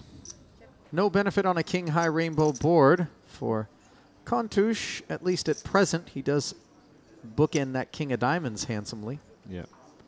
Goes check, which it will a lot. One of the effects of ICM is it makes the post-flop play more passive. Neither player incentivized to bet as much of their range. That may not be the case here on the turn, though, as Christoforo has the gut shot straight draw. Kontouche has got himself the nut flush draw. Still behind, however. Sizing here will dictate everything. Whether Christoforo decides to hang on.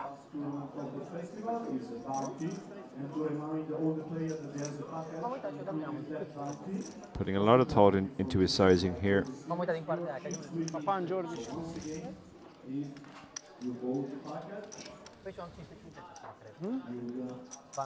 It was a tricky enough spot because he picked up the nut flush draw, but his hand still had decent showdown against worse aces.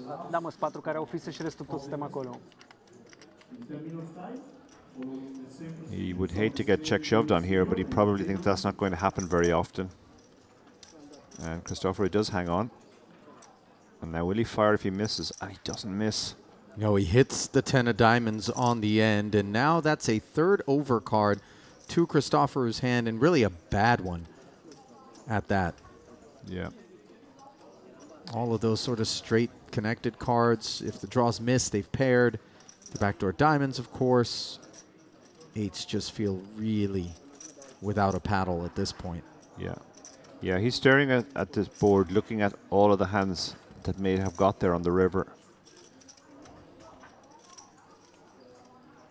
He's trying at the time bank. Don't know if he's considering a blocker here.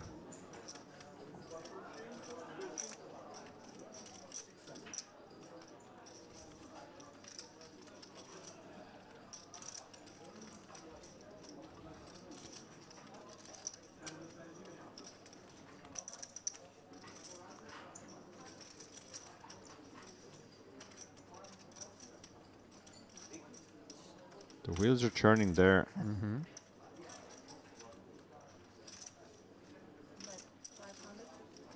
This Half is a million. Yeah, this is not a blocker. This is he's essentially I think he's turning his hand into a bluff here. Yeah, 100%. This is designed to kind of represent the sort of stuff Kontouche is sitting on right now. Yeah, yeah. Dreamy development for him, by the way, as he probably imagined he was going to have to come with some sort of milky sizing of his own. Instead, he gets to rip his 695 out there. Now it's only 195 more to call, and of course, Christoforo is done with it. So that was a painful misstep there for the Cypriot. Yeah. On the river, nuts. I think the most likely hand he put is a...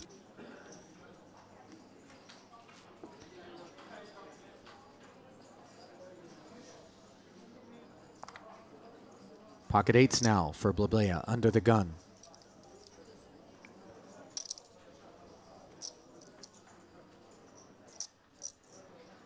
This type of holding does shrivel up in value when you're in early position, and ICM is a factor. Eights might be one of the worst pairs he's opening from this seat.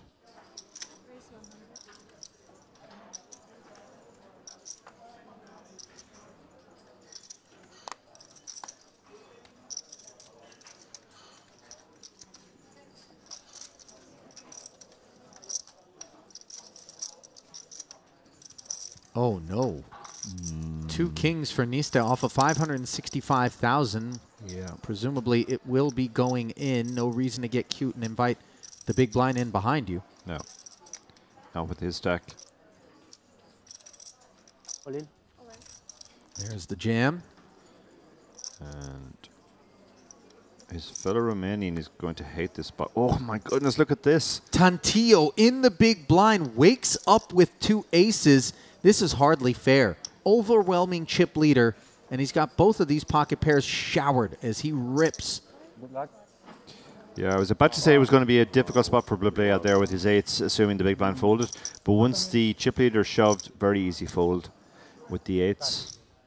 And note how he was able to escape by virtue of min-raise opening as opposed to doing something hasty and jamming. Granted, we don't know what the future holds in store, but we know that it's a bleak one for Nista. 2 kings need help. Not there thus far. Queen 10-4, 2 hearts. Nista looking to avoid a 13th place finish. Doesn't get any draws on the turn and now has 2 outs once. Paging the king of hearts or the king of clubs. Are they available? No. A 10 on the river.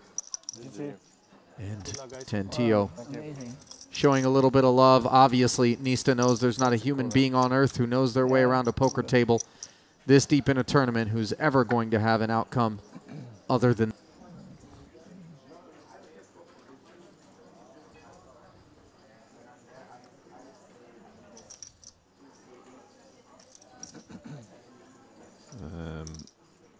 This feels like an all-in from the cutoff. 10 big blinds. You're short-handed, so the blinds are racing around faster. You can't really pass too many spots. Yeah, he does move all in.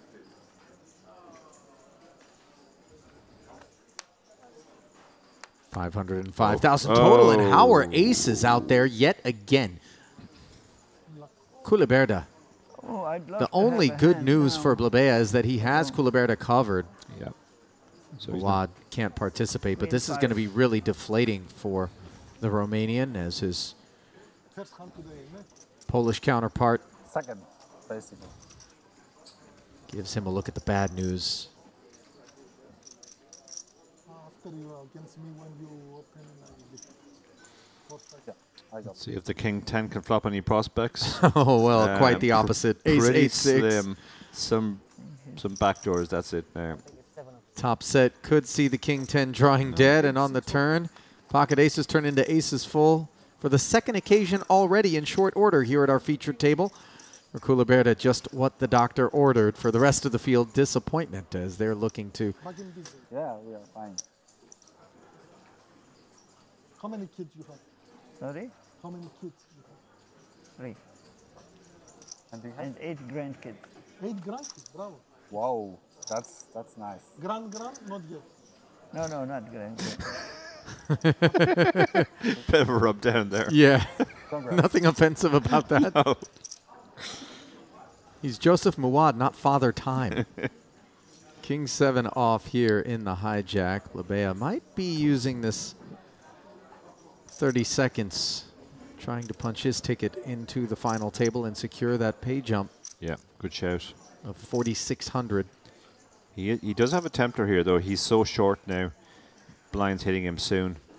Only 4 big blinds behind. Yeah, he's decided this is good enough to go with because of the big blind ante coming around. In fact, it's coming next hand. How much is that? Culiberta, I think, will go with his hand here against the short stack. Is he going to finish what he started with the 2 aces as he looks down on the button at ace-jack? Could very well 3-bet jam this. Yeah.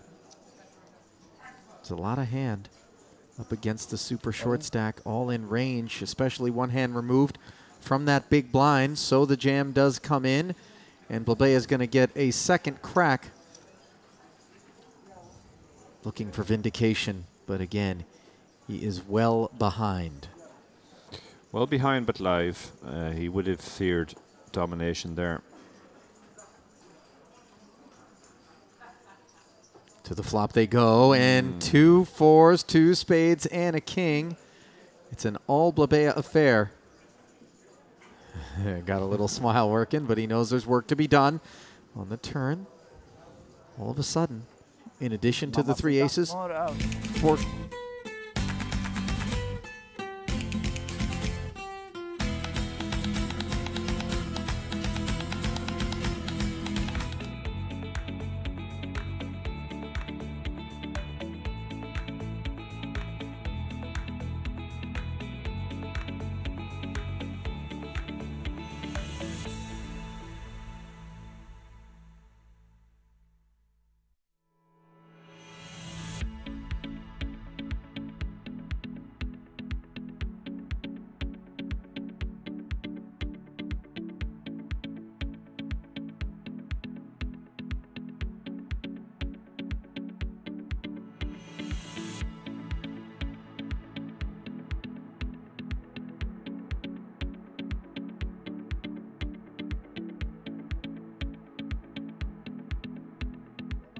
to the call.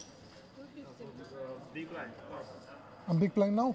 A very warm welcome back, guys. Okay.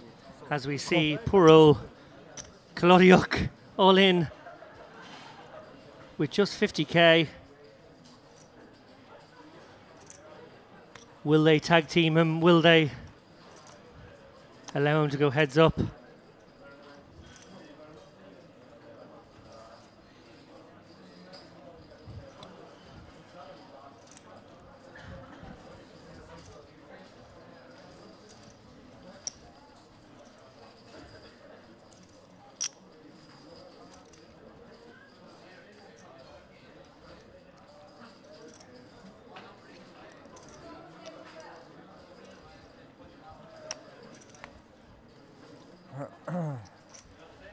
Kaukwa trying to weigh up the advantages here. I suppose at some level feeling like he would like to torture Christoforou for a little while with a guy with one big blind around. And he's flopped double gutter here, Christoforou, which is an interesting strength holding given that he won't want to bet an unmade hand here. Jack 3 good right now. Open-ended and the Jack high is best. That's not going to stop Kalodiuk for putting on a jacket. Jack. And the river is a queen of diamonds. So Kalodiuk will triple up here. No reason for either player to bet unless Kaukwa decides on some evil thoughts here. There's obviously a 400k side pot and the possibility of getting out the best hand, winning the pot and tripling up Kalodiuk, leaving him with one big, and that allowing him to torture Christoforou for a while. That's exactly what he's thinking. I love this. No? I love this. Ah, okay. It is a bluff. So I need to beat a 10. And a declaration of war at some level with Christoforou here, who won't be too impressed. Like, it wouldn't have changed anything. I fold the king. King? I fold the king, yeah. But it could have, and Christopher going to feign that he had a king high and that it could have changed. He's definitely feels like that was a shot across the bow there. Kalodiuk, we know, was always going to triple up in that hand, but I think he wants him to feel as though... 4.5. So 4.5 million plays 10 million or so, plays one big blind. But one full big blind this time.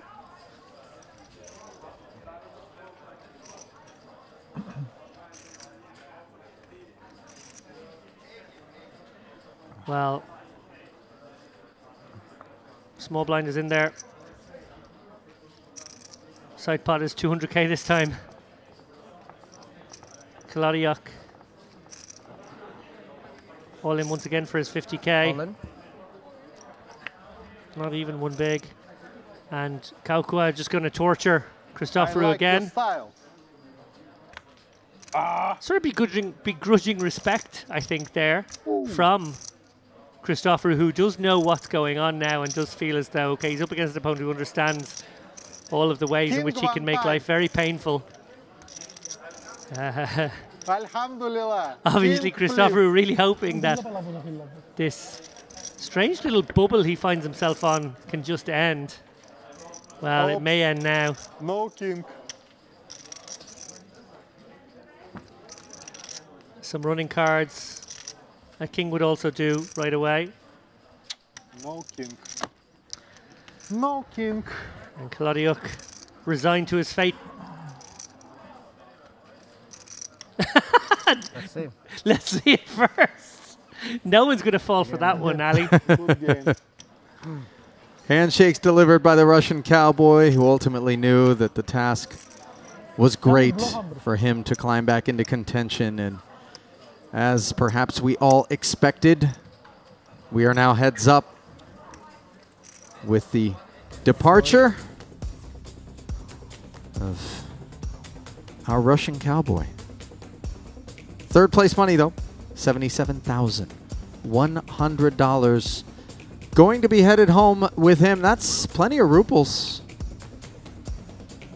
In the end, it was not to be for Roman Kolotiuk. He brought a lot of colour to proceedings, but a lot of very, very good poker as well. Never the absolute shortest stack, I think, except for maybe one occasion with maybe 6 left. Usually right down there, though, in the dogfight, as we've dubbed it. Ultimately, 3rd place. I guess a pretty good day's work. Almost a 3-1 chip lead is what Toni Kaukua is going to be taking into battle against the very frisky, wily Andreas Christoforou, who, it bears repeating, was really irreverent en route to this heads-up match in terms of respecting that big chip stack, or even ICM for that matter. And it served him well, as he has guaranteed himself $119,400 for a 2nd place finish, with the blinds at 125 and 250,000 though, David. Just 16 bigs.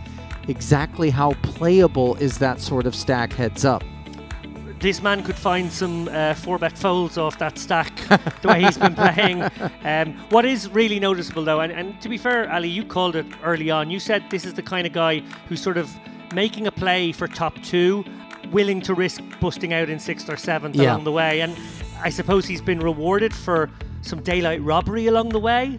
I would not recommend doing that at home. I think some of the plays were outlandish. I think some of the plays were reckless. I think some of the plays lacked the appropriate blockerage, but they got the job done. It was almost like he took a sick pride in an 8-3 off or a 7-deuce or a 4-deuce. It was almost like he looked for the absolute worst hands to make his moves with, almost like a statement of intent, almost like a death wish. It turned out to be a statement of intent. It was almost like a one-man marketing campaign against solvers and ICM, waging war against a lot of the established math, but doing so to great effect as he has risen to the top 2. Will he claim the top spot on the podium? Obviously, a double through a very tough customer in Toni Kaukua is going to be required at some point, we might presume, although he could get chiselly as well. We've yet to see how he responds in terms of his heads-up game, but as reckless as he was, David, at times, as you're assessing it, he also understood when to kind of stop being reckless. You know, you open off of 7-deuce, 8-3, you get 3 bet. Okay, you just go away. You don't get silly. You don't try to be a hero by flatting and then, you know, playing post-flop. You just take your shot. Yeah, certainly method to the madness, as they say. One fascinating sliding doors moment in all of this, and you always get this at final tables, is that hand against Ustamov, that ace-queen in the big blind, that huge fold he made when that man on screen there, Christoforou, shoved the ace-10. Had that call been made, and it was wafer thin, it was clearly a knife-edge decision for Ustamov. Had he made the call and held there, this final table plays out so differently. Queen 10 off for Kaukua is in good shape against Queen 4, as we see Christoforou with a perhaps new approach, limps and punishment from Kaukua as he activates jams and takes the first hand of heads-up play. Yeah, what I think is crucial about these heads-up encounters, and particularly relevant shallow, is that there is a big blind ante in the mix. It used to be the way you'd almost dispense with the ante because it would only be 2 little antes and it would just sort of cause trouble while you played your heads up. You might take them out. These days, big blind ante stays in play, completely changes the maths, completely changes the ranges of heads up play. And not only does it stay in play, but it stays in play in a manner that suggests that you're playing a full ring in terms of antes collected. Whereas we know as the field whittles, realistically, the ante would go down in aggregate. But still, even here, heads up, the full ante, representative of a full ring game, still in play. That's been generally adopted, I would say, across the spectrum of poker tours around the world. Kaukua deliberating off of King Deuce offsuit on the button. He might just stick this in. 3 bigs in the middle. No, he's going to limp. It's hard to fold any of your range. So obviously Christoforou gets his chance to do it. It makes it very hard to fold anything, frankly, because you're getting an incredible price with the big blind ante still in there. Means you have to limp some weak stuff, but also limp some strong stuff to defend it.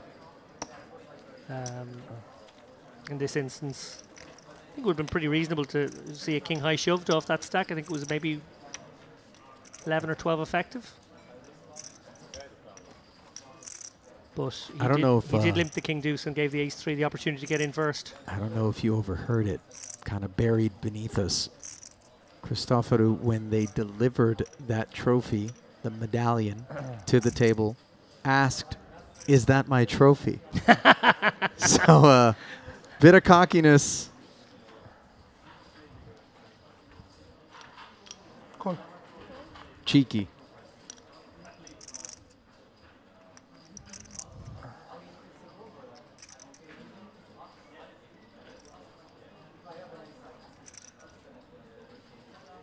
Nine-seven offsuit limping.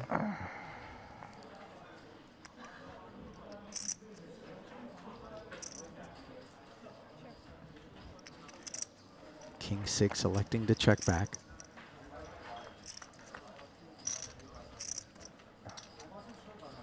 Flopping second pair on the ace-high board, and we tend to remove ace-X from the ranges in these limped pots. On balance, there are occasions on which they will surface, but largely unconcerned about that ace in position. Christoforou takes a shot. King-6, of course, isn't going anywhere. Makes the call. Ah, sorry. Another 500,000 into the middle. And now it's kings up on the turn for Kaukua, rather.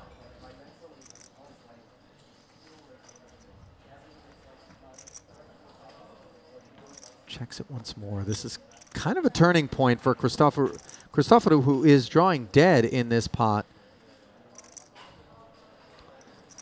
Two flush draws out there makes me feel like Kaukua may raise here.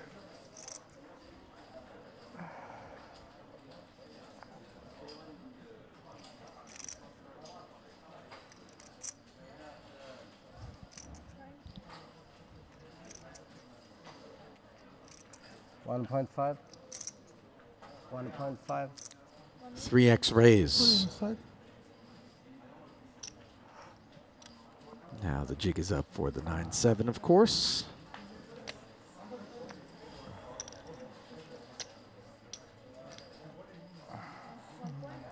Some posturing, it would seem.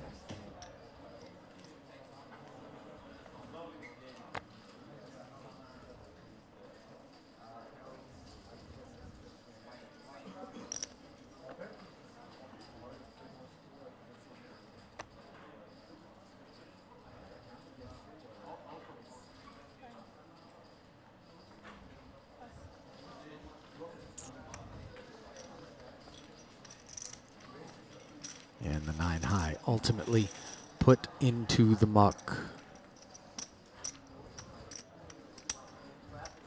Christoforou is going to be down to 12 bigs after folding that one.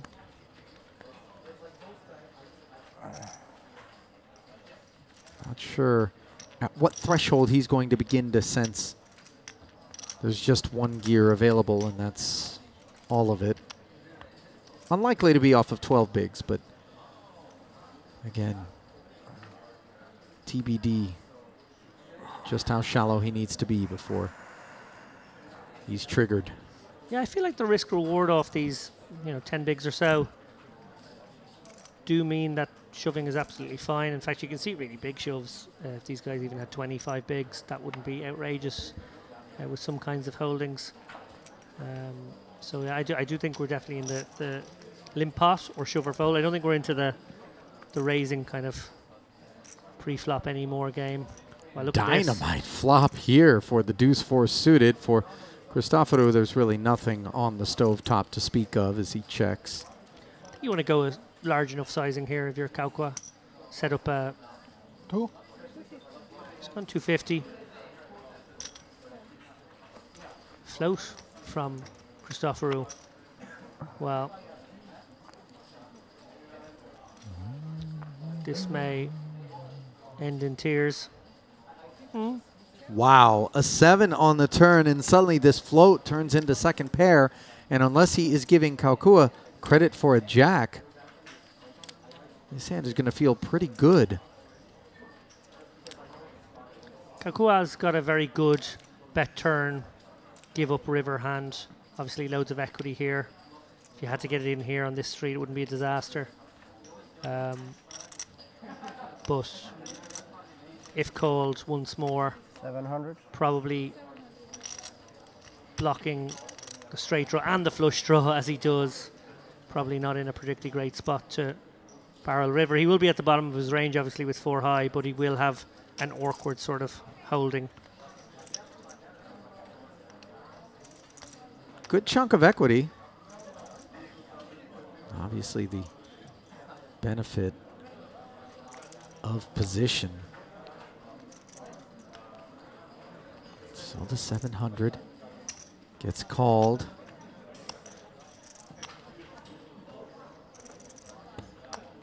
Big river coming up here.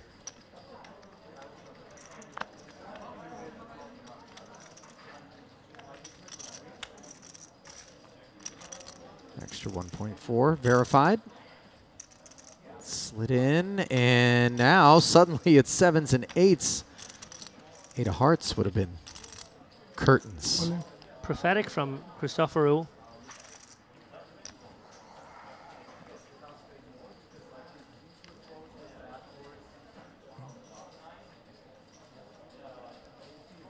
I think we can release the 4 deuce in this spot. Yeah, 4 high doesn't feel like it's got anywhere to go against the all-in, but into the muck.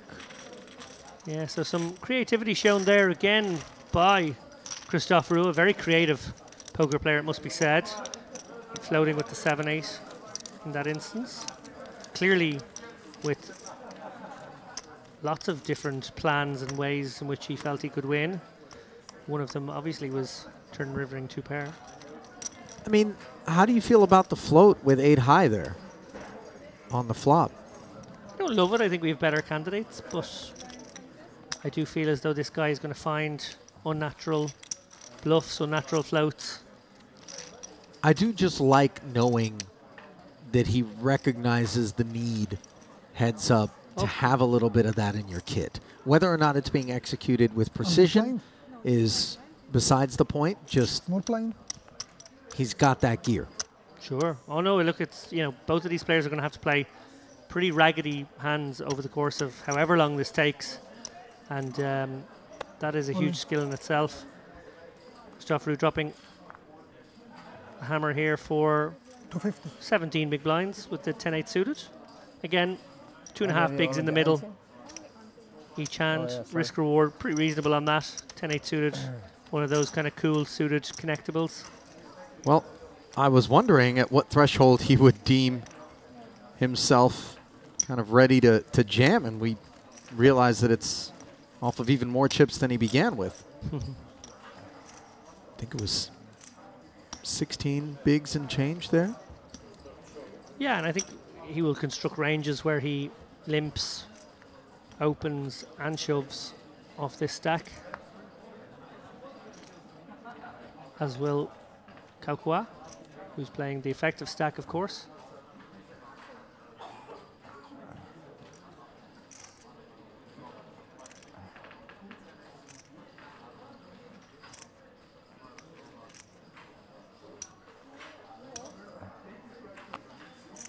All in.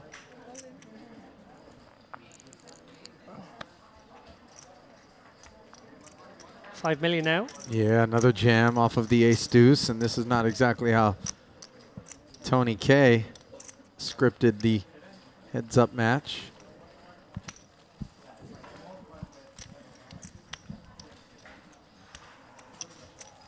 Wonder how compelled Kaukua is going to feel to kind of try to put a stop to a lot of the momentum play. Feels like that Christoforou might be looking to initiate. My instinct is he's fairly nailed on with his ranges. From what we've seen, he doesn't seem to allow past to inform present. Just kind of takes the spots as they come. Seems like a pretty composed character, Kaukoa. Another shove here, 20 bigs this time. So, like you said, Christoforou sort of almost trying to emphasize that emotion, rocking back in his chair, trying to maybe get under the skin of Kaukoa too. I think he realizes the psychological battle as well, and in a short stack, big money affair like this, he can maybe, just maybe, induce a mistake. Not sure he can. Doesn't hurt to try though. No doubt, as you got a good look at the hardware that is still looking for a home here, along with $170,000 in this Merit Western Poker Series high roller. The closer, if you will, to this wildly successful series here in Kyrenia, North Cyprus.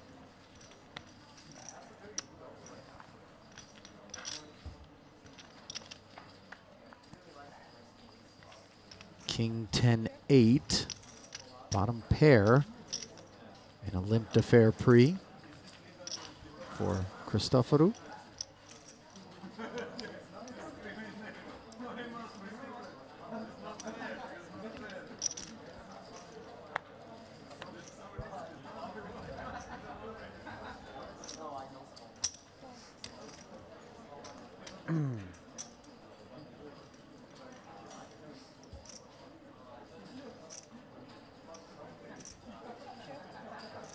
Ace on the turn as Kaukoa decided to call the 250K. Now Christoforou checks. Gut shot acquired, but more importantly, perhaps some deference displayed. Yeah, I feel like Kaukoa might take a stab here. Seems like a reasonable spot. He does have some ace-x in his limping range. It doesn't appear Christoforou has any in his response range. He can target the 8x and the 10x. Question is, how sticky will Christoforou be here with just bottom pair? Good sizing here from Kaukoa. He's actually gone for a pot size bet, really putting pressure on the 8x and some 10x maybe too. If you're sitting there with a 10-5, 10-7, you can't be loving life either. Jack Queen definitely in the range of Kaukoa. Ace X2, King X. Would it go this sizing? It might actually. It might sort of decide there's no way he has an ace and I'm just going to similarly look to extract, charge, flush draws, etc. Nicely executed bluff there. Certainly not beyond the scope of what we kind of expect and what is required when you're playing heads up. It's just not the kind of affair where you're going to be able to sit back and assume that the deck's going to slap you in the face and you're going to be able to ride off into the sunset. Or that your opponent is just going to be super straightforward and, you know, a lot of what you were able to glean, or a lot of the ways in which you were able to navigate 5, 4, even 3-handed will apply here. Very unique element of the game is the heads-up aspect. A couple of suited queens squaring off. 2 kings and a 4. Advantage Kaukoa in a very major way. As he checks over to Christoforou, who asks for it politely. Min bet.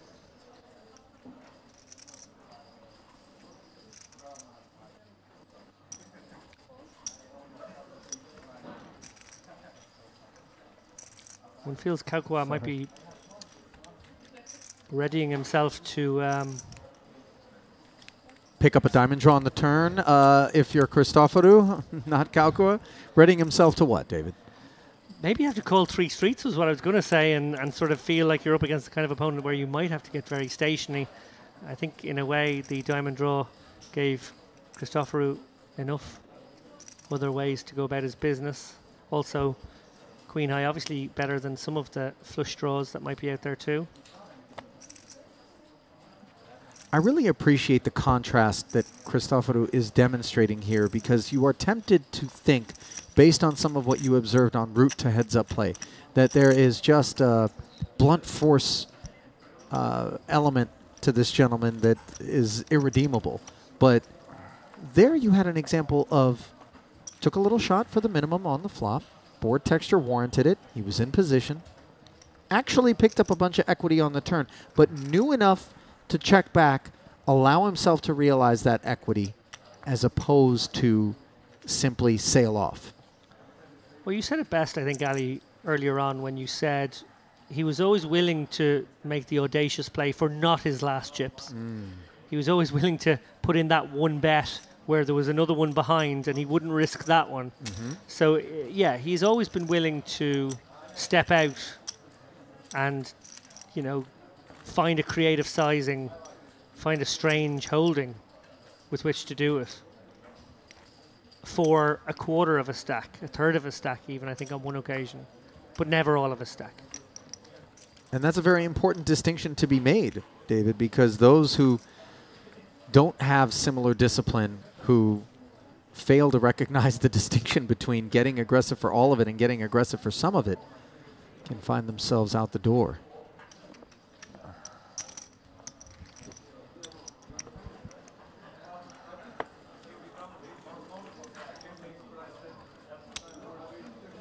Some ebb and some flow.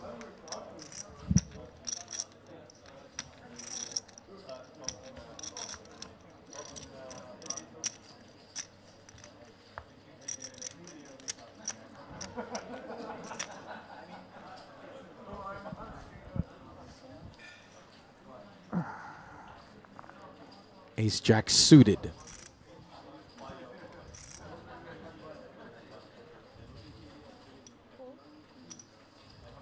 Oh, and some balance on display now, Lappin.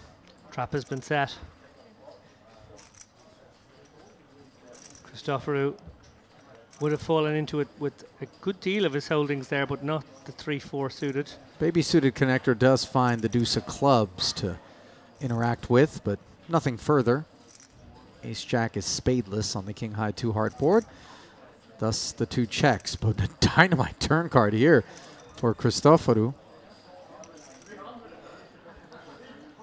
Yeah, he simply has to bet a card like this, 4 high.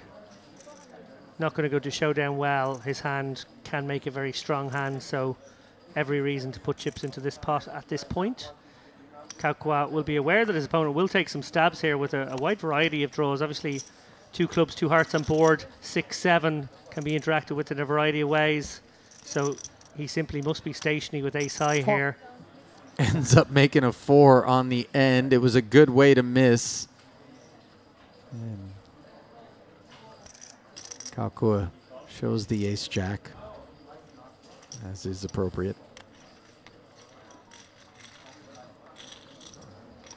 Nice pickup.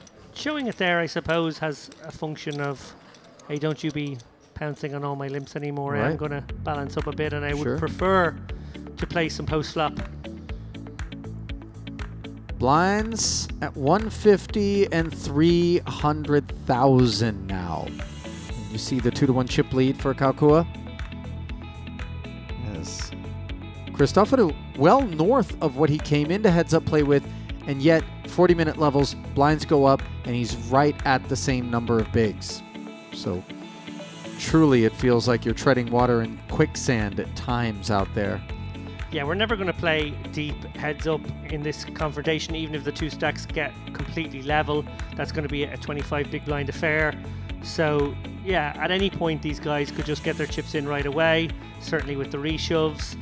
For the moment, obviously, with this big blind ante in play, it's been sort of a limpy affair. That makes an awful lot of sense, to be honest. Limping or shoving. Not so much of the normal raising off these stacks. And this time, Christoforou's opportunity to set the trap. One good trap deserves another. But this time, Kaukua's opportunity to knuckle back 3 high. 10-9-6, pair and a gutter. 2 quick checks. Board pairs on the turn. Probably going to fire a single big blind bet here from Starver's point of view. Yeah, he does. Yep.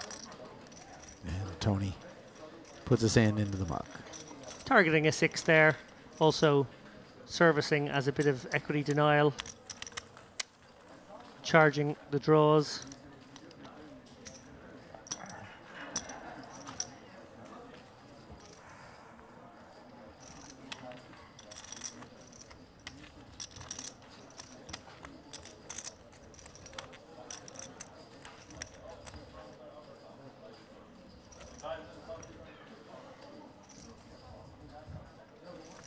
Both of these guys look relatively fresh considering the hour. David, we are coming up on 3:30 a.m. is it? Yeah, as I mentioned there, these guys have been playing the high roller, which started at 6 on day 1. I think it might have even started at 7 on day 2. So very much in the nocturnal schedule. Also probably plenty of adrenaline pumping through. Sure. And we do see, I think what might be our first raise. At this blind level? Yeah.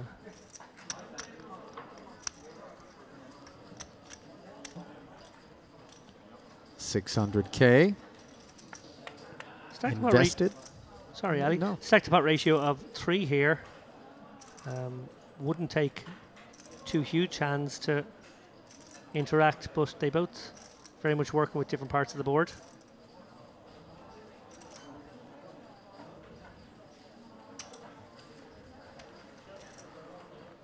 Kaukua with the 10s, an easy bet with second pair in position.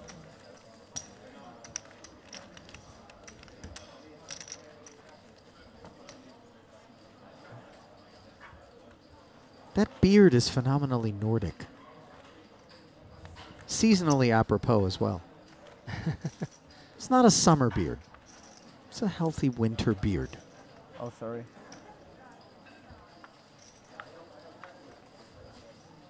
It's a well-groomed beard.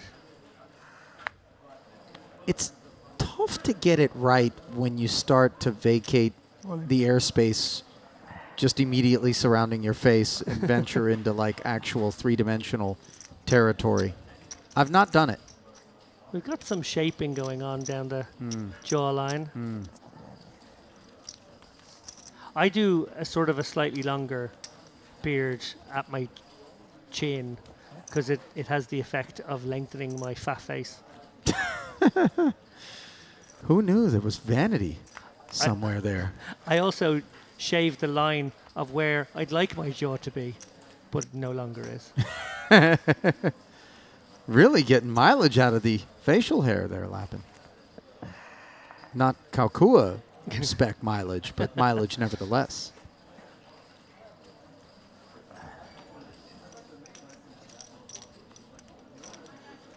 There are all sorts of optical illusions at play. Yeah.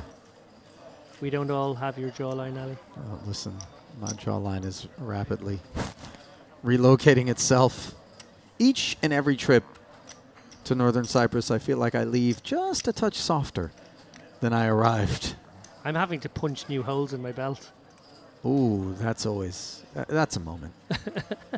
each new punch. If you're looking at additional new punches, like where you can nostalgically look back at the belt, and that's when you go, oh yeah, I remember that, December 2018, yeah.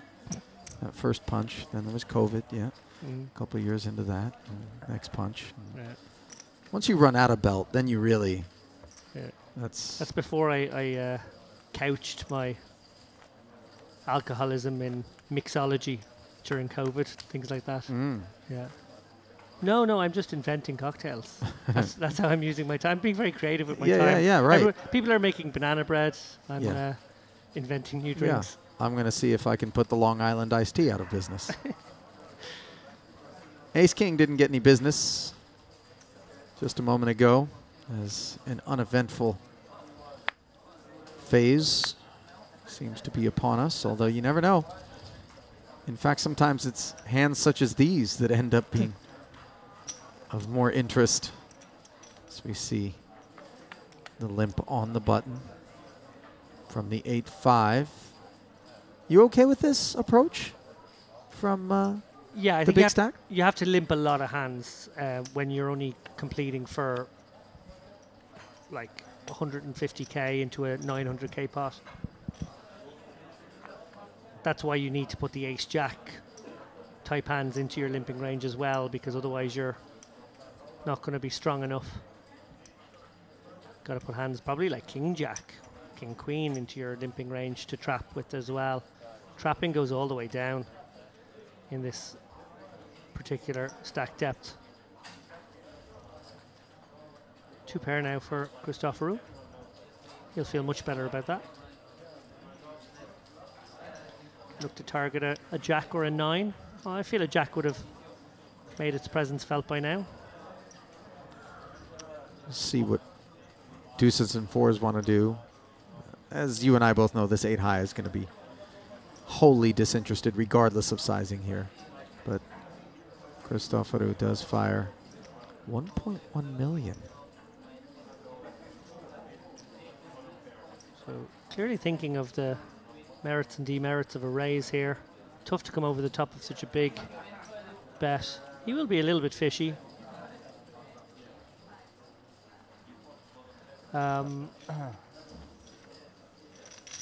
When you make bottom 2 on the river, it does seem like a sudden level of interest in a pot you previously weren't too interested in has been sparked.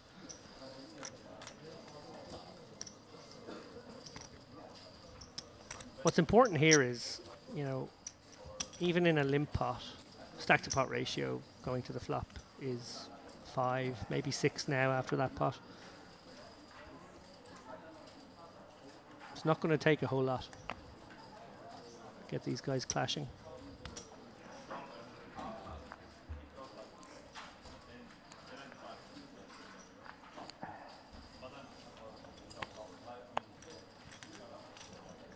Six-3 offsuit. We'll be happy to check back from the big as the King 4 turns into backdoor spades in a wheel draw up against a pair of 3s.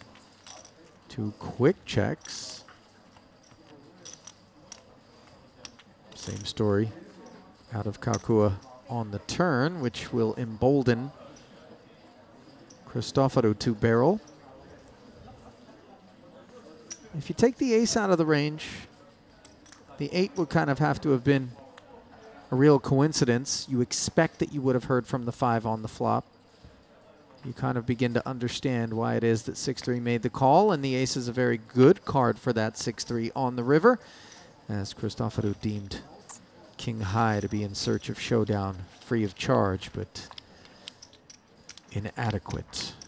One interesting physical tell or physical aspect to this that's cropping up is if you watch the 2 players at the moment that they're betting, Kaukua bets looking at the chips that he's putting into the pot.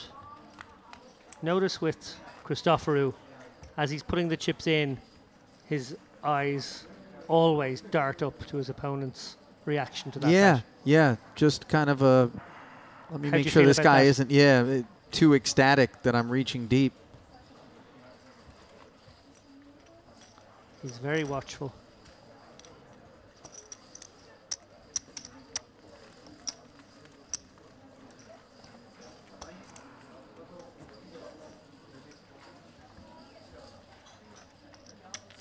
Certainly glad that you're still joining us if you're out there live streaming this final table of the Merit Poker Western Series High Roller, the final event of 3 that included the warm-up, the main, and this high roller that we streamed to you.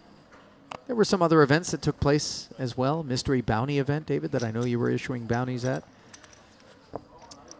And the Mix Max event that they had. Really a full and robust slate of events. Yeah, I was both making dreams and crushing dreams in those mystery bounties. I was putting the tomb in tombola. What was the biggest bounty? I gave out a 50k bounty today. That was kind of fun. What was the reaction like there? He had sent up somebody else to do it for him. Her reaction was amazing. He was completely bemused, nonplussed. He had a proxy? He had a proxy. Can't believe you allowed it. I think we might be about to have some fireworks. Ace 9. I feel strongly like this might be getting in. Well, we know that Christopher definitely likes to 3-bet. And there's nothing wrong with getting this in. He's just going to be unlucky to face a dominating situation. If these hands were reversed, you can be sure they'd go in as well. Yeah. Sure enough, he does make the jam. Kaukua will be pleased to get chips into the middle with the ace 9, and even more pleased once they're on their backs, as he is dominant. 15% of the time, these guys will chop, but as it stands right now, advantage Finland in a real way. Να κόψουμε ένα τεσσάρι στο flop. Yep. Jack 6 deuce, not good news for ace 4. The club does work.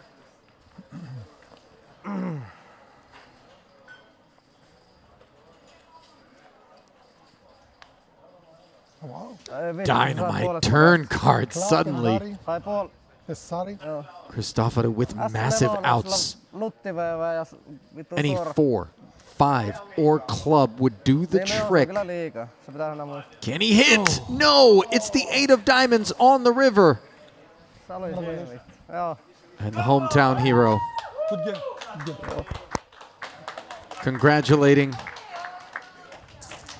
Tony Kaukua, your high roller champion, earning $170,000, leaving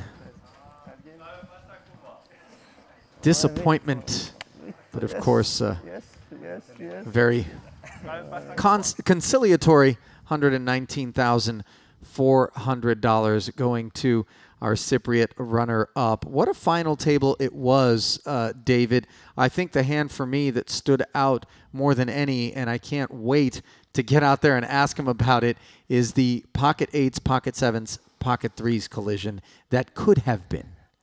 Yeah, it ended up being immaterial, but that could have been such a crucial moment in the context of all of this. And I hope you ask him the question about what he made of the sort of giveaway, telltale aspect of Christopher's physicality in that moment when he almost considered like he was closing the action when he wasn't.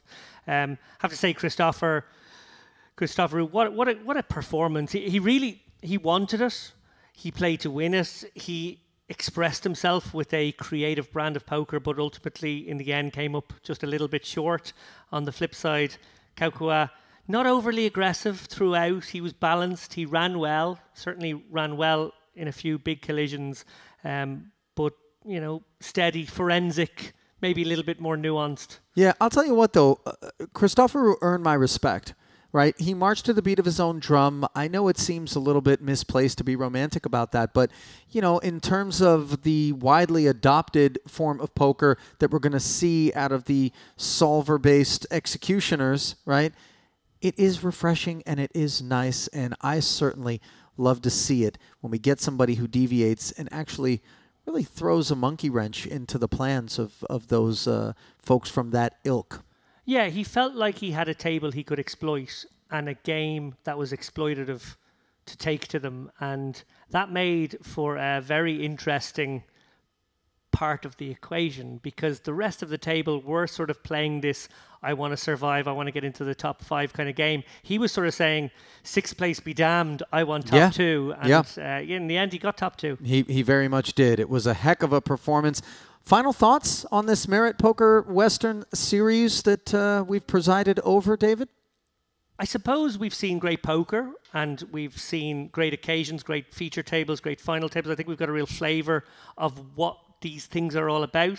For me, it's more personal, though. For me, it's very much been a case of coming here for the first time, really being spoilt by the occasion, spoilt by the people who run it here, and seeing the kind of show that they can put on, and being really sort of, you mentioned romanticism there a moment ago, really feeling like there's an ambition with this crew, with this team, with this hotel, with this resort, to put on really big events. And I think with this and some stuff coming up this year, they're going to prove that they can in a big way and probably put themselves on the map in a way that they haven't been before. I think I speak for both yourself and Dara O'Kearney, who is upstairs in his room, dead asleep right now, drooling into a pillow when I say that we're both humbled and tremendously grateful to have been a part of what feels like it could be the genesis of very good things to come here in Kyrenia in northern Cyprus. We're going to step aside briefly. Allow me to get out there. I'm going to be chatting with our champion. Do not go anywhere, but in the interim, it has been such a pleasure having all of you with us for this run of the Merit Poker Western Series. There will be more to come, certainly. Stay close. Interview forthcoming.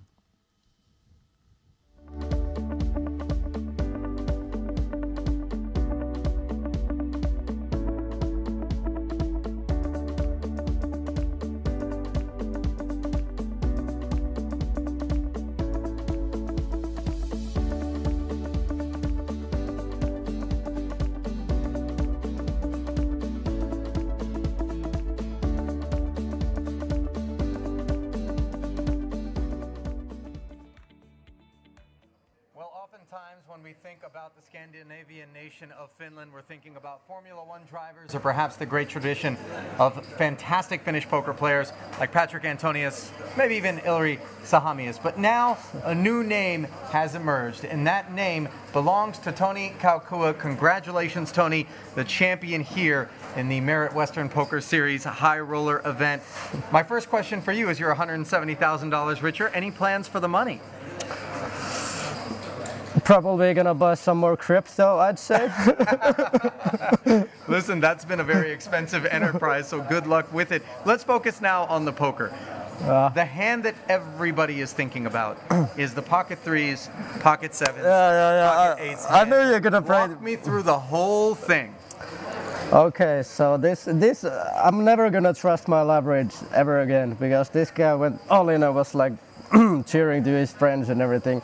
So I thought he must have like 9s plus, and of course some overcards.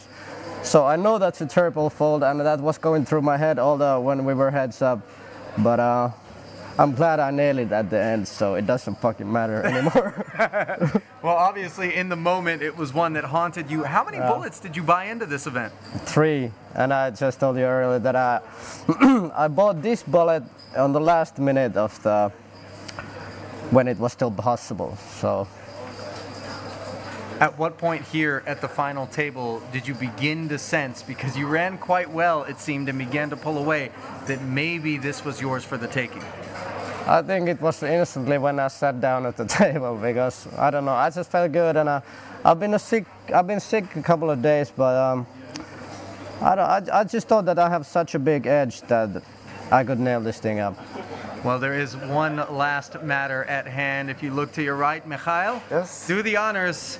Congratulations, Toni Kaukua, your Merit Western Poker Series High Roller champion. Good